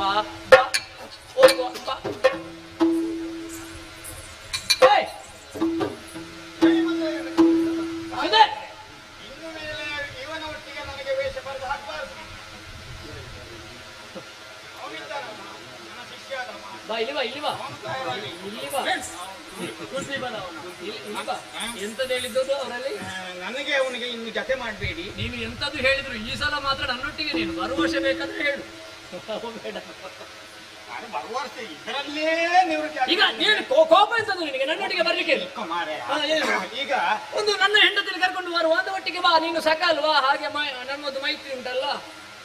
ಮೊದಲನೇ ಜನ್ಮದಲ್ಲಿ ನೀನು ವಿಷ್ಣು ಆಗಿ ನಾನು ಗರುಡನಾಗಿದ್ದೆ, ಆಮೇಲೆ ಕೃಷ್ಣನಾದೆ, ನಾನು ವಿಜಯನಾದೆ. ಈಗ ನೀನು ಕೃಷ್ಣನಾಗಿರುವಾಗ 16,008 ಮಂದಿ ನಿನಗೆ. 16,000 ಮಂದಿ. ಆಮೇಲೆ ಅಷ್ಟಮೈಷಿಯರು, ಅಷ್ಟಾಂಗನೆಯರು, ಅಷ್ಟಮೈಷಿಯರು. ಹೌದು. ನಿನಗೆ 8 ಮಂದಿ ಮಹಿಷಿಯರು ಇರುವಾಗ ನನಗೆ ಒಂದು ತುಂಡು ಮಹಿಷಿ ಇದೆ. ಒಂದು ತುಂಡು ಬೇಕು ನಿನಗೆ ಅಂತ ಕೇಳಿದ್ಯಾ ನೀನು? ಅಲ್ಲ, ಹಣ್ಣನ್ನಾದ್ರೂ ತುಂಡು ಮಾಡಿ ಕೊಡ್ಲಿಕ್ಕೆ ಆಗ್ತದೆ, ಹೆಣ್ಣನ್ನು ತುಂಡು ಮಾಡ್ಲಿಕ್ಕೆ ಆಗ್ತದೆ. ನಿನ್ನದ್ರಲ್ಲಿ ಪಾಲು ಕೊಡ್ಬೇಡ ಮಾರಾಯ. ನೀನು ಎಲ್ಲಿಂದ ಬರ್ತದೆ ಅಂತ ಕಾಯುವ. ನಿನಗೆ ಮತ್ತೆಂತ ಬೇರೆ ನೋಡಿ ನನಗೆ ಮಾಡ್ಬೋದಿತ್ತಲ್ಲ. ಅಲ್ಲ, ನಿನಗೆ ಹೇಳ್ಬೋದಿತ್ತಲ್ಲ, ನನಗೊಂದು ಮದುವೆ ಮಾಡು. ಈ ಸೇವಕರಿಗೆ ಏನು ಬೇಕು ಅಂತ ಯಜಮಾನರಿಗೆ ಗೊತ್ತಿಲ್ವಾ? ಸೇವಕ ಒಬ್ಬನೇ ಇದ್ರೆ ಯಜಮಾನನಿಗೆ ಗೊತ್ತಾಗುತ್ತದೆ. ಒಬ್ಬ ಯಜಮಾನ, ಸಾವಿರಾರು ಮಂದಿ ಸೇವಕರಿದ್ರೆ ಅವರಿಗೆ ಎಂತದ್ದು ಗೊತ್ತಾಗುತ್ತದೆ ಅಂತ ಇವನಿಗೆ ಗೊತ್ತಾಗುತ್ತದೆ. ಸೇವಕರು ಹೋಗಿ ಹೇಳಬೇಕು, ನನ್ನದು ಈ ಸಲ ಇಂಥದ್ದು ಬೇಕು ನಮಗೆ. ನನಗೆ ಅಷ್ಟು ಗೊತ್ತಿದ್ರೆ ಮತ್ತೆ ಹೀಗೆ ನೀನು ಹೇಳಲಿಲ್ಲ, ನಾನು ಕೇಳಲಿಲ್ಲ. ಅಂತೂ ದ್ವಾಪರದಲ್ಲಿ ಮದುವೆ ಆಗಲಿಲ್ಲ. ನಿನ್ನೊಟ್ಟಿಗೆ ಬಂದ. ನಿನ್ನೊಟ್ಟಿಗೆ ನೀನೇ ಅಲ್ವಾ ಬಂದದ್ದು? ನಿನ್ನೆವರೆಗೆ ನನಗೆ ಗೊತ್ತಾಗಲಿಲ್ಲ. ಈಗ ಅಲ್ವಾ ಗೊತ್ತಾಗ? ಅಪ್ಪನಿಗೆ ಗೊತ್ತಿದ್ದಿಲ್ಲ. ಹಾಗೆ ಅಲ್ವಾ? ಈಗ ನೀನು ಹೀಗೆಲ್ಲ ಆಯ್ತು, ಅದಕ್ಕೆ ದೊಡ್ಡ ಕೋಪ ಮಾಡುದಂತದ್ದು. ಈಗ ಹೇಳಿದ ಮೇಲೆ ಗೊತ್ತಾಯ್ತು ನಿನಗೊಂದು ಮದುವೆ ಆಗಬೇಕು ಅಂತ. ಯೋಚನೆ ಮಾಡಬೇಡ, ಈ ಸಲ ಒಂದು ತುಂಡು ಮದುವೆ ಮಾಡುವ. ಮಾಡಿದ್ರೆ ತುಂಡು ಬೇಡ. ಹಾಗೆ ಹೇಳಿದ್ವಿ, ಒಂದು ತುಂಡು ಅಂತ. ಪೂರ್ತಿ ಮಾಡಿ. ಅದೇ ನಾನು ಮಾತಿಗೆ ಹೇಳಿದ್ದು, ಒಂದು ಮದುವೆ ಮಾಡುವ. ಈಗ ನನ್ನ ಹೆಂಡತಿ ಒಬ್ಬಳೇ ಹೋಗುವ ಕ್ರಮ ಇಲ್ಲ. ಕೆಲಸದವರನ್ನೆಲ್ಲ ಕರ್ಕೊಂಡು ಹೋಗ್ತಾಳೆ. ಆ ಕೆಲಸದವರಲ್ಲಿ ಯಾವ್ದಾರು ಒಬ್ಬಳು ಹುಡುಗಿ ಅಲ್ವಾ? ಹುಡುಗಿ ಅಂತಾದ್ರೆ ಸಾಕು ಮಾಡಿ. ಕೆಲಸ ಯಾವ್ದಾದ್ರೆ ಕೆಲಸದವ್ರು ಸಿಗುದೇ ಅಪರೂಪ. ಅಂತೂ ಈಗ ನಿನಗೂ ಮದುವೆ ಆಗಬೇಕು, ನಿನಗೆ ನಿಶ್ಚಯ ಆಗಿ ಮದುವೆ ಆಗಬೇಕು. ನನಗೆ ನಿಶ್ಚಯವಾದ ಹೆಂಡತಿ ತಪ್ಪಿ ಹೋಗಿದ್ದಾಳೆ, ಅವಳನ್ನು ಪಡಿಬೇಕು. ಹೌದು, ನನಗೆ ಇನ್ನು ಬಾಯಿ ಹೆಂಡತಿ ಯಾರು ಅಂತ ನೋಡ್ಬೇಕು. ಬಾಯಿ ಹೆಂಡತಿ ಬಾವಿ ಹೆಂಡತಿ ಹೆಂಡತಿ ಸಿಗದಿದ್ರೆ ಬಾವಿ. ಬಾವಿಗೆ ಹಾರ್ಬೇಕಾ? ಆಯ್ತು, ಬಾವಿ ಹೆಂಡತಿಯನ್ನು ಹುಡುಕುವ ಹೋಗಬೇಕು. ಈಗ ಮೊದಲಾಗಬೇಕಾದ್ದು ಮೃಗಬೇಟೆ. ಹೋಗುದೇಗೆ? ನಡ್ಕೊಂಡು. ಯಾರು? ನಾವು ನಡ್ಕೊಂಡು ಅಲ್ಲಿ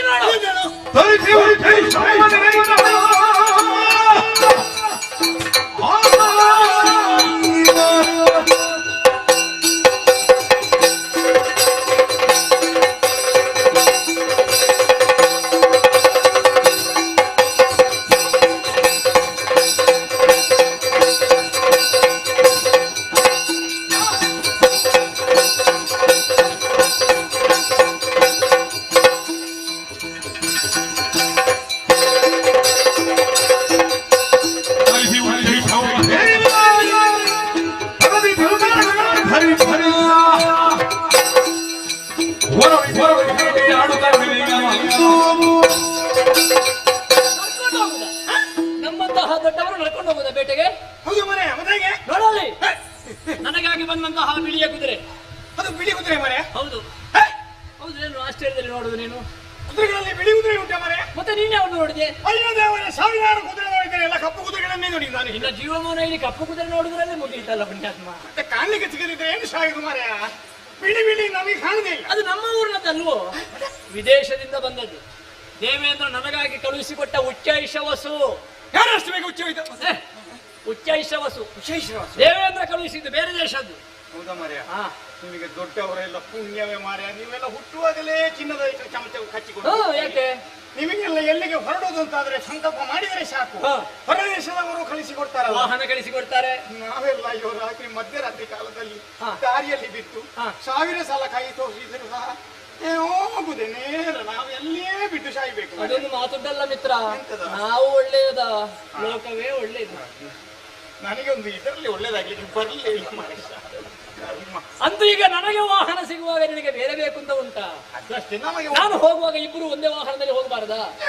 ಆ ಉಚ್ಚೈಷ ವಸುವನ್ನು ಏರಿ ಮೃಗಾಕ್ಷಿಯನ್ನು ಕಾಣುವುದಕ್ಕೆ ಮೊದಲು ಮೃಗ ಬೇಟೆಯಾಡುವುದಕ್ಕೆ ಹೊರಡುವ.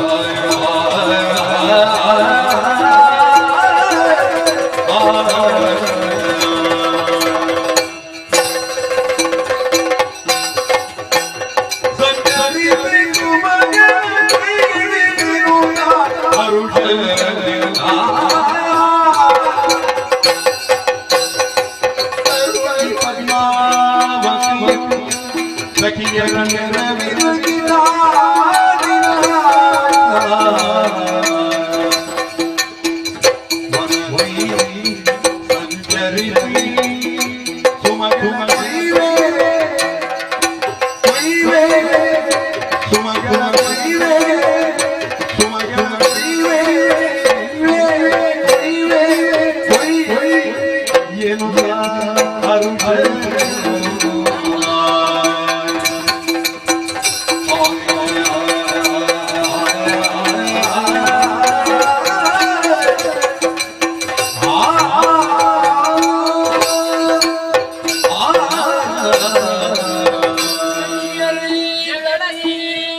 ಮುದ್ದಿನ ಸಖಿಯರು ನೀವು. ಹೌದು. ಪ್ರೀತಿಯ ಸಖಿಯರು ನೀವು. ಆಪ್ತ ಸಖಿಯರು ನೀವು. ಹೀಗೆ ನಿಮ್ಮನ್ನು ನಾನು ಕೊಂಡಾಡುವುದು. ಹೌದು. ಯಾಕೆ ಬಲ್ಲಿರ? ಸಖಿಯರು ಎಂದ ಕ್ಷಣ ಜನರ ಮನಸ್ಸಿನಲ್ಲಿ ಮೂಡುವುದು ಕೇವಲ ದಾಸಿಯರು ಎನ್ನುವ ಹಾಗೆ. ಹೌದು. ಬಳಿಯಲ್ಲಿ ಇರುವವರು ಅವರು ಮಾಡಬೇಕಾದಂತಹ ಕಾರ್ಯವನ್ನು ಪೂರೈಸಿ ಅವರಷ್ಟಕ್ಕೆ ಇರುವಂತದ್ದು. ಹಾಗೆಯೇ ನೀವು? ಹಾಗಲ್ಲಪ್ಪ, ಖಂಡಿತವಾಗಿಯೂ ಹಾಗಲ್ಲ. ಕೇವಲ ವೇತನಕ್ಕಾಗಿ ದುಡಿಯುವವರು ನೀವಲ್ಲ. ಮನಸ್ಸಿಗೆ ವೇದನೆ ಆಗದಂತೆ ನನ್ನನ್ನು ಪಾಲನೆ ಪೋಷಣೆ ಮಾಡುವವರು. ಸುಖ ದುಃಖದಲ್ಲಿ ಅಲ್ವೇ? ಸುಖ ಬರಲಿ, ಸಂತೋಷ ಬರಲಿ, ಏನೇ ಭಾವನೆ ನನ್ನ ಮನಸ್ಸಿನಲ್ಲಿ ಮೂಡಿದರೂ ಕೂಡ ಅದನ್ನು ವ್ಯಕ್ತಪಡಿಸುವುದಕ್ಕೆ ಸಖೀಗಡನವು ನನ್ನಲ್ಲಿದೆ ಎನ್ನುವ ಹಾಗೆ ಹೇಳಿಕೊಳ್ಳುವಲ್ಲಿ ಪದ್ಮಾವತಿಗೆ ಮನಸ್ಸಿನಲ್ಲಿ ಅತಿಯಾದಂತಹ ಸಂತೋಷ. ನಿಜ ಅಲ್ವೇ? ಹೌದು. ಪದ್ಮಾವತಿ ಪದ್ಮಾವತಿ ಎನ್ನುವ ಹಾಗೆ ನೀವೆಲ್ಲರೂ ಕರೆಯುವಾಗ ಮನಸ್ಸಿಗೆ ಎಷ್ಟು ಸಂತೋಷವಾಗುವುದೇ. ನನಗಾದ್ರೂ ಇರಿಸಿಕೊಳ್ಳುವುದಕ್ಕೆ ಒಂದೇ ನಾಮ ಅಂತ ಹಾಡುವುದು. ಆದ್ರೆ ನಿಮ್ಮದ್ದೆಲ್ಲ ಹೆಸರು ನೆನಪಿಟ್ಟುಕೊಳ್ಳುವಲ್ಲಿ ಎಷ್ಟು ಕಾಲಗಳು ಬೇಕಾಗಿದೆ ಬಲ್ಲಿ. ಯಾಕೆ? ಗಡಣ ಅಷ್ಟು ದೊಡ್ಡದುಂಟು ಎನ್ನುವುದೇ ಸ್ಪಷ್ಟ. ಹಾಗಾಗಿ ತರುಣಿಮಣಿಯಾದಂತಹ ನಾನು ಅದರಲ್ಲಿ ಯೌವನವತಿಯಾಗಿದ್ದೇನೆ ಅಲ್ಲವೇ? ಹೌದು. ಹೀಗಿರುತ್ತಾ ನಿಮ್ಮನ್ನೆಲ್ಲರನ್ನು ಕೂಡಿಕೊಂಡು ಪ್ರತಿದಿನವೂ ಯಾವುದಾದರೊಂದು ಕಾರ್ಯದಲ್ಲಿ ಯಶಸ್ಸನ್ನು ಸಾಧಿಸುವವರು ನಾವು. ಆದರೆ ಈ ದಿನ ವಿಶೇಷವಾಗಿ ನಿಮ್ಮನ್ನು ಕರೆದು ನಿಮ್ಮಲ್ಲೊಂದು ವಿಚಾರವನ್ನಾಡಬೇಕು. ವನವನ್ನು ಸಂಚರಿಸಬೇಕು. ವನವನ್ನು ಸಂಚರಿಸಿ? ಹೌದು. ಸರಿ, ಆದ್ರೆ ನೀನೊಬ್ಬಳೇ ಹೋಗುವುದೇ? ನೋಡು ನೋಡು ನೋಡು, ಎಷ್ಟು ಬುದ್ಧಿವಂತ ಇದ್ದಾಳೆ. ನಾನು ಯಾವತ್ತಾದರೂ ಓರ್ವಳಿ ಹೋಗಿದ್ದೀರಾ? ಹೋಗ್ಲಿಲ್ಲ. ನಿಮ್ಮನ್ನು ಬಿಟ್ಟು ನಾನು ಹೋದದ್ದುಂಟ? ಹೌದು. ಇಲ್ಲ. ಈಗ ವನಕ್ಕೆ ಸಂಚರಿಸುವುದು ಅಂತ ಹೇಳಿದ್ರೆ ಈ ಹಿಂದೆ ನಾವೇನು ಹೋಗದವರೇ? ಅಲ್ಲ ಅಲ್ಲ ಅಲ್ಲ, ಹೋದವರೇ. ಆದ್ರೆ ಹಿಂದೆ ಹೋದದ್ದು ಯಾವುದೋ ಕಾರ್ಯ ನಿಮಿತ್ತವಾಗಿ ಅಲ್ವೇ? ಹಾಗೆಂದು ಇಂದಿನ ಕಾರ್ಯ ನಿಮಿತ್ತವೇನು ಅಹುದು? ಏನು ಅಲ್ಲ, ನಾನು ಆಗದಿಂದ ಆಲೋಚನೆ ಮಾಡ್ತಾ ಇದ್ದಾಳೆ ಅವಳು. ಏನು ಹೇಳಬೇಕು ಹೇಳಬೇಕು ಹೇಳಬೇಕು. ಹಾಗಲ್ವೇ, ಈ ಹಿಂದೆ ಹೋಗುತ್ತಿದ್ದರು ನಾವು ಬೇರೆ ಕಾರ್ಯಕ್ಕೆ. ಹಾಗಿದ್ದರೆ ಇಂದು ಏನೋ ಹೊಸತು ಇರಬಹುದು. ಹೌದು. ಏನಿರಬಹುದು? ಆಲೋಚನೆ ಮಾಡು. ಎಷ್ಟು ಆಲೋಚನೆ ಮಾಡ್ತೀವಿ? ಬನದಲ್ಲಿ ಏನುಂಟೆ ನೋಡ್ಲಿಕ್ಕೆ? ಅದು ಚರ್ಚೆ ಆಗಲ್ಲ. ಜಲ ಕೇಳಿಗೆ ಹೋಗುವುದು, ತದನಂತರ ಹೂಗಳನ್ನ ಸುತ್ತ ಮುಂದೆ ನಮ್ಮದಾದಂತಹ ಅರಮನೆಗೆ ಬರುವುದು. ಬಾಕಿ ಏನುಂಟಲ್ಲಿ? ಅದರಲ್ಲೇ ಇರುವುದು ವಿಶೇಷ. ವನಗಳನ್ನು ಸಂಚರಿಸಿ ಸುಮಗಳನ್ನು ಕೊಯ್ಯುವೆನೆನ್ನುತ್ತಲು ಎನ್ನುವಂತಹ ನಿರ್ಧಾರ. ಹಾಗಾಗಿ ವಿಶೇಷವಾಗಿ ಹೇಳುವುದಿದ್ರೆ ನೀವೆಲ್ಲರೂ ಬನ್ನಿ.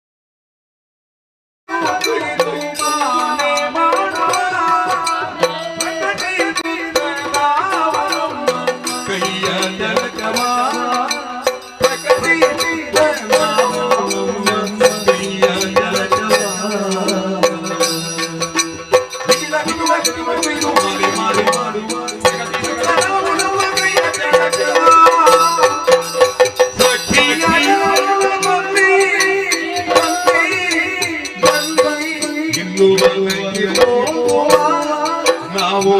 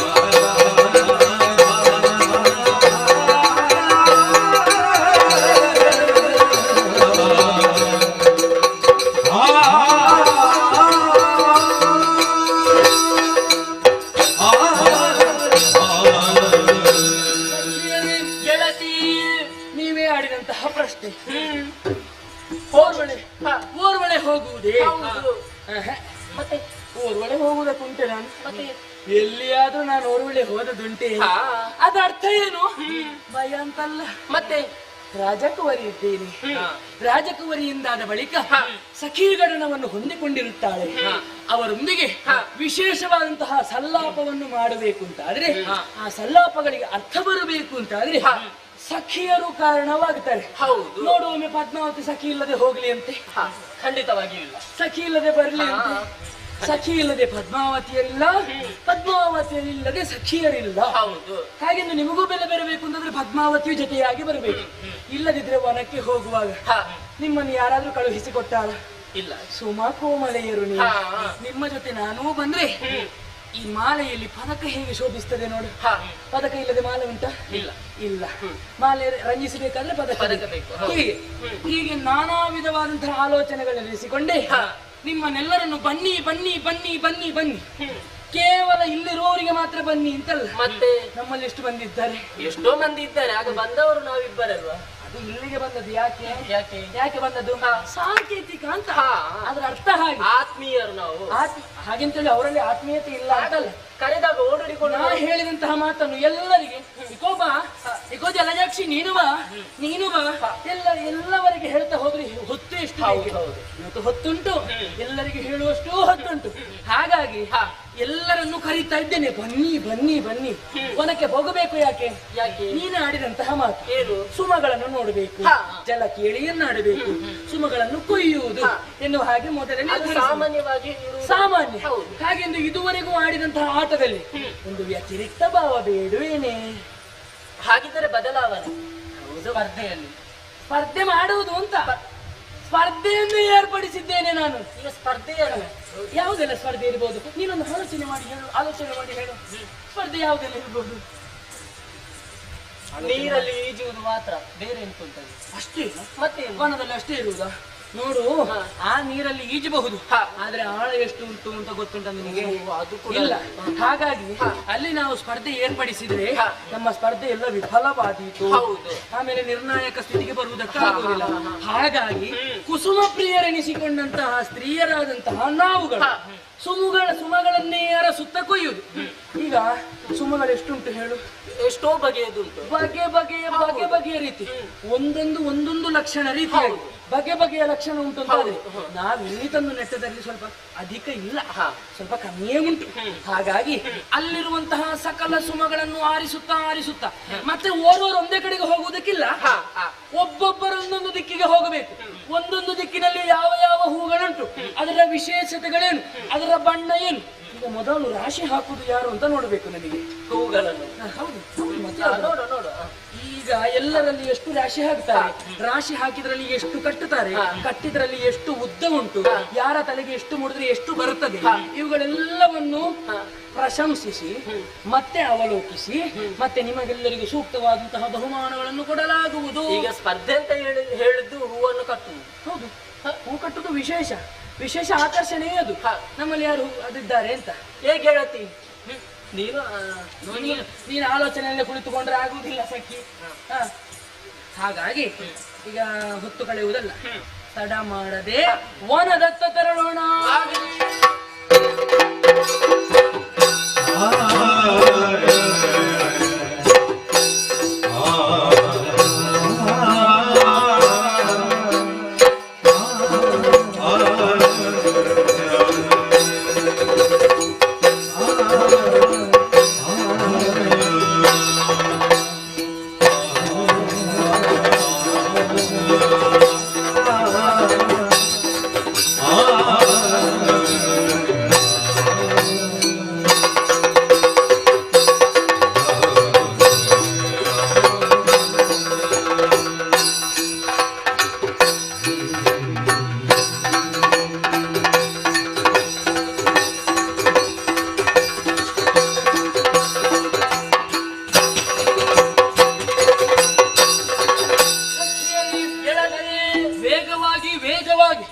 ಯಾರು ಮುಂದೆ ವನಕ್ಕೆ ಯಾರು ಅತಿ ವೇಗವಾಗಿ ಬರುವುದು ಎನ್ನುವ ಹಾಗೆ ಓಡಿ ಬಂದಿದ್ದೇವೆ.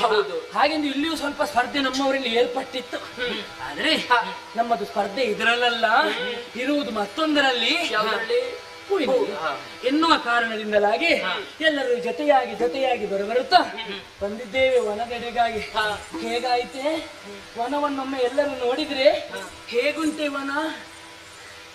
ಅಲ್ಲಿ ನೋಡಿ, ಮೇಲೆ ನೋಡು ನೀಲಗಗನ, ಸುತ್ತ ನೋಡು, ಕೆಳಗೆ ನೋಡು ಹಸಿರು ವನ, ಸುಪ್ರಸಿದ್ಧ ವಾತಾವರಣ. ಇದು ಸುಪ್ರಸಿದ್ಧವೇ ಹೌದು, ಆದ್ರೆ ಇದರಲ್ಲೂ ಒಂದು ಪ್ರಸನ್ನತೆ ಎನ್ನುವುದುಂಟು. ಏನದು? ಮೇಲೆ ನೋಡು ನೀಲಗಗನ, ಸುತ್ತ ನೋಡು ಶಾಂತ ಪವನ, ಸುಪ್ರಸನ್ನ ವಾತಾವರಣ. ಹೌದು, ಇಂಥದ್ರಲ್ಲಿ ನಾವು ಇಲ್ಲಿಯೂ ಇದ್ದೇವೆ ಅಂತಾದ್ರೆ ಸ್ವಲ್ಪ ದೇಹಕ್ಕೆ ಆಯಾಸ ಆಗುವುದಿಲ್ವೇನೆ? ಹೌದು. ಹಾಗಾದ್ರೆ ಶ್ರಮವನ್ನೊಮ್ಮೆ ಎಲ್ಲರಿಗೆ ಒಡ್ಡಬೇಕಲ್ಲ, ಯಾರಿಗೂ ಒಡ್ಡುತ್ತ ಶ್ರಮ.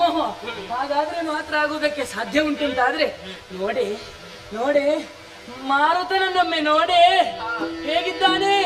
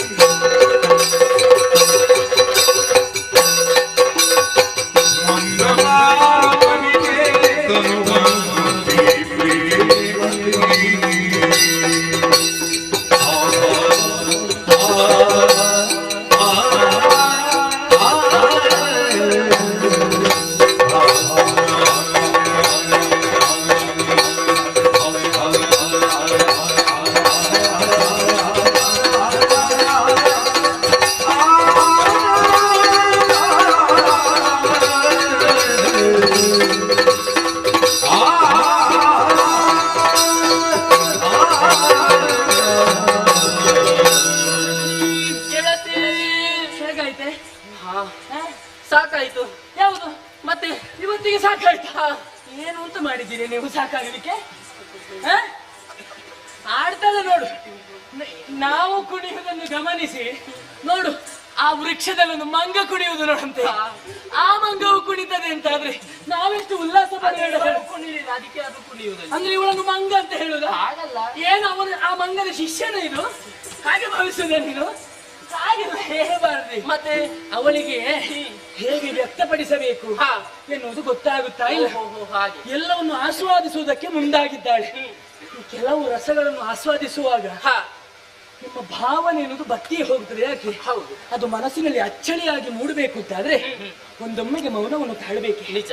ಹಾಗಾಗಿ ತನುವ ಶ್ರಮವನ್ನು ಕಳೆಯುವುದಕ್ಕೆ ಬೇಕಾಗಿ ಮಾರುತನಿಗೆ ತನುವನ್ನು ಒಡ್ಡಿದೆವು. ಹೌದು, ಈ ತನುವನ್ನು ಬೀರುವಾಗ ನಮ್ಮ ಆಸ್ಥಾನದಲ್ಲಿ ಕೆಲವರು ಹಾಡ್ತಾರೆ, ಏನು ನಯ ಮಾರುತರಾಗ ಅಂತ ಕೆಲವರು ಹಾಡುವುದಕ್ಕೆ ಹೋಗ್ತಾರೆ. ಅದನ್ನು ಕೇಳಿದ್ದೇನೆ. ಆದರೆ ನಾವು ಕೇಳುವುದರ ಜೊತೆಯಾಗಿ ಅದನ್ನು ಅನುಭವಿಸುವುದಕ್ಕೆ ಮುಂದಾಗಿದ್ದೇವೆ. ಇನ್ನು ನಮ್ಮ ಆಸ್ಥಾನದ ಗಾಯಕರು ಅದನ್ನು ಹಾಡಿದ್ರೆ ನಮಗೆ ಅದರ ಕುರಿತಾಗಿ ವಿಶ್ಲೇಷಿಸುವುದಕ್ಕೆ ಖಂಡಿತ ಹೆಚ್ಚು ಹೊತ್ತು ಬೇಡುವೆ. ಎಲ್ಲ ಅನುಭವ ವೇದ್ಯವಾಗಿದೆ. ಹಾಗಾಗಿ ನೋಡುವುದೇನು, ಒಬ್ಬೊಬ್ಬರು ಒಂದೊಂದು ಕಡೆಗೆ ಹೋಗುವುದು, ಹೂವನ್ನು ಕೊಯ್ಯುವುದು, ಅರಸುವುದು ಅಲ್ಲವೇ? ಮಾಲೆ ಮಾಡಬೇಕು ಅಲ್ಲವೇ? ತಡ ಮಾಡದೆ ಹೂವನ್ನು ಕೊಯ್ಯುತ್ತಾ ಮುಂದೆ ಹೋಗುವುದು.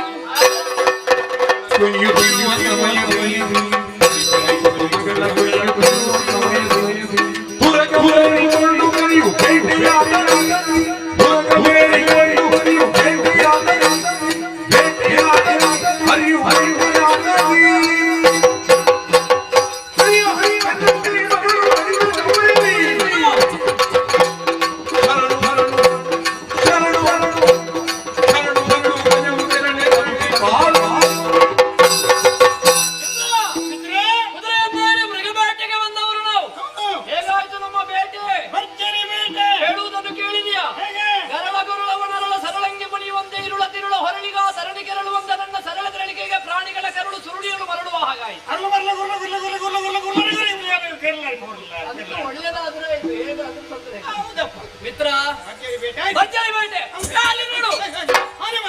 ಒಂದು ಆನೆ ಸೊಂಡಿಲನ್ನು ಎತ್ತಿ ಗೀರಿಡುತ್ತಾ ಈ ಕಡೆಗೆ ಬರ್ತಾ ಇದೆ. ಹೇಗಿದೆ ಬಿಲ್ಲು, ಹೇಗಿದೆ ಬಾಣ? ನೀನು ಬಿಲ್ಲೆತ್ತಿಯನ್ನು ಕರ್ಕೊಂಡೋಗಿ ಶೃಂಗೇರಿ. ಬಿಲ್ಲೆತ್ತಿ ಶೃಂಗೇರಿ ಅಂತ? ಬಿಲ್ಲೆತ್ತಿ ಬಾಣವನ್ನು ಸಿಂಗಿನಿಗೆ ಜೋಡಿಸುವಾಗ ಆನೆ ಎತ್ತಿದ ಸೊಂಡಿಲನ್ನು ಕೆಳಗೆ ಹಾಕಿ ಸ್ವಾಮಿ ಶರಣ, ಸ್ವಾಮಿ ಶರಣ ಅಂತ ಹೇಳಿ ಕಾಲಿ ಗಟ್ಟ ಬಿದ್ದು ಹೋಗಿದೆ. ಶರಣು ಬಂದವರ ಮೇಲೆ ಬಾಣ ಪ್ರಯೋಗ ಮಾಡುವುದಲ್ಲ ಮಿತ್ರ. ಹೇಗೆ ಮನೆಗೆ ಹೋಗುದಾ? ಇಷ್ಟು ಬೇಗ ವಾತಾವರಣ ನೋಡು. ವಾತಾವರಣ ಅಂದ್ರೆ ರಾವಣ ನನ್ನ ಸಂತಾನದವರ ವಾತಾವರಣ ತಂಪು ಅಲ್ವಾ? ನೋಡುವ ಹಾಗುಂಟು. ಹಾಗಿರುವಾಗ ತಂಪಾದ ವಾತಾವರಣ ಇರುವಾಗ ನಮಗೂ ಸಮಯ ಇರುವಾಗ ಅವಸರ ಮಾಡೋದಕ್ಕೆ ಹೋಗುವ ಹೊತ್ತಾಗ್ಬೇಕು.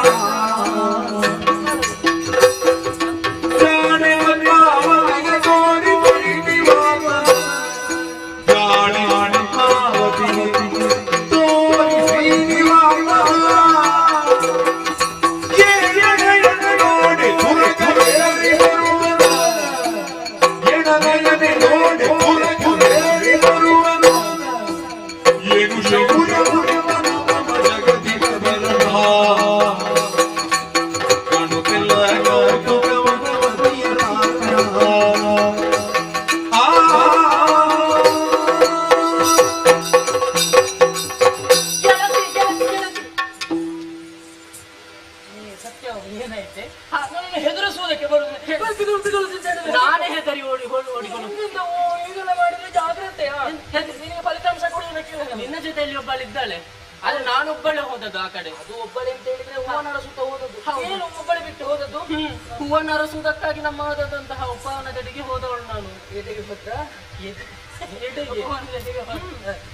ಹಾಗೆ ಹೋದಂತಹ ಸಂದರ್ಭದಲ್ಲಿ ಹೂಗಳನ್ನು ತಂದಿಲ್ಲ. ಮತ್ತೆ ನೀನ್ ಯಾಕೆ ಹೋದ್ದು? ಅಲ್ಲ ಹೋದದ್ದು ಹೂವನ್ನು ತರುವುದಕ್ಕೆ. ಮತ್ತೆ ಹೂವನ್ನು ತರಲಿಲ್ಲ ಅಂತ ಹೇಳುವುದು ಹಾಗಲ್ಲವೇ, ನಮ್ಮದಾದಂತಹ ಈ ಉಪವನದಲ್ಲಿ ಇವರು ಪುರುಷರ ಆಗಮನ. ಏನೇ ಪರಪುರುಷರ ಆಗಮನ? ಪರಪುರುಷರು ಹೌದು, ನಮ್ಮ ಉಪವನಕ್ಕೆ ಬಂದಿದ್ದಾರೆ. ಹೌದು. ಏನು ಮಾಡ್ತಾರೆ? ಅದು ಕೂಡ ಹೇಗೆ ತುರಗವನ್ನು ಏರಿ ಬರುತ್ತಿರುವುದನ್ನು. ತುರಗವೇರಿ? ಹೌದು. ಬಂದದ್ದು ಮಾತ್ರವಲ್ಲ, ಮತ್ತೆ ಬಂದು ನೇರವಾಗಿ ಕುಳಿತದ್ದು ಒಂದು ಮರದ ಕೆಳಗಡೆ. ಮರದ ಕೆಳಗಡೆ, ಮರದ ಕೆಳಗಡೆ ವಿಶ್ರಾಂತಿಯಾಗಿ ಹೌದು. ತುರಗವನ್ನು ಅದೇ ಮರಕ್ಕೆ ಕಟ್ಟಿ ಹಾಕಿದ್ದಾರೆ. ಕಟ್ಟಿ ಹಾಕಿದ್ದಾರೆ. ಈಗ ಆಶ್ಚರ್ಯ ಅದಲ್ಲ ನೋಡು, ಏನು? ಒಂದು ಮದವೇರಿದಂತ ಆನೆ ಓಡೋಡಿಕೊಂಡು ಬರುತ್ತಾ ಇತ್ತು. ಹೌದೇ? ಭಯ ಪಡಬೇಡ, ಇಲ್ಲಿಗೆ ಬರುವುದಿಲ್ಲ, ಅವರ ಬಳಿಗೆ. ಹೌದು, ಹೋದ್ರು, ಅವರ ಕಥೆ ಮುಗೀತು. ಅದೇ ಅದನ್ನೇ ನಾನು ಆಶ್ಚರ್ಯದಿಂದ ನೋಡ್ತಾ ಇದ್ದೇನೆ. ಇದೇನಾಗಬಹುದು ಇನ್ನೇನಾಗಬಹುದು ಅಂತ. ಆದ್ರೆ ಆದದ್ದೇ ಬೇರೆ.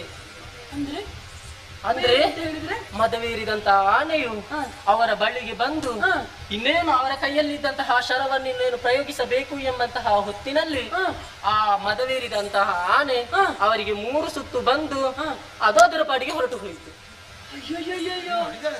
ಮದವೇರಿದಂತಹ ಆನೆ ಅವರಿಗೆ ಮಣಿದು ಹೋಯಿತು. ಅದು ಕೂಡ ಶರವನ್ನು ಇನ್ನೇನು ಪ್ರಯೋಗಿಸಬೇಕು ಎಂಬ ಹಾಗೆ. ಹಾಗಾದ್ರೆ ಅವರೆಲ್ಲ ಅದೆಲ್ಲ ಹೌದು.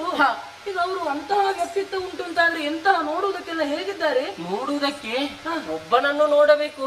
ಆಹಾ, ಸಾಕ್ಷಾತ್ ಮನ್ಮಥನ ಹಾಗೆ. ಒಬ್ಬ ಮನ್ಮಥ? ಹೌದು. ನೀನು ಇಬ್ರು ಬಂದದ್ದು ಅಂತ ಹೇಳ್ತೀವಿ. ಒಬ್ಬ ಮನ್ಮಥ ಅಂತಾದ್ರೆ ಇನ್ನೊಬ್ಬನನ್ನು ಸರಿ ನೋಡಿದ್ದೇನೆ. ಇದು ಹನುಮಂತನ ಭಾವ ಅಂಗದನ ಹಾಗೆ. ಅಂದ್ರೆ ಅಷ್ಟು ರೂಪ ಚೆನ್ನ. ಹೌದು, ಒಬ್ಬ ಸಾಕ್ಷಾತ್ ಮನ್ಮಥನ ಹಾಗೆ, ಇನ್ನೊಬ್ಬ ಅಂಗದನ ಹಾಗೆ. ನಿನ್ನಲ್ಲಿ ವಿಷಯ ಹೇಳಿದ್ದು ಯಾಕೆ ಗೊತ್ತಾ? ಹೇಗೂ ನಾವು ಕಂಡವರಿದ್ದೇವೆ, ಮಹಾರಾಣಿಯಾದಂತಹ ನೀನು ಕೂಡ ಒಮ್ಮೆ. ಸಖಿ, ಏನು ಮಾತನಾಡ್ತಾ ಇದ್ದೀಯ? ಪರಪುರುಷರು ಅಂತ ನೀನು ಆಡುವುದಕ್ಕೆ ಹೊರಡ್ತಾ ಇದ್ದೀಯ, ಮತ್ತು ಅವರನ್ನು ನಾನು ನೋಡಬೇಕು ಅಂತಾದ್ರೆ ಅದು ಹಾಗಾಗುವುದಕ್ಕೆ ಸಾಧ್ಯ ಉಂಟೇನೆ? ಹಾಗೆಲ್ಲ ಹೇಳಬೇಡ. ಅವರವರಷ್ಟಕ್ಕೆ ಇರ್ಲಿ, ನಾವು ಅವರ ಸುತ್ತಿಗೆ ಹೋಗುದು ಬೇಡ. ಹಾಗಿದ್ದರೆ ನಾವು ಎಂತ ಮಾಡುದು? ಈಗ ಅವರನ್ನು ವಿಚಾರಿಸಬೇಕಲ್ಲ. ಈಗ ನೀವೆಲ್ಲ ಬಂದವರನ್ನು ಹಾಗೆ ಬಿಡುವುದಕ್ಕೆ ಸಾಧ್ಯವಿಲ್ಲ. ಹಾಗೆ ಬಿಡುವುದು ಅಂತ ಹೇಳಿದ್ರೆ ಈಗ ಏನಾದ್ರು ಮಾಡಬೇಕು ಅಂತ ಆದ್ರೆ ಈಗ ಅವರನ್ನು ನೋಡ್ಬೇಕಲ್ಲ. ಈಗ ಹೇಗೆ ನೋಡುವುದು ಹೇಗೆ ಅಂತ ಅವರನ್ನು ಪರಿಚಯ ಕೇಳಬೇಕು. ಯಾರಂತ ಪರಿಚಯ ಇರ್ಲಿ, ನಾನು ನೋಡುದು ಹೇಗೆ ಅಂತ ಬೇಕಲ್ಲ ಸಖಿ. ಬಾರಿ ಸ್ವಲ್ಪ ಮರೆಯಲ್ಲಿ ನಿಂತು ನೋಡ್ಬೋದು. ಹೌದು, ನೀವು ಹೇಗೆ ಕಂಡದ್ದು? ನಾವು ನೇರವಾಗಿ ಕಂಡದ್ದು. ಅಂದ್ರೆ ಅಲ್ಲಿದ್ದು ಕಂಡದ್ದು. ಹಾಗಾದ್ರೆ ನಾನೇನು ಮಾಡಬೇಕು? ಇಲ್ಲಿದ್ದು ಕಂಡದ್ದು, ಕದ್ದು ನೋಡ್ಬೇಕು ಅಂತ ಆಡುವುದು. ಸರಿ, ಹಾಗಾದ್ರೆ ಅವನ ಈರ ನಿಮಗೆ ಗೊತ್ತುಂಟಲ್ವಾ? ತೋರಿಸಬೇಕು. ತೋರಿಸಿ. ಎಲ್ಲಿದ್ದಾನೆ ತೋರಿಸಿ.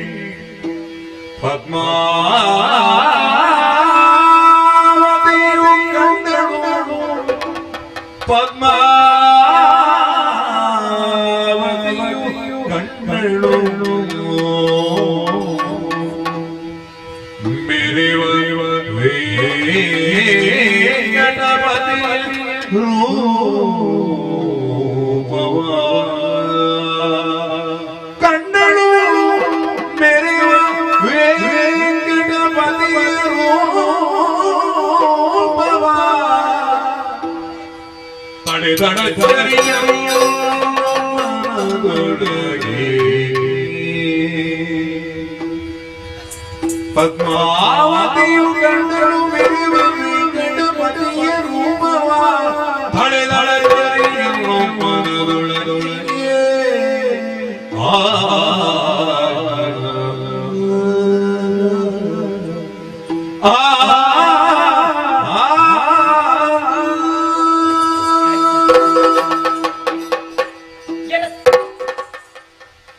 ಏನೇ ಇದು ಸಖಿ?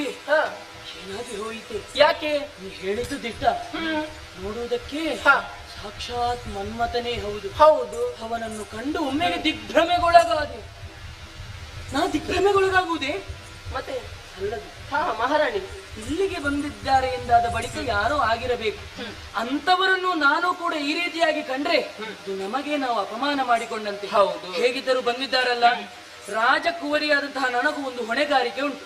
ಬಂದವರು ಯಾರು, ಎಲ್ಲಿಂದ ಬಂದಿದ್ದಾರೆ, ಯಾಕಾಗಿ ಬಂದಿದ್ದಾರೆ ಎನ್ನುವಂತಹ ಸಕಲ ವಿಚಾರವನ್ನು ತಿಳಿದು ನನಗೆ ಉತ್ತರ ರೂಪವಾಗಿ ಬರಬೇಕು. ಹೋಗಿ ಕೇಳಿ. ಯಾರ ನೀನು? ಅಪ್ಪನೇ ಮಗ. ಯಾರು ನೀನ್ ಯಾರು? ನಾನು ನಾನೇ. ಎಲ್ಲಿಂದ ಬಂದದ್ದು? ಎಲ್ಲಿಂದ ಬಂದದ್ದು? ನಮ್ಮ ಮನೆಗೆ ನಿನ್ನ ಹೆಸರೇನು? ನಿನ್ನ ಹೆಸರು ಅದು ನಿಮ್ಮ ಬಳಿಗೆ ಬರುವ ಎಲ್ಲ ನನ್ನ ಮುಂದೆ ಹೇಳಿ. ಹೌದು ನಾನು ಇದೆಲ್ಲ ನೀವೇ ಹೇಳುವುದಲ್ಲಾದರೂ ಹೇಳಿಕೊಟ್ಟದ ನಿಮಗೆ ಉತ್ತರ ಬೇಕಲ್ಲ ನಿಮಗೆ. ಒಂದು ಕೆಲಸ ಮಾಡಿ, ನಿನ್ನಲ್ಲಿ ಹೇಳುವುದಿಲ್ಲ, ಕೇಳುವವರು ಕೇಳಿದ್ರೆ ಹೇಳುವವರು ಹೇಳುತ್ತಾರೆ ಅಂತ ನಿನ್ನನ್ನು ಕಳುಹಿಸಿದವರಲ್ಲಿ ಹೋಗಿ ಹೇಳು. ಓಹೋ ಅಲ್ಲಿ ಹೋಗಿ ವಿಚಾರಿಸಿದೆ.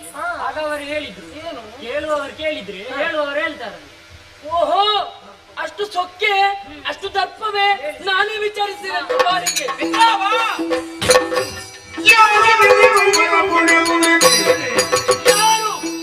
ಯಾರು ಯಾರು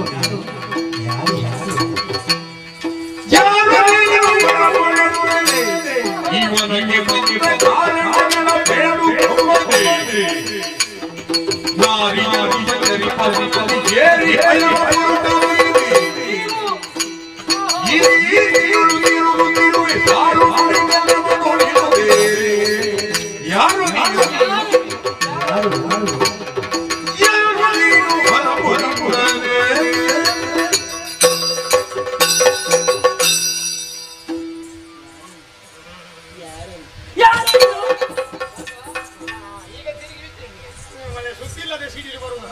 ಪುಳಿಂದ ನಿನಗೆ ಎಷ್ಟು ಸಲ ಹೇಳಿಲ್ಲ ತಿನ್ನುವ ಚಟ ಇದ್ರು ಅಜ್ಜಿ ಕೊಟ್ಟರು ಸಹ ಕಟ್ಟು ತಿನ್ನಬೇಕು. ಯಾವುದು ಹುಳಿ ತಿನ್ನುವ ನಿನಗೊಂದು ಚಟ ಕರ್ಮ. ಅದು ಹುಡುಗರ ತಿನ್ನುವ ಕ್ರಮ ಉಂಟಾ? ಏನು ಗೊತ್ತಿಲ್ಲ. ಬೇಡ ಎಲ್ಲಿ ಬೇಡ ಎಲ್ಲಿ ಬೇಡ? ಕಾಡ ಬೇಡ. ಕಾಡು ಬೇಡ ಅಂತಾದ್ರೆ ನಾಡಿಗೆ ಹೋಗುವ. ನಡಿಗೆ ಹೋಗುವ. ಅಲ್ಲಿ ಕೋಣೆ ಉಂಟು. ಹಾಗೆ ಹೇಳಿದಲ್ಲ ಕಿರಾತ. ಅದು ನಮ್ಮ ಅಜ್ಜಿ ಆಗಾಗ ಗುಡ್ಡಿಗೆ ಹೋಗಿ ಕಷಾಯ ಮಾಡಿ ಕೊಡ್ತಾರೆ. ಎಂತದ್ದು? ಜ್ವರ ಬಿಡದಿದ್ರೆ ಯಾವ ಔಷಧಿಯಲ್ಲಿಯೂ ಕಿರತ ಕಡ್ಡಿಯ ಕಷಾಯ ಮಾಡಿದ್ರೆ ಪಟಕ್ಕ. ಅದಲ್ಲ ಹೇಳಿದ್ದು ನಾನು, ನೀವು ಕಾಡ ಕಿರಾತರು ಅಂತ. ಹೌದಾ? ಹೌದು. ಅದು ಹೇಗೆ ಗೊತ್ತಾಯ್ತು? ಅದು ನಿಮ್ಮನ್ನು ನೋಡುವಾಗ ಗೊತ್ತಾಯ್ತು. ಏನು ಉಟ್ಟುಕೊಂಡು ವಾಸನೆ ಬರ್ತದೆ, ವಾಸನೆ ಎಂತದ್ದು ಕಾಲು ನೋಡುವುದಕ್ಕೆ? ದಾರಿಯಲ್ಲಿ ಬರುವಾಗ ಇಟ್ಟುಕೊಂಡು ಬರುವುದಲ್ಲ. ನಾವು ಪಾದರಕ್ಷೆ ಹಾಕಿಯೇ ಬಂದದ್ದು. ಹೌದಾ? ವನಕ್ಕೆ ಬರುವಾಗ ಪಾದಗಳಿಗೆ ರಕ್ಷಣೆ ಮಾಡಿಕೊಂಡು ಬರಬೇಕು. ವಾಸನೆ ಅಲ್ಲ ಅದು, ಅದು ಪರಿಮಳ. ಅದಲ್ಲ ಹೇಳಿ. ನಾವು ಮನೆಯಿಂದ ಬರುವಾಗ ಹಾಗೆ ಬರುವುದಿಲ್ಲ. ಮತ್ತೆ ಹೇಗೆ? ಮೂಚಿಕೊಂಡೇ ಬರುವುದು. ಹಾಗೆ ಚಂದುನ ಕತ್ತೆರಿ ಆಗಿ ಉಣುಂಗು ಚಂದುನ ಕತ್ತೆರಿ. ನೀವು ಯಾವ ಜಾತಿ ಪುಣ್ಯಾತ್ಮ? ಅದು ಎಂತದಲ್ಲ, ಅದನ್ನ ಇಟ್ಕೊಂಡು ಬರುದು ಯಾಕೆ ನೀನು? ಅಯ್ಯೋ ಮಾರಾಯ, ಎಲ್ಲ ಪರಿಮಳ ದ್ರವ್ಯಗಳು. ಅದು ಚಂದನ ಕಸ್ತೂರಿಯ. ಮತ್ತೆ ಉಣುಗು ಉಂಟು. ಎಂತ ಉಣುಗು? ಉಣುಗು ಅದನ್ನೆಲ್ಲ ಪೂಸಿಕೊಂಡು ಅದನ್ನು ಇಲ್ಲಿ ಭೇಟಿಯಾಗಿ ಆಗುವಾಗ ಬೆವರಿ ಆಗುವಾಗ ಅದು ಬೆರಕ್ಕೆ ಆಗಿ ಸ್ವಲ್ಪ ಏನು ವಾಸನೆ ಬರ್ತದೆ. ಹಾಗೆಲ್ಲ ನಿಮ್ಮ ವಸನವನ್ನು ನೋಡಿ ಹೇಳಿದ್ದು. ಹಾಗೆ ದೇಹದಲ್ಲಿ ಸೊಪ್ಪು. ಹೌದು. ನನ್ನ ಬಣ್ಣ ಕಪ್ಪು, ಅದನ್ನು ನೀನು ಒಪ್ಪು, ಆಮೇಲೆ ಅಪ್ಪು ಮಾಡಬೇಡ ತಪ್ಪು. ಏ ಬೆಪ್ಪು, ಇಲ್ಲಿಗೆ ಬಂದದ್ದೇ ನೀ ತಪ್ಪು. ಅದನ್ನು ನೀವು ಒಪ್ಪು. ಯಾಕೆ ಯಾಕೆ ಬರಬಾರ್ದು? ಯಾಕೆ ಬರಬಾರ್ದು ಅಂತ ಹೇಳಿದ್ರೆ, ಇದು ಯಾರದ್ದು ಅಂತ ಭಾವಿಸಿದ್ದಿ? ಈ ವನ ಯಾರ್ದು ಅಂತ ಭಾವಿಸಿದ್ದಿ? ಈ ವನ ನಮ್ಮವನ ಮಿತ್ರ. ಇವನು ನಿಮ್ಮವನ. ಇವನು ನಿಮ್ಮವನ. ಮಾತಿನಲ್ಲಿ ದ್ವಂದ್ವ ಮಾಡಬಾರ್ದು. ಹಾಗೆ ಹೇಳಿದಲ್ಲ, ಈ ವನ ನಮ್ಮ ವನ. ಈ ವನ ನಿಮ್ಮವನ. ನಮ್ಮವನ ಎಲ್ಲ ನಿನ್ನದ. ಎಲ್ಲ ನನ್ನದೇ. ನನ್ನದೇ. ಗಿಡ, ನನ್ನದೇ. ಬಳ್ಳಿ, ನನ್ನದೇ. ಹಣ್ಣು, ನನ್ನದೇ. ನನ್ನದೇ. ನನ್ನದೇ. ನನ್ನದೇ. ಆಗಲ್ಲ ಆಗಲ್ಲ. ನಾನು ಅಲ್ಲದೆ ಅಲ್ಲ ಅಲ್ಲ. ನಿಮ್ಮನ್ನು ಇಲ್ಲಿರುವುದರಲ್ಲಿ ನೀವು ಗುಂಪಿಗೆ ಸೇರದ ಪದಗಳು. ಅದಕ್ಕೆ ವಿಶಿಷ್ಟ ಪದ ಅಂತ ಹೆಸರು. ವಿಶಿಷ್ಟತೆ. ವಿಶಿಷ್ಟ ಆದ್ರೆ ಕಷ್ಟ ಆಗ್ತದೆ ಈ ಸಲ. ಅದನ್ನು ಜೀರ್ಣ ಮಾಡಿಕೊಳ್ಳಬೇಕು. ಆವರಣದ ಒಳಗೆ. ಅದೇ ಆವರಣದೊಳಗೆ ಬರ್ಲಿ. ಎಂತದ್ದು ಆವರಣದೊಳಗೆ ಬರುವುದು? ನಿಮಗೆ ಆವರಣ ಮಾಡಿಸ್ತೇನೆ. ಆವರಣದಿಂದ ಹೊರಗೆ ಹೋಗದಾಗೆ ಮಾಡ್ಬೇಕು. ಅಂದ್ರೆ ಈ ಆವರಣದೊಳಗೆ ಬರಬೇಕು ಅಂತಾದ್ರೆ ಅಲ್ಲಿ ಬರೆದದ್ದು ಕಾಣುವುದಿಲ್ವಾ? ಎಲ್ಲಿ? ಅಲ್ಲಿ ಬಂಗಾರದ ಬೆಳಕೈಯಲ್ಲಿ ಬರೆದು ಹಾಕಿದ್ದು. ಎಂತದು? ಬಂಗಾರದ ಬೆಳಕೈ. ಫಲಕ ಫಲಕ. ಫಲಕದಲ್ಲಿ ಎಂತದದು? ಅಪ್ಪನ ವಿನಾ ಪಿರವೇಶವಿಲ್ಲ. ಅಂದ್ರೆ ಅಪ್ಪನಿಗೆ ಕೊಡುದ? ಹಾಗೆಲ್ಲ ಮನೆ ಅದೆಂತದ್ದು ಬರೆದದಲ್ಲಿ ಅಪ್ಪನ ವಿನಃ ಪ್ರವೇಶವಿಲ್ಲ. ಹೌದು. ಶಿರವೇಶ ಅಲ್ಲ ಪ್ರವೇಶ. ಅದು ಯಾವ ಕಾಲದಲ್ಲಿ ಬರೆದಾಕಿದ್ದು? ಎಂತದು? ಕೆಲವೆಲ್ಲ ಯಾವ ಅಕ್ಷರ ಮಾಸಿ ಹೋಗಿದೆ. ಮತ್ತೆ ಮಾಸಿ ಹೋಗ್ಲಿಲ್ಲ, ಅಲ್ಲಿ ಉಂಟು, ನಿಮಗೆ ಕಣ್ಣು ಮಾಸಿ ಹೋಗಿದೆ. ಅದು ದೂರ ಉಂಟು ಧರ್ಮ. ಅಪ್ಪಣೆ ವಿನ ಹಾಗೆಲ್ಲ ಬರುವುದಕ್ಕಿಲ್ಲ, ಬರ್ಲಿಕ್ಕಿಲ್ಲ. ತುರಗವೇರಿಕೊಂಡು ಬಂದಿದ್ದೀರಲ್ಲ ನೀವು. ಈಗ ಬಂದಾಯ್ತಲ್ಲ. ಎಂತದ್ದು ಬಂದಾಯ್ತು? ಬಂದಾಯ್ತಲ್ಲ. ಎಂತದ್ದು ಬಂದಾಗುವುದು? ಎಂತದ್ದು ನೀವು ಬಂದಾದಲ್ಲಿಗೆಲ್ಲವೂ ಆಯ್ತಾ ಅಂತ ಕೇಳುವುದು ನಾನು. ಬಂದಾಯ್ತಲ್ಲ. ಎಂತದ್ದು ಬಂದಾದ್ರೆ ನೀವು ಬಂದಾದ್ರೆ ನಿಮ್ಮ ಕಾರ್ಯ ಆಯ್ತಲ್ಲ. ಆಯ್ತಲ್ಲಿ ನಡೆಯಿರಿ. ಯಾರು ಹೇಳಿದಾಯ್ತು? ನಿಮ್ಮ ಕಾರ್ಯ ಆದ್ರೆ ನಡೆಯಿರಿ. ಬಂದ ಕಾರ್ಯ ಪೂರ್ಣವಾಗದೆ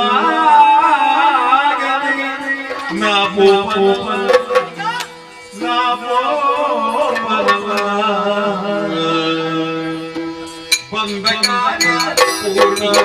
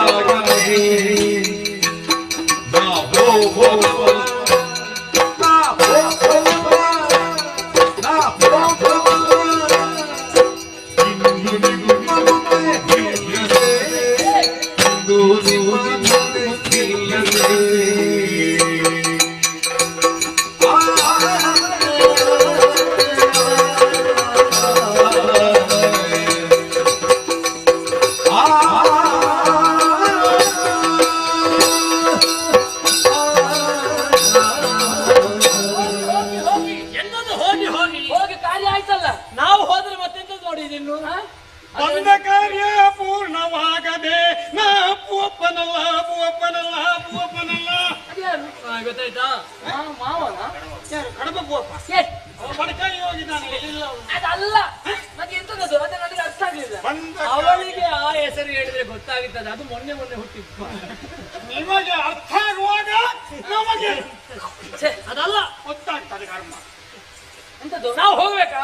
ಹೋಗಿ ನಿಮ್ಮ ಕಾರ್ಯ ಆಯ್ತಲ್ಲ, ಹೋಗಿ. ಯಾರು ಹೇಳಿದಾಯ್ತಂತ? ಮತ್ತೆ ನೀವು ಬಂದಲ್ಲಿಗೆ ಪ್ರಾರಂಭವಾ? ನನ್ನದೆಲ್ಲ ನಿಮಗೆ ಗೊತ್ತು. ಮತ್ತೆ ಹಾಗಾದ್ರೆ ಹೋಗಿ ಹಾಗಾದ್ರೆ ನನ್ನದು ನಿನಗೆ ಗೊತ್ತಾಗಬೇಕು ಅಂತಾದ್ರೆ ನೀನು ನನಗೆ ಏನಾದ್ರೂ ಆಗ್ಬೇಕಲ್ಲ. ಎಂತದಾಗುವುದು ಮತ್ತೆ ನನಗೆ ಆದ್ರೆ ನಿನಗೆ ಗೊತ್ತಾಗುದು ಹಾಗಲ್ಲ. ನಿಮ್ಮ ಕಾರ್ಯ ಆಯ್ತು ಅಂತ ತಿಳ್ಕೊಂಡಿದ್ದೇನೆ, ಅದಕ್ಕೆ ತಿಳ್ಕೊಂಡೇ ಅದು ಹಾಗೆ ನನ್ನ ಮತ್ತೆ ಹಾಗುಂಟು ಅಂದ್ರೆ ನನಗೂ ನಿನಗೆ ಸಂಬಂಧ ಉಂಟು. ಎಂತದ್ದು ಸಂಬಂಧ? ಸಂಬಂಧ ಏನಿಲ್ಲ. ಸಂಗತಿ ಊಟ ಆಗಲಿಲ್ಲ, ಪೂರ್ತಿ ಆಯ್ತು ನಾವು ಹೇಳಬೇಡವಾ? ಅದಕ್ಕೆ ಬೇಗ ಬಂದಿದ್ಯಾ ಅಂತ. ಇಲ್ಲ ಬಂದದ್ದು ಸರಿ ಉಂಟದು. ಅಂದ್ರೆ ನಾವು ಹೊರಡುವಾಗ ನಮ್ಮ ಜೀವನದಲ್ಲಿ ಇವತ್ತಿನ ದಿವಸ ಇಷ್ಟೆಲ್ಲ ಆಗಬೇಕು ಅಂತ ಒಂದು ದಿನಚರಿ ಅಂತ ಬರೀತೇವೆ. ದಿನಚರಿ ಉಂಟು. ನಮ್ಮ ಜೀವನಕ್ಕೆ ರೂಪರೇಷೆ ಯಾರು ಕೊಟ್ಟದ್ದು? ನಾವೇ ಮಾಡಿಕೊಂಡದ್ದು. ಹಕ್ಕಿ ಹೇಳುವುದಕ್ಕೆ ಮೊದಲು ನಾವೇ ಎದ್ದು ಹಕ್ಕಿ ಎಬ್ಬಿಸಿ ನನಗೆ ಗೊತ್ತಾಯ್ತು ಅದು ಕಾಗೆ ಅಂತ. ಅದಾದ್ರೂ ಎಬ್ಬಿಸ್ತೇವೆ ನಾವು ಎದ್ದ ನಂತರ ಅವಳು ಹೇಳುದು. ಕೆಲವರು ಇವತ್ತು ರಾತ್ರಿ ಮಲಗಿದ್ರೆ ನಾಳೆ ಸಾಯಂಕಾಲ ಹೇಳುದು. ಅವ್ರು ಹೇಳಬೇಕಿದ್ರೆ ಸೂರ್ಯ 4 ಅವರಿಗೆ ಎಷ್ಟು ನಿದ್ರೆ ಬಾಕಿ ಉಂಟು ಅಂತ ಅದರ ಅರ್ಥ. ಬಾಕಿ ಉಂಟು. ಅವರೆಷ್ಟು ಕಷ್ಟ ಪಡ್ತಾ ಇದ್ದಾರೋ ನಿಮಗೇನು ಗೊತ್ತು. ಅವರ ಅವಸ್ಥೆ ಎನಿಸುವಾಗ ಅವಸ್ಥೆ ಅಲ್ಲದು, ಅದನ್ನ ಅವಸ್ಥೆ ಅಂತ ಹೇಳಬಾರದು. ಪರಿಸ್ಥಿತಿ ಎಂತದು ಮುಖ ತೊಳೆಯದೆ ಕರ್ಮ. ಎಂತದ್ದು ಮುಖ ತೊಳೆಯದೆ? ಎಂತಗೊಂಡೆ ಮುಖ ತೊಳೆ ಮಲಗಿಕೊಂಡಿರುವ ಮುಖ ತೊಳೆಯೋದು. ಹೌದಪ್ಪ, ಬೆಳಿಗ್ಗೆ ಬೇಗ ಹೇಳ್ತೇವೆ, ನಮಗೆ ಬೇಕಾದ್ದನ್ನೆಲ್ಲ ಮಾಡಿಕೊಂಡು ಈ ದಿವಸ ಇಷ್ಟು ತನಕ ಇಲ್ಲಿಯವರೆಗೆ ಹೋಗುದು, ಇಷ್ಟು ಕಡೆಗೆಲ್ಲ ಹೋಗುದು, ಇಷ್ಟು ಸಮಯದಲ್ಲಿ ನಿಲ್ಲುವುದು, ಇಂಥ ಕಾರ್ಯಗಳನ್ನು ಮಾಡುವುದು. ಮೊದಲನೇ ಕಡೆಗೆ ನಿಜವಾಗಿ ಹೋಗುದೇ, ಎರಡನೇ ಕಡೆಗೆ ಹೋಗುವ ಸ್ವಲ್ಪ ತಡ, ಇಲ್ಲಿ ಮುಗಿಲಿಲ್ಲ. ಹೌದು.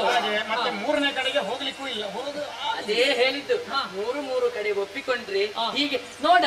ನೀವು ಆ 3 ಕಾರ್ಯಕ್ರಮಕ್ಕೆ ಕಟಿಬದ್ಧರಾಗಿ ಹೋಗಿ ನೀವು ಮಲಗದೆ ಎಲ್ಲಿ ಹೋಗ್ತೀರಿ? ನಾನು 3 ಕಡೆಯಲ್ಲಿ ಕಾರ್ಯಕ್ರಮ ಯಾಕೆ ಅಷ್ಟು ಬಯಸ್ತಾರೆ ನಮ್ಮನ್ನು? ನಿಮಗೆ ಹೋಗುವುದಕ್ಕಾಗೋದಿಲ್ವಲ್ಲ? ಕಾಯುವುದೇ ನಮ್ಮ ದೊಡ್ಡಸ್ತಿಗೆ. ಬರ್ತಾರೋ ಇಲ್ವೋ? ಬರುವ ವರ್ಷ ಇಲ್ಲ ಅಲ್ಲ, ಈ ವರ್ಷ ಕಾಯುವುದು ಹೌದಲ್ವಾ? ಎಂತದ್ದು ಈ ವರ್ಷ? ಅದು ಹೇಳ್ತೀಯಾ? ಯಾರು ತಡವಾಗಿ ಬರ್ತಾರೆ, ಯಾರು ಕಾರ್ಯಕ್ರಮಕ್ಕೆ ಬರುವುದಿಲ್ಲ, ಬರುವ ವರ್ಷ ಮೊದಲಿಗೆ ಹೇಳುದು ಅವರನ್ನು ಮೊದಲೇ. ಹಾಗಾಗಿ ಇಂತಹ ಕಡೆಗೆ ಹೋಗುವುದು, ಇಂತಹ ಕಾರ್ಯವನ್ನು ಪೂರ್ತಿ ಮಾಡುವುದು ಅಂತೇಳಿ ನಾವು ಒಂದು ರೂಪರೇಷೆ ಆಗ್ತೇವೆ. ಬಂದ ಕಾರ್ಯ ಪೂರ್ತಿಯಾಗದೆ ನಾವು ಹೋಗುವವರೆಲ್ಲ ಆ ಪೋಪರಲ್ಲ ಅಂತ ಹೇಳಿದವ ಅದನ್ನ ದೊಡ್ಡ ದೊಡ್ಡ ಶಬ್ದ ಮಾತಾಡುದಲ್ವ? ಅವ ಸಕಲ ಭಾಷಾ ಕೋವಿದ. ನನ್ನ ಗರ್ಭಕೋಶದಲ್ಲಿ ಎಷ್ಟು ಉಂಟು ಗೊತ್ತುಂಟ? ಹೌದು. ಯಾರು ಕರ್ಣಿಸಿದ್ದು ತಮಗೆ? ಅದ ನೀವು ಹೇಳಿದ್ದು ಗರ್ಭಕೋಶ. ಹಾಗೆ ಹೇಳಿದ್ದದು ಗೆಡ್ಡೆ ಅಂತ ಹೇಳ್ತಾರೆ ಪುಣ್ಯಾತ್ಮ. ಅದೇ ಎಂತ ಕೋಶ ಮನೆಯದು? ಶಬ್ದಕೋಶ. ಅದುವೇ ಶಬ್ದಕೋಶದಲ್ಲಿ ಅಷ್ಟುಂಟು. ಶಬ್ದವೇ ಇಲ್ಲ. ಉಂಟು. ಹೋಗುವರಲ್ಲ, ಕಣ್ಣ ಮುಂದೆ ಒಬ್ಬಳಾಕೆ ಸೌಂದರ್ಯವತಿಯನ್ನು ಕಂಡ ಮೇಲೆ ಅವಳಲ್ಲಿ ಒಂದು ಕಾರ್ಯವಿಹುದು. ನಿಮ್ಮ ಒಡತಿಯಲ್ಲಿ ನನಗೊಂದು ಕಾರ್ಯ ಉಂಟು. ಏನು ಕಾರ್ಯ? ಅವಳ ಒಡತಿಯಲ್ಲಿ ಒಂದು ಕಾರ್ಯ ಉಂಟು. ಆ ಕಾರ್ಯ ಪೂರ್ತಿಯಾಗದೆ ನಾವು ಹೋಗುದಿಲ್ಲ. ಕಾರ್ಯ ಪೂರ್ತಿಯಾಗಬೇಕು.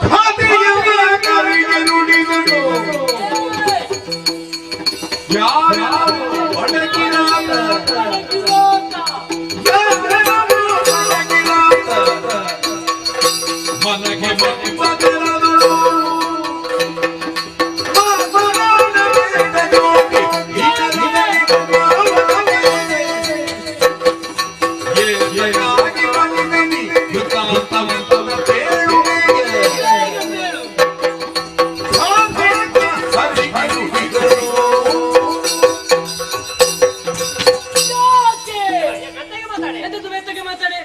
ಮತ್ತೆ ಏನು ಅಷ್ಟೊಂದು ಅಹಂಕಾರ ನಿಮಗೆ? ಬಂದ ಕಾರ್ಯ ಪೂರ್ತಿಯಾಗದೆ ದೂರ ನಿಂತು ಮಾತನಾಡು. ನೀ ದೂರ ನಿಂತು ಮಾತನಾಡು. ಈಗ ಹೇಳಿದಿ ಬಂದ ಕಾರ್ಯ ಪೂರ್ತಿಯಾಗದೆ ಪೋಪನಲ್ಲ. ಯಾಕೆ ನಿನ್ನ ಬಾವಿಯಲ್ಲಿ ನೀರು ನೋಡಿ? ಇಲ್ಲಿ ಬಾ. ಇಲ್ಲಿ ಕೆಲಸ ಪೂರ್ತಿ ಆಗ್ಲಿಲ್ಲ, ಸ್ನಾನಕ್ಕೆ ಹೋಗ್ತಾರವ. ಯಾರ್ದು? ನಾನು ದಿನಕ್ಕೆ 3 ಸಲ ದೇವರಿಗೆ ಬತ್ತಿ ಇಡುವವ. 3 ಸಲ ದೇವರಿಗೆ ಬತ್ತಿ ಇಡುವವನೇ ನೀನು. ದೇವರನ್ನು ಬಿಡ್ಲಿಲ್ಲಲ್ಲ ನೀನು. ಮನುಷ್ಯರಿಗೆಲ್ಲ ಆಯ್ತು ಇನ್ನು ಭಕ್ತಿ ದೀಪ. ಮನುಷ್ಯರ ಮೇಲೆ ಗೌರವ ತೋರಿಸಿ ಭಕ್ತಿ ತೋರಿಸಿ ಆಯ್ತು. ನನಗೆ ಮಣ್ಣಗಟ್ಟೆ ಏನಿಲ್ಲ. ಇನ್ನು ದೇವರಲ್ಲಿ ಆದರೂ ಒಂದು ಭಕ್ತಿ ಮಾಡಿ ಏನಾದ್ರು ಸಿಗ್ತದ ಅಂತ. ಹಾಗಾಗಿ ಏನಾಯ್ತು ಅಂತ ಹೇಳಿದಲ್ಲ, ಸ್ನಾನ ಮಾಡಿ ಬರ್ತೇನೆ. ಯಾಕೆ ಅಲ್ಲ? ಯಾರ್ದು ದೂರ ಅಂತ ಹೇಳಿದೆ? ತಿಂಗಳಲ್ಲಿ 3 ದಿನ. ಯಾರು ಹೇಳಿದ್ದು ಅಂತ? ಮತ್ತೆ ದೂರ ಅಂತ ಹೇಳಿದ್ದು ಅದ್ರ ಅರ್ಥ ಎಂತದ್ದು? ನನಗೆ ಅಂತ ಹೇಳಿದ್ದೆ ನಾನು. ಅರ್ಥ ಆಗುದಿಲ್ಲ. ದೂರ ಅಂತ ಹೇಳಿದ್ರೆ ಅಂತರವಿರಲಿ.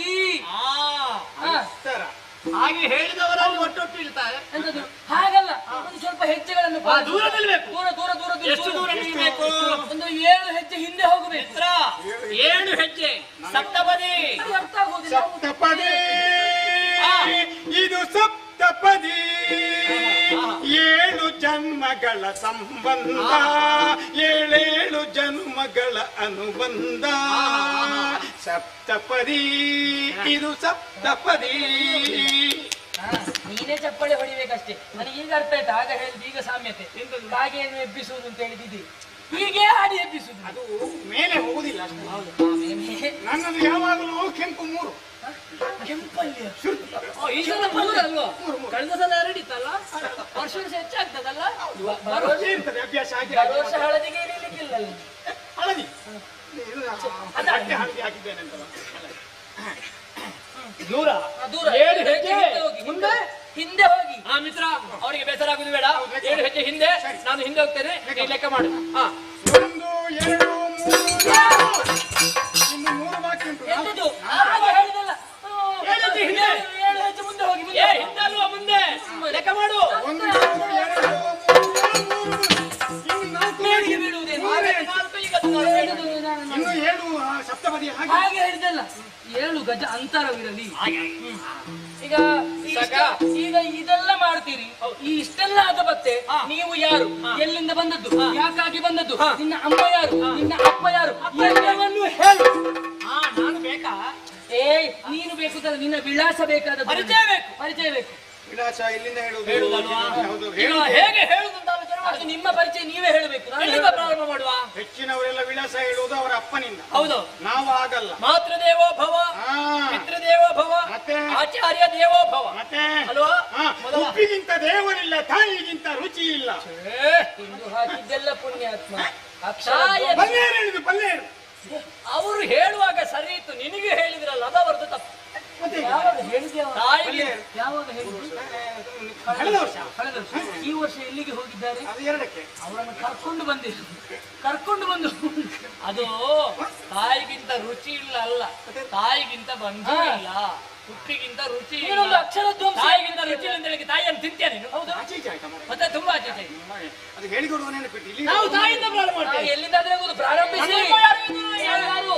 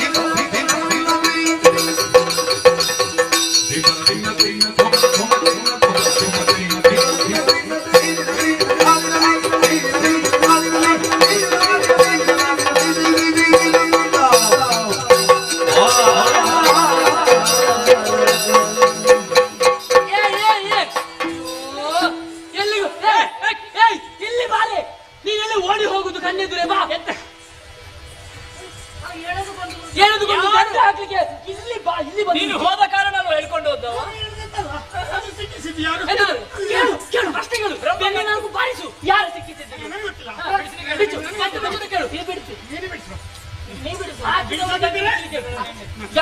ಗಂಟು ಹಾಕಿ ಬಿಡಿಸದಿದ್ದರೆ ನೀನು ನನ್ನ ಹೆಂಡತಿ.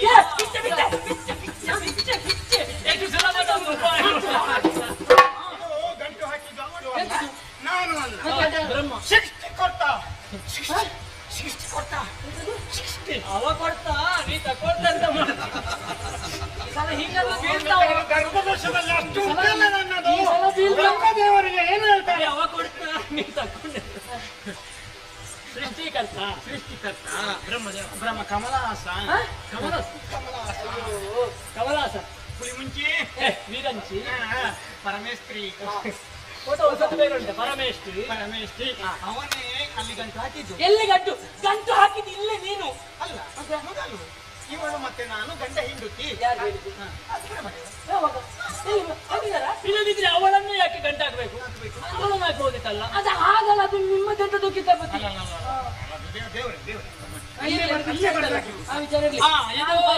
ನನ್ನನ್ನು ಕೇಳಿದೆಯಲ್ಲ ನೀನು? ನನ್ನನ್ನು ಕೇಳಿದೆಯಲ್ಲ, ಇನ್ನನ್ನು ಕೇಳಿದಲ್ಲ. ನೀನು ಪರಿಚಯ ನನ್ನಮ್ಮ. ಯಾರು ನನ್ನಮ್ಮ?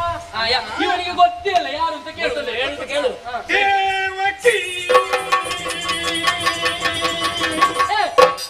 ಮುಗೀತಾ?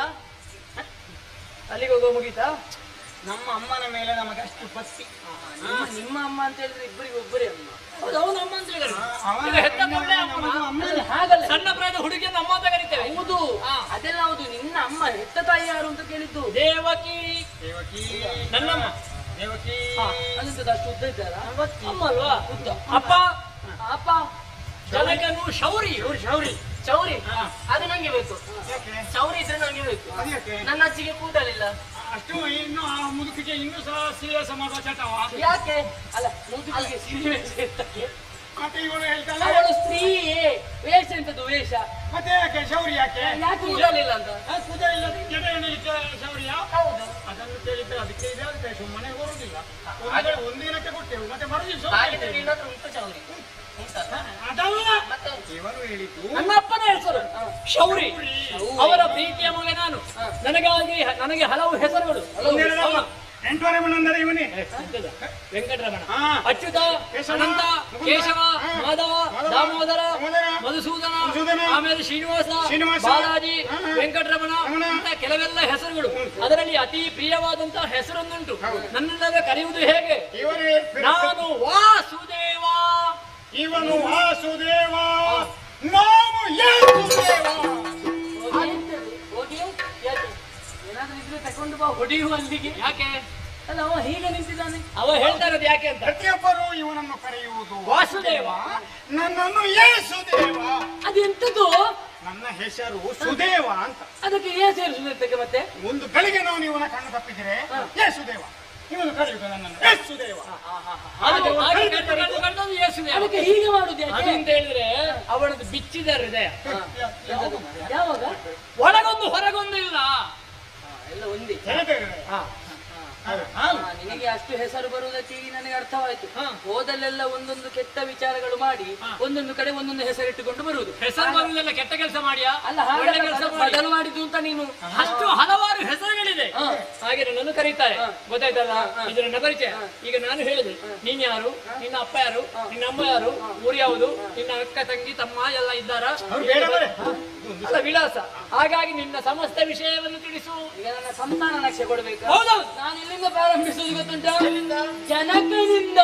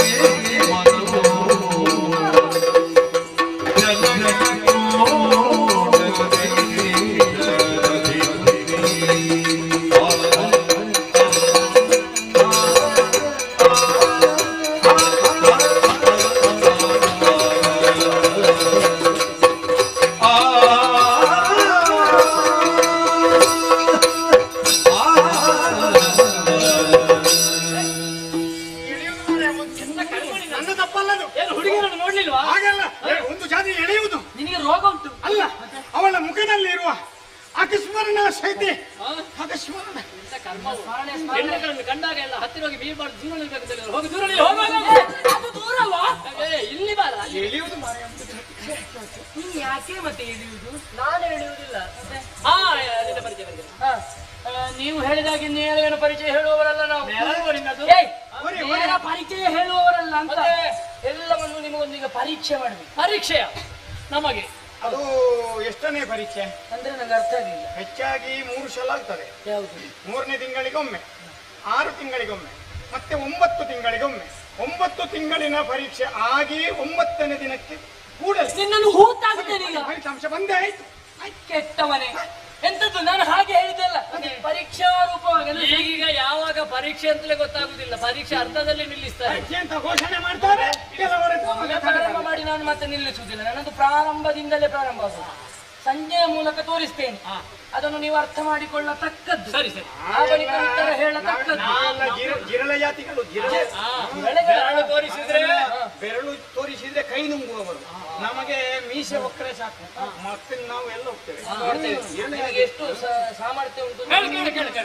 ಈಗ ನೀವು ಪ್ರಾರಂಭ ಮಾಡಿದ್ದು ಅಮ್ಮನಿಂದ, ನಾವು ಅಪ್ಪನಿಂದ ಪ್ರಾರಂಭ ಮಾಡುದು. ನಮ್ಮಲ್ಲಿ ಅಪ್ಪನಿಗೆ ಪ್ರಾಶಸ್ತ್ಯತೆ.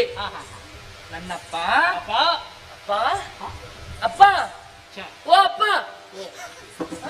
ಅಯ್ಯೋ ಪುಣ್ಯಾತ್ಮ, ಏನಾಯ್ತಪ್ಪ? ಇಷ್ಟು ಚಂದದ ಎಳೆ ಹುಡುಗಿಯನ್ನು ಅರ್ಧ ದಾರಿಯಲ್ಲೇ ಕೈ ಬಿಟ್ಟು ಅಷ್ಟು ಬೇಗನೆ ಹೋಗಿ ಬಿಟ್ರ ಪುಣ್ಯಾತ್ಮ. ಏನಾಯ್ತು ದೇವ್ರೆ? ಇಲ್ಲಿಂದಲೇ ದುಃಖ ತಪ್ತ ಶ್ರದ್ಧಾಂಜಲಿಯನ್ನು ಅರ್ಪಿಸ್ತೇನೆ. ನಿನ್ನ ಅಪ್ಪ ಸತ್ತದ ಕಲ್ಲಿ? ಅವನಪ್ಪ ಅಲ್ಲ, ನಿನ್ನಪ್ಪ ಸತ್ತ. ನನ್ನ ಅಪ್ಪ ಸತ್ತದು ಅಂತ ಯಾರು ಹೇಳಿದ್ರು? ಯಾರು ಮೇಲೆ ತೋರಿಸಿದ್ರೆ? ನನ್ನ ಮುಖದ ಭಾವ ನೋಡಿದ್ದೀರಾ ನೀವು? ಮೇಲೆ ತೋರಿಸುವುದು ಯಾರು ಹೇಳಿದ್ದು? ಮತ್ತೆ ಅಪ್ಪ ಮೇಲೆ? ಹಾಗಲ್ಲ, ನಾನು ಹೇಳಿದ್ದದು ನೀವು ಪರೀಕ್ಷೆಯಲ್ಲಿ ಉತ್ತೀರ್ಣರಾಗುವುದಿಲ್ಲ ಈ ಸಲ. ಅಂದ್ರೆ ಅಪ್ಪ ಮೇಲೆ ಹೋಗಿದ್ದಾರೆ. ಮೇಲೆ ಕಾಣುವುದು ಹೋಗಿದ್ದಾರೆ ಅಂತಲ್ಲ, ನಾನು ಅಪ್ಪ ಎಂಬ ಹಾಗೆ ತೋರಿಸಿದ್ದು. ಮೇಲೆ ಏನಿರುವುದು? ಅದು ಎಂತದು? ಅದು ಅದಕ್ಕಿಂತ ಚಪ್ಪರದಿಂದ ಮೇಲೆ. ಇದು ಅಂದ್ರೆ ಚಪ್ಪರದ ಮಗಳು ಅಂತ ಎಂತ ಚಪ್ಪರ ಮನೆ ಅದೆಲ್ಲ ಹೇಳಿದ್ದು. ಅದರಿಂದ ಮೇಲೆ ಎಂತದು?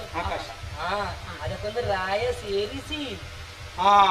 ಹಾಗಾದರೆ ಗಿಡುಗ ಗಿಡುಗಿಯ ಹಾಗೆ ಹೇಳಿದ್ದ ನಾನು. ಮತ್ತೆ ರಾಯ ಅಂತ ಹೇಳಿದ್ರೆ ಅರ್ಥ ಎಂತದ್ದು? ಗಿಡುಗ ಅಲ್ಲ, ಹಾಗಲ್ಲ. ರಾಯ ಎನ್ನುವುದು ನನ್ನ ತಂದೆಯ ಹೆಸರೇ ಹಾಗೆ, ಆಕಾಶ ರಾಯ. ಹೌದು, ಉದ್ದ. ಅಪ್ಪ ಉದ್ದ, ಹೆಸರು ಉದ್ದವಾಗಿ, ಅಪ್ಪನೂ ಅಜ್ಜಿಯು ಹಾಗೆ. ನೀನು ಉದ್ದ. ಹೌದು, ಬೆಳೆಸಿದ್ದಾರೆ ಹಾಗೆ. ಇನ್ನು ನಿನ್ನ ಮಗಳು ಹೇಗ? ಅದ್ಯಾಕೆ ಅದು ಇನ್ನೂ ಆಗಿಲ್ಲ. ಹಾಗೆ ಆಗಲಿ, ತೊಂದರೆ ಹಾಗೆ ಆಗಿ ಅಂದ್ರೆ ನಾನು ಸುಧಾರಿಸಿ. ಇದಕ್ಕೆಲ್ಲದಿದ್ರೆ ಮತ್ತೊಂದು ಎಂತದ್ದು? ಮತ್ತೊಂದಕ್ಕೆ ಎಂತದ್ದು? ಅಪ್ಪ ಆಕಾಶ ಅಮ್ಮ ಅಮ್ಮ. ಅಯ್ಯೋ ದೇವರೇ, ಏನಾಯ್ತಪ್ಪ? ಗಂಡ ಹೆಂಡತಿ ಇಬ್ಬರು ಒಟ್ಟಿಗೆ ಹೋಗುವಾಗ ಬಹುಶಃ ರಸ್ತೆಯಲ್ಲಿ ಅಪಘಾತ ಆಯ್ತೋ ಏನೋ. ಅಯ್ಯೋ ದೇವರೇ, ಇಲ್ಲಿಯೇ ಮುಗಿದದ್ದು ಕಾಣ್ತದೆ. ಇಷ್ಟು ದೂರ ತರಬೇಕಿತ್ತ? ಅಪ್ಪನೂ ಇಲ್ಲ, ಅಮ್ಮನೂ ಇಲ್ಲ. ಬಿಕಾರಿ ತಪ್ಪಲಿ ನೀನಾಯ್ದ ಮಗ.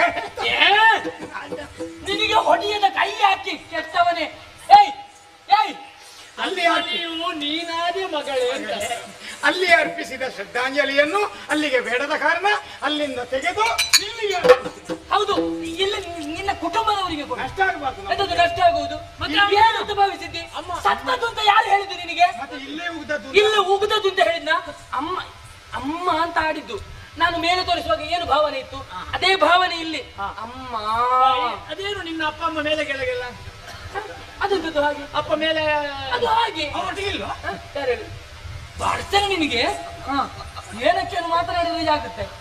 ಅಮ್ಮ ಅಂದ್ರೆ ಇದು ಎಂತದ್ದು ಕಾಣುವುದೆಂತದ್ದು? ಭೂತಾಯಿ. ಮತ್ತೆ ಭೂತಾಯಿ. ಅದಕ್ಕೆ ಬಾಲ ಉಂಟು, ಅದಕ್ಕೆ ಹೆಸರದು. ಹಾಗಲ್ಲ, ಬಾಲ ಇಲ್ಲದಕ್ಕೆ ಬೆಲೆ ಇಲ್ಲ. ಬಾಲ ಇಲ್ಲದಕ್ಕೆ ಬೆಲೆ ನನಗೆ ಗೊತ್ತಿಲ್ಲ. ನನ್ನಲ್ಲಿ ಹೇಳಬೇಡ ಅದನ್ನೆಲ್ಲ, ಹೇಳಿ ಪ್ರಯೋಜನ. ಅದಲ್ಲ, ಕೆಳಗೆ ಕಾಣುವುದೇನು? ಭೂಮಿ ತಾಯಿ. ಭೂಮಿ ತಾಯಿ ಬೇರೆ ಹೆಸರೇ ಇಲ್ಲೋ ಅದಕ್ಕೆ? ಧರಣಿ. ಅದಕ್ಕೊಂದು ದೇವಿ ಸೇರಿಸು. ನಿನಗೆ ಎಲ್ಲಿ ಹೋದ್ರು ದೇವಿ ಅಂತೊಂದು ನೆನಪಾಗುದಂತದ್ದು. ಕೈ ಕಾಲು ಹಿಡಿಲಿಕ್ಕೆ ಬರ್ತಾರೆ ಎಷ್ಟೋ ಜನ. ನಮ್ಮದು ಅದರಲ್ಲೇ ಹಾಗೆ ಧರಣಿ ದೇವಿ ಎನ್ನವೇ ನಿನ್ನಮ್ಮ. ಅವರ ಸುದ್ದಿಯಾದಂತಹ ನಾವು ನಾನು ನಾನು ನನ್ನ ಹಿನ್ನೆಲೆ ಬಹಳಷ್ಟು ದೊಡ್ಡದು. ಹೌದಾ? ನಾನು ಅಷ್ಟು ಪಕ್ಕಕ್ಕೆಲ್ಲ ಹೇಳುವುದಿಲ್ಲ. ನನ್ನ ಹಿನ್ನೆಲೆ ಹೇಳಿಯೇ ನನ್ನ ಹೆಸರು ಹೇಳು. ಹೇಳ್ತೇನೆ, ಸರಿ ಕಿವಿಗೊಟ್ಟು ಕೇಳಬೇಕು. ಇನ್ನು ಮಧ್ಯದಲ್ಲಿ ಬಾಯಿ ಹಾಕಿದ್ರೆ ನನ್ನ ತಂದೆ ತಾಯಿಯರಿಗೆ ಮದುವೆ ಆಯ್ತು. ಮದುವೆ ಆದ ಸಮಯದಲ್ಲಿ ಮಕ್ಕಳೇ ಆಗ್ಲಿಲ್ಲ. ಎಷ್ಟು ವರ್ಷ ಅಂತ ನನಗೆ ಗೊತ್ತಿಲ್ಲ, ನಾನು ಕೇಳಿಲ್ಲ. ಆದ್ರೆ ಯಾರಲ್ಲಿ ತೋರಿಸಿಲ್ವ? ಎಂತದ್ದು ತೋರಿಸುದು? ಯಾಕೆ ತೋರಿಸುವುದು? ಯಾಕೆ? ಒಂದು ಅಮ್ಮನ ದೋಷ, ಇಲ್ಲದಿದ್ರೆ ಅಪ್ಪನ ದೋಷ. ವೈದ್ಯರಲ್ಲಿ ತೋರಿಸಿದ ಕೂಡಲೇ ಅದಕ್ಕೆ ಔಷಧ. ದೋಷ ಅಂತ ಯಾರು ಹೇಳಿದ್ದು? ಮತ್ತೆ ಮಕ್ಕಳಾಗಲಿ ದೋಷ ಅಂತ ಆಗ್ಲಿಲ್ಲ ಏನು ಅಂತ ವಿವರಣೆ ಕೇಳಲಿಕ್ಕಿಲ್ಲ. ಆಗ್ಲಿಲ್ಲ, ಕಾಲ ದೋಷವು ಕರ್ಮದ ಫಲವು ಏನು ಅಂತ ಗೊತ್ತಿಲ್ಲ. ಆಗ್ಲಿಲ್ಲ, ದೋಷ. ಹಾಗೆ ಹಲವಾರು ದಿನಗಳಲ್ಲಿ ಹೀಗೆ ಚಿಂತೆಯಲ್ಲಿರುವಾಗ ದೇವ ಋಷಿಗಳಾದಂತಹ ನಾರದರ ಆಗಮನವಾಯಿತು. ಯಾಕೆ ಬಂದ ಬೇವರ್ಸಿ? ಯಾಕೆ ಬಂದ ಅವನು? ಯಾಕೆ ಬಂದ? ಹೀಗೆ ಮಾತಾಡಿದ್ರೆ ನೀನು ಮತ್ತೆ ಯಾಕೆ ನಾನು ಕೇಳಿದ್ದೆ ದೇವ ಋಷಿ. ಮತ್ತೆ ನೀನು ಕೇಳಿದ್ದೆ ದೇವ ಋಷಿ. ನೀನು ಅವಸರ ಮಾಡಬಾರ್ದು ಅಂತ. ದೇವರ್ಷಿ ನಾನು ಸ್ವಲ್ಪ ಅವಸರಕ್ಕೆ ಅವಸರ ಕೊಟ್ಟಿದ್ದಾನ. ಯಾರಿಗೂ ನಾರದರ ಆಗಮನವಾಯಿತು. ಅವರು ಬಂದು ಆಡಿದಂತಹ ಮಾತು, ಪುತ್ರ ಕಾಮೇಷ್ಟಿಯನ್ನು ಮಾಡು. ಈಗ ಯಾಗ ಮಾಡಬೇಕು ಅಂತಾದ್ರೆ ಗದ್ದೆ ಬೇಡುವ, ಗದ್ದೆ ಮಾಡಬೇಕು ಅಂತ ಅದನ್ನು ಹೂಳು ಬೇಡುವ, ಅದಕ್ಕೆ ಚಿನ್ನದ ನೇಗಿಲಿನಲ್ಲೇ ಹೂಳಬೇಕು ಎನ್ನುವ ಹಾಗೆ ಶಾಸ್ತ್ರ ಉಂಟಂತೆ. ಚಿನ್ನದ? ಈ ದೊಡ್ಡವರು ಶ್ರೀಮಂತರ ತುಟ್ಟಸಿಗೆ ಮಣ್ಣು ಹಾಕಿ ಎಂತದ್ದು ಮಣ್ಣು ಉಳ್ಳಿಕ್ಕೆ ಚಿನ್ನವೇ ಆಗಬೇಕು. ಹೌದು, ಅದು ಶಾಸ್ತ್ರವೇ ಹಾಗೆ, ಶಾಸ್ತ್ರದಲ್ಲೇ ಬರ್ದುಂಟು ಅದು ಹಾಗೆ. ಉತ್ತರ ಮತ್ತೆ ಮಾಡಿದ್ರೆ ನಮಗಷ್ಟು ಉಂಟು, ಸಾಮರ್ಥ್ಯ ಉಂಟು. ಹಾಗೆ ಉಳುವುದಕ್ಕೆ ಪ್ರಾರಂಭಿಸುವಾಗ ಎತ್ತುಗಳು ಮುಂದೆ ಹೋಗುವುದೇ ಇಲ್ಲ. ಎರಡೆರಡು ಕೊಡ್ಬೇಕಿತ್ತು. ಎಂತದ್ದು ಎರಡೆರಡು ಕೊಟ್ಟರು ಹೋಗುವುದಿಲ್ಲ. ಯಾಕೆ ಅಂತ ನೋಡಿದ್ರೆ ಈ ನೇಗಿಲು ಬಂಡೆಯಲ್ಲಿ ಸಿಕ್ಕಿಕೊಂಡದ್ದು. ಮತ್ತೆ ಎಲ್ಲಿಗೆ ಹೋಗುದು? ಹೌದು. ಹಾಗೆ ಆ ಬಂಡೆನೆಲ್ಲ ಸರಿಸುವಾಗ ಅದರಲ್ಲೊಂದು ಕೊಳದಲ್ಲೊಂದು ಪೆಟ್ಟಿಗೆಯಲ್ಲೊಂದು ಕಮಲ, ಅರಳಿದ ಕಮಲ. ಈ ಸಲ ಎಲ್ಲ ಕಡೆಯಲ್ಲಿ ಕಮಲ. ಹೌದು, ಆ ಕಮಲದಲ್ಲಿ ಒಂದು ಕೂಸು. ಹೌದು, ಆ ಕೂಸೇ ಈ ಕೂಸು, ಈ ಶಿಶುವೇ ಆ ಶಿಶು. ಆ ಕೂಸೆ ಈ ಕೂಸು ಹಾಗೆ ಕಮಲದಲ್ಲಿ ಹುಟ್ಟಿದವ. ಹೌದು, ಅದಕ್ಕಾಗಿ ಅದಕ್ಕೆ ಒಂದು ಹೆಸರು ಉಂಟಲ್ಲ ಕಮಲಕ್ಕೆ. ಹೌದು, ಪದ್ಮಾವತಿ ಎನ್ನುವ ಹಾಗೆ ನಾಮಕರಣ ಮಾಡಿದೆ. ಹೇಗೆ? ಇನ್ನೊಮ್ಮೇಡು ಜೋರು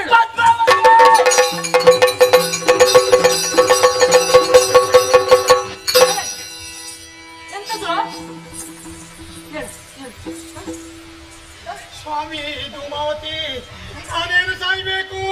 ನನಗೆ ಒಬ್ಬನಿಗೆ ಸಾಧ್ಯ ಆಗುವುದಿಲ್ಲ. 3 ವರ್ಷ ಬಾಕಿ ಆಯ್ತು ಕೋಲ ಕೊಡದೆ 3 ವರ್ಷ ಆಯ್ತು. ಏನು ಸಾಯ್ಬೇಕು ನಾನು? ಕುಟುಂಬಸ್ಥರು ಒಟ್ಟಾಗುವುದಿಲ್ಲ.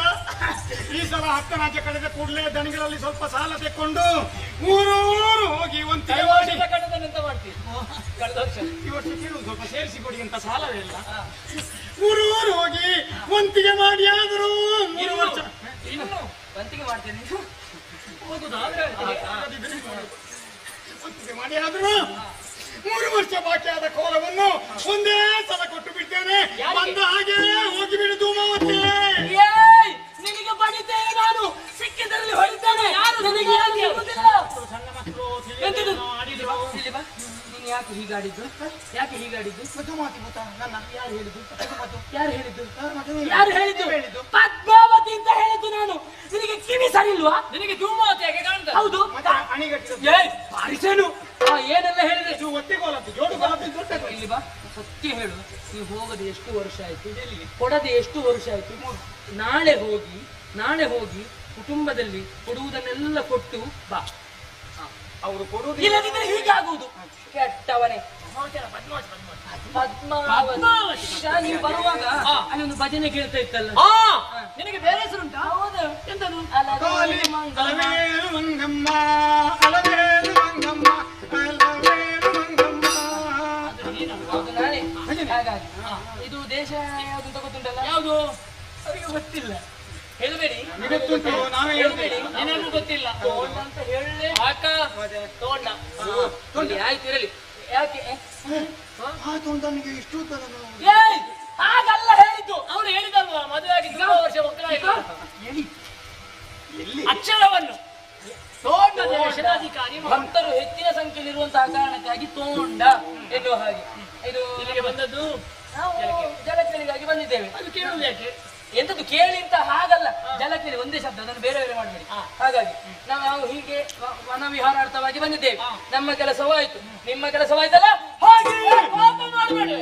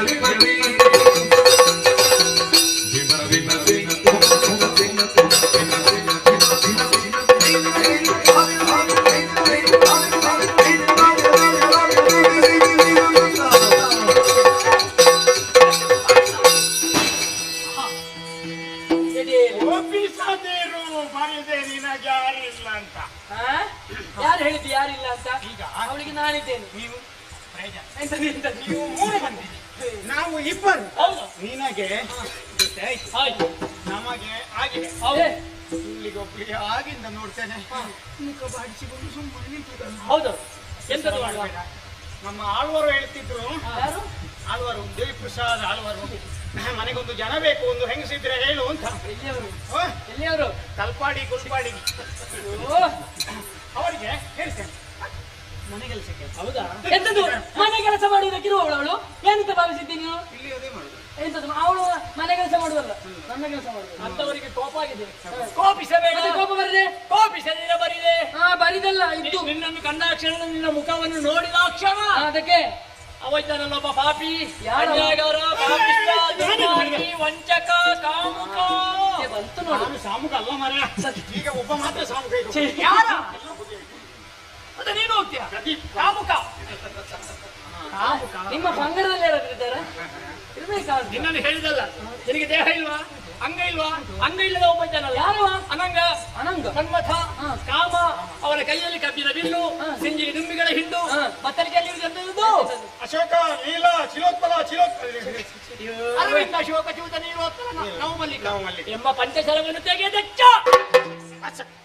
ಅದರ ಉರಿಯನ್ನು ಸಹಿಸುವುದಕ್ಕಾಗುವುದಿಲ್ಲ. ಅದಕ್ಕೆ ನಾನೇನು ಮಾಡಬೇಕು? ಅದು ನಿನ್ನದು, ಅದು ನಿನ್ನದು. ಮುದ್ದು ಅಂತ ಹೇಳು, ಅದು ನೀನು ಹೇಳುದು ನಿನ್ನದು. ನನಗೆ ಹೀಗಾಗುವುದಕ್ಕೆ ಕಾರಣ ಏನು?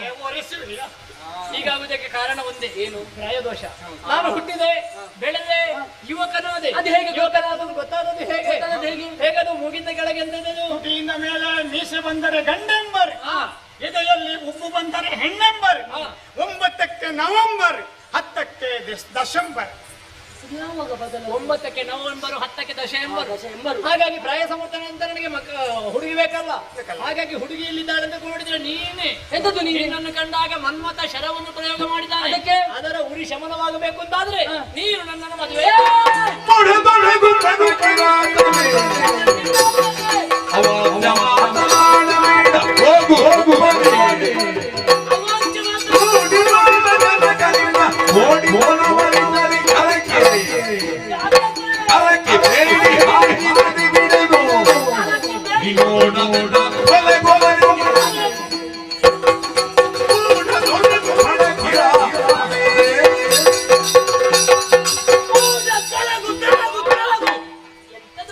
ಮತ್ತೆ ಬೊಬ್ಬೆ ಹಾಕಿದ ಅವ್ವಾಚಿ ಶಬ್ದಗಳನ್ನು ಆಡ್ತಾ ಇದೆಯಲ್ಲ. ಯಾವುದು ಮತ್ತೆ ಅದು ಅವ್ಯಾಚ ಮತ್ತೆ ಹೇಳ್ತೇನೆ ನಿನಗೆ, ಸಾರಿ ಹೇಳ್ತಾ ಇದ್ದೇನೆ. ಹೋಗುತ್ತೀಯಾ? ಇಲ್ಲ ಇಲ್ಲ, ಹೋಗುದೇ ಇಲ್ವಾ? ಪೂರ್ತಿ ಆಗದೆ ಪಾಪನಲ್ಲ. ಈಗ ಹೋಗದೆ ಇದ್ರೆ ಸರಗಳಿಗೆ ಬೇಡಿ ಹಾಕಿಸುವೆ. ಯಾರು ನೀನು? ಮಿತ್ರ ಅಲ್ಲ, ಆಗ ಬಿಟ್ಟದ್ದು ನನ್ನ ಅಪ್ಪ ಹಾಗೆ, ನನ್ನ ಅಪ್ಪ ಹೀಗೆ, ಚಿನ್ನದ ನೇಗಿಲು ಉತ್ರು. ಈಗ ಒಂದು ಮುಚ್ಚೆ ಅನ್ನಕ್ಕೆ ಬೇಡಿ ಹಾಕಬೇಕು. ಹಾಗೆ ಹೇಳಿದಲ್ಲ, ನಿಮ್ಮ ಕರಗಳಿಗೆ ಬೇಡಿ ಹಾಕಿ ಕತ್ತಲಗೋಳಿಗೆ ಹಾಕಿಸಿ. ಅದು ಕ್ರಮವೇ ಹಾಗೆ. ಹಾಗಲ್ಲ, ಸಂಕೋಲೆ ಹಾಕಿಸ್ತೇನೆ. ನನ್ನನ್ನು ಬಂಧಿಸಿದವರು ಯಾರಾದ್ರೂ ಇದ್ದಾರಾ? ಶಕ್ತಿಯಿಂದ ಬಂಧಿಸಿದವರಿಲ್ಲ. ಮತ್ತೆ ಶ್ರೀನಿವಾಸರನ್ನು ಭಕ್ತಿಯಿಂದ ಮಾತ್ರ ಬಂಧಿಸಿದ್ರು. ಯಾರೆಲ್ಲ ಬಂಧಿಸಿದ್ರು? ಯಾರು? ಚಂದಗೋಪ, ಭೀಷ್ಮಾಚಾರ್ಯರು, ಆಮೇಲೆ ಗೋಪಾಲಕರು, ಗೋಪಾಲಕಿಯರು, ನನ್ನಮ್ಮ ಯಶೋಧಾದೇವಿ. ನಾನು ಆಟ ಆಡಿ ಬರುವಾಗ ಎಂತದ್ದು ಹೇಳುವುದು? ಭಾಗವತರು ಎಷ್ಟು ಚಂದ ಆಡ್ಲಿಲ್ಲ. ಏನು ಅಂತ? ರಂಗ ಬಾಗಿಲಿಂದಾಚೆ ಹೋಗದಿರೇಲೋ ರಂಗ, ಭಾಗವತರು ಕಂಡ ಕೆತ್ತಿಕೊಂಡೈವ. ಯಾವ್ದಿಂತದ್ದು? ಭಾಗವತರು ಕಂಡ ಕೆತ್ತಿಕೊಂಡೈವ. ಬೇರೆ ಯಾವ್ದು ಸಿಗ್ಲಿಲ್ಲ. ಅದು ಎಂತದ ದೀರ್ಘ ಎಲ್ಲಿಂತ ಇಲ್ವಾ? ಭಾಗವತರು ಕಂಡರೆ ಎತ್ತಿಕೊಂಡು ಹೋಗುದು. ಯಾಕೆ ಇವರನ್ನು ಎತ್ತುವುದು? ಅದೆಲ್ಲ ಆಡುವುದು. ಇವ ಸಣ್ಣದಿರುವಾಗ ರಂಗ ಅಂದ್ರೆ ಆಟ ಆಡಿ ಬರುವಾಗ ನೆಲ್ಯಾಡಿ ನೀ ನೆಲ್ಯಾಡಿ ನೀ ನೆಲ್ಯಾಡಿ ಓಡಿ ಬಂದೆ ನೀ ನೆಲ್ಯಾಡಿ. ನಾನಲ್ಲ ಅಂತ ಎಲ್ಲಿ ಆಡಿ ಪುಣ್ಯಾತ್ಮ. ಮತ್ತೆ ನೆಲ್ಯಾಡಿ ಅದು ಪದ್ಯಕ್ಕೆ ಆಗುವಾಗ ಗದ್ಯ ಬೇರೆ ಪದ್ಯ ಬೇರೆ. ನೆಲ್ಯಾಡಿ ನೀ ನೆಲ್ಯಾಡಿ ಹಾಗೆ ನಿನ್ನದೊಂದು ಗಾನದವರು ಮಾತ್ರ ಬಂಧಿಸ್ತಾರೆ, ಉಳಿದವರಿಗೆ ಬಂಧಿಸಲಿಕ್ಕೆ ಸಾಧ್ಯ ಇಲ್ಲ. ಅದಕ್ಕೆ ಈಗ ನೀನು ನನ್ನೊಟ್ಟಿಗೆ ಬರಬೇಕು. ಬರದಿದ್ರೆ ಅಯ್ಯೋ ಹಾಗಂತ ನನಗೆ ಮದುವೆ ಆಗ್ಲಿಲ್ಲ ಭಾವಿಸಬೇಡ. ಮದುವೆ ಆಗಿದ? ಮದುವೆ ಯಾರು? ಇಬ್ಬರು ಮಕ್ಕಳು. ಇಬ್ಬರು ಮಕ್ಕಳು, ಒಬ್ಬ ಬರೆಯುವ ಒಬ್ಬ ಬಿಡುವ. ದೊಡ್ಡ ಮನ್ಮಥ ಹಾಗೂ ಬ್ರಹ್ಮ ಹಾಗೆ ಅಂತ ಭಾವಿಸು. ಆದ್ರೆ ಒಂದು ತೊಂದರೆ ಆಗಿದೆ. ಎಂತ ತೊಂದರೆ? ನನ್ನ ಹೆಂಡತಿಗೂ ಜಗಳ ಆದ. ಮತ್ತೆ ಹೀಗೆ ಮಾಡಿದ್ರೆ ಹೆಂಡತಿ ಬಿಟ್ಟು ಹೋಗದೆ ಇರ್ತಾಳ? ಹೆಂಡತಿ ಕೋಪದಲ್ಲಿ ಹೋದಲ್ಲ. ಹೋಗಬೇಕು ನಿನ್ನದು. ಹೆಂಡತಿ ಹೋದ ಮೇಲೆ ಗೊತ್ತಾಯ್ತು ಹೆಂಡತಿಯ ಯೋಗ್ಯತೆ. ಚಟ ಪುರುಷ. ಹೌದು. ಹಾಗೆ ಹೆಂಡತಿಯನ್ನು ಹುಡುಕಿಕೊಂಡು ಬಂದ. ಹೆಂಡತಿಯನ್ನು ಹುಡುಕಿಕೊಂಡು ಹೋದ್ರೆ ಇಲ್ಲಿದ್ದಾಳೆ ಅವಳು. ಇದ್ದಾಳೆ. ಎಲ್ಲಿದ್ದಾಳೆ? ಅದಕ್ಕಲ್ವ ಇವರನ್ನು ಕರ್ಕೊಂಡು. ಅವ ಯಾಕೆ ಸ್ತ್ರೀ ತಜ್ಞ? ಅವ ಪರಂಗಿ ತಜ್ಞ. ಮಿತ್ರ, ಇಬ್ಬರು ಮಕ್ಕಳನ್ನು ಹೆತ್ತವರು ಬೇಕು ನನಗೆ. ಹಾಗಾಗಿ 3 ಮಂದಿ ಇದ್ದಾರೆ. ಯಾರು ಅಂತ ನೋಡು.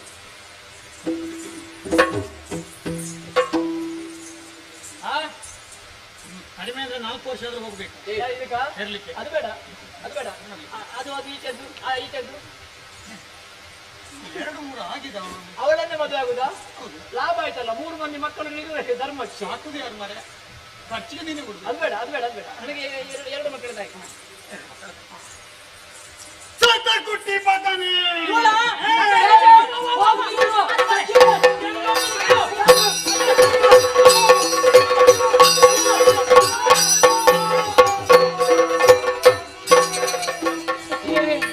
ಕಂಡಿರೆ ಎಸೆದಂತಹ ಕಲ್ಲುಗಳು ಅವರಿಗೆ ಪರಿಣಾಮವನ್ನು ಬೀರಿತಲ್ಲ. ಕುದುರೆ ಸತ್ತೇ ಹೋಯಿತು. ಅವರ ತಲೆಯಿಂದ ರಕ್ತ ಸುರಿಯುತ್ತಾ ಇದೆ. ಯಾರಲ್ಲೂ ಯಾವ ಕಾರಣಕ್ಕೂ ಹೇಳಬೇಡಿ. ಖಂಡಿತವಾಗಿ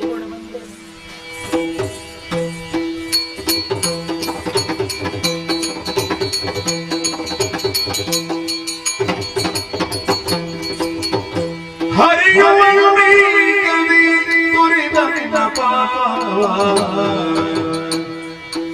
ಸರಸಿಜ ಮುನಿ ಮುನಿ ಪಾವತಿಯ ವಿರಗದಂತ ಮರುಳೊರಗಿನ ಮುಸುಕಿತು ಮರಿದೊಂದ ತಿರುವಲು ಮಾಡಿದೆಯ ಹರಿಗಮನು ಮೇಗದಿ ತೊರೆದೊರೆದ ಪಾದ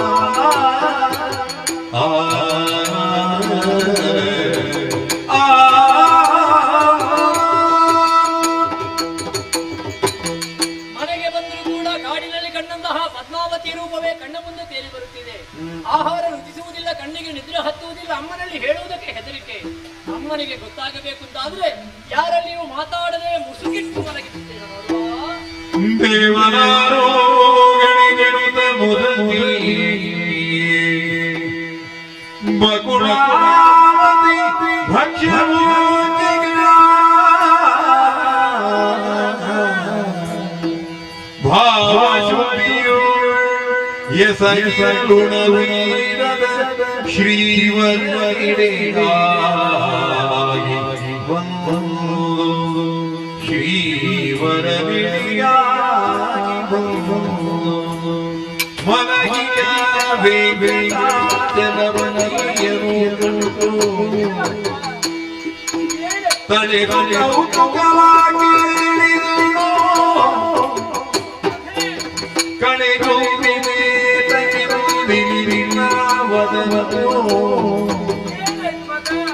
ಮಲಗಿಗೆ ಹಗೆನು ಏಳೆಯ ಶ್ರೀನಿವಾಸ ಏಳೆಯ ವೆಂಕಟೇಶ ಏಳೆಯ ಶ್ರೀನಿವಾಸ ಎದೆಯ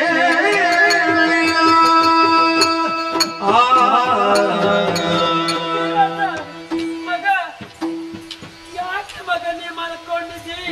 ಹಗಲೊತ್ತಲ್ಲಿ ಯಾರಾದ್ರೂ ಮಲ್ಕೊಂಡಲ್ಲ ಮಗ? ಇದ್ದೇ ಮಗ ಮಗ ಏನಪ್ಪ ಇದು?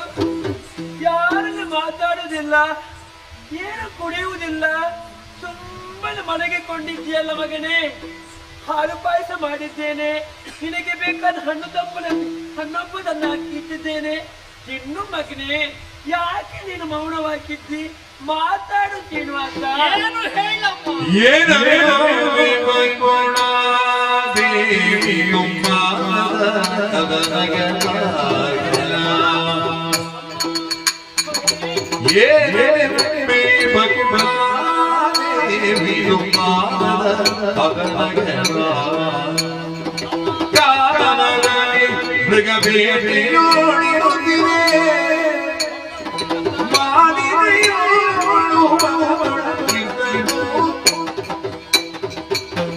ಪದ್ಮಾವತಿ ಬ್ರಹ್ಮನು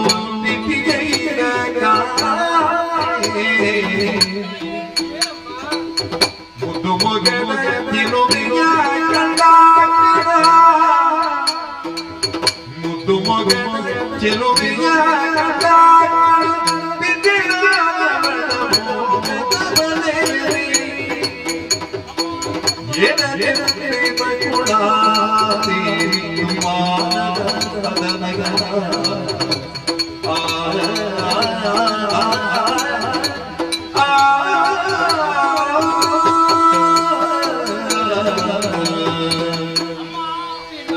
ನನ್ನ ದುಃಖದ ವಿಷಯವನ್ನು ಹೇಗೆ ಹೇಳಮ್ಮ? ಯಾವತ್ತೂ ಈ ರೀತಿ ನೋಡ್ಲಿಲ್ಲ ಮಗನೇ ನಿನ್ನನ್ನು. ಬೇಟೆಗೆ ಹೋದ ವಿಷಯ ನಿಮಗೂ ಕೂಡ ಗೊತ್ತಲ್ಲ? ಹೌದು. ಅಲ್ಲಿ ಒಬ್ಬಳಾಕೆ ಹೆಣ್ಣನ್ನು ನೋಡಿದೆ. ಬ್ರಹ್ಮದೇವನೇ ತಿತ್ತಿ ತೀಡಿದ ಕಾಂತೆ ಆಗಿರುವಂತ ಅವಳ ಪರಿಚಯ ಕೇಳಿದಾಗ ಆಕಾಶರಾಯನ ಮಗಳಂತೆ, ಪದ್ಮಾವತಿ ಎಂಬ ಹಾಗೆ ಹೆಸರಂತೆ, ಮುದ್ದು ಮೊಗದ ಬ್ರಹ್ಮದೇವ ತಿತ್ತಿ ತೀಡಿದ ಕಾಂತೆ ಆಗಿರುವ ಅವಳನ್ನು ಕಂಡು ಅವಳ ರೂಪ ಅನ್ನುವ ಬಲೆ ಒಳಗೆ ನಾನು ಸಿಕ್ಕಿ ಬಿದ್ದಿದ್ದೇನಮ್ಮ. ಮನೆಗೆ ಬಂದಾಗ ಅವಳ ರೂಪವೇ ಕಣ್ಣ ಮುಂದೆ ತೇಲಿ ಬರ್ತಾ ಇದೆ. ಅವಳನ್ನು ಮದುವೆ ಆಗದಿದ್ರೆ ನಾನು ಉಣ್ಣುವುದಿಲ್ಲ, ಮಾತಾಡುವುದಿಲ್ಲ ಅಮ್ಮ. ನನಗೆ ಪದ್ಮಾವತಿಯನ್ನು ಮದುವೆ ಮಾಡಿ. ಅಯ್ಯೋ ಮಗನೇ ಶ್ರೀನಿವಾಸ, ಈಗ ಪದ್ಮಾವತಿಯನ್ನು ಮದುವೆ ಆಗ್ಬೇಕಂತ ಯೋಚನೆ ಮಾಡ್ತಾ ಇದ್ದಿ. ಹೇಗೆ ಮಗನೇ ಮದುವೆ ಮಾಡಿಸುವುದು?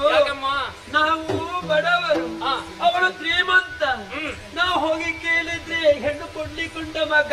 ಆದರೂ ಪ್ರಯತ್ನ ಮಾಡಬಹುದಲ್ಲ ತಾಯಿ? ಪ್ರಯತ್ನ ನಾನು ಮಾಡ್ಬೇಕು ಮಗನೇ. ಹೌದೌದು, ನಾನು ಪ್ರಯತ್ನ ಮಾಡ್ತೇನೆ. ಅದೇ ಕೊಡ್ಬೇಕಲ್ಲ, ಕೊಟ್ಟಾನವನಂತ ಒಂದು ಮದುವೆ ಆಗದಿದ್ರೆ ನಾನು ಊಟವೇ ಮಾಡುದಿಲ್ಲ. ಅಯ್ಯೋ ಮಗ, ನೀನು ಊಟ ಮಾಡಬೇಕು. ಹಾಗಿದ್ರೆ ಹೆಣ್ಣು ಕೇಳಲಿಕ್ಕೆ ಹೋಗಮ್ಮ, ಇಲ್ಲಿಯೇ ನೀನು ನಿಂತು ಕೊಡ್ತಾರ ಅಂತ ಕೇಳಿದ್ರೆ ಕೊಡ್ತಾರ. ಆಯ್ತು ಮಗ, ನಿನ್ನ ಪ್ರಯತ್ನ ಮಾಡಮ್ಮ. ನಿನಗೆ ಬೇಕಾಗಿ ನಾನು ಪ್ರಯತ್ನ ಮಾಡ್ತೇನೆ ಮಗ. ಆಯ್ತಮ್ಮ.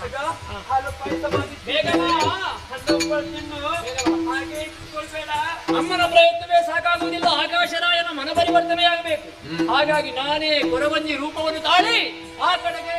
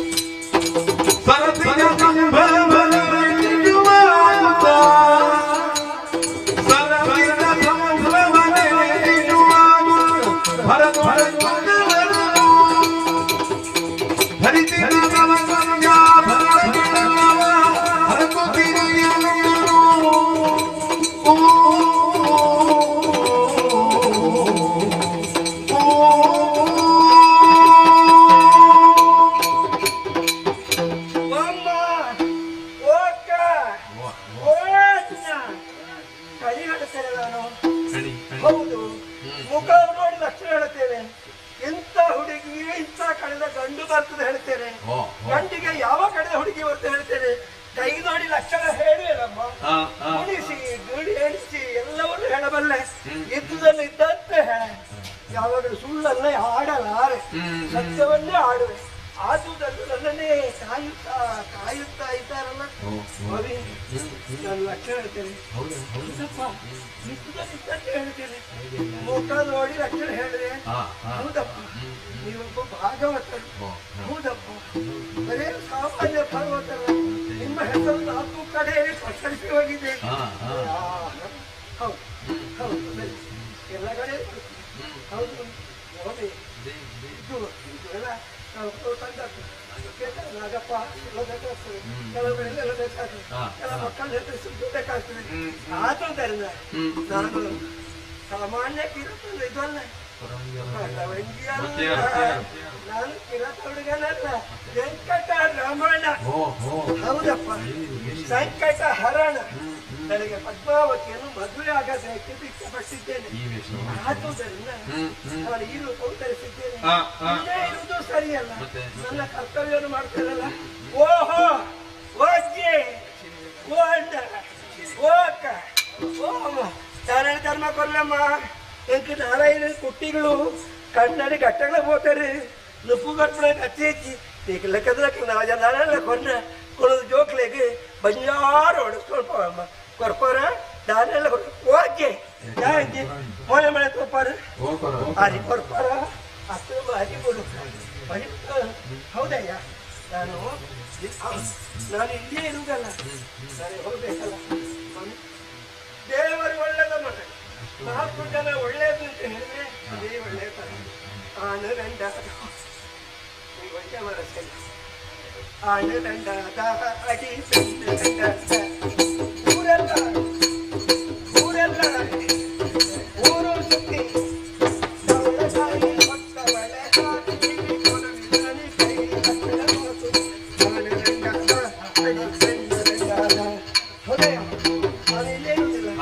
ಹೌದಲ್ಲ. ಆ ಕಡೆಗೆ ಸ್ವಲ್ಪ ಹೋಗ್ತಾರೆ, ಏನಾದ್ರು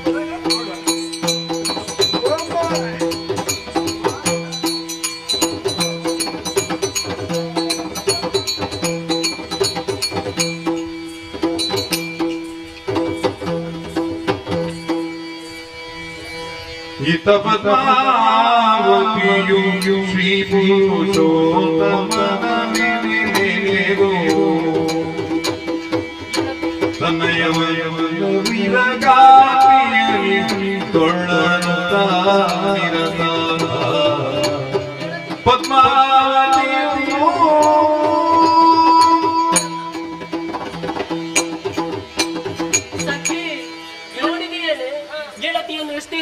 ಕೂಡ ಹೇಳುವುದಿಲ್ಲ.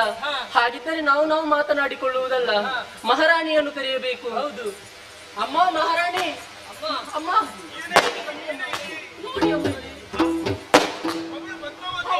ಮಾತನಾಡುತ್ತಿಲ್ವಿ? ಪದ್ಮಾವತಿ, ಪದ್ಮಾವತಿ, ಏನಮ್ಮ? ಪದ್ಮಾವತಿ, ಏನೈತಿ? ಏನೈತಿ ಪದ್ಮಾವತಿ? ನಮ್ಮಿಂದ ಆಜ್ಞೆ ಪಡೆದಂತಹ ಹೋಗುವಂತಹ ಕಾಲಕ್ಕೆ ರೂಪದಿಂದಲೇ ಹೋದವಳು ನಿಜ. ಮರಳಿ ಬರುವಾಗ ಮುಖ ಎಂಬುದು ಬಾಡಿ ಹೋಗಿದೆ. ಈ ಅರಮನೆಯಲ್ಲಿ ತಿನ್ನುವುದಕ್ಕೆ, ಉಣ್ಣುವುದಕ್ಕೆ, ತೊಡುವುದಕ್ಕೆ ಯಾವುದೇ ರೀತಿ ಅಡಿಬಿಡಿ ಮಾಡಿದ್ರು ನಾವಲ್ಲ. ನಿಜ. ಹಾಗೆ ಕಲಿಗೆ ನನ್ನ ಮಗಳು ಮಾತನಾಡುತ್ತಾ ಇಲ್ಲ. ಏನಾಗಿ ಪದ್ಮಾವತಿ? ನಿನ್ನ ಅಮ್ಮ ಬಂದಿದ್ದೇನೆ, ಒಮ್ಮ ಮುಖ ಕೊಟ್ಟು ಮಾತನಾಡಿ ಪದ್ಮಾವತಿ. ಹೇಳುವುದಿಲ್ಲ. ನೀವಾದ್ರೂ ಹೇಳಿದ್ರೆ ಏನು ಮಾಡೋಣ? ಏನು ಮಾಡುವುದು? ಅಮ್ಮ, ನಮ್ಮ ನಾಡಿಗೆ ಯಾರು ಕೊರವಂಜಿ ಬಂದಿದ್ದಾಳಂತೆ. ಕೊರವಂಜಿ ಬಂದ್ರಿ? ಆಕೆ ಗುಣಪಡಿಸಿ ಅಡಿಗಳನ್ನು ಗುಣಪಡಿಸಿ. ಹೌದಿ, ತಡ ಮಾಡಬೇಡಿ, ಆದಷ್ಟು ಬೇಗ ಆಕೆ ನಮ್ಮ ಕರೆಸಿ ಇಲ್ಲಿಗೆ. ಯಾರಲ್ಲಿ ಕೊರವಂಜಿ?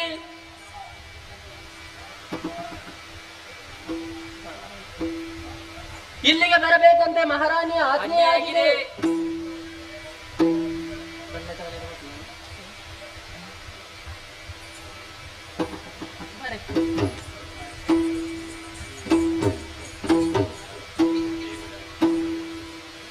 ಬೇಗ ಬನ್ನಿರಿ, ಆದಷ್ಟು ಬೇಗ ಬನ್ನಿ.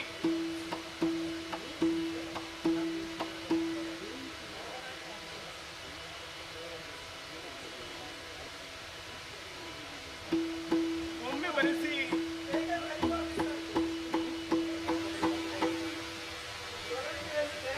ಒಮ್ಮೆ ಬರ್ಲಿಕ್ಕೆ ಹೇಳಿ. ಓ ಸಖ್ಯರಿ, ಓ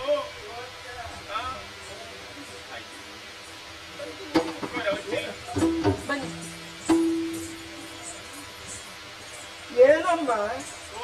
ಏನು ಕರೆದ್ರಿ? ವರವಂತಿ, ಈಕೆ ನನ್ನ ಮಗಳು, ಹೆಸರು ಪದ್ಮಾವತಿ ಇರುವ ಹಾಗೆ. ಪದ್ಮಾವತಿ? ಹೌದು. ಪದ್ಮಾವತಿ ನಿಮ್ಮ ಮಗಳು? ಯಾರಲ್ಲೂ ಮಾತನಾಡುತ್ತಾ ಇಲ್ಲ. ಮಾತಾಡ್ತಿಲ್ಲ?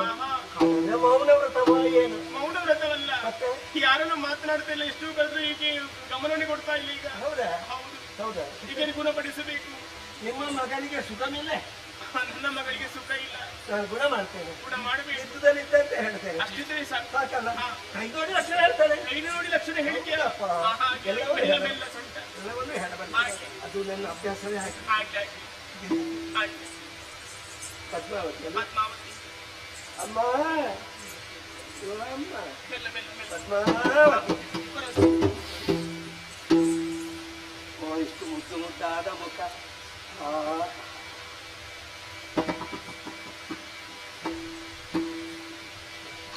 ದೃಷ್ಟಿನಾಗ್ಲಿಲ್ಲ. ಯುದ್ಧದಲ್ಲಿದ್ದಂತ ಹೇಳ್ಬೋದಲ್ಲ?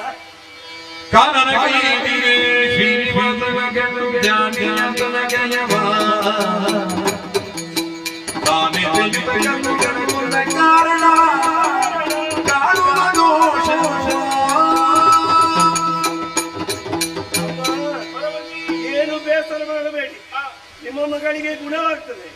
ಈ ರೋಗ ನಾನು ಬರುವ ತಡ ಏನೋ ಅನರ್ಥ ಆಗ್ತಿತ್ತು. ಹೌದಪ್ಪ, ಹೌದಲ್ಲ? ಇವಳೆ ರೋಗ ಏನು ಎಲ್ಲವನ್ನೂ ಹೇಳಬಲ್ಲೆ, ಅದನ್ನು ಹೇಳಬಲ್ಲೆ. ಇದ್ದುದನ್ನ ಇದ್ದಂತೆ ಹೇಳ್ಬೋದಲ್ಲ? ಹೌದಂತೆ ಎಲ್ಲ ಸಖ್ಯನೇ ಕೇಳ್ಬೇಕು. ಒಂದು ದಿವಸ ತನ್ನ ಸಖ್ಯನೊಡ ಕುಡಿಕೊಂಡು ಜಲಕೇಳಿಗೆ ಹೋಗಿದ್ದಾಳೋ? ನಾವೇ ಕಳುಹಿಸಿಕೊಟ್ಟದವಳನ್ನು. ಹೌದಲ್ಲ? ಜಲಕೇಳಿ ಆಡುತ್ತಾ ಆಡುತ್ತಾ ಉದ್ಯಾನದಲ್ಲಿ ತಿರುಗಾಡೋದಕ್ಕೆ ಹೋಗಿದ್ದಾರೋ? ಹೌದೇನ ಸಖ್ಯರಿ? ಹೌದತ್ತಿ. ಹಾಗೆ ಉದ್ಯಾನದಲ್ಲಿ ತಿರುಗಾಡ್ತಾ ಹೋಗುತ್ತಿರುವಾಗ ಅಲ್ಲಿಗೆ ಒಬ್ಬ ಕಿರಾತ ಹುಡುಗ ಬಂದಾನ. ಹೌದಲ್ಲ? ಹೌದೇ? ಅಲ್ಲಿಗೆ ಕಿರಾತ ಹುಡುಗ ಬಂದೀನಿ. ಹೌದಲ್ಲ? ಇಲ್ಲಂತಿ. ಕಿರಾತ ಒಬ್ಬ ಬಂದಿದ್ದಾನೆ. ನನಗೆ ಇಲ್ಲಿ ಕಾಣ್ತದಲ್ಲ ಕೈ ಕೊಡೋದು. ಅಮ್ಮನ ಕೈ ಬಹಳ ಕರದ ರಾಶಿ ಅಮ್ಮನ ಕೈ. ಹೌದಲ್ಲ? ಹಾಗೆ ಅಲ್ಲಿಗೆ ಹೋದಾಗ ಅಮ್ಮ ಕಿರಾತ ಹುಡುಗನನ್ನು ಕಂಡಿದ್ದಾರೋ? ಇವನು ನೋಡಿದಳು ಇವನನ್ನು. ಇಲ್ಲಂತಿ. ಹೌದಾ? ಕಿರಾತ ಹುಡುಗ ಅಮ್ಮನನ್ನು ಕಂಡಿದ್ದಾರೋ? ಕಿರಾತ ಹುಡುಗ ಅಮ್ಮನನ್ನು ಕಂಡಿರಬಹುದು. ಕಣ್ಣು ಒಂದಾಗಿದೋ? ಕಣ್ಣು ಒಂದಾಯ್ತೇನೆ. ಕಣ್ಣು ಒಂದಾಗಿ ಮಾತು ಬೆಳೆಸಿದ್ದಾರೋ? ಮಾತು ಗೊತ್ತಾಯ್ತೇನೆ. ಇಲ್ಲಂತಿ. ಹೌದಪ್ಪ, ಅಲ್ಲಿ ಕಾಣ್ತದಲ್ಲ? ಹೌದಿನ ಮಾತು ಗೊತ್ತಾಯ್ತೇನೆ. ಮಾತಿಗೆ ಮಾತು ಬೆಳೆದು ಅಲ್ಲಿ ಸರಸಕ್ಕೆಂದು ವಿರಸವಾಯ್ತು. ಓ ಸರಸದ ಮಾತು ಈಗ ಮತ್ತೆ ವಿಳಸಿಗುಂಟಾಯ್ತಿ. ಹೌದಲ್ಲ? ಹೌದಿನ ಸೆಕೆರಿ. ಹೌದಾ? ಹೌದಂತಿ. ಹೌದಲ್ಲ? ಅವ ಏರಿಕೊಂಡು ಬಂದಂತ ಕುದುರೆಯನ್ನು ಸಿಟ್ಟಿನಿಂದ ಕೊಂದು ಹಾಕಿದ್ದಾರೆ ಕಲ್ಲು ಬಿಸಾಡಿ ಎಲ್ಲವರೂ ಸೇರಿಕೊಂಡು. ಕುದುರೆಯನ್ನು ನೀವು ಸಾಯಿಸಿ ಬಿಟ್ಟಿರಿ. ಇಲ್ಲಂತಿ. ಕುದುರೆ ಸತ್ತು ಹೋಗಿದೆ. ಕುದುರೆ ಸತ್ತು ಹೋಗಿದೆ. ಹೌದಂತಿ. ಈಗ ಅಮ್ಮನಿಗೆ ಗುಣ ಆಗಬೇಕಾದ್ರೆ ಆ ಹುಡುಗನ ಮನಸ್ಸು ತೃಪ್ತಿ ಆಗಬೇಕು. ತೃಪ್ತಿ ಆಗಬೇಕು ತಾದ್ರಿ. ಹಾಗಾದ್ರೆ ನನ್ನ ಜೊತೆಯಲ್ಲಿ ಕೈ ಮುಗಿದು ಬೇಡಿಕೊಳ್ಳಬೇಕು. ನಾನು ಹೇಳ್ತೇನೆ ನಿನ್ನ ಕಡೆ ಗುಣ ಆಗಬೇಕು. ಆದಷ್ಟು ಬೇಗನೆ ಗುಣ ಆಗಬೇಕು. ಅವ ಬರೆಯ ಸಾಮಾನ್ಯ ಹುಡುಗಲ್ಲ, ಕಾಣುವುದಕ್ಕೆ ಕಿರಾತ ರೂಪದಲ್ಲಿದ್ದರು. ಅವ ವೆಂಕಟರಮಣ, ಸಂಕಟಹರಣ. ಹೌದಲ್ಲ? ಆದುದನ್ನು ನನ್ನ ಮುಂದೆ ಕೈ ಮುಗಿದು ಬೇಡ್ಕೊಳ್ಬೇಕು. ನನ್ನ ಮಗಳಾಗಿರುವ ಪದ್ಮಾವತಿಯನ್ನು ನನ್ನ ಮಗಳಾದ ಪದ್ಮಾವತಿಯನ್ನು ನನ್ನ ಮಗಳಾದಂತಹ ಪದ್ಮಾವತಿಯನ್ನು ವೆಂಕಟರಮಣನಿಗೆ ಮದುವೆ ಮಾಡಿಕೊಡುವೆನು. ಯಾವ ರೋಗ ಇದ್ದರೂ ದೂರ ಆಗಬೇಕು. ಯಾವ ರೋಗ ಇದ್ರೂ ದೂರ ಆಗಿ. ಪದ್ಮಾವತಿ ಇಷ್ಟು ಮಂದಿ ಸೇರಿದಿಲ್ಲಿ ಏನಾಯ್ತಮ್ಮ? ಸೌಖ್ಯ ಇರ್ಲಿಲ್ಲ ಮಗಳೇ. ಏನಾಗಿತ್ತು? ನಿನಗೆ ಮೂರ್ಛೆ ಹೋಗಿತ್ತು ನೋಡಿ. ಈಕೆ ಕೊರವಂಜಿ ಈಕೆ ಬಂದೆಲ್ಲ ಗುಣಪಡಿಸಿ. ಈಗ ಕೊರವಂಜಿ ಬಂದನೆ. ನಾನು ಕೊರವಂಜಿ ಅಮ್ಮ. ಹೌದೇ? ಕಣ್ಣಿ ಹೇಳುವವಲ್ಲ, ಹೌದೇ ಕೊರವಂಜಿ? ಇದ್ದಂತೆ ಹೇಳುತ್ತೇನೆ. ನೀವು ನಾನು ಬರುವಾಗ ತಡ ಹೋಗ್ತಿದ್ದು ನಿಮ್ಮ ಗಟ್ಟಿಯಲ್ಲಿ ಅಭ್ಯಾಸ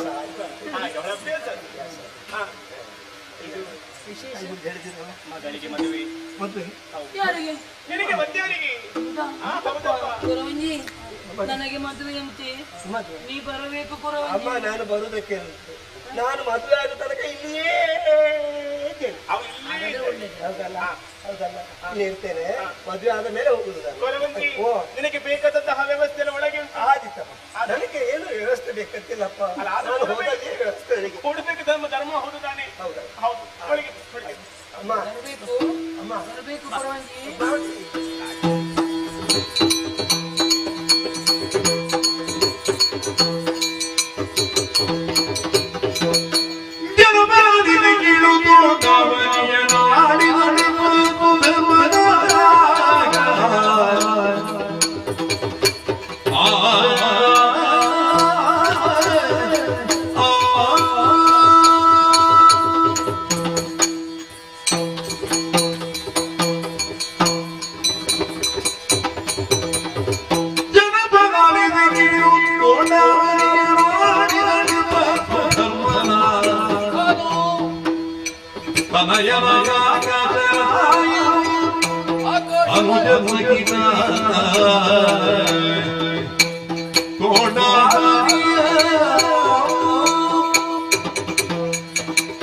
ಪ್ರಖ್ಯಾತಿಯನ್ನು ಪಡೆದಂತಹ ತೋಂಡಾದೇಶ ಇಲ್ಲಿಗೆ ಅಧಿಪತಿಯಾಗಿ ಆಕಾಶರಾಯರಂತಹ ನಾನೇ ಮೆರೆಯುತ್ತಾ ಬಂದಿದ್ದೇನೆ.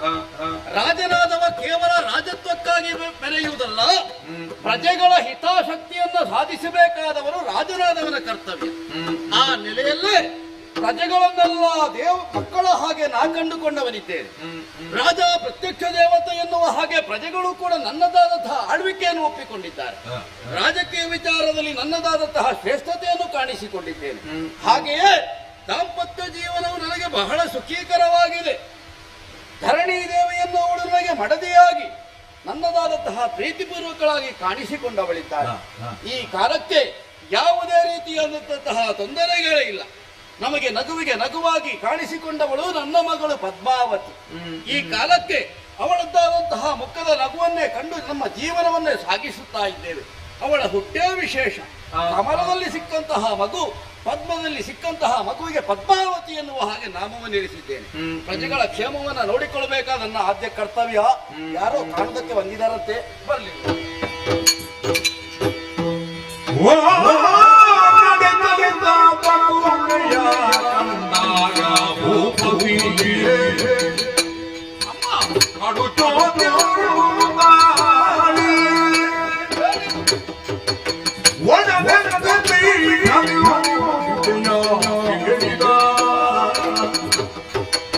ನಡೆ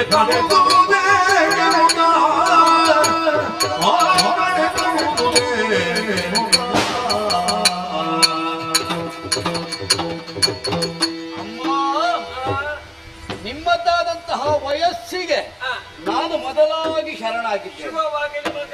ಯಾಕೆ ಅಂತ ಕೇಳಿದ್ರೆ ರಾಜನಾದವನೇ ಆದರೂ ಕೂಡ ಹಿರಿಯವರಿಗೆ ಯಾವತ್ತಿದ್ದರೂ ಗೌರವವನ್ನು ಕೊಡಬೇಕು ಎನ್ನುವ ಸೂಚನೆಗಾಗಿಯೇ ಪೀಠದಲ್ಲಿ ಏರಿ ಕುಳಿತಂತಹ ನಾನು ನೀವು ಬರುವವನ್ನು ಕಂಡೇ ಎದ್ದು ಬಂದವ.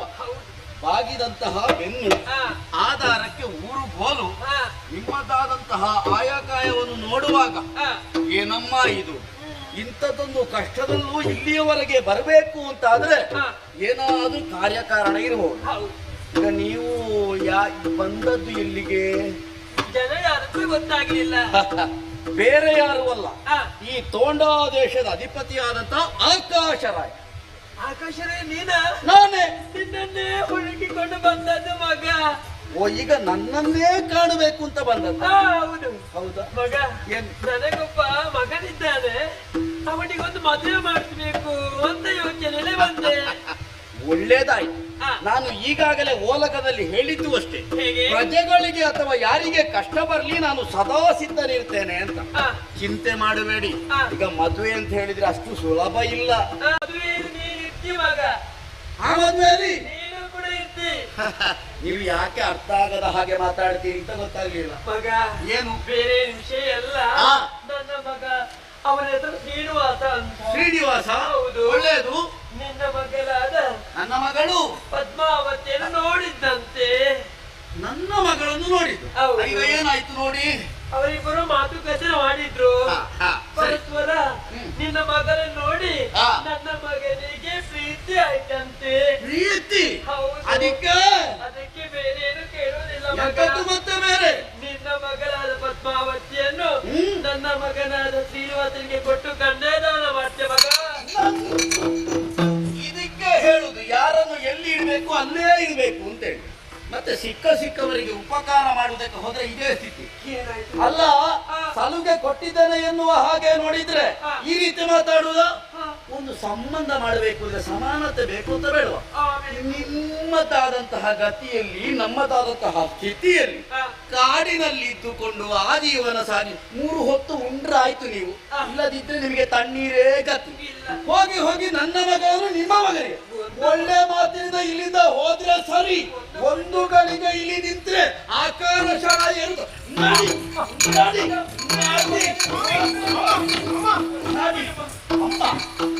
ಇದು ಅಮ್ಮನಾಗೆ ಕಾಣ್ತದೆ. ಹೋಗ್ಲಿಕ್ಕೆ ಇರ್ತಾನೆ, ನೀನು ಬೇಡ ಬೇಡ ಅಂತ ಏನು ನೀವು ಹಾಗೆ ಹೇಳಬಹುದು. ನಾನು ಹೇಳುವಂತಹ ಮಾತು ಸ್ವಲ್ಪ ಕೇಳಿ ಸ್ವಾಮಿ. ನಿನ್ನ ಮಾತು ಏನು? ಈ ಹಿಂದೆ ಕಾದು ಬರುವಂತೆ ಬಂದಂತಹ ಕಾಲಕ್ಕೆ ಎಲ್ಲವೂ ನಾನು ಕೇಳಿದವರ ಮುಖಾಂತರವಾಗಿ ಏನು ಅಂತ? ನಮ್ಮ ಮಗಳು ಮನವಿಹಾರಕ್ಕೆ ಹೋದದ್ದು ಹೌದು. ಸರಿ. ಹೋದಂತಹ ಕಾಲಕ್ಕೆ ಕಂಡಂತಹ ಹುಡುಗ ಅದು ಬೇರೆ ಯಾರು ಅಲ್ಲ, ಯಾರು? ದನಿಯ ಧರ್ಮವನ್ನು ಕಾಪಾಡೋದಕ್ಕೆ ಬಂದಂತಹ ವೈಕುಂಠವಾಸಿದಂತಹ ಶ್ರೀಹರಿ ಈ ಕಿರಾತನ ಹುಡುಗ ರೂಪವಾಗಿ ಈಗ ಇಲ್ಲಿಗೆ ಬಂದಿದ್ದಾನೆ ಈಗ. ಸರಿ. ಹಾಗಾಗಿ ಆ ಕಾಲಕ್ಕೆ ನಾನೊಂದು ಕೇಳಿಕೊಂಡೆ. ಏನು? ನಮ್ಮ ಮಗಳಂತಹ ಪದ್ಮಾವತಿಯನ್ನು ಆತನೇ ಬಿಟ್ಟು ಮದುವೆ ಮಾಡಬೇಕು ಎನ್ನುವ ಹಾಗೆ. ಹಾಗಾಗಿ ಈ ತಾಯಿ ಹೇಳಿದಲ್ಲಿ ಯಾವುದೇ ತಪ್ಪು ಇಲ್ಲ. ಸರಿ ಕಂಡವ, ಇವರ ಮಗ ಶ್ರೀನಿವಾಸ ವೈಕುಂಠ ನಾರದರು ಮಾಡಿದ ಮಾತು ಹೌದಾ? ಅಮ್ಮ ಅಮ್ಮ ಅಮ್ಮ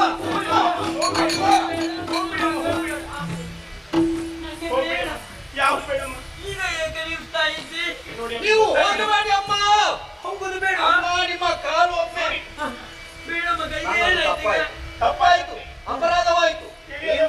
ನೀವು ಹೇಳಿದ ಹಾಗೆ ನಿಮ್ಮ ಮಗಳನ್ನು ನನ್ನ ಮಗಳನ್ನು ನಿಮ್ಮ ಮಗನಿಗೆ ಮದುವೆ ಮಾಡಿಕೊಳ್ಳುದು ಈಗ ಒಪ್ಪಿಗೆ ಆಯ್ತಾ? ಆಯ್ತು ಮಗ, ಈಗ ನಾವು ಯಾವಾಗ ಬರ್ಬೇಕು? ನೀವು ಶುಕ್ಲ ಪಕ್ಷ ದಶಮಿ. ಹೌದು ಹೌದು, ನೀವು ದಿಪ್ಪಣ ಸಮೇತ ಬರ್ಬೇಕು. ಸಿದ್ಧತೆ ಎಲ್ಲ ಇಲ್ಲಿ ಶುಕ್ರವಾರನ? ಹೌದೌದು, ಆದಿತ್ತು ಆದಿತ್ತು ಆದಿತ್ತು. ಈಗ ಹೇಳಿ ಆಯ್ತಲ್ಲ, ದಿಬ್ಬಣ ಸಮೇತ ಬರ್ತಾರೆ ಅಂತ ಹೇಳಿದ್ದಾರೆ.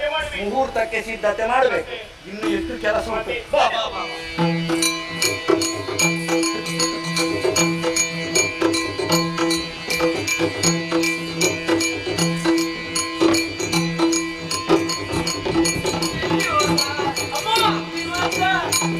ಏನಾಯ್ತಮ್ಮ ಹೋದ ಕೆಲಸ? ಹಣ್ಣುಕಾಯ ನಿನ್ನ ತಾಯಿ ಹೋದ ಕೆಲಸ ಯಾವತ್ತು ಕಾಯಾಗ್ಲಿಕ್ಕುಂಟ? ಹಣ್ಣಾಯ್ತಾ? ಹಣ್ಣಾಯ್ತು ಮಗ. ಹೋದೆ, ಒಮ್ಮೆ ಬಿಸಿ ಆಯ್ತು ಅವನಿಗೆ. ಮತ್ತೆ ಹೆಂಡತಿ ಒಂದು ಸಮಾಧಾನ ಹೇಳಿದ್ದು.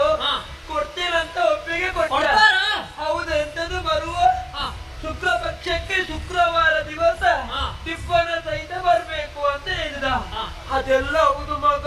ನಿನಗೇನು ಚಿಂತೆ ಈಗ? ಚಿಂತೆ ಬೇರೇನಲ್ಲ, ಅವರು ಶ್ರೀಮಂತರು ನೋಡು. ಶ್ರೀಮಂತರ ಹುಡುಗಿ ತರುವಾಗ ಮೇಲೆ ನಿತ್ಯ ಬೇಕಲ್ಲ ಖರ್ಚಿಗೆ. ವೈಭವದ ದಿಬ್ಬಣ ಬೇಕು. ಖರ್ಚಿಗೆ ಏನುಂಟು ಮಗ, ನಮ್ಮಲ್ಲಿ ಏನಿಲ್ಲಲ್ಲ. ಅಮ್ಮ ನಮ್ಮಲ್ಲಿ ಇಲ್ಲದಿದ್ರೆ ಏನು, ಇದ್ದವರು ನಮ್ಮ ಜೊತೆಯಲ್ಲಿ ಇದ್ದಾರಲ್ಲ. ಯಾರು? ಧನಾಧಿಪತಿಯಾದಂತಹ ಕುಬೇರ ಶ್ರೀನಿವಾಸ ಕಲ್ಯಾಣಕ್ಕೆ 16,000 ರಾಮಟಂಕೆ ನಾಣ್ಯವನ್ನು ಅವನಿಂದ ಸಾಲವಾಗಿ ಪಡೆಯುವ. ಬ್ರಹ್ಮದೇವರಿದ್ದಾರೆ ಬರಹಕ್ಕೆ, ಪರಮೇಶ್ವರ ದೇವರು ಸಾಕ್ಷಿಗೆ. ಆ ಕೊಟ್ಟ ಸಾಲ ಹಿಂದಿರುಗಿಸುವುದು ಯಾವಾಗ? ಒಂದೊಂದು ಕಾಲದಲ್ಲಿ ಭಕ್ತರನ್ನು ಪೊರೆಯುವುದಕ್ಕೆ ಒಂದು ಕ್ಷೇತ್ರದಲ್ಲಿ ನೆಲೆಯಾದಾಗ ನನ್ನ ಭಕ್ತರು ಹೊತ್ತುಕೊಂಡು ಬಂದಂತಹ ಮುಡಿಪಿನ ಹಣ, ಕುಬೇರನಿಂದ ಪಡೆದಂತಹ ಸಾಲಕ್ಕೆ ಬಡ್ಡಿ ಅಸಲು ಹಾಗೆ ಉಳಿಯುತ್ತದೆ. ಅಂತೂ ಅವರ ಹಣದಲ್ಲೇ ದಿಬ್ಬಣಿಗರಾಗಿ ವೈಭವದಲ್ಲಿ ಪರಮೇಶ್ವರ ದೇವರಿದ್ದಾರೆ, ಬ್ರಹ್ಮದೇವ ಇದ್ದಾರೆ, ಇಂದ್ರಾದಿ ಸುಮರಸನ್ ಕೂಡ ಬರುವುದಕ್ಕೆ ಸಿದ್ಧರಾಗಿದ್ದಾರೆ. ಇನ್ಯಾಕೆ ತಡ? ಆಯ್ತು, ಮದುವೆ ನೋಡ್ಬೇಕಲ್ಲ.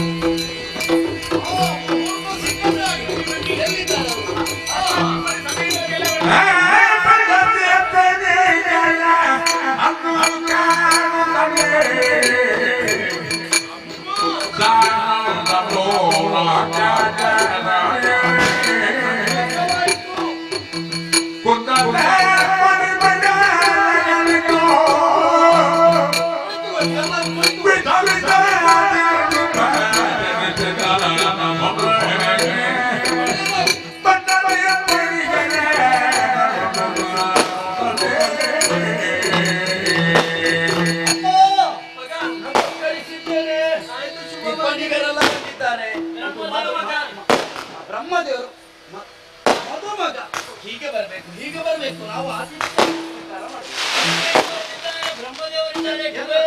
ಎಲ್ಲರ ಸಮ್ಮುಖದಲ್ಲಿ ಪೌರೋಹಿತ್ಯ ಬ್ರಹ್ಮದೇವರು, ದೇವತೆಗಳು ಇದ್ದಾರೆ, ಪರಮೇಶ್ವರರು ಇದ್ದಾರೆ. ಸರಿ, ಸಿದ್ಧತೆ ಆಗಬೇಕು. ಈಗ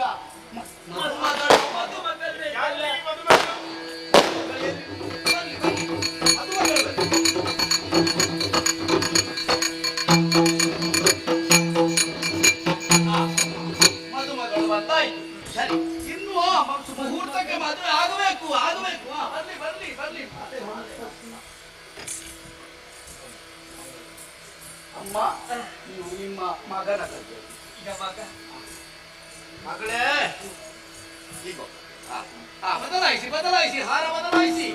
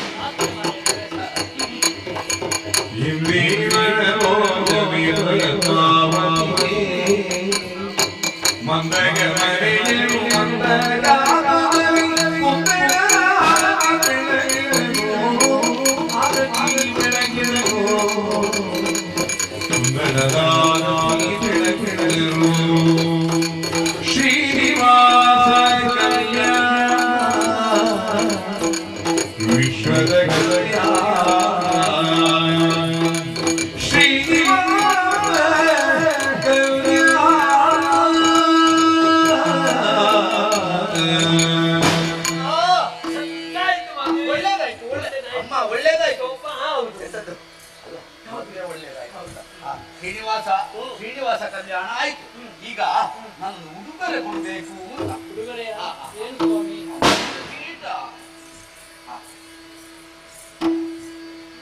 ಬಳುವಳಿಯಾಗಿ ಮಾವನ ಕೈಯಿಂದ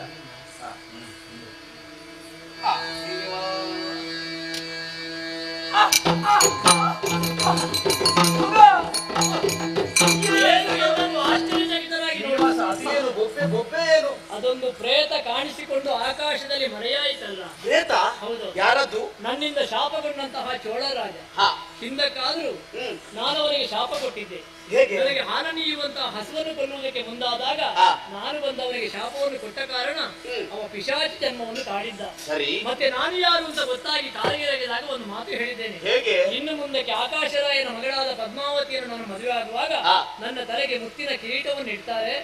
ಆವಾಗ ಶುಭ ಶುಕ್ರವಾರ ನನ್ನ ಕಣ್ಣಿನಿಂದ 6 ಗಳಿಗೆ ಹೇಳಿ ಆನಂದ ಬಾಷ್ಪ ಸುರಿಯುತ್ತದೆ. ಅದನ್ನು ಕಂಡಾಗ ನಿನ್ನ ಪಿಶಾಚಿ ಜನ್ಮವು ಹೋಗುತ್ತದೆ ಎಂಬ ಹಾಗೆ ಹೇಳಿದ್ದೆ.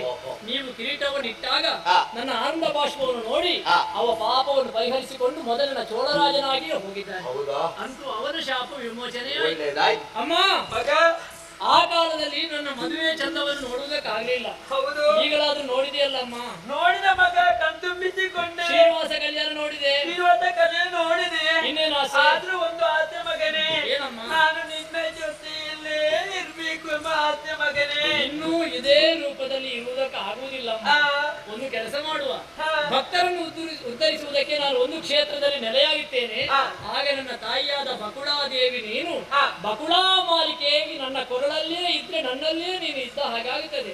ಹೇಗೆ? ಆಯ್ತು ಮಗನೇ. ಹಾಗಿದೆ. ಕೊರಳ ಹಾರವಾಗಿ ಬಾ. ಕೊರಳ